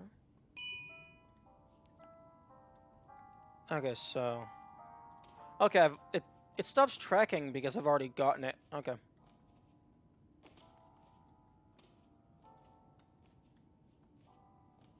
Okay, you can easily get around.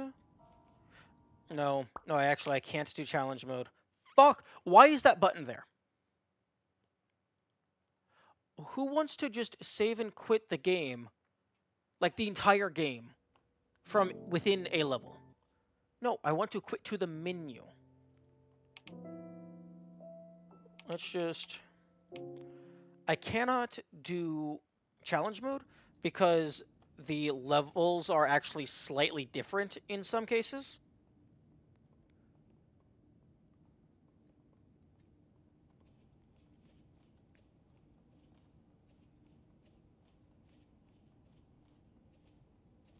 Let me through. Thank you. So I have to do the actual levels.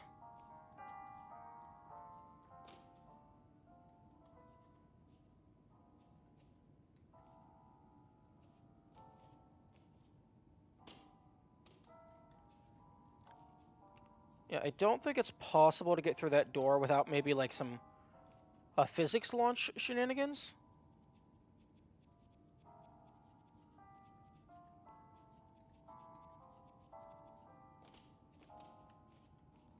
Come on. You know you want to.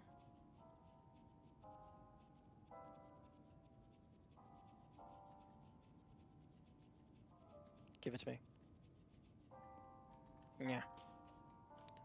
Like, if you could clip inside this block, you could absolutely cause some major carnage.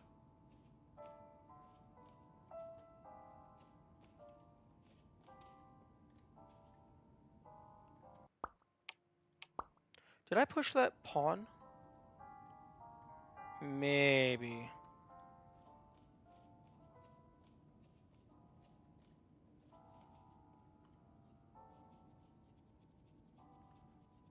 Yeah, if you can clip inside this block, you could totally...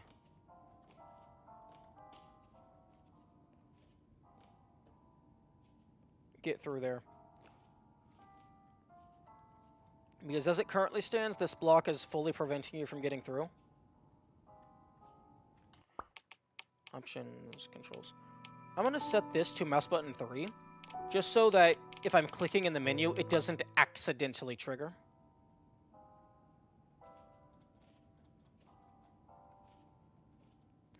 Actually, if I could get a physical launch right here, and it would fling me through the ceiling, that would be amazing.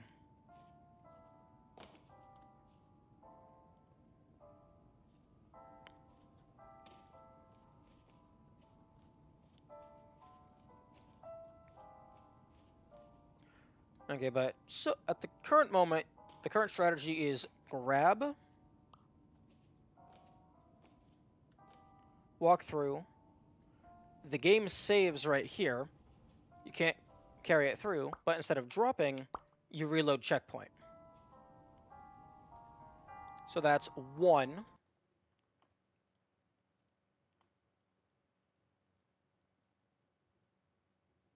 Duplicate.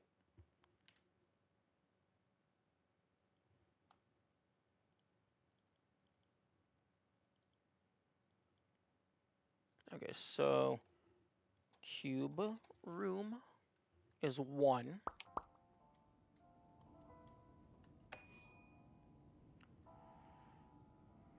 You cannot...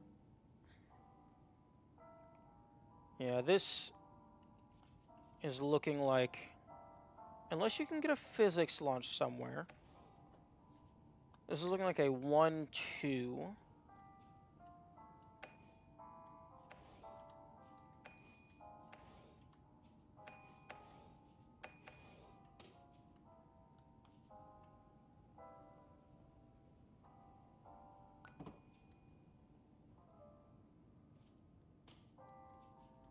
Actually, if you could somehow...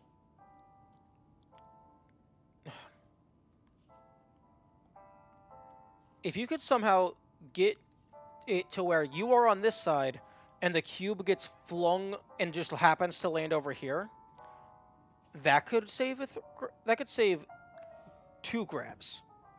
Although I have no idea how that would even work.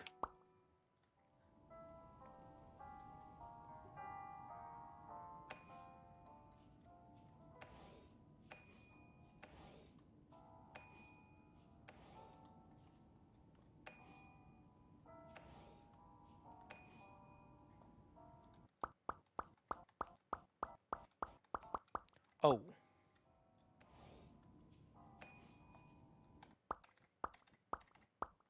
Damn.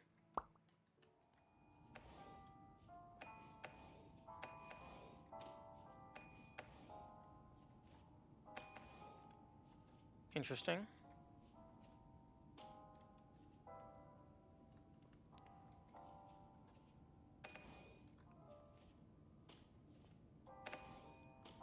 Oh, okay, so if you immediately leave the button...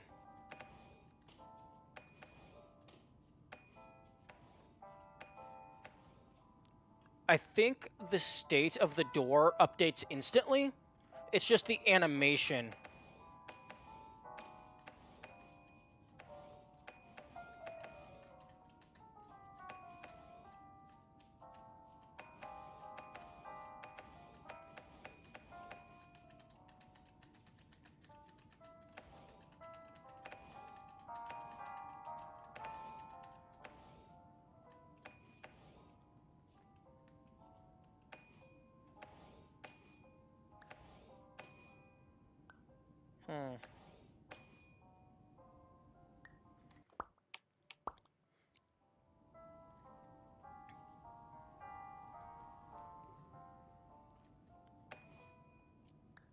1, 2. 1, 2.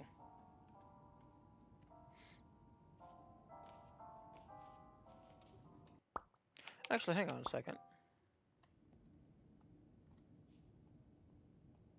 Oh, that was the wrong button.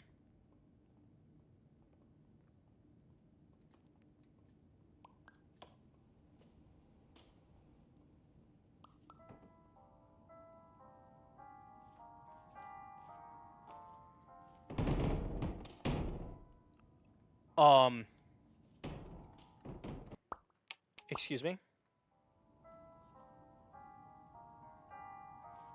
Can we have that happen again, please?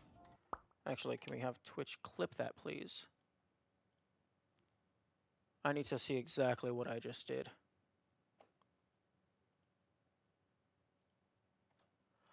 Okay, so I was actually moving this direction. I was looking away from the cubes.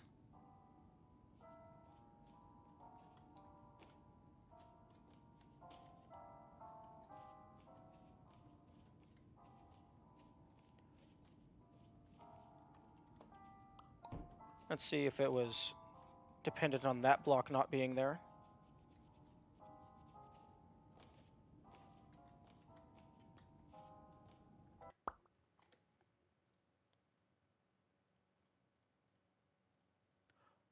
Okay, so I just jumped up on the cube, turned around, and walked off.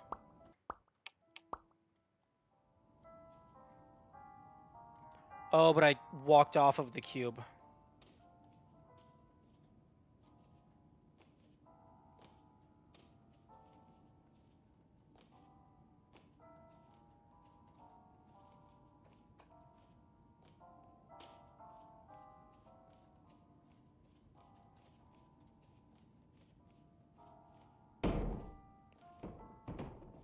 Oh?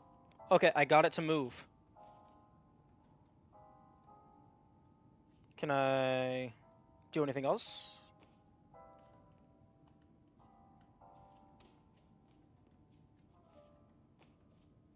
Did that move the top cube any? It does not look like it.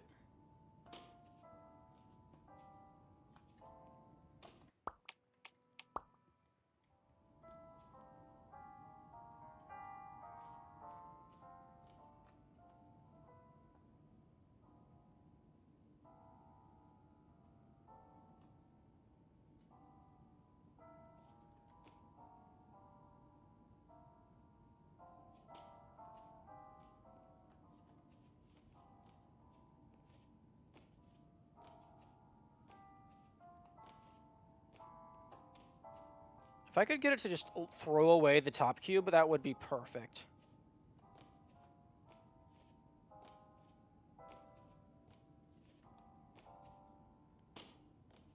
Because I kind of need the first cube to still be here. Although, I need the first cube to be here. Like, no, I need anything to be here to, allow me to get up to the door. Because the loading zone trigger for the door is just too far into the hallway for me to feasibly hit.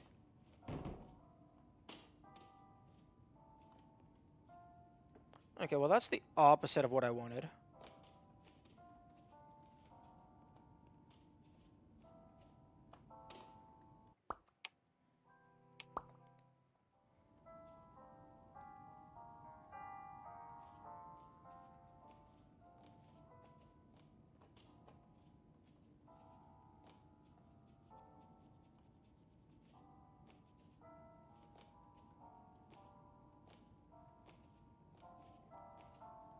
This is probably doable if you get it to freak out in just the right way.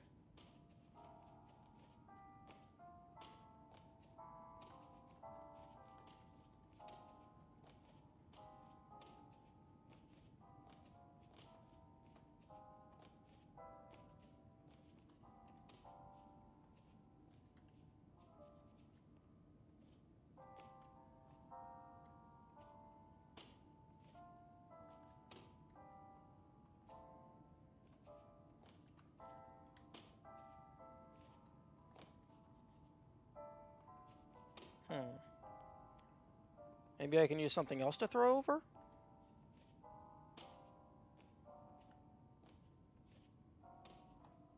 No. Because all of this is in pretty stable configurations, I think. Except for you, maybe. If I can get shenanigans here.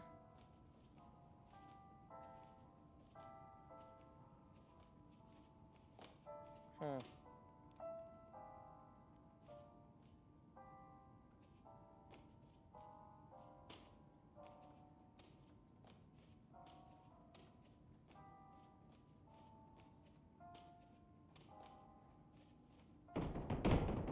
Oh. Okay, well that just pushed it further into the wall. But clip it again.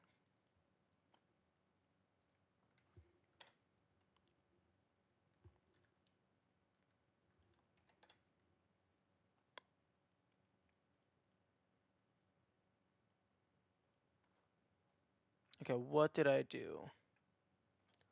Okay, so I was just just walked into this and just jumped.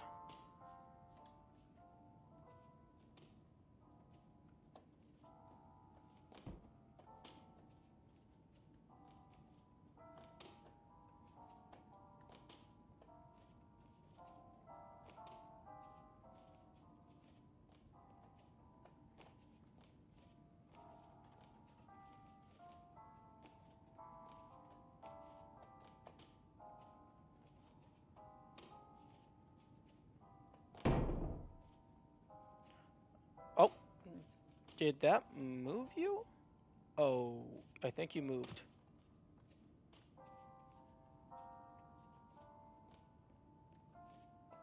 Maybe? Slightly?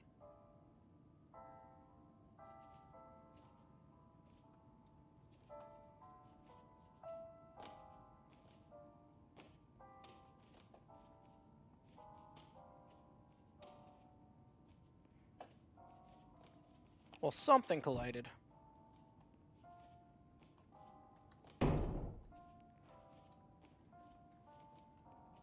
Oh no, don't roll away.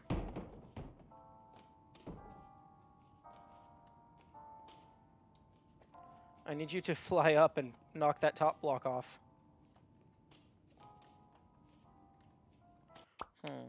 What if I do graphics settings high? Custom? High.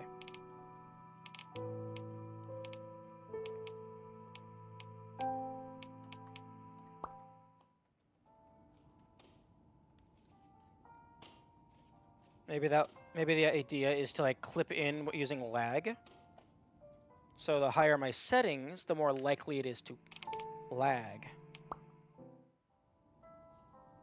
And if it's lagging, maybe it'll get launched further.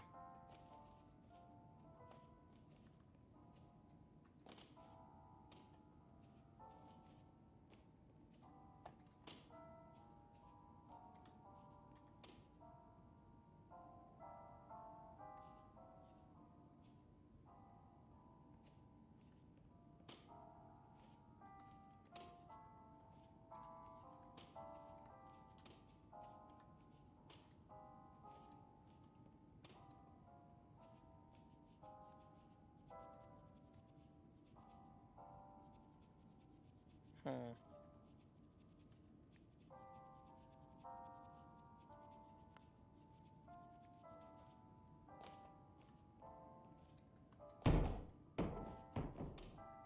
Oh, come on. Either like maybe push the bottom block a little to carry the top block away, or maybe just fly up and hit the top block.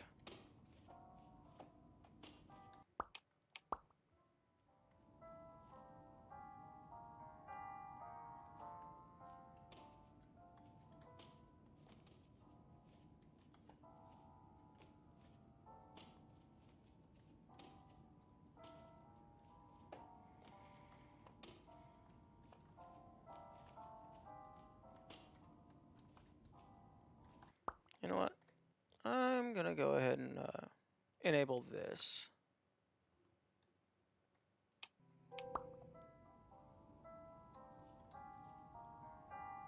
Interesting. Oh wow, that mouse input is very sensitive. It barely registers my mouse.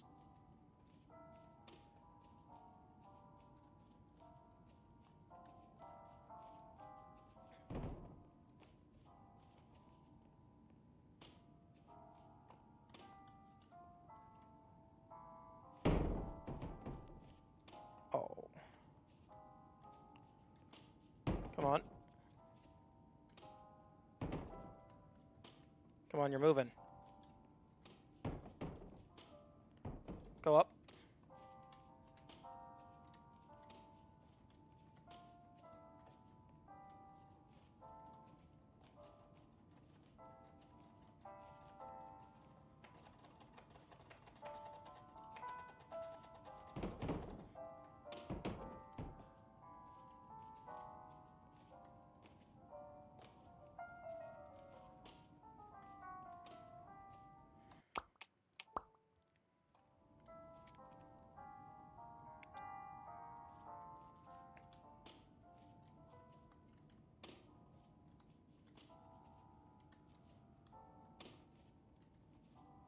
Like, and you don't even have to push it all the way.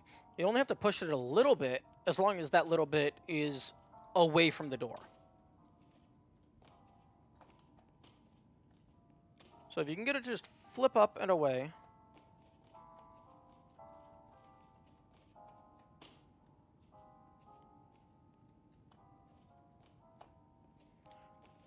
Basically, just do what you did that first time, where you basically did like a backflip or something.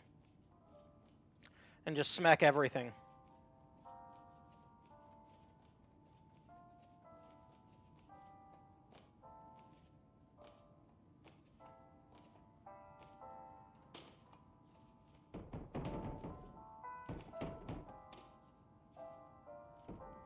Okay, well, you did a backflip, but you didn't smack anything.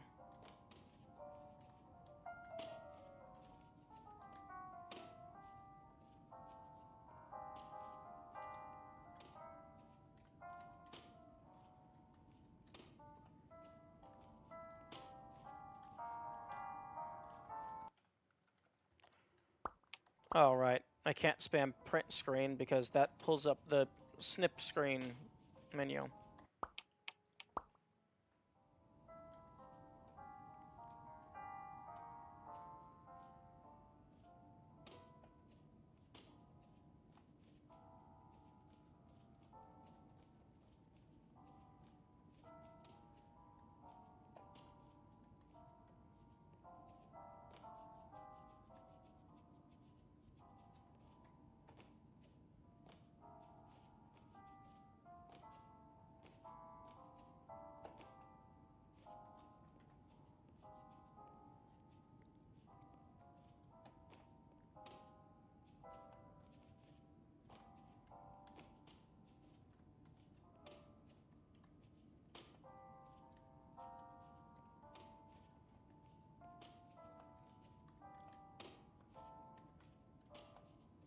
I think the idea is you clip in, and then because you're spamming jump, it goes up.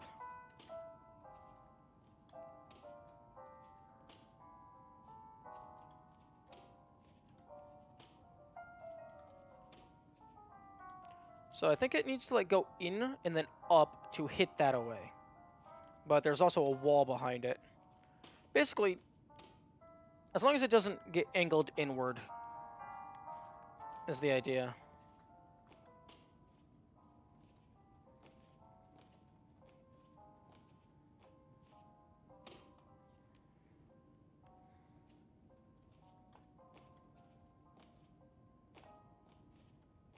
Okay, well, I'm gonna go map the rest of the level.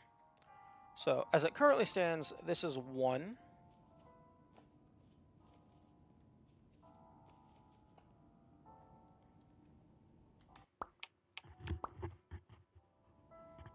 You revert to checkpoint in order to clear that.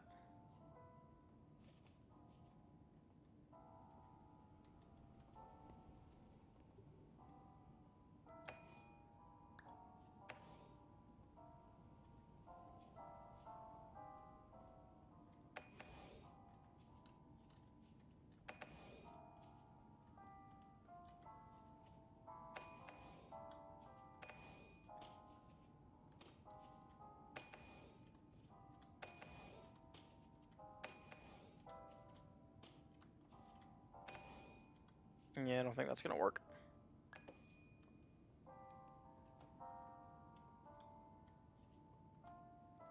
I guess that's 1, 2, 3, 4.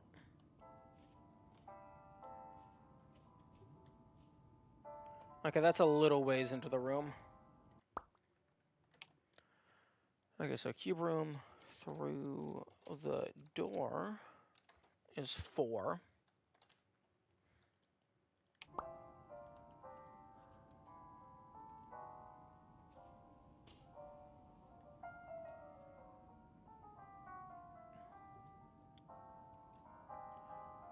Yeah, this one is very clearly just a 1, 2. Window 5, 6, 7. Okay, so cubes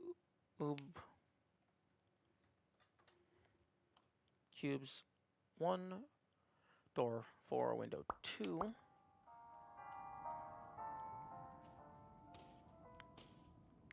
And here's where we get wild. Because this requires a physics launch to get it in only 2.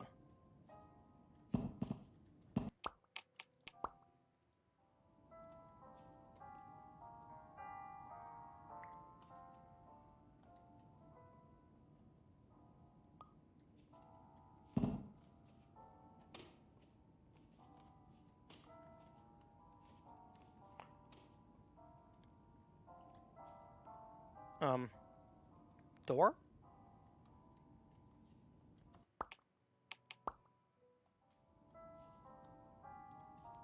Interesting. I think this door might be missing a texture.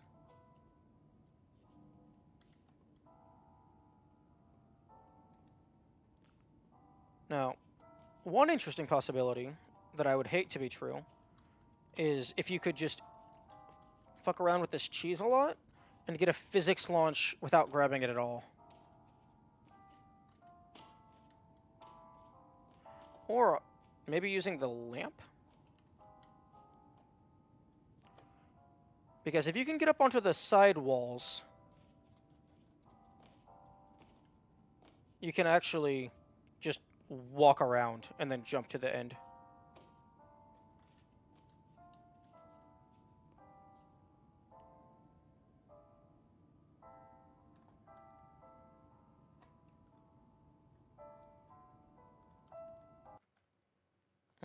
Turn on high...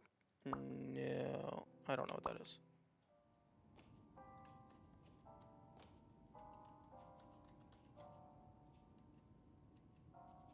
Oh.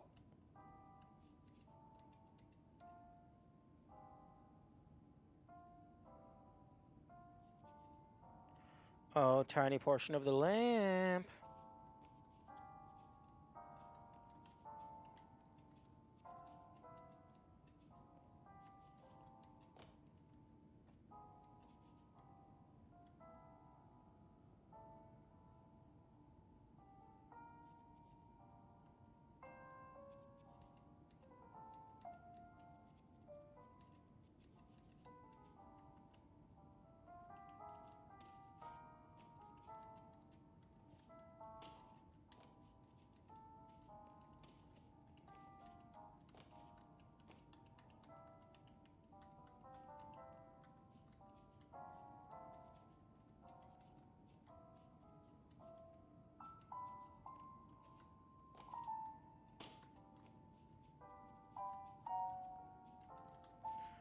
Lamp, please throw me into the ceiling.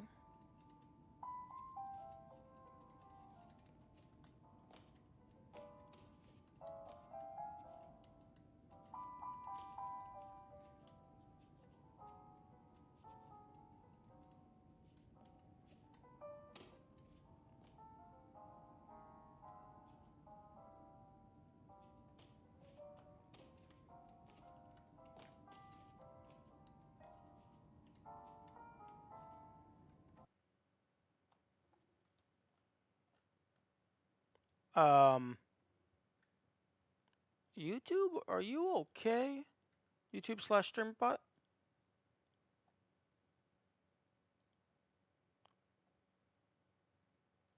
Because it looks like it just sent a trigger for all of my previous streams finished. Which is very odd. I guess maybe that was an internal verification thing? I don't know.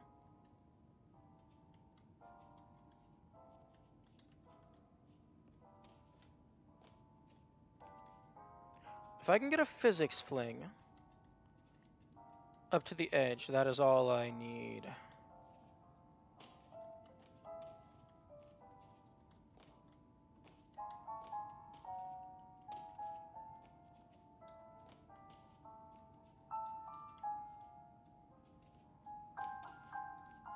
Unfortunately, if I do end up getting the physics fling, it's basically just hold forward. It's not you know what? Let's go ahead and verify that it's not possible to fail.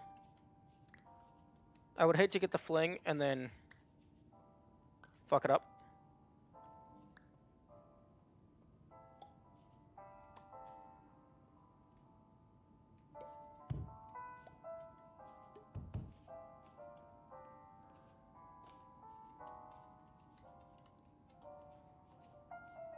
Okay, so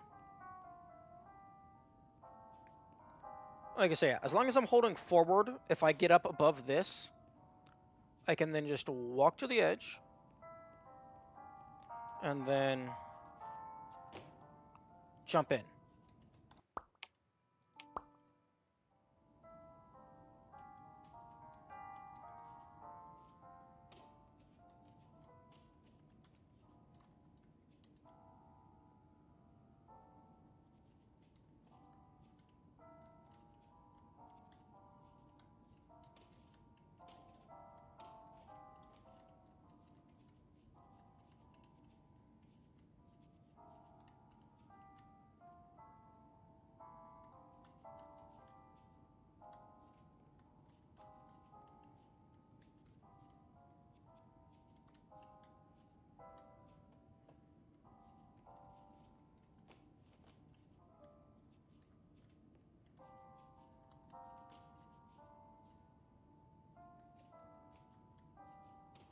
Oh.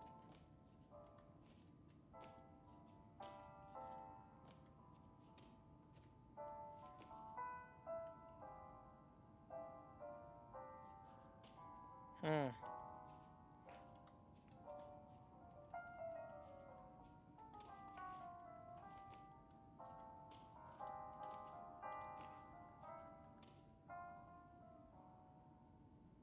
Oh, okay. So on controller, you can actually do much slower movement.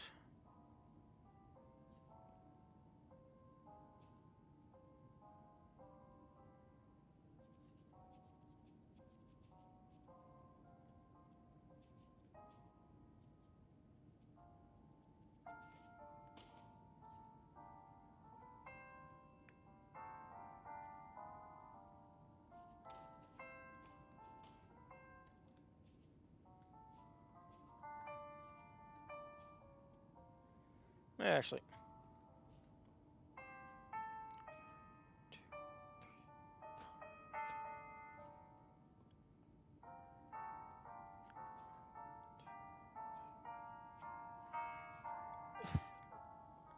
hang on a sec.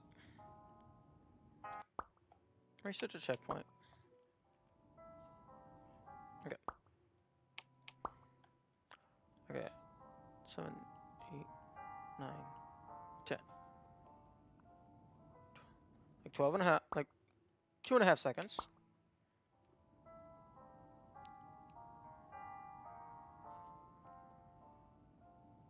Roughly 2.5 seconds. I'm comparing controller to keyboard.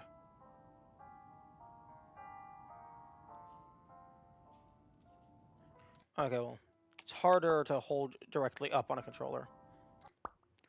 Oh, that's not... Okay, there we go.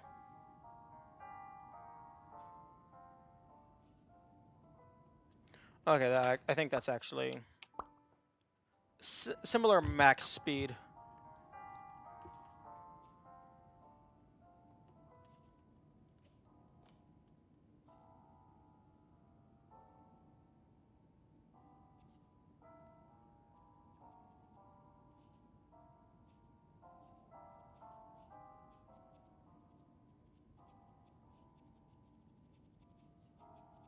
Come on, give it to me.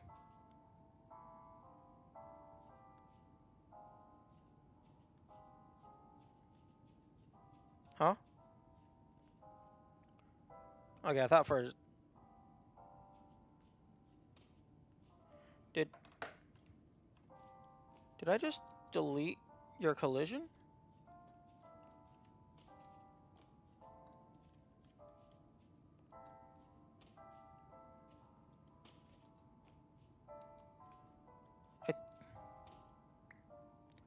Oh my goodness.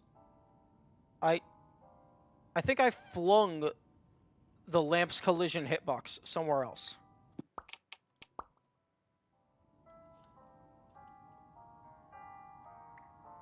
Yeah. Because normally that... Okay. So I did get a physics fling on the invisible collision. Not the model itself, just the collision.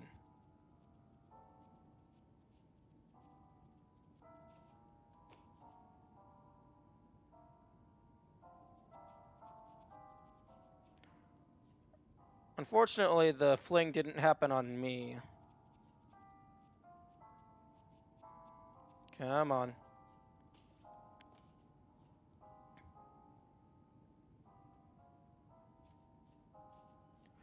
Oh no, I didn't fling it, I just moved it.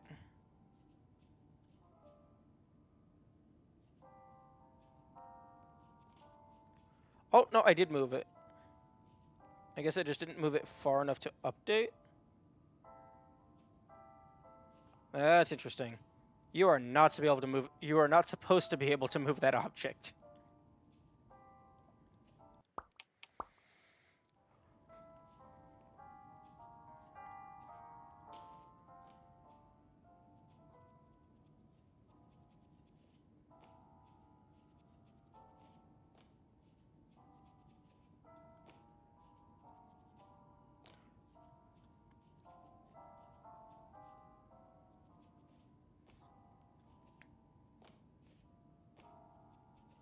Unfortunately, whenever I jump while getting pushed, it's not boosting my jump.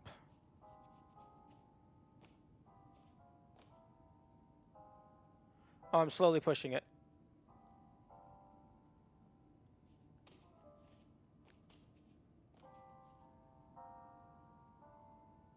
There we go.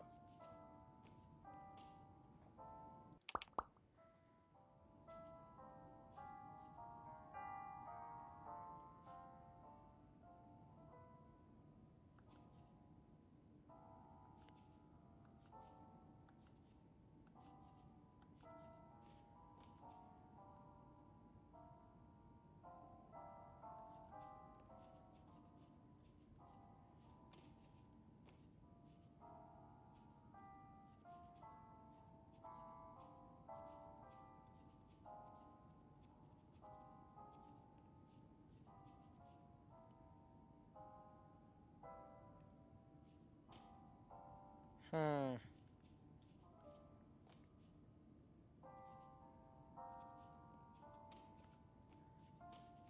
A game. I would appreciate it if you would just throw me onto the ledge. I don't even need it to be consistent. I just need to know that it's possible.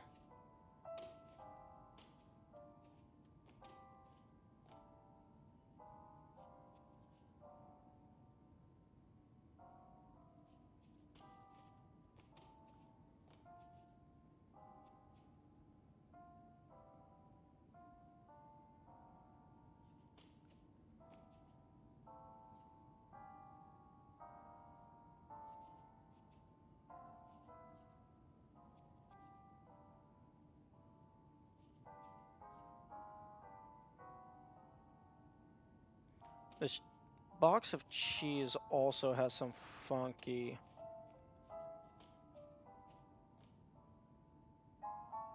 properties.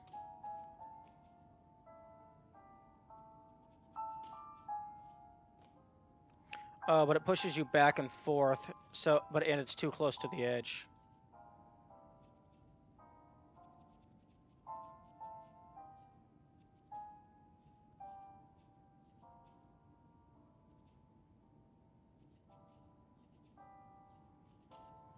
Okay. I'm just gonna try and get the cheese fling.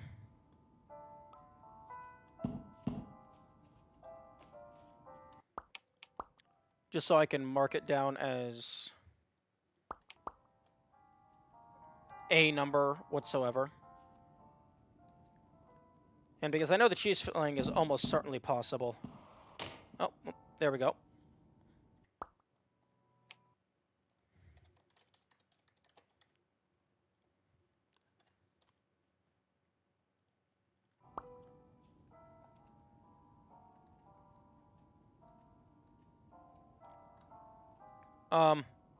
All right.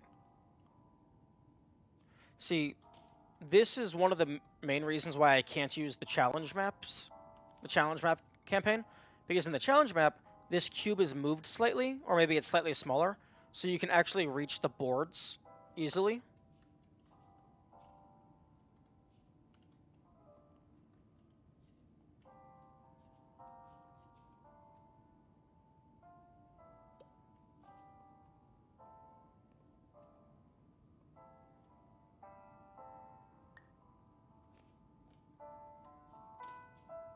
Come on, press the button. I know this is possible because I've gotten it to hit the button.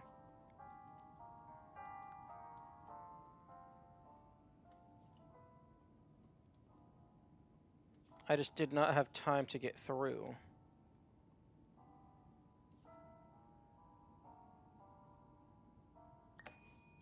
There we go. Okay, so big cube 1. Or rather, wall button.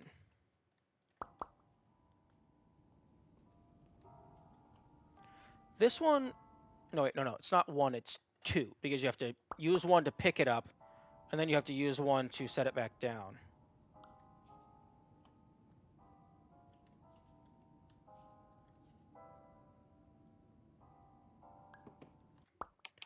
This one I know is possible in 2, because that's what you have to do in the challenge map itself.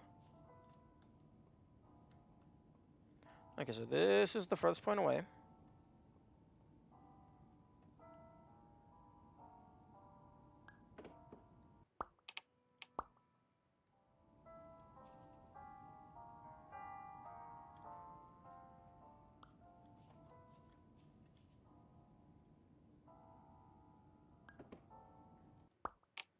Although I'm not for sure.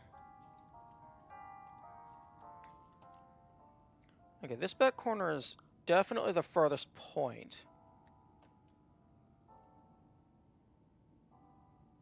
Wait a second. Is the hole bigger in the challenge map?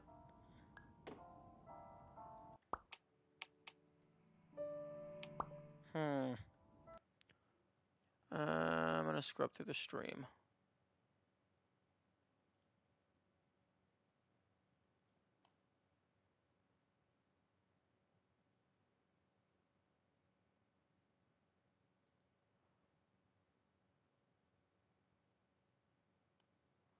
I'm gonna find out if the hole is bigger in the challenge map version.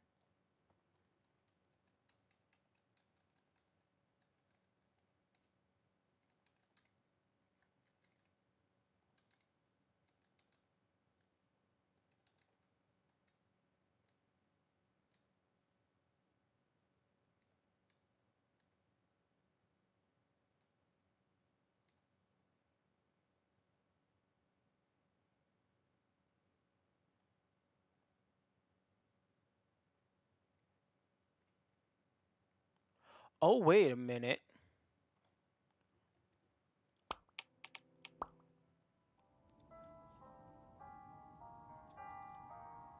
The cube is smaller in the challenge map version. The cube's initial size is smaller in the challenge map. The hole is the same, but the cube's initial size is smaller.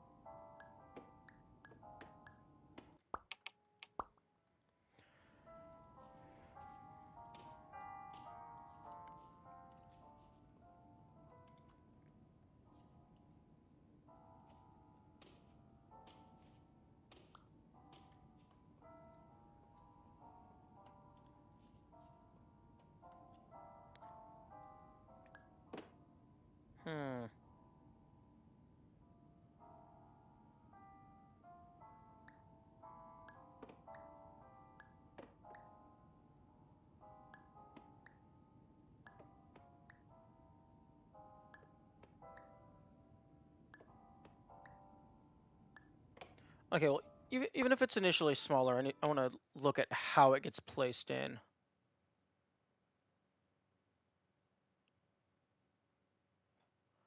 Okay, so...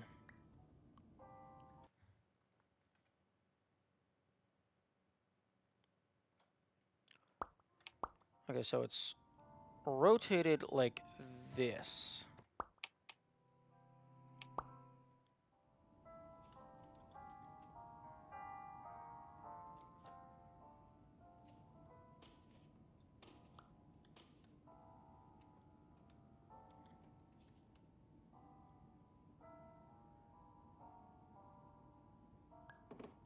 Yeah, that's not happening. Okay. So 1, 2, 3, 4.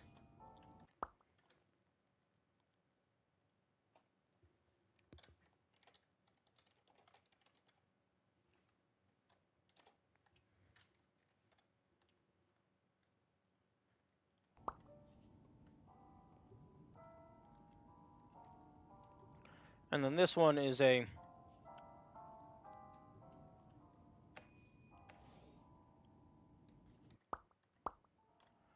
This one's a very definitive 2. Unless... Can I? No, I can't throw myself over that wall.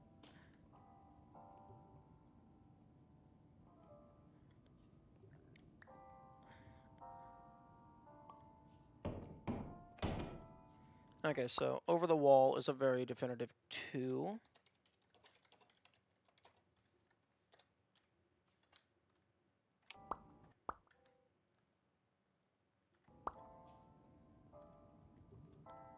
There's nothing through here.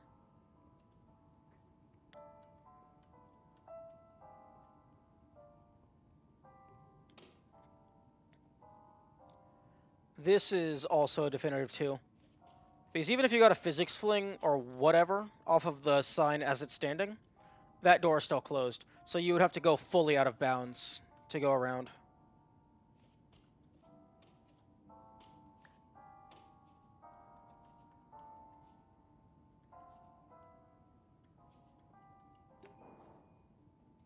Oh.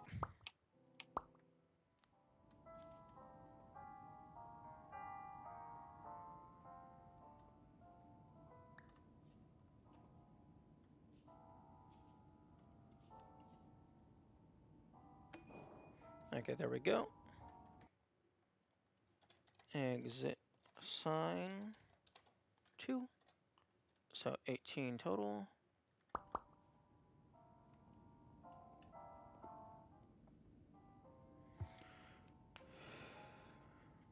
And then wall cheese. This one might actually be 0. Because all of these are physics objects. So if you can get one of them to freak out.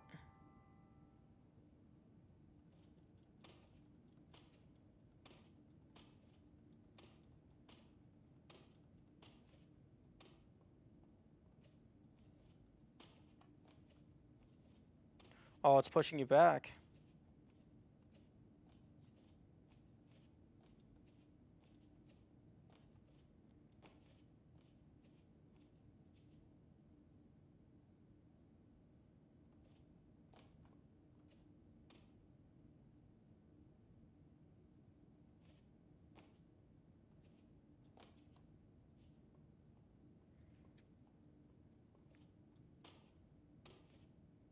So if I can get any of these to just let me through, I'm clear.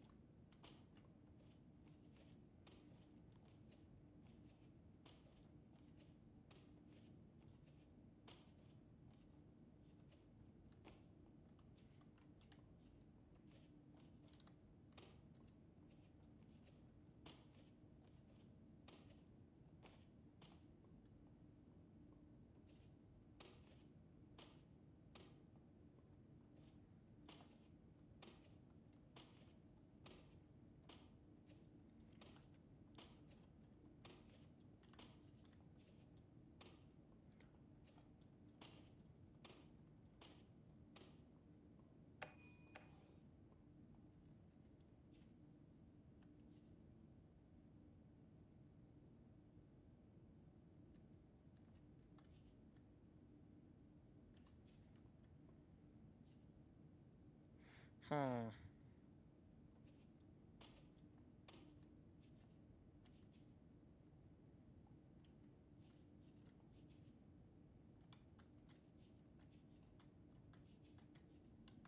It's wiggling a bit.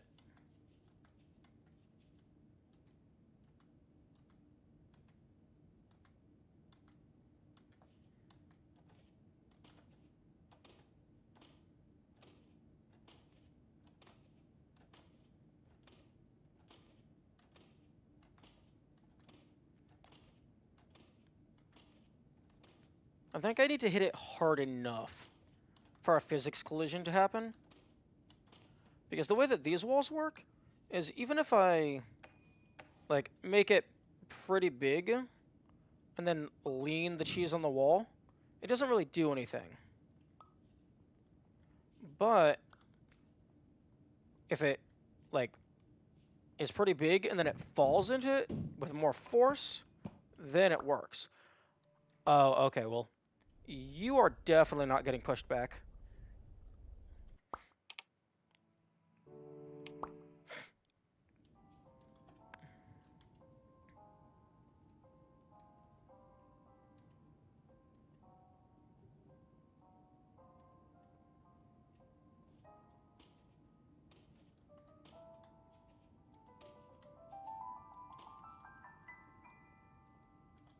Which one was it?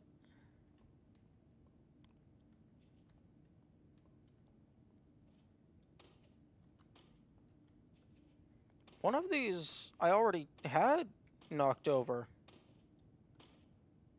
Oh, did I seriously get lucky and it hit the one that just happened to have something behind it? Because I'm pretty sure this one was already leaning over.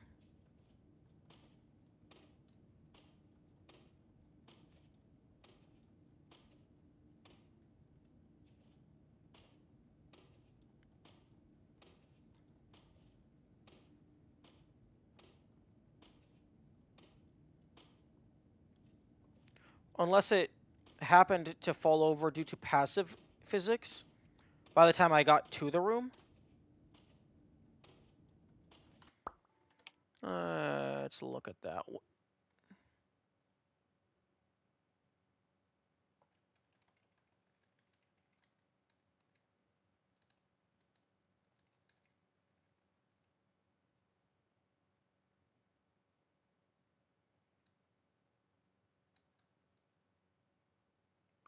Okay, I'm just buffering through the video. Okay, over the wall.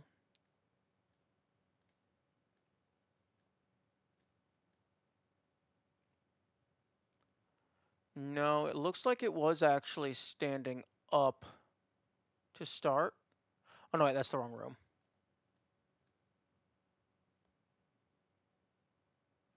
Okay, no, it was definitely standing up to start.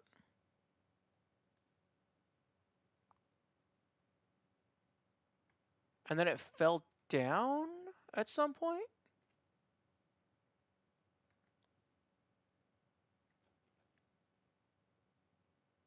Okay, yeah, it was standing up when I entered the room. Okay, it was standing up when I entered the room. This one. I jumped over here, and then it falls over. The fuck?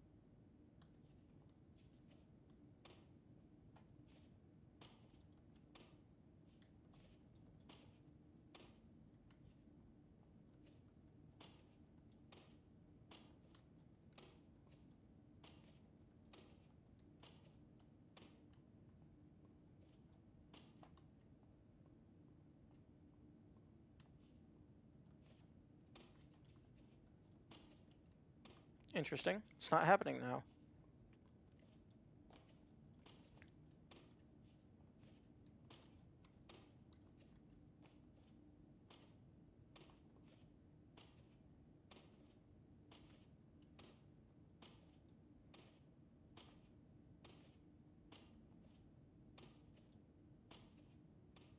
So where the music at? Does level 1 not have music?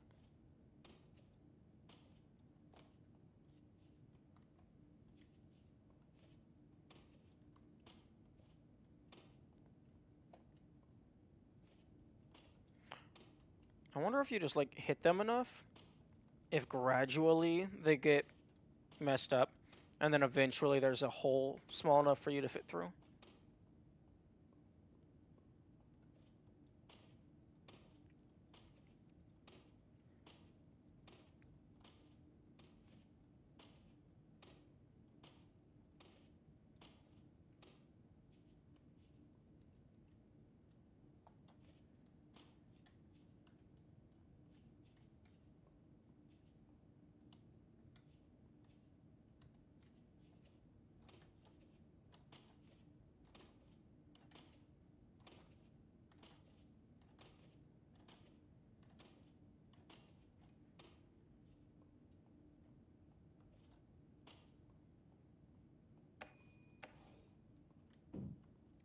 Oh!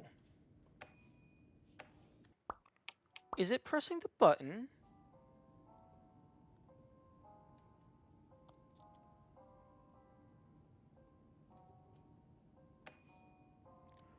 Oh, okay. Pressing the button causes that to fall.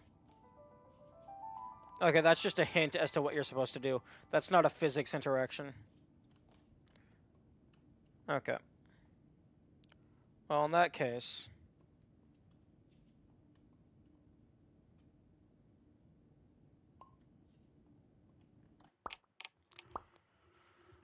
I will just leave this at as a 2 for now.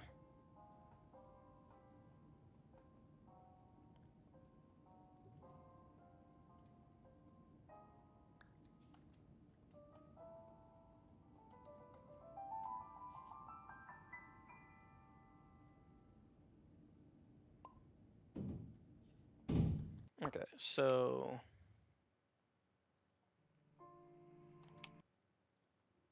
exit sign, and then... walls. 2.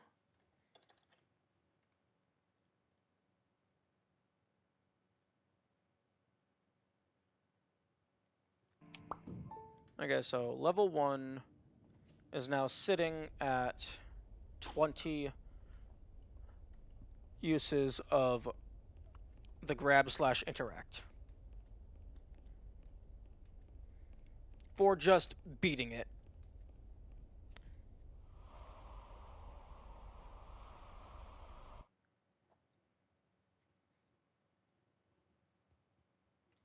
Now on to level 2.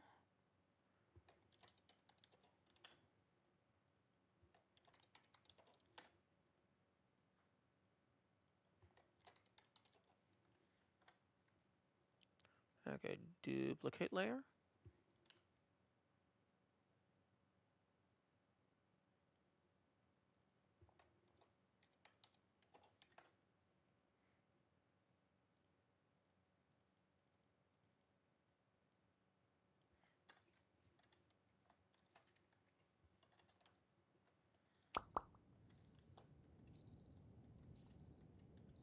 Alright. Oh, the bop bop. That was me clicking back into the game.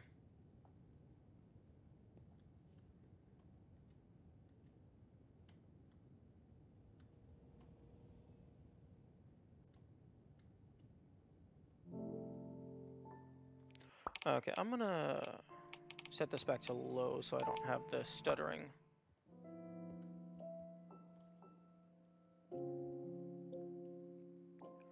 Okay, this... if I can get you to move, like, the only reason I grab you is to immediately set you back down. Actually, I mean, I would prefer to have it be 0, but if there's a checkpoint up ahead, I can potentially make this into a 1.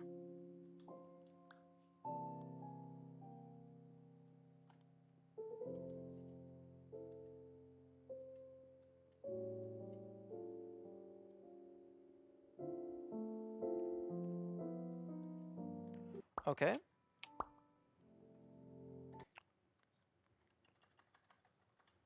Door 1.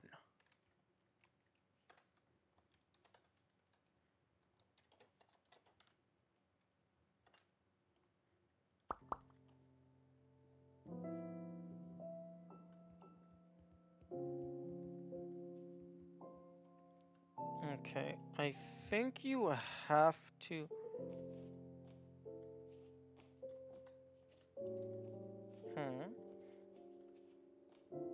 This isn't...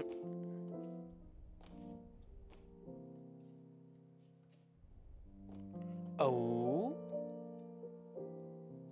This isn't min jumps.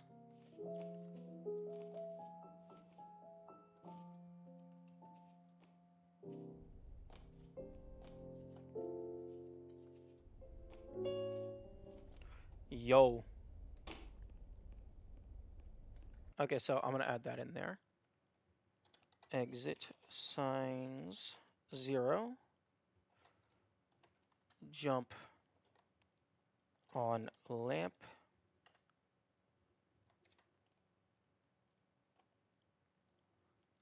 Nice.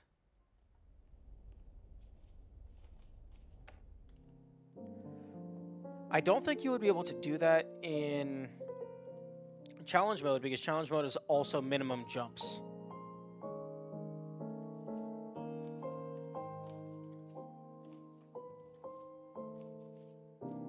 Oh.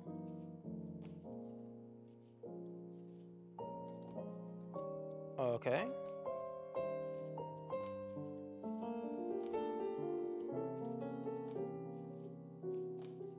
Why the heck can't I land on this painting?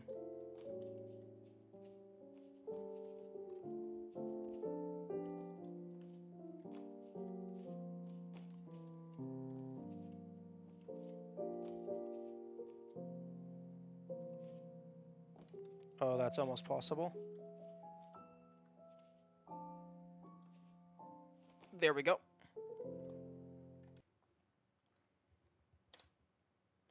Okay,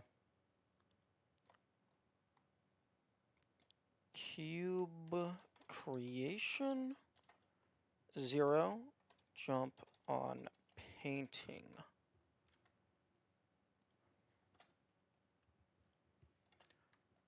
Nice. Nice. Parkour, parkour.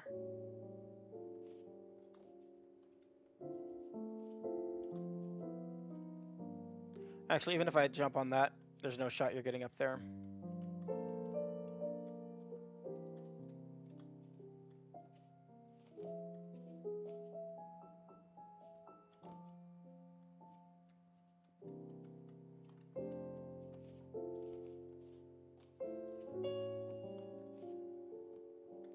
Yo, if you could actually do like a triangle jump to get on there, you could just walk across.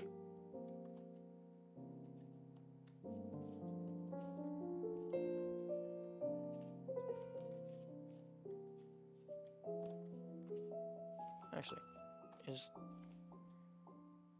is this collision? I don't think that trim is collision.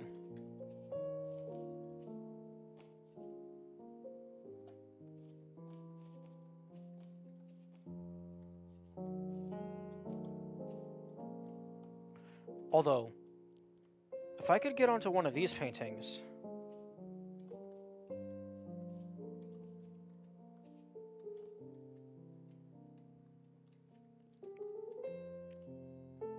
I don't see that happening, though.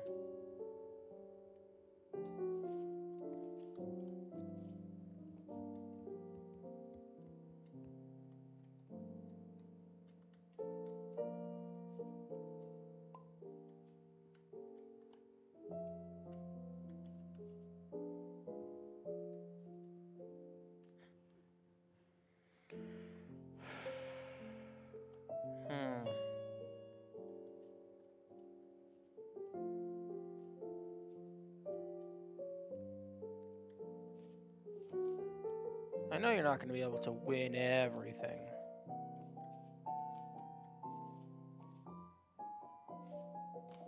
Okay.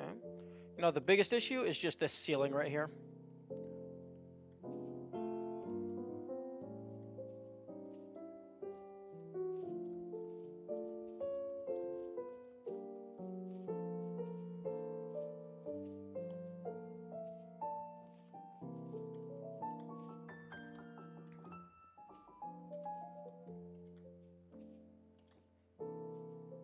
If I can get onto either of these lamps, that would work. If I could get on top of either of these paintings, that would work. Because if I can get onto one of these paintings, I can get onto the lamp, and then I can almost certainly just jump up to that ledge. Actually, let's go ahead and grab this cube to see if these paintings even have collision. Okay, the paintings do have collision on top. Both of them do. Huh. There is a little bit of collision there.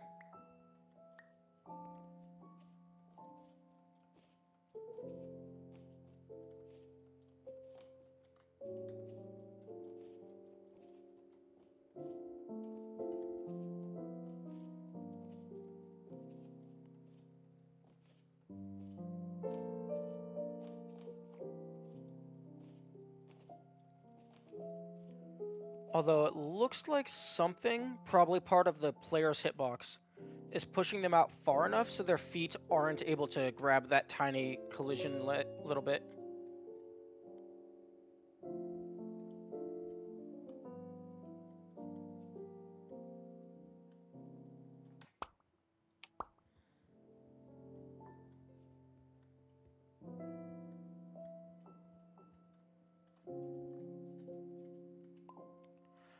Actually, you know what?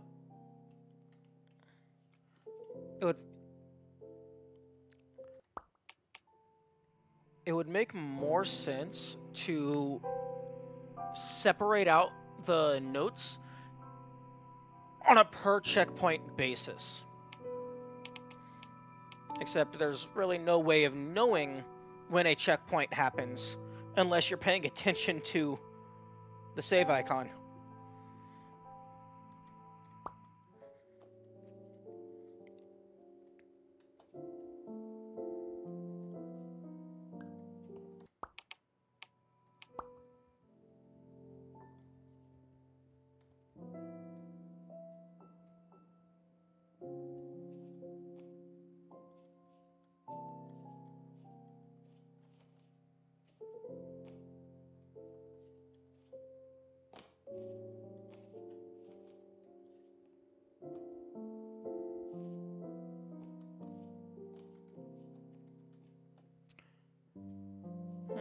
Question. Do you have anything up there? Can I get into those lamps?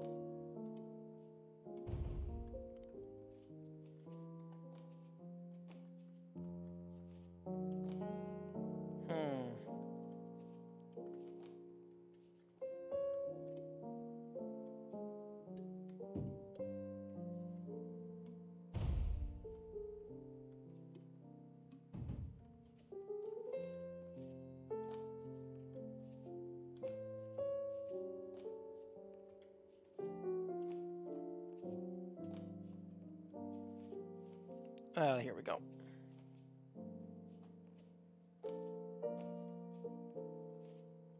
There is nothing in this lamp.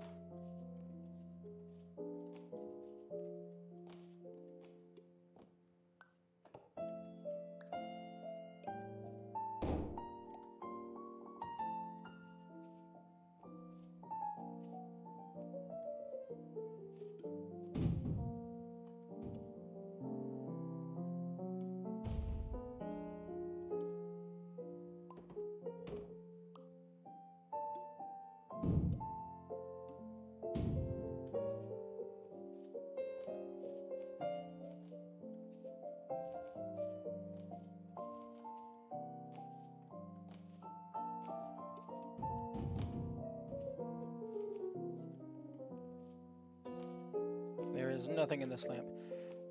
I already had all the chess pieces from this level, but that would be a really good spot to hide something.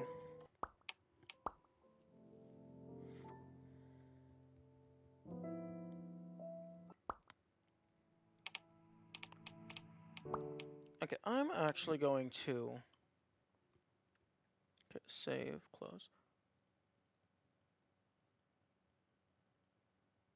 Level 1. I'm going to go back to level 1. And I'm going to actually sort these by checkpoint. So, CP0.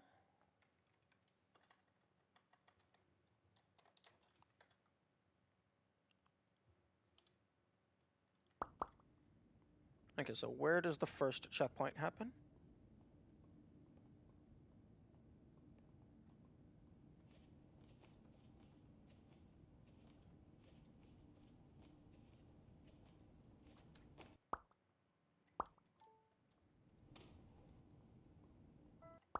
Okay, the first checkpoint happens immediately before this room.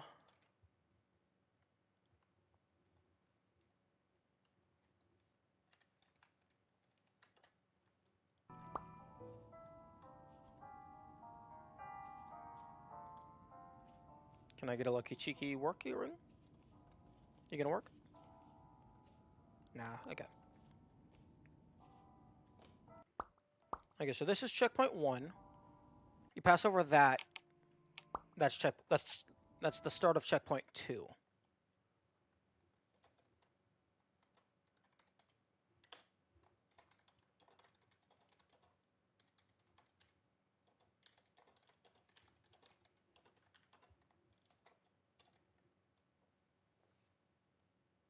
Okay, so checkpoint 1 has 1.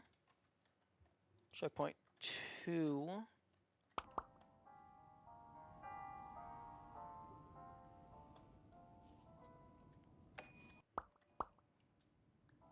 has the 1, 2,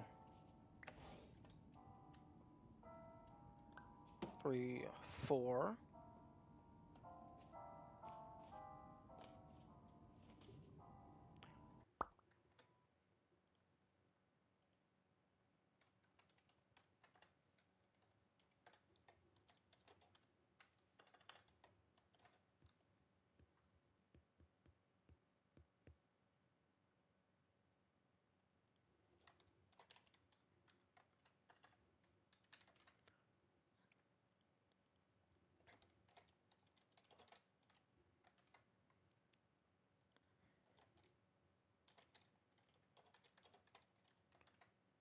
Okay, this is getting to a lot more text than is probably beneficial to include in an image file.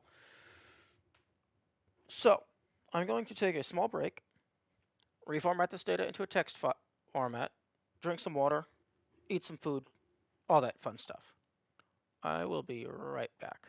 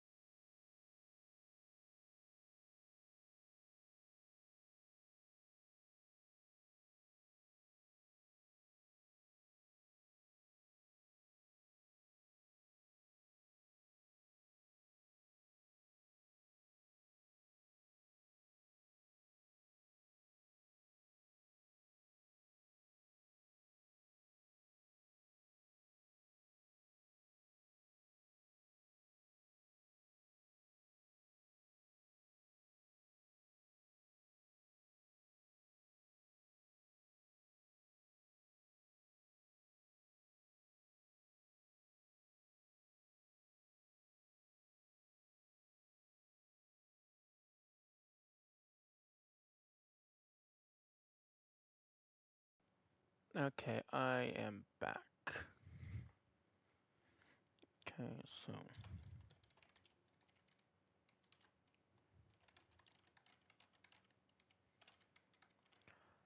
Okay, so... Where am I? Okay, so this is... That was checkpoint 2, this is checkpoint 3.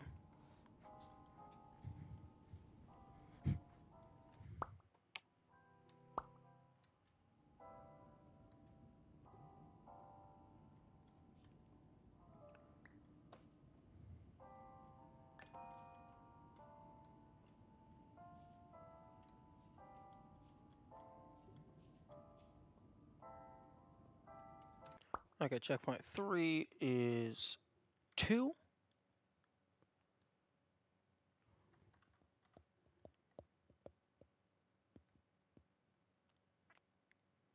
Checkpoint 4 is the cheese launch.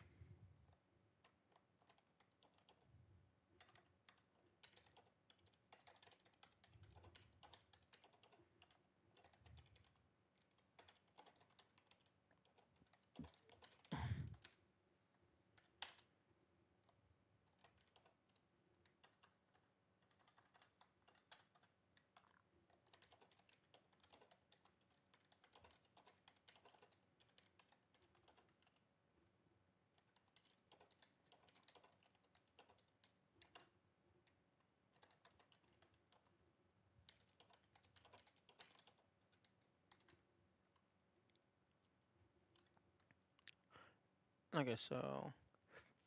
Use the cheese to get a physics launch up to the door. It may be possible to get a physics launch off the lamp to get to the upper ledge.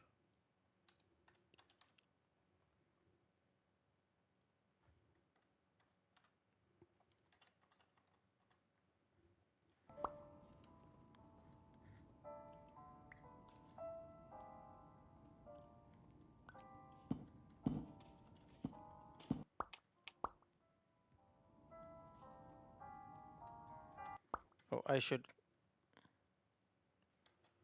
It may be possible. I should update checkpoint 1 to get a physics launch to not... A physics launch... Wait, it may be possible to use the large pawn to get a physics launch to knock the blocks away.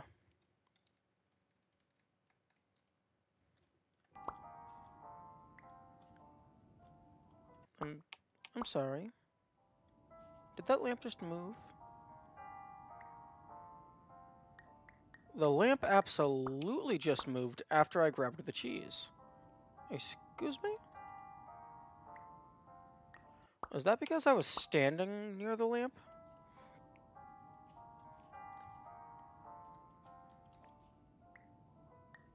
Very odd.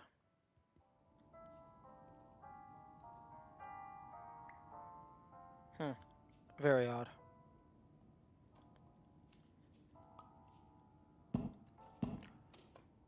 Oh, you mean...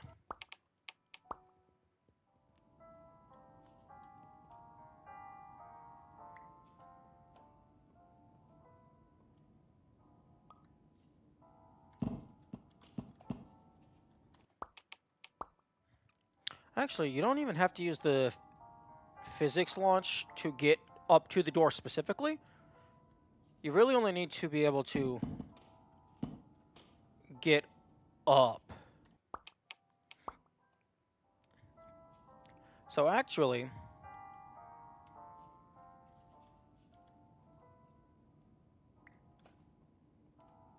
it might be possible to just do this.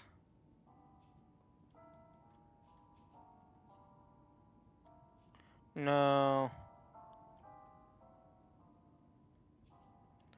There's not enough space to get the cheese to be big enough.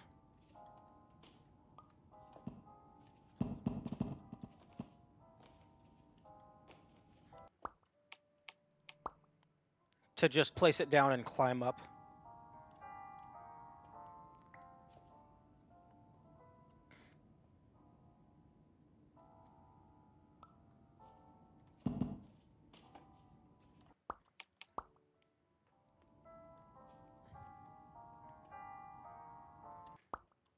I'm going to increase my graphics settings again, in case chance of lag makes the launches more consistent.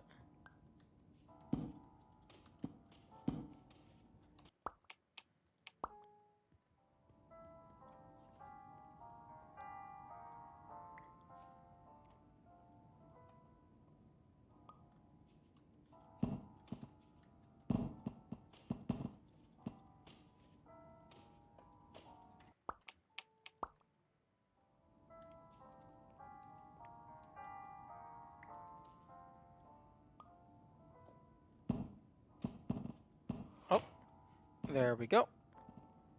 Now just don't fuck up the last jump.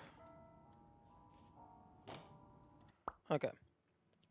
So CP4 2, use the cheese to get a physics launch up to the door. Or upper ledge.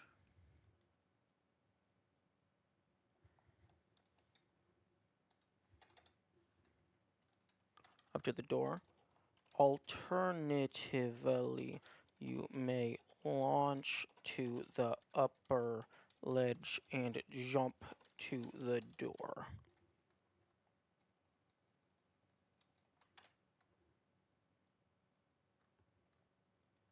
Okay, checkpoint 5.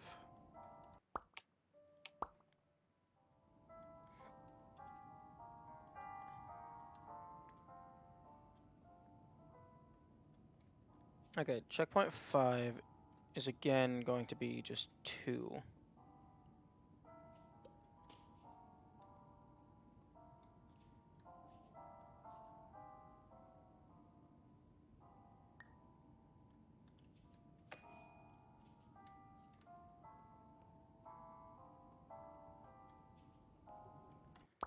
Okay, so checkpoint 5 is 2.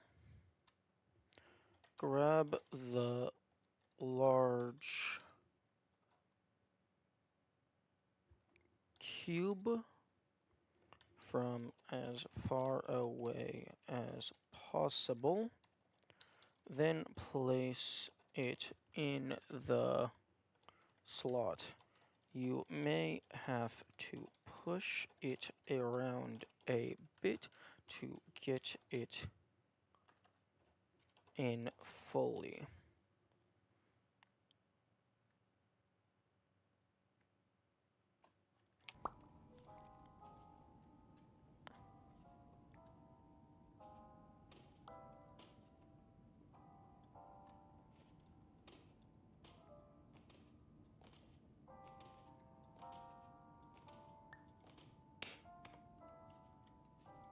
Oh, interesting.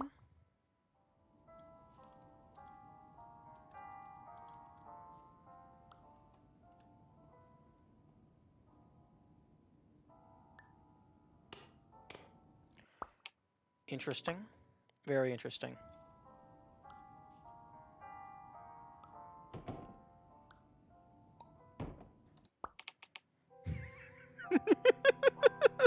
Photos taken moments before disaster.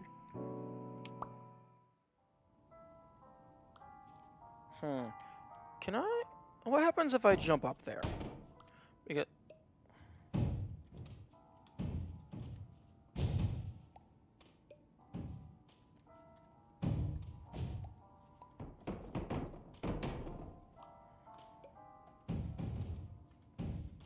come on, just give me the launch.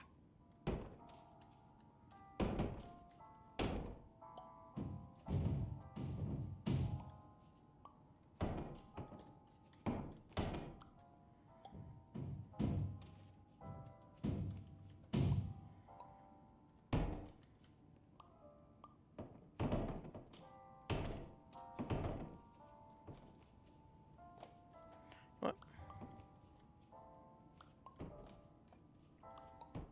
I'll just do this.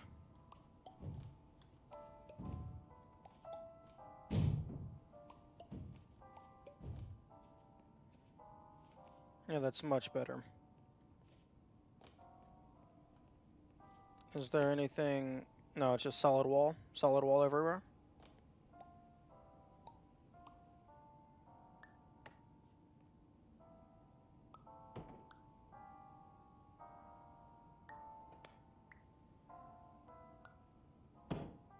Hmm.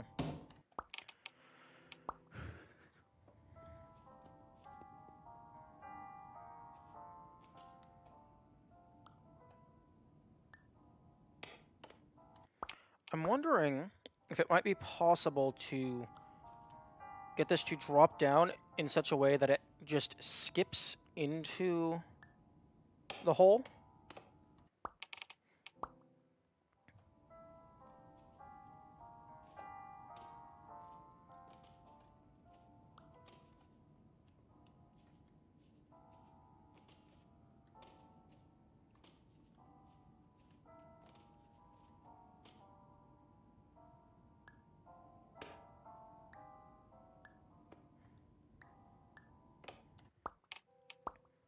Nah. 1, 2, 3. That might be a thing. 4. Grab the cube, then shrink it using the wall, then place it on the switch. Okay, that was checkpoint 6. This is checkpoint 7.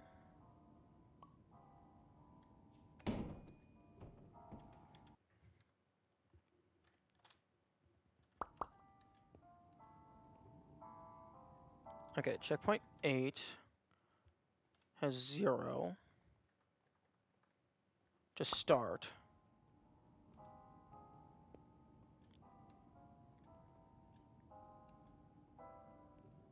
Yeah, okay. For some reason, there's a checkpoint between there and here. I guess they want a checkpoint immediately after you clear the level, and then so that you don't lose progress, and then one after you start.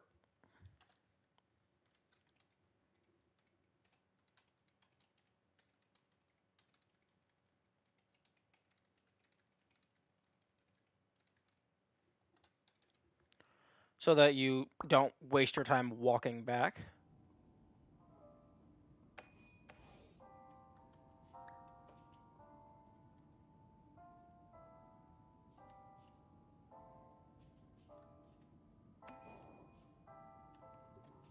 Okay, so 8 had 0, 9 had 2.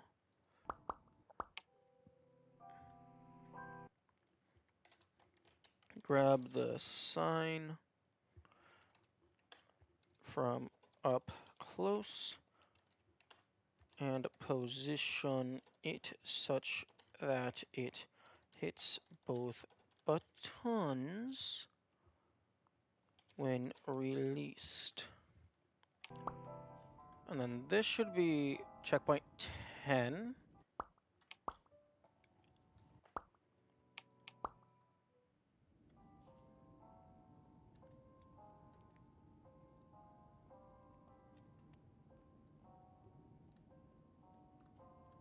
Okay, checkpoint 10 is the cheese. So that's 2. Grab the cheese and angle it such that it falls, that it knocks down a wall on the first release.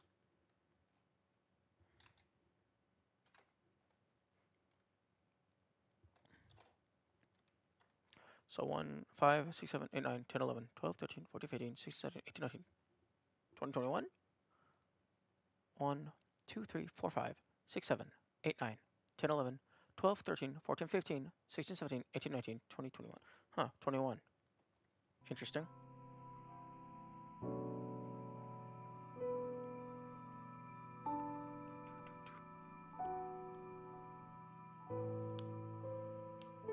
Do.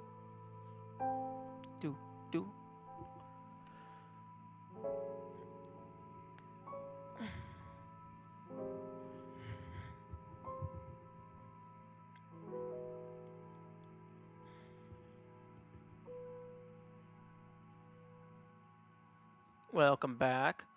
I'm currently just going through my notes.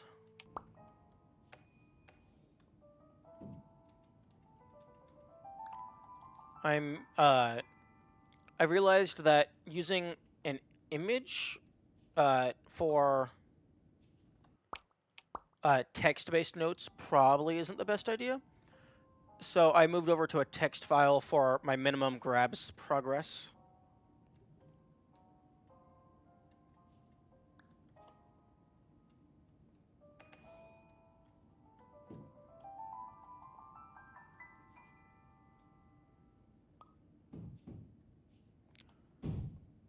Okay, so level 1 has a total count of 21.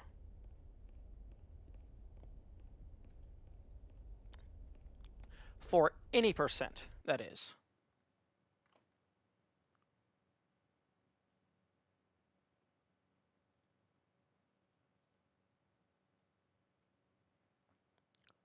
If you were going for 100%, that would change things.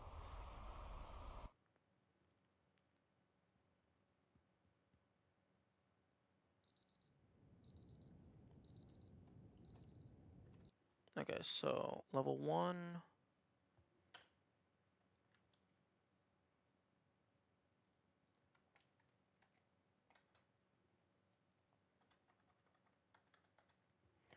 Level 2. Actually, hang on. Total.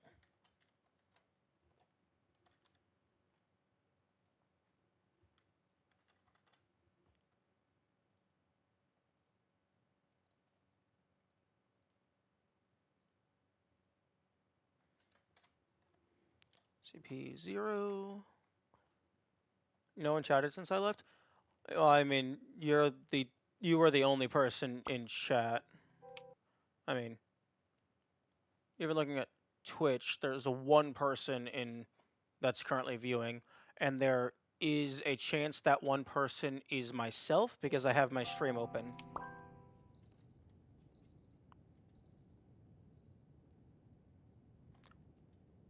Yeah, I haven't really had a big chat since I was playing Ultra Kill. But that's understandable, that game is pretty popular. I mean, no one chatted while I was gone. Yeah, there's not many, if any, people here.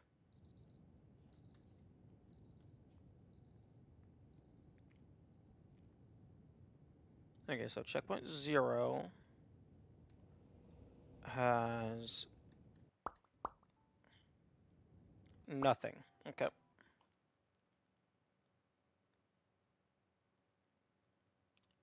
Checkpoint 0 has nothing. A creamy soda craving? Are you sure you don't mean a mini soda craving?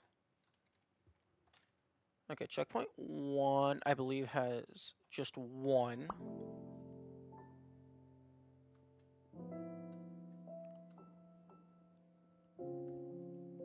Because you have to grab this. I believe you have to grab this door, unless you can potentially get a physics interaction to just push it out of the way. But unless that's a possibility, you have to grab it.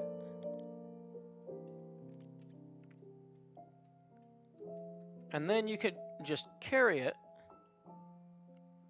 until you get to checkpoint 2, at which point you pause the game and reset to checkpoint, which clears up your hands.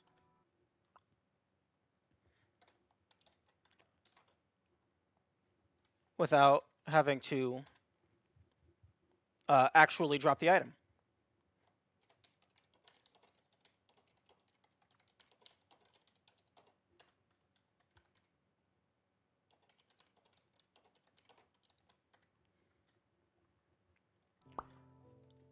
Now, you said you... So it doesn't count? Indeed, because the default button for... If I restore defaults, the default button for grab or interact is left mouse button, which is the same button as clicking these. So, like, someone could argue, oh, you still pressed the button. Like, maybe the game still registered it. So, I just rebound it to middle, like, click the scroll wheel, mouse button 3. So, I use left mouse button to click this, but I never press the actual use item button. Now, I believe you said you didn't make it very far into the game. Did you make it to this point? I'm curious if you have a guess as to how many it's going to take to get out of this little box. Or even if you didn't make it this far, I'm curious as to what you think the minimum number is to get out. Because once you get out, you can just jump over some boxes and it's home free. I never really counted. I believe in challenge mode, they give you a minimum of 2, and they expect you to, like, make a bridge like that, doing something like that. But turns out you don't need to make a bridge, because they got a chair here, they got a lamp here, and you can just jump out.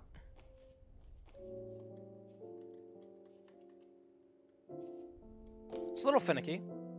I never heard of challenge mode. I don't know if that's new or not, but basically it's you play through the game as normal, but each of the puzzles has a restriction on how many times you can grab things and how many times you can jump things. And how many times you can jump over things, rather. Or just, no, not things. How many times you are allowed to press the jump button.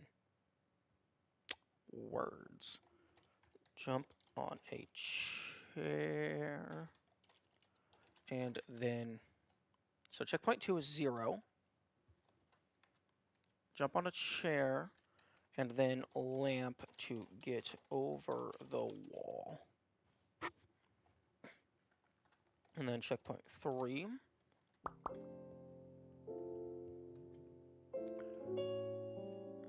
This one I also find really interesting, because what you're supposed to do is grab this, move it over here, and then jump, jump. You don't have to do that. Turns out most of the stuff in this game has collision, which is probably because, like, there's some points in the game where you can change your size. So, like, that railing there, that actually has collision. So if you were small enough, you could walk along it. Introduce the painting.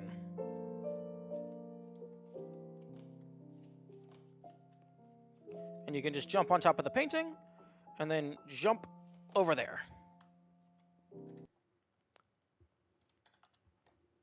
Jump on a painting,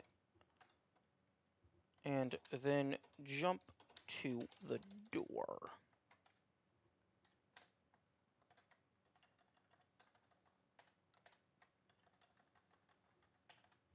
Checkpoint 4.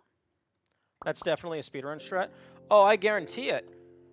Because, like, if you can get it down consistently, it's just a jump, jump, jump, as opposed to having to go in here, grab this, like, get into... A speedrunner would be able to get into position faster, but you'd have to grab that, place it down, and then jump up. That's, like, probably like a 5 to 10 second time save. Unfortunately, here, the closest that I'm able to get is jumping up here.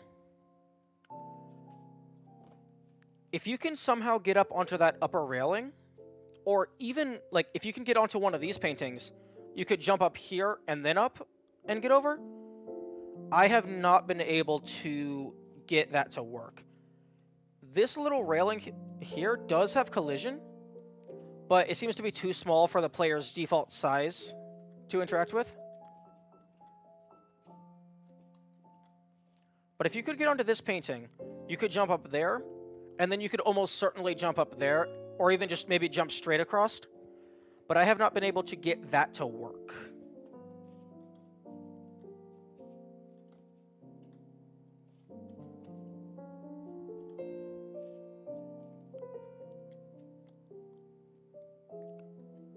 After I fully finish the game,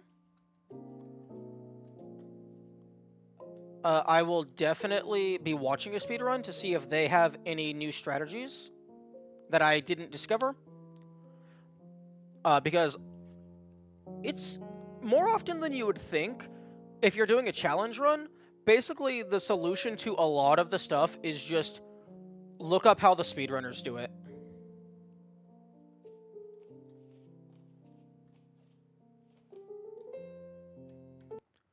Because they skip everything out of necessity. So if you're trying to restrict a mechanic and that mechanic is forced, sometimes you have to go out of bounds or do things in a funky way, and sometimes that funky way is just faster.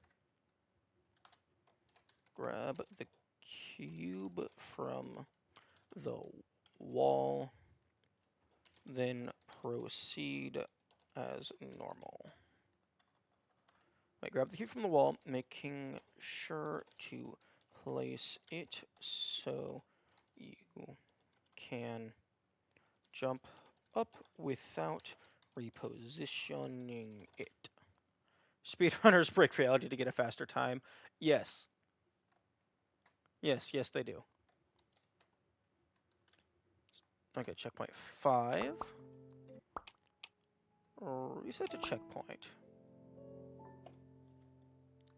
Okay, so this actually does get placed here after you hit the checkpoint 5. Because you're intended to use that. But I'm curious if there's a way up without using it.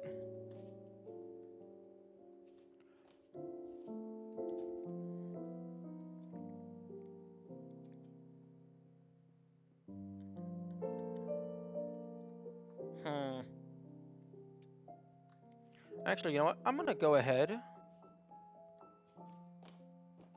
and... Okay. I'm going to see if you can even get on the painting. Because some of the paintings... Okay, this one you can get onto.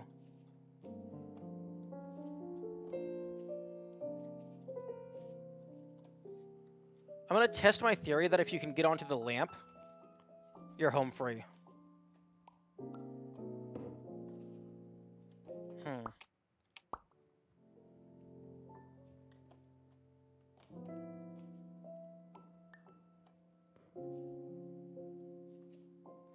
Why do the hitboxes vary? Oh, it could be anything. It could be the orientation in which they're placed. It could just be like how far into the wall they're placed. It could be something about the player's hitbox that makes it so they're too close to the wall for them to actually find purchase.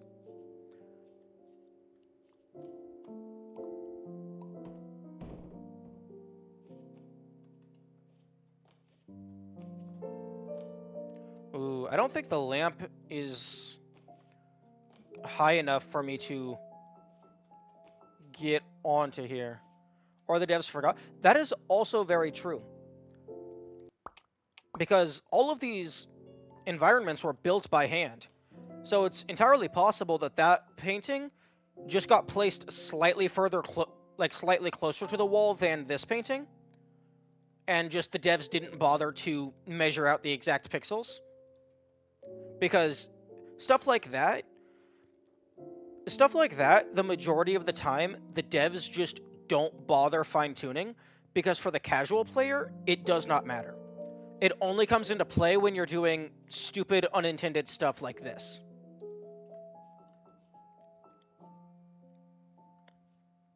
Okay, so you want to grab this.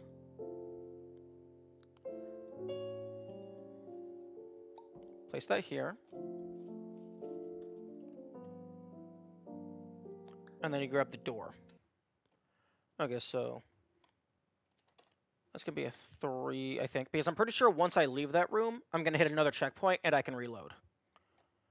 Grab and place the stairs so they don't block the door creation. Restart to last checkpoint after hitting CP6.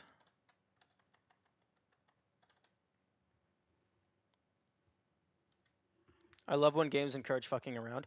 Yes. It is amazing. Especially like puzzle games like this. Like, there is no one solution. There's a generalized intended solution, but it's just, hey, get to the end.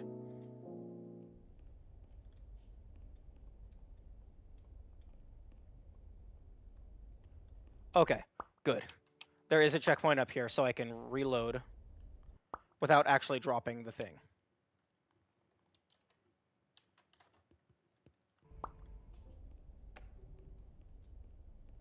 Hi.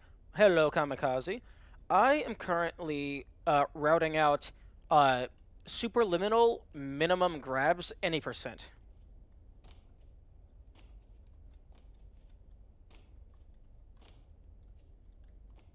I am currently... I mean, I've already beaten the game, and I have most of the collectibles, and I went through all of challenge mode.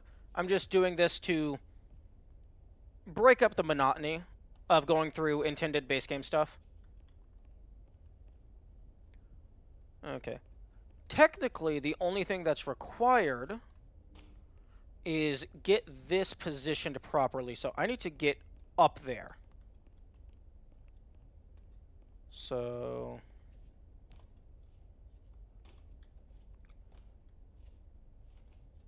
Hey.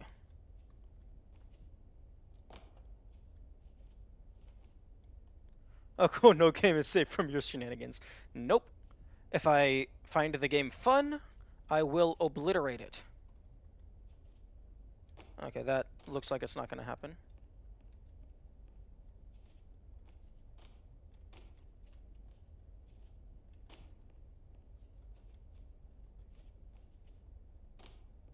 Maybe these pipes are tall enough?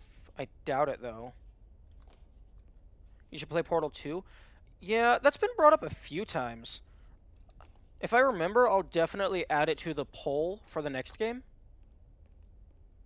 I have played Portal 2 up until the point where you start messing around with the gels, but past that, I have not. You should play Talos 2. I will play Talos 2 eventually. I just want to give my mind a decent break from that category of puzzling, so that it feels fresh when I go back. Okay, the only thing that I see possibly happening is maybe jumping from here to here. But that looks like it might be just out of reach. Maybe like jumping up onto the wall or something? Because what I'm trying to do is I'm trying to avoid grabbing this. I could grab this and then make stairs, but that's 2 grabs. I would prefer to make that into 0 grabs.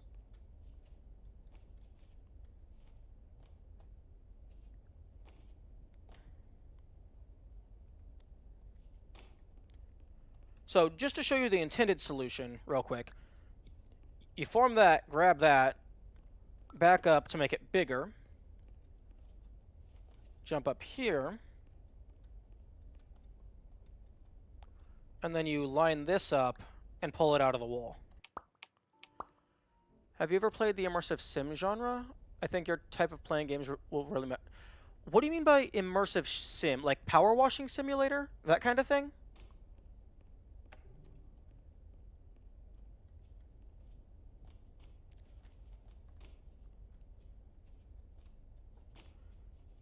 No? Okay, well then I have no idea what you're talking about. Additionally, sometimes even just these static, non-grabbable objects, you can get a physics launch off of. Look closely at the checkered cube. It's made of marble. Yeah. Yeah, it's made of marble. What does that have to do with anything?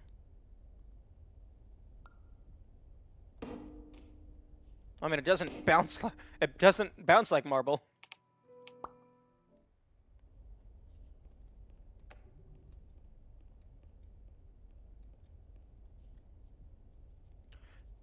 Yeah, sometimes like this, you can if you get it really funky, you can get a physics launch that will just throw you into the air. So if I could get a physics launch on this,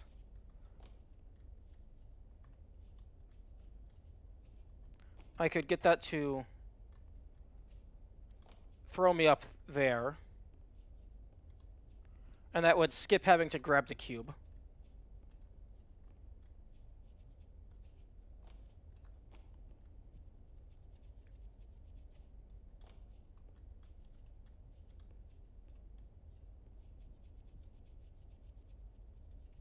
Can you stand on the outlet?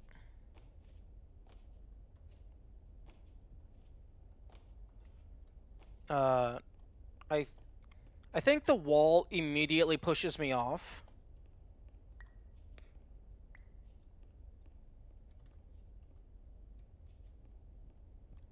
But, the outlet does have collision.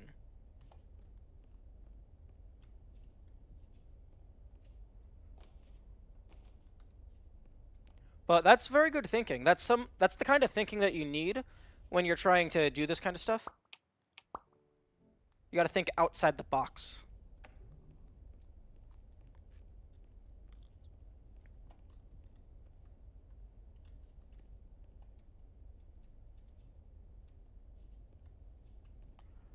Also, if I could get a physics launch up to those, I could walk across and then jump onto the railing. You have to think without the checkered box. Yes, indeed. Although, I suppose that's this entire game's, like, gimmick. My long message explaining immersive sim didn't go through? No. Did you include a link or something?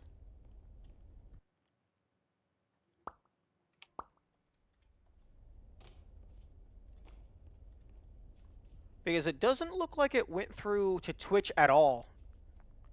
Like, not even just the on-screen chat. It didn't go through to Twitch on my side. And it actually, I don't think it went through, period, because I'm the streamer, so even if a message gets blocked, I should still be able to see it.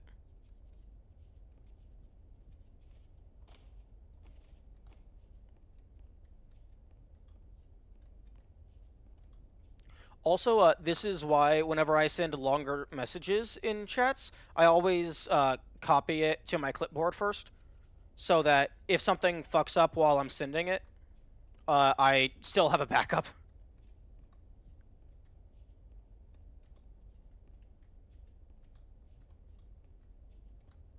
Also, an interesting thing is, on controller, on keyboard, I'm using WASD, and it's either move or not move. On controller, you can actually intentionally walk slowly. So that might have some interesting ramifications.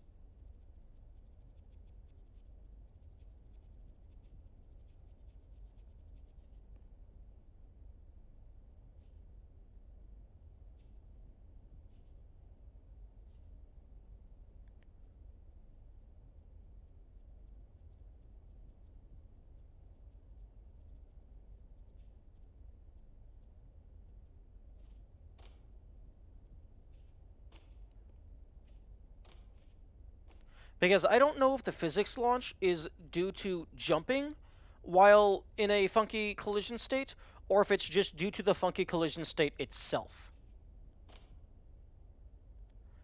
Because my current theory is that the player is inside of the object. My current theory is that if you get inside the object, while you're standing on the object, you jump, push into the object, but because you're standing on the object pushes you up, and then you just get launched to the world height. But sometimes you can get physics launches off of non-moving objects. Although I'm not even sure what counts as non-moving objects anymore, because there's one room with a lamp. That lamp seems like it should just be a static object that can't be moved, but nope, you can move it.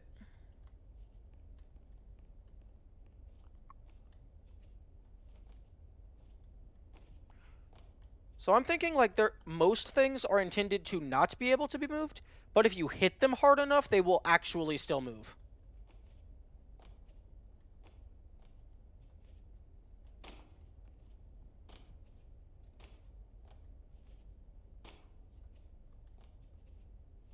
Physics launches are popular in games like Portal and Half-Life. Yeah, I imagine it's a common issue with 3D engine games.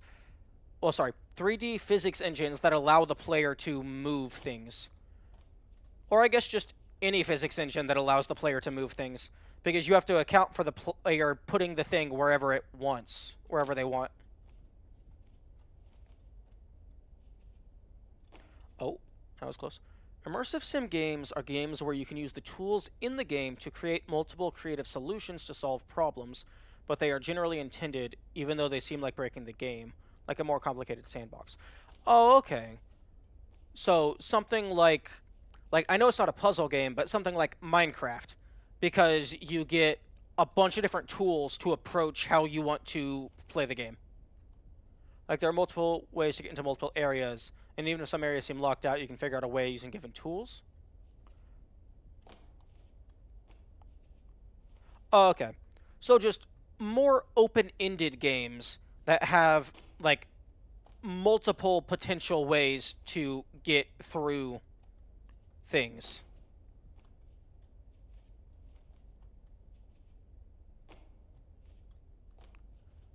Kind of like I guess The Legend of Zelda would be a good example potentially, because you have a bunch of different items even though each dungeon has like an intended way of getting through.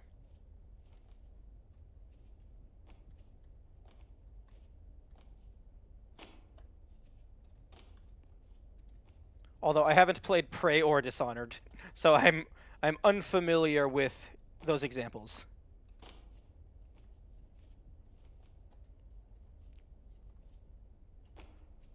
One thing that I have not been able to, not like Minecraft, no games that are designed to be broken. Think choose your own adventure, but it's actually about using the tools. Oh, so it's just like games that intentional, like they expect the player to find multiple solutions, and so they give them the tools to have multiple solutions.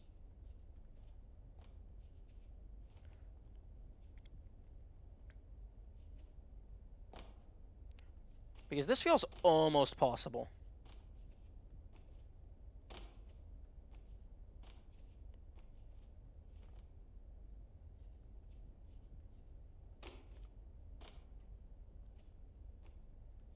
Also, I'm using the controller now because it feels like the controller has faster acceleration.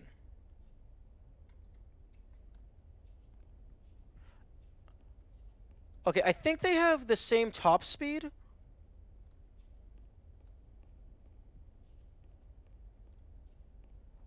But the controller has instant acceleration. Like using the keyboard, you start out slow a little bit. But the controller... I'm sorry? Oh, it's trying to move me into position for this. That's what's fucking with me. The controller has instant acceleration, which is an interesting distinction. Yeah, kind of like Zelda, Tears of the Kingdom, all the creative stuff people make online. Yeah. Imagine instant acceleration for Ultra's kill. Does Ultra Kill not have instant acceleration? I mean, I can throw a grenade into my face and I start moving real fast.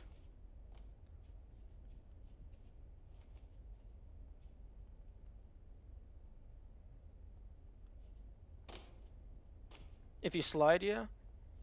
Okay. Yeah, that's pretty close, but I don't think that jump is going to be possible. Unless, like, I can get some little extra boost. What the fuck? Why? On controller, jump is set to A. Why? I'm using a PS5 controller on Steam. If I press the X button, it jumps, as it would. I'm also pressing the triangle button, and it jumps. I beg your pardon? You would like Prey? I really recommend it. If you like the feeling of you're not supposed to be in this locked room yet, even though the devs expect you to be there. Nice. You can actually put that into the recommendations channel. I believe you're in the Discord. I never liked PlayStation controllers. The PlayStation controller... Actually, no. I was about to say the PlayStation controller is the same as the Xbox controller. They're all the same. But I think the shape is actually slightly different. And I haven't used an Xbox controller, so I shouldn't talk about things I don't understand.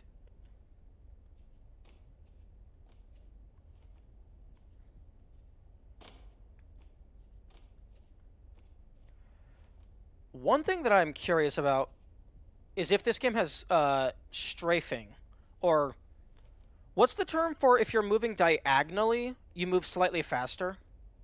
I'm curious if the game has that.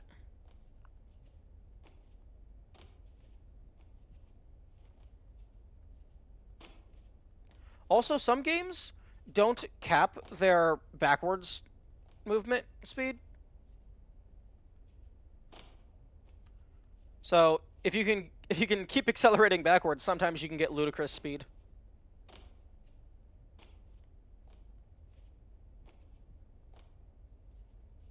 Because this feels almost possible, but like just barely out of reach.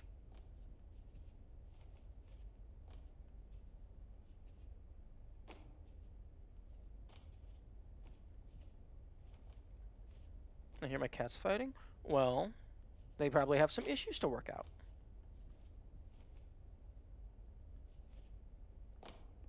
Ooh, that was actually pretty close. If I hadn't hit the wall. Because the grabbing, the ledge grab thing is like fairly lenient. So like this could potentially be possible. We're trying to get them to get along. I don't know too much about animals, but it might just be that they need to just work out their differences.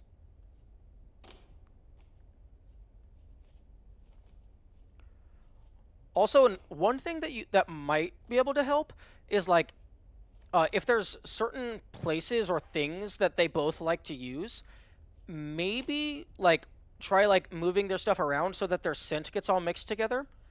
I feel like that could either be helpful or magnitudes worse, because I don't know how territorial cats are. Because I have heard that when cats get a new toy, they generally don't like playing with it until it smells like them.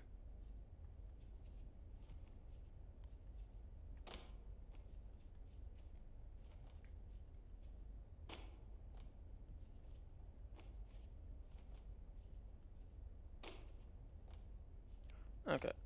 I'm going to go back over here and mess with the pipes for a little bit.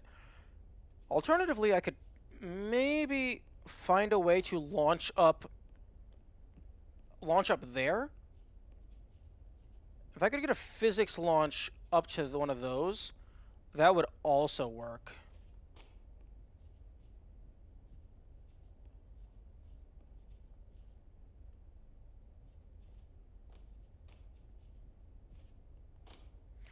I'm just gonna mark this down as 3 uses,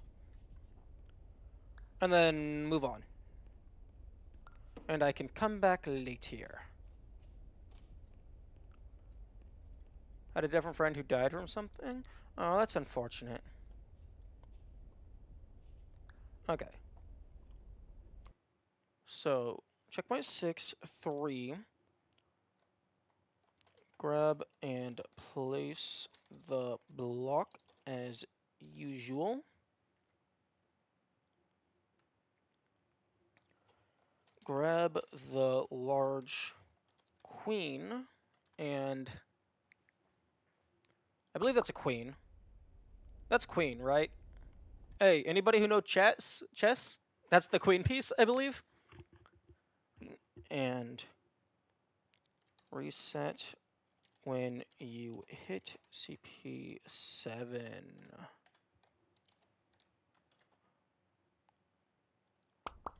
Okay, so there's probably a checkpoint out here. Yes, okay.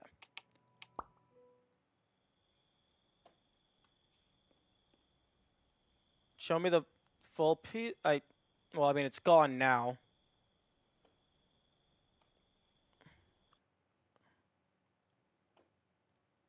Uh,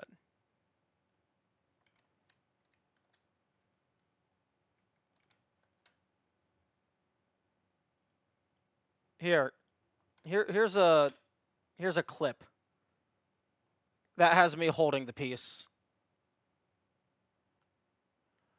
Does it get removed forever if you reset checkpoint? Resetting checkpoint returns the map and the player to a predefined state. That predefined state includes not having something in your hand. But yeah, the wall gets replaced. So it doesn't really remove it. It's just, it's not in my hands anymore, so I don't have to use a grab to place it on the ground.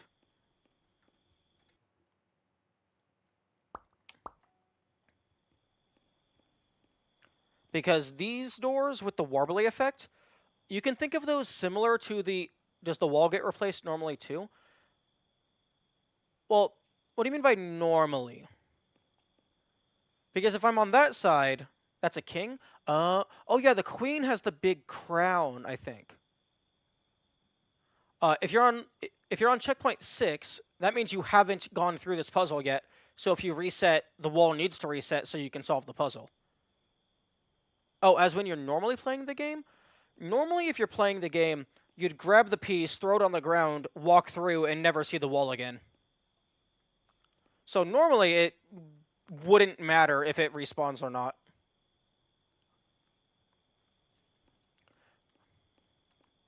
But the reason why I needed to reload from checkpoint is the doors with this warbly filter on them, you can think of them as similar to the emancipation grills from Portal, where you cannot bring an item through it. Unfortunately, instead of destroying the item, if you hold an item, it does not allow you to walk through. Like, it physically doesn't let you through. So you have to place it down and then go through.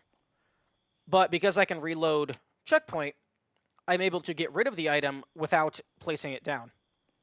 So like the purple barrier from Talos, actually, yeah, that's a much better example. That's a perfect example.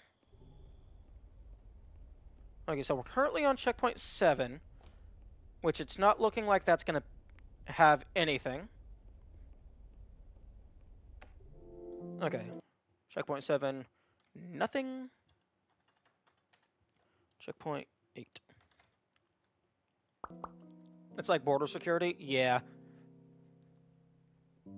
Okay, checkpoint 8, I believe, is 2, because you have to use 1 to grab the moon. Actually, no, it's 4.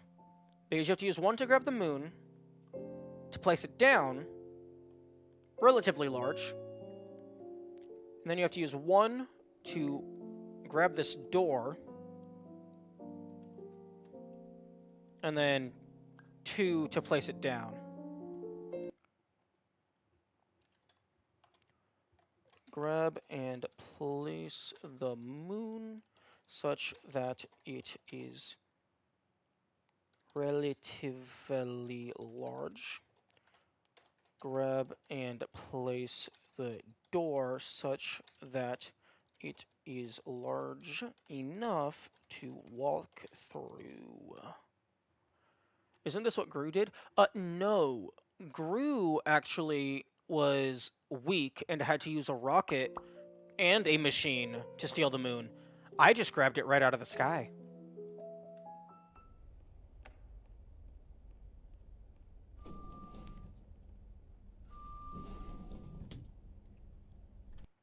Okay, so total 1, 2, 3, 4, 5, 6, 7, 8, 9, 13. But you did shrink the moon. True. I did shrink the moon. Okay, so level 2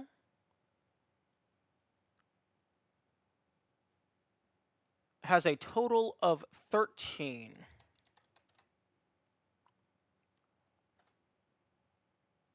Level 1 has a total of 21.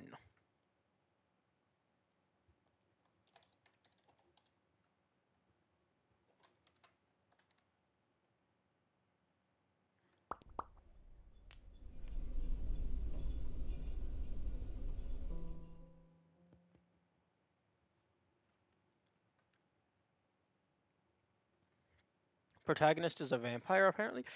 Is that a JoJo reference?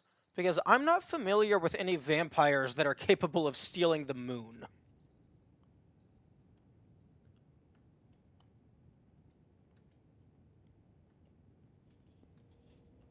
Okay, so checkpoint 0.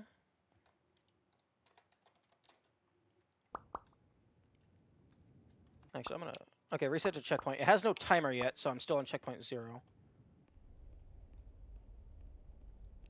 Unfortunately, I'm talking about the no reflection. Oh yeah, no, there is no reflections.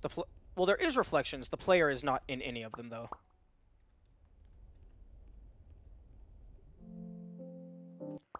Interesting. Checkpoint 0 persists. Okay, what you're supposed to do is you're supposed to grab that and then place it over here. But a dev-intended skip is you can just jump from the railing. Okay. So checkpoint 0 has 0. Jump from the... Actually, no, that's not a railing. That's a banister, I believe. The upper ledge. CP1.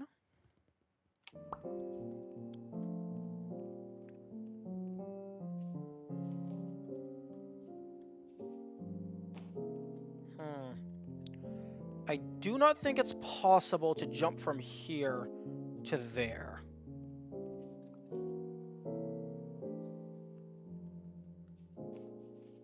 Although, the controller does have instant acceleration.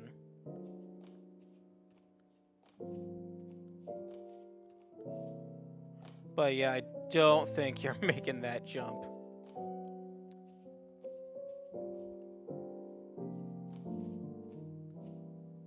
Yeah, that's not happening. At least, not without some other interaction. So, grab one half of that. Place it down such that you're able to jump up onto it.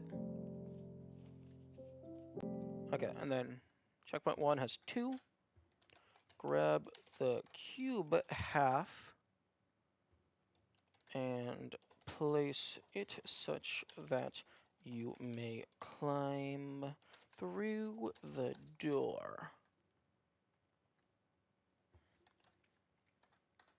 Checkpoint 2. Checkpoint 2, I believe, you have to lift it. I love watching you type on the keyboard. Oh, do you like the clacking ASMR? Okay, checkpoint 2 requires you to pull this tile out of the ground. If you could get any sort of physics launch on that and just push it out of the way, that would work. But I don't think that's gonna work. Oh, it shows the inputs on the display? Oh, that's funny.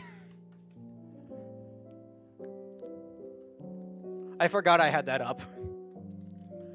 Okay, checkpoint 2 has 1.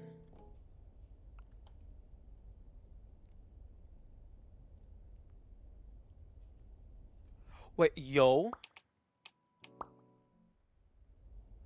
Oh my goodness. Checkpoint 2 has 1. Yo, the checkpoint trigger, you're supposed to move that grate and then walk through to hit the checkpoint, but you can just rub your face against the wall. Grab the cube floor thing, then rub against the grate to trigger the to trigger checkpoint 3 without removing it. Then reload to checkpoint 3.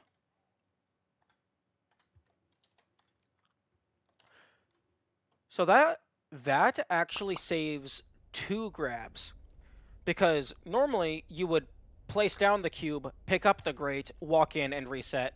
But you can hit that, so you can actually just reset before grabbing this. That's amazing.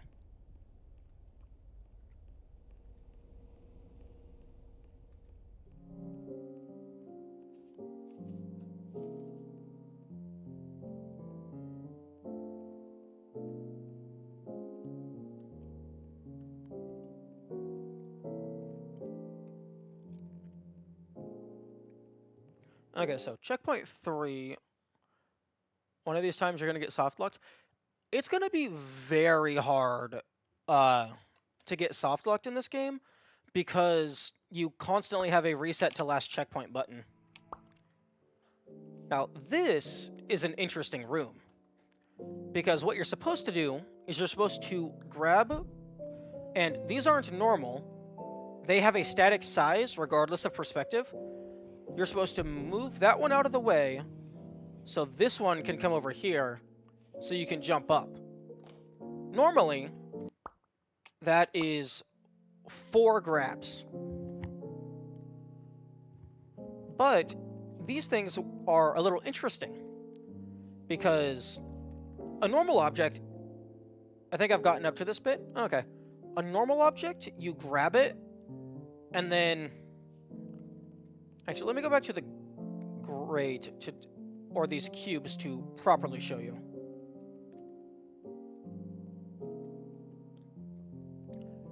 A normal object, you grab it, and like it's in your hand and everything. If you pause the game, and then resume the game, it stays in your hand. These, if you pause the game, and then resume the game, you're no longer holding it.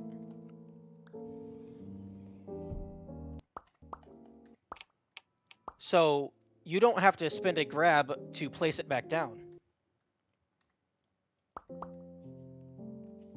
I call those 2 the cripple cubes. That's funny. Luckily, you don't have to grab them. You can just jump over them. Okay. So, checkpoint 4 has 2. Grab the slide cubes. And grab the slide cubes to move them. If you pause and then click the resume button, they are no longer in your hand. And then checkpoint 5. And I have to specify click the resume button, because if you hit escape,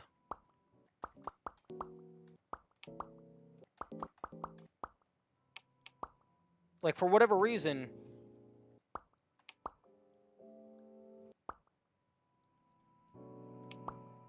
oh, wait a minute.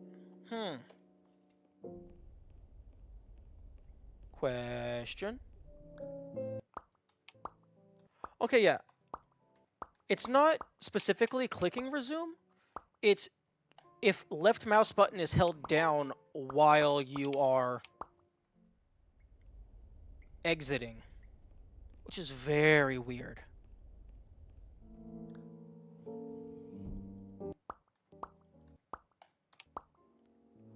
Oh, wait, no.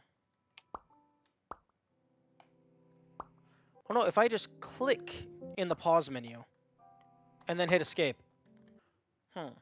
If you pause and then click. Okay, if you pause and then click in the menu before closing it, they are no longer in your hand. Charging my phone without the charger because I have a power bank?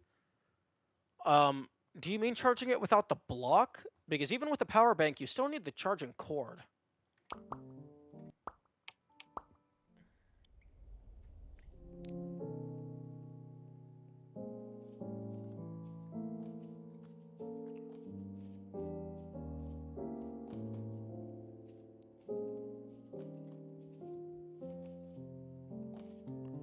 Okay, the power bank has 4 different chargers on it. Oh, like it just has the charging cords built in.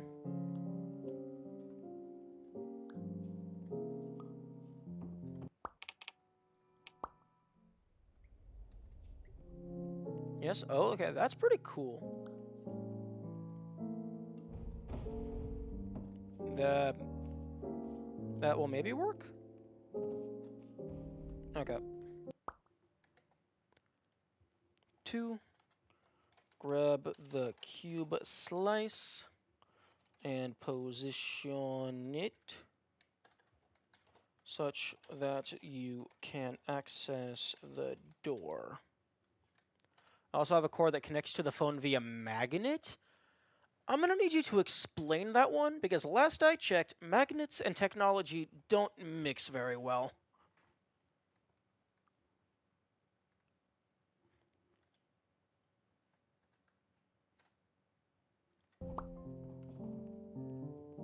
Okay, this is checkpoint 6. Now, this one, unfortunately, is just as simple as, oh, you move it over, you place it, then you jump up. And then you grab this, but you don't actually have to let go, I don't think, because you're going to fall down and hit the next checkpoint, and then you can reload.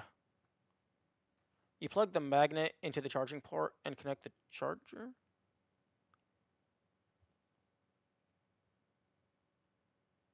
Okay, I'm still not following.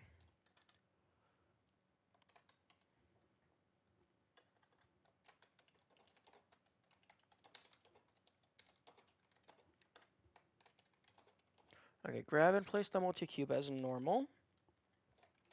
Hold the cube slice and reload when you hit checkpoint 7.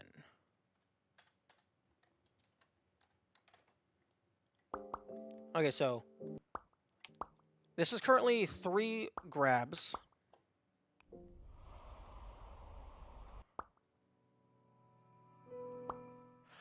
What? Oh, that's still checkpoint 6. Interesting.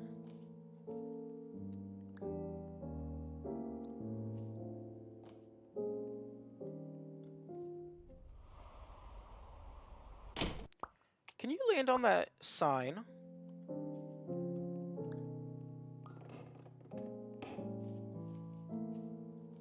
I'm curious if you can land on that sign.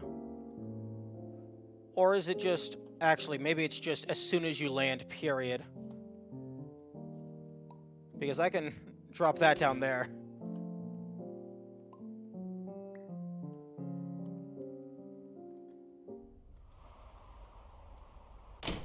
Okay, no, that sign does not have collision. Unfortunate.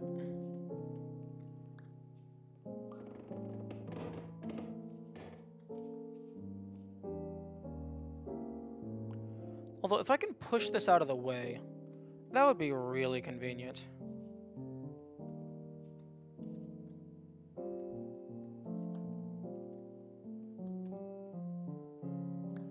Okay. I'm pretty sure I'm going to hit a checkpoint.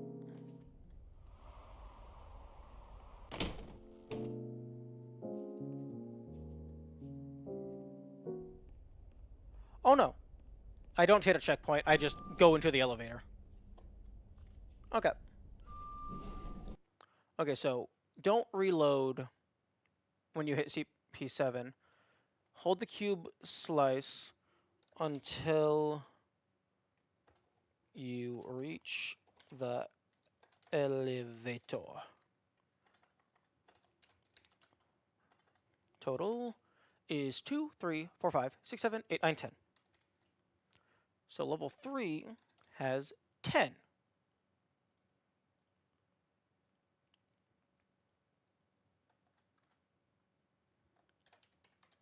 And then level 4, CP 0. Because you don't actually have to release it. If the game just deletes it from existence.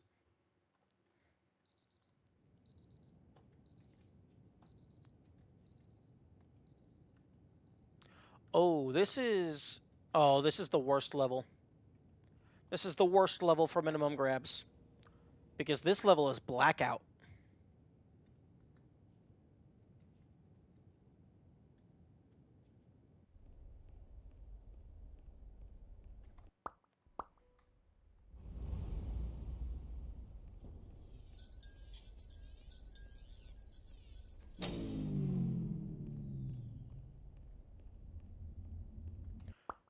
Okay, so CP0 has 0.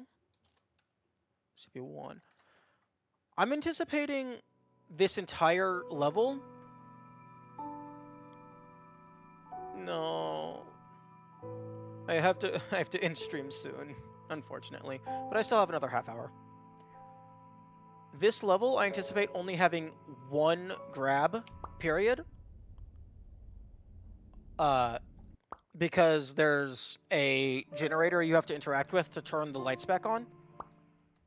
But there's a small section where you have to move through darkness. Because they intend for you to grab a sign to light your path. Okay, checkpoint 1 had nothing.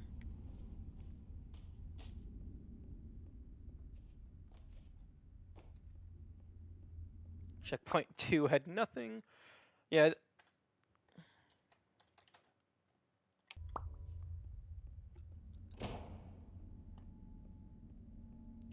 Yeah, this level is the horror theme.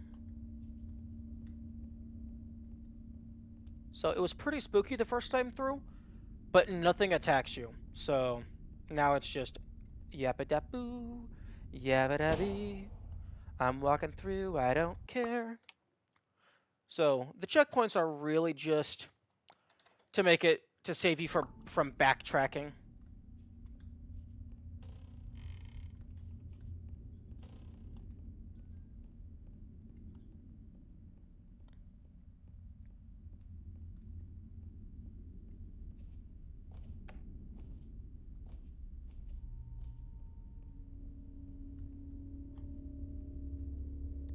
Boo.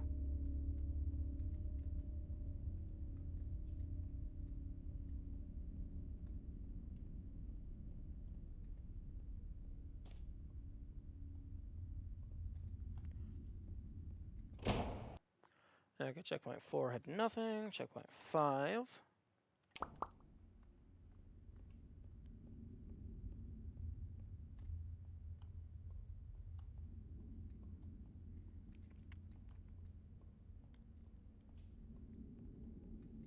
So, what you're Oh, interesting.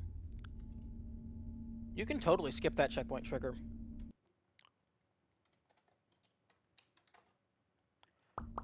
So what you're supposed to do is grab this sign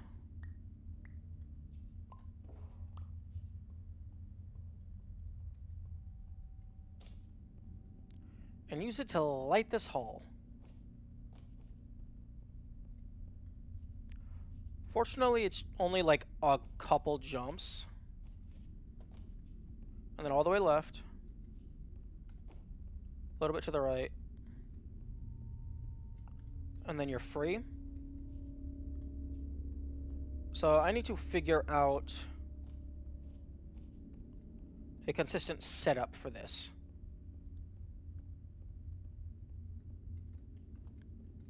Okay, so if I go into this wall,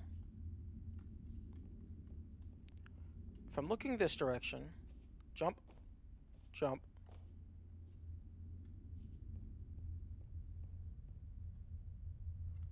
Well, if I'm holding forward constantly, I'm gonna end up here.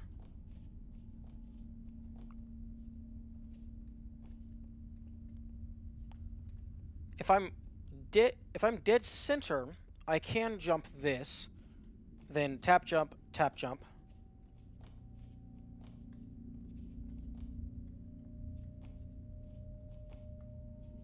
and then I walk forward, left a little bit.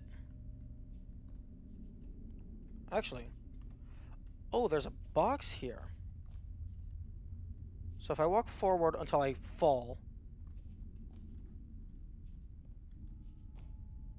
okay, I can hear my footsteps. Okay, so walk forward until I fall, go all the way left, then all the way right. Okay, I need to jump. All the way. Give me audio.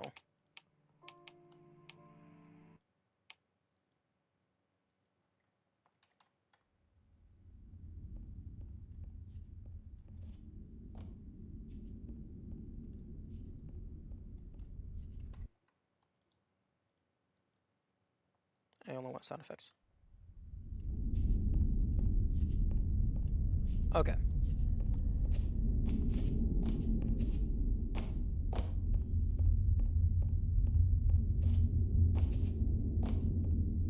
Okay, so I can line myself up with this wall. Actually, if I put this over here.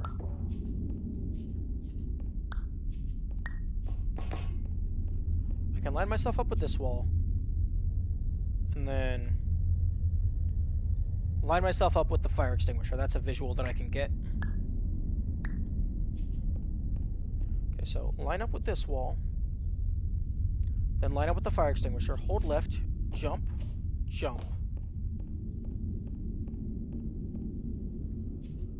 Tap forward, jump, back, forward.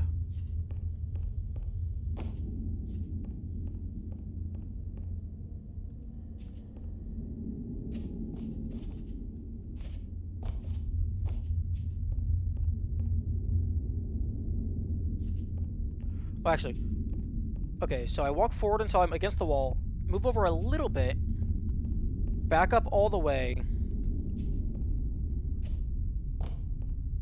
and then I'm in. Okay, so it's...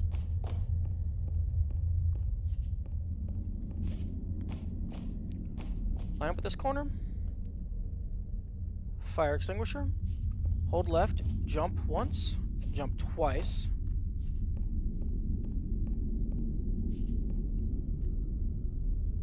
Walk until I stop hearing my footsteps. Go forward a small amount, jump left, jump back, jump back, and then jump left. All the way forward. Left, left, left. Back. Right, right, right. Forward. Hold left, jump.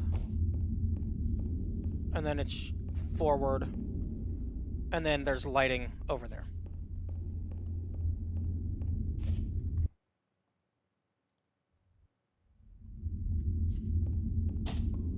Ah, right.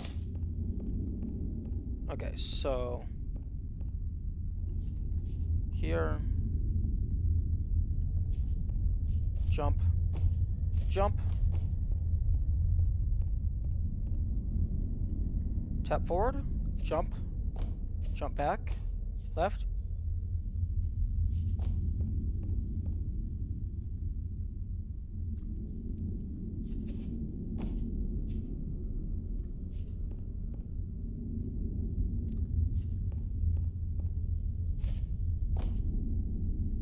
Okay, nope, lost it.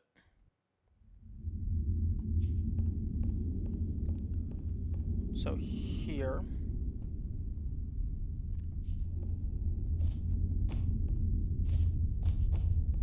All the way over. Tap forward.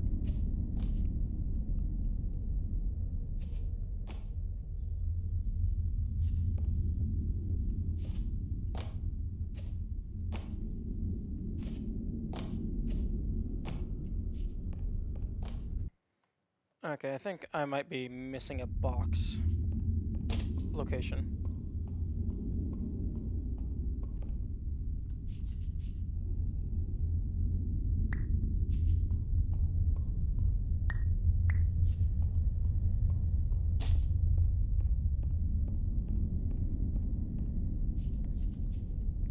Jump, jump, all the way left, tap forward. I'm not tapping forward long enough. Actually, hang on a second. I can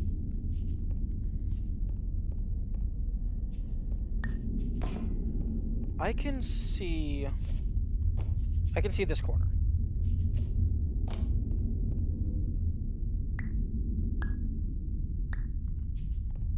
So I can get to this corner without seeing. What happens if I just hold left? Okay. If I just hold left here on this wall, do I line up?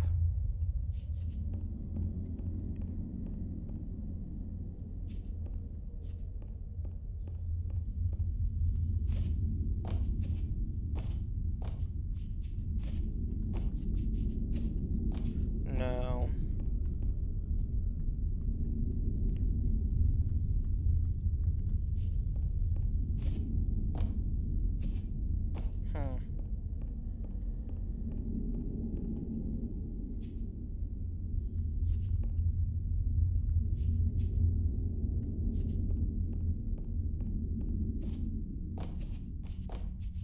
Okay, so I just need to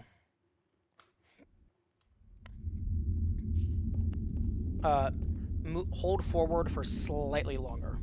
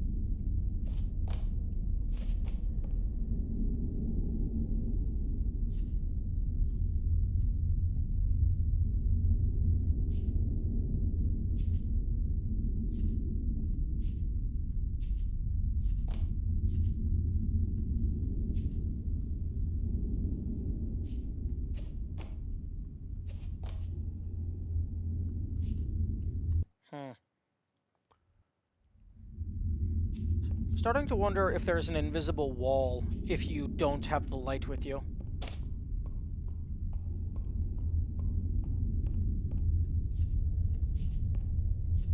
Give.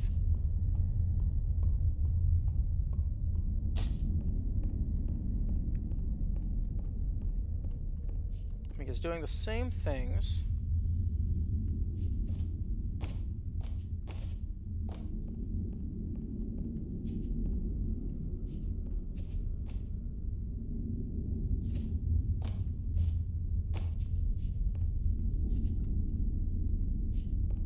Okay.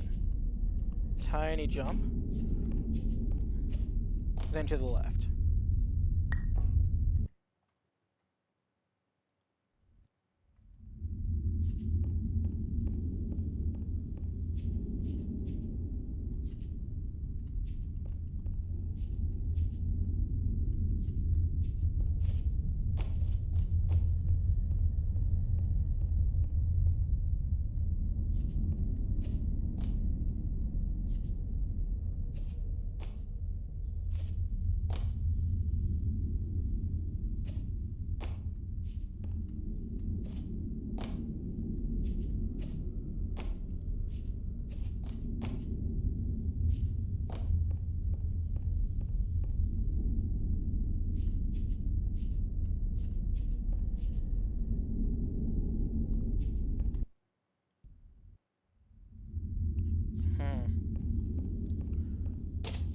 I can actually use... For the first part, I can actually use the, like that stuff as a guide.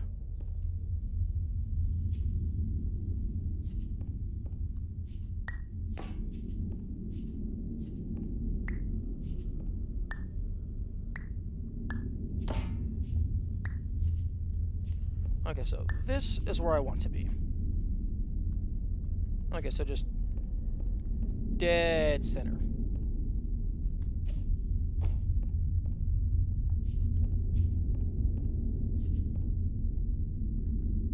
So dead center of the spooky. But still face the fire hydrant.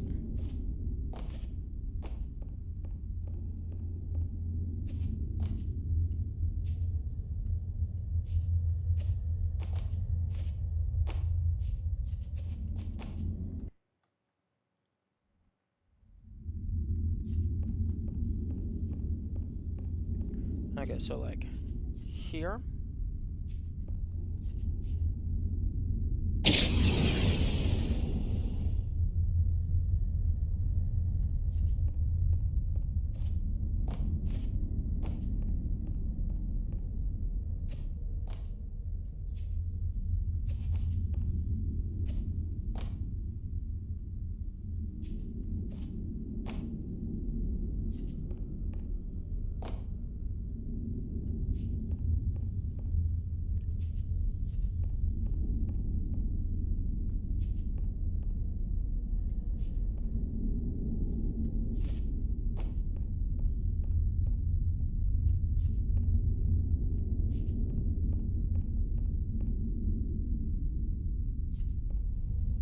Hey.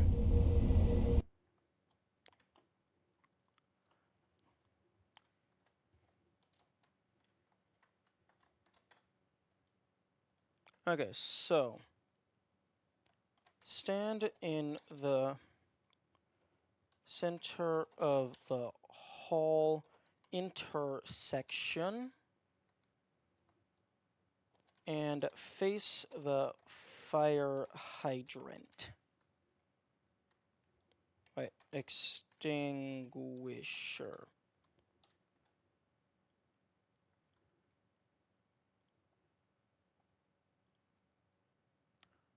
Oh, I think that was longer than 30 seconds. Oh, yeah, no, I was typing for 30 seconds. Oh, I was hoping to clip that.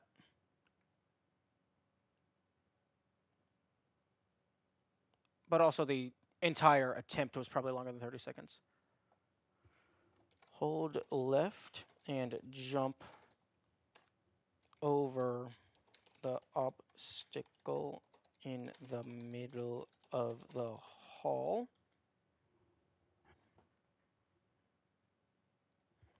You will end when you stop hearing your... Okay, so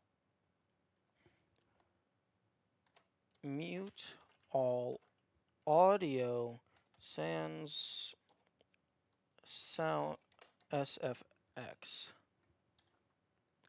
When you stop hearing your footsteps, you are in front of the...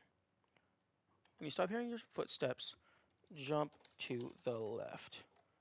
Hold down until you are against the wall. Do a short hop back and then a small hop left. Hold left until you are against the wall.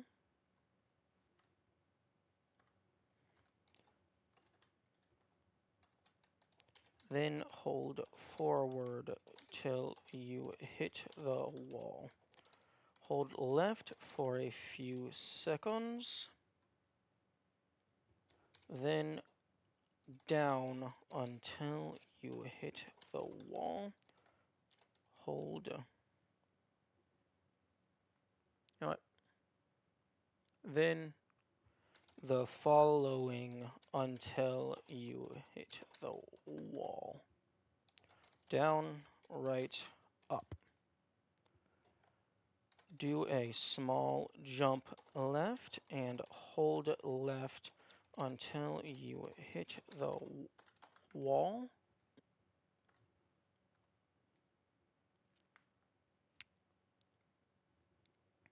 Hit the wall. Hold forward until you hit the wall. Then hold left for a few seconds. You should be able, for a few seconds, for a couple seconds. Actually, no, a few seconds because you have the acceleration. Able to see the door now. Okay. Most convoluted, most lengthy segment of notes, because I had to explain how in the heck you walk through the darkness. Okay, checkpoint 7. Fairly simple. You jump up this, jump up this, jump up the boxes, and then go through the darkness.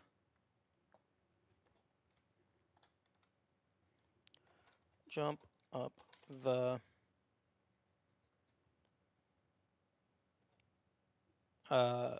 environment stuff, then go down the hall in the shadow patch.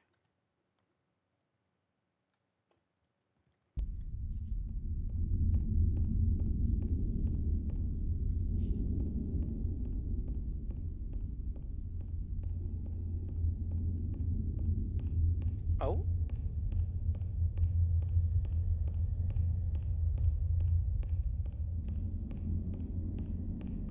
Okay, so checkpoint. The power generator isn't technically part of checkpoint 7, which is interesting. Activate the generator.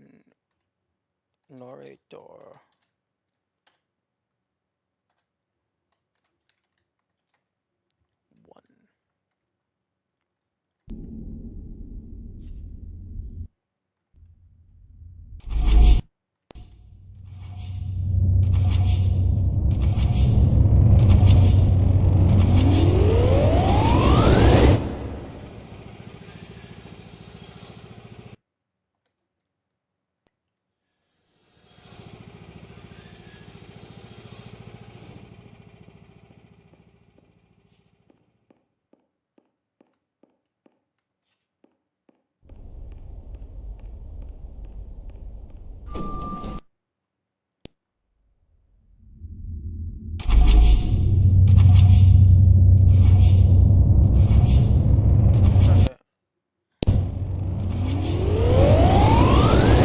Okay, that's loud.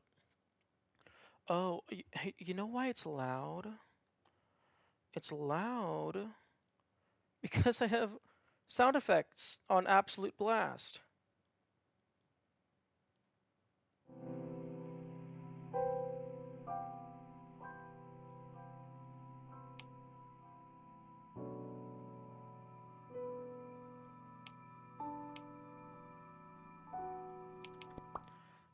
Okay, now, this is where we take a split in the path. Because any percent doesn't go down there. Any percent goes back here. Because there is a secret way to beat the game. Although, I don't think the game actually considers it as beating the game. But the credits run, so I consider it beating the game.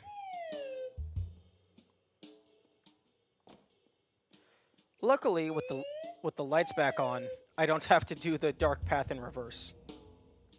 Oh, interesting. Activate the generator, then walk to the elevator.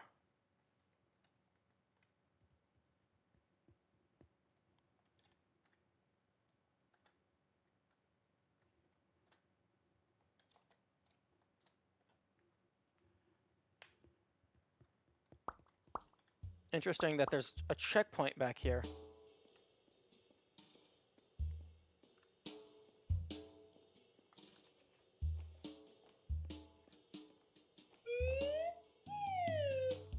Oh, actually, wait, no.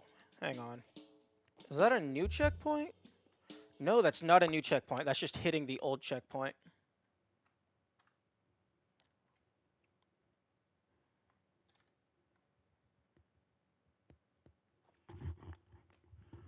I am going to consider this extra press because you have to interact with the radio in order to open the door to the alternate ending. I'm going to consider this part of checkpoint 8. Activate the generator.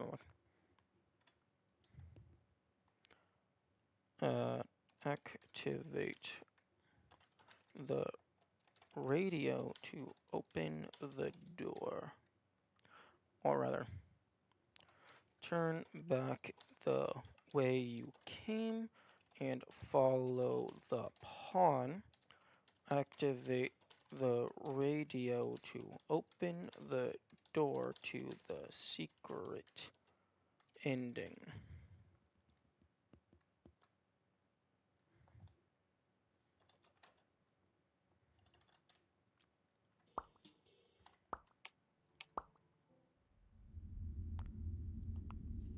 Wait, what?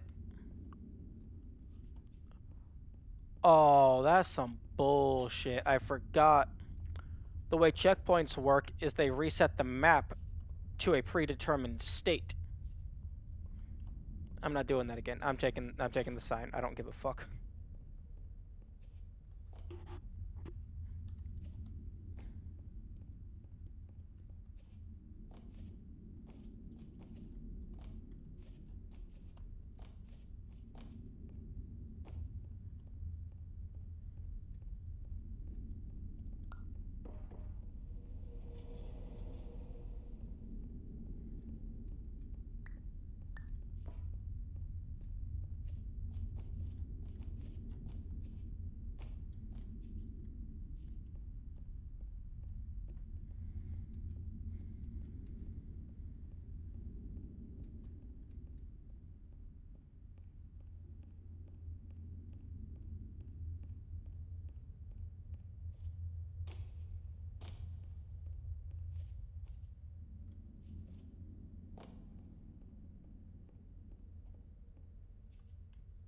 Yeah, the store's closed until you... That just snaps shut.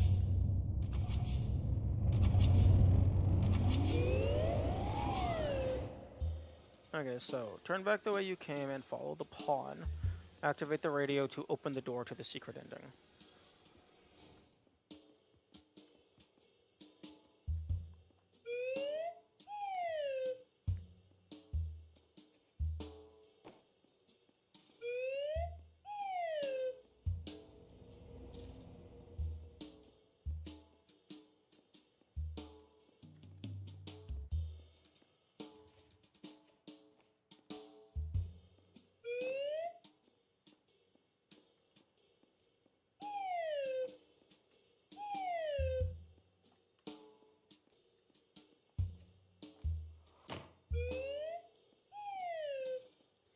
Yeah, this guy's interactions is... Or rather, going back through the map is a little funky, because there's a bunch of different triggers that didn't get removed fully.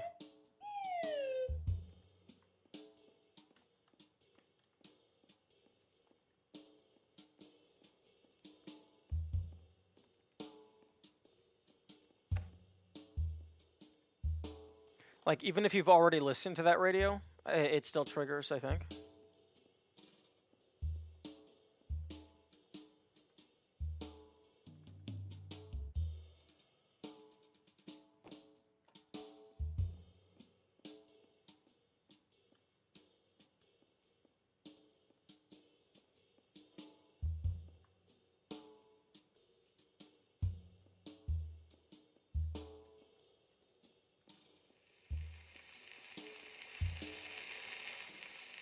Because this door is closed fully.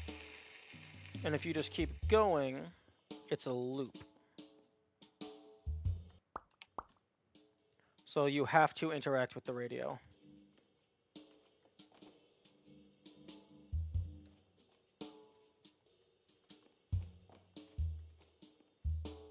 Although,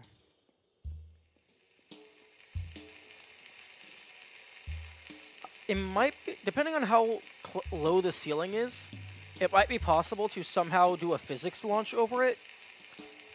But anything with a physics launch is probably going to require you to set up an item, which, using an item most of the time costs a click, costs a use anyway. So just doing this one is less.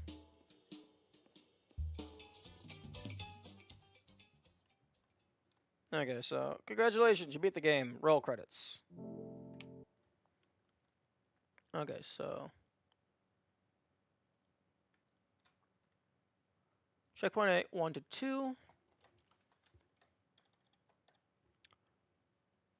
Okay, so that is actually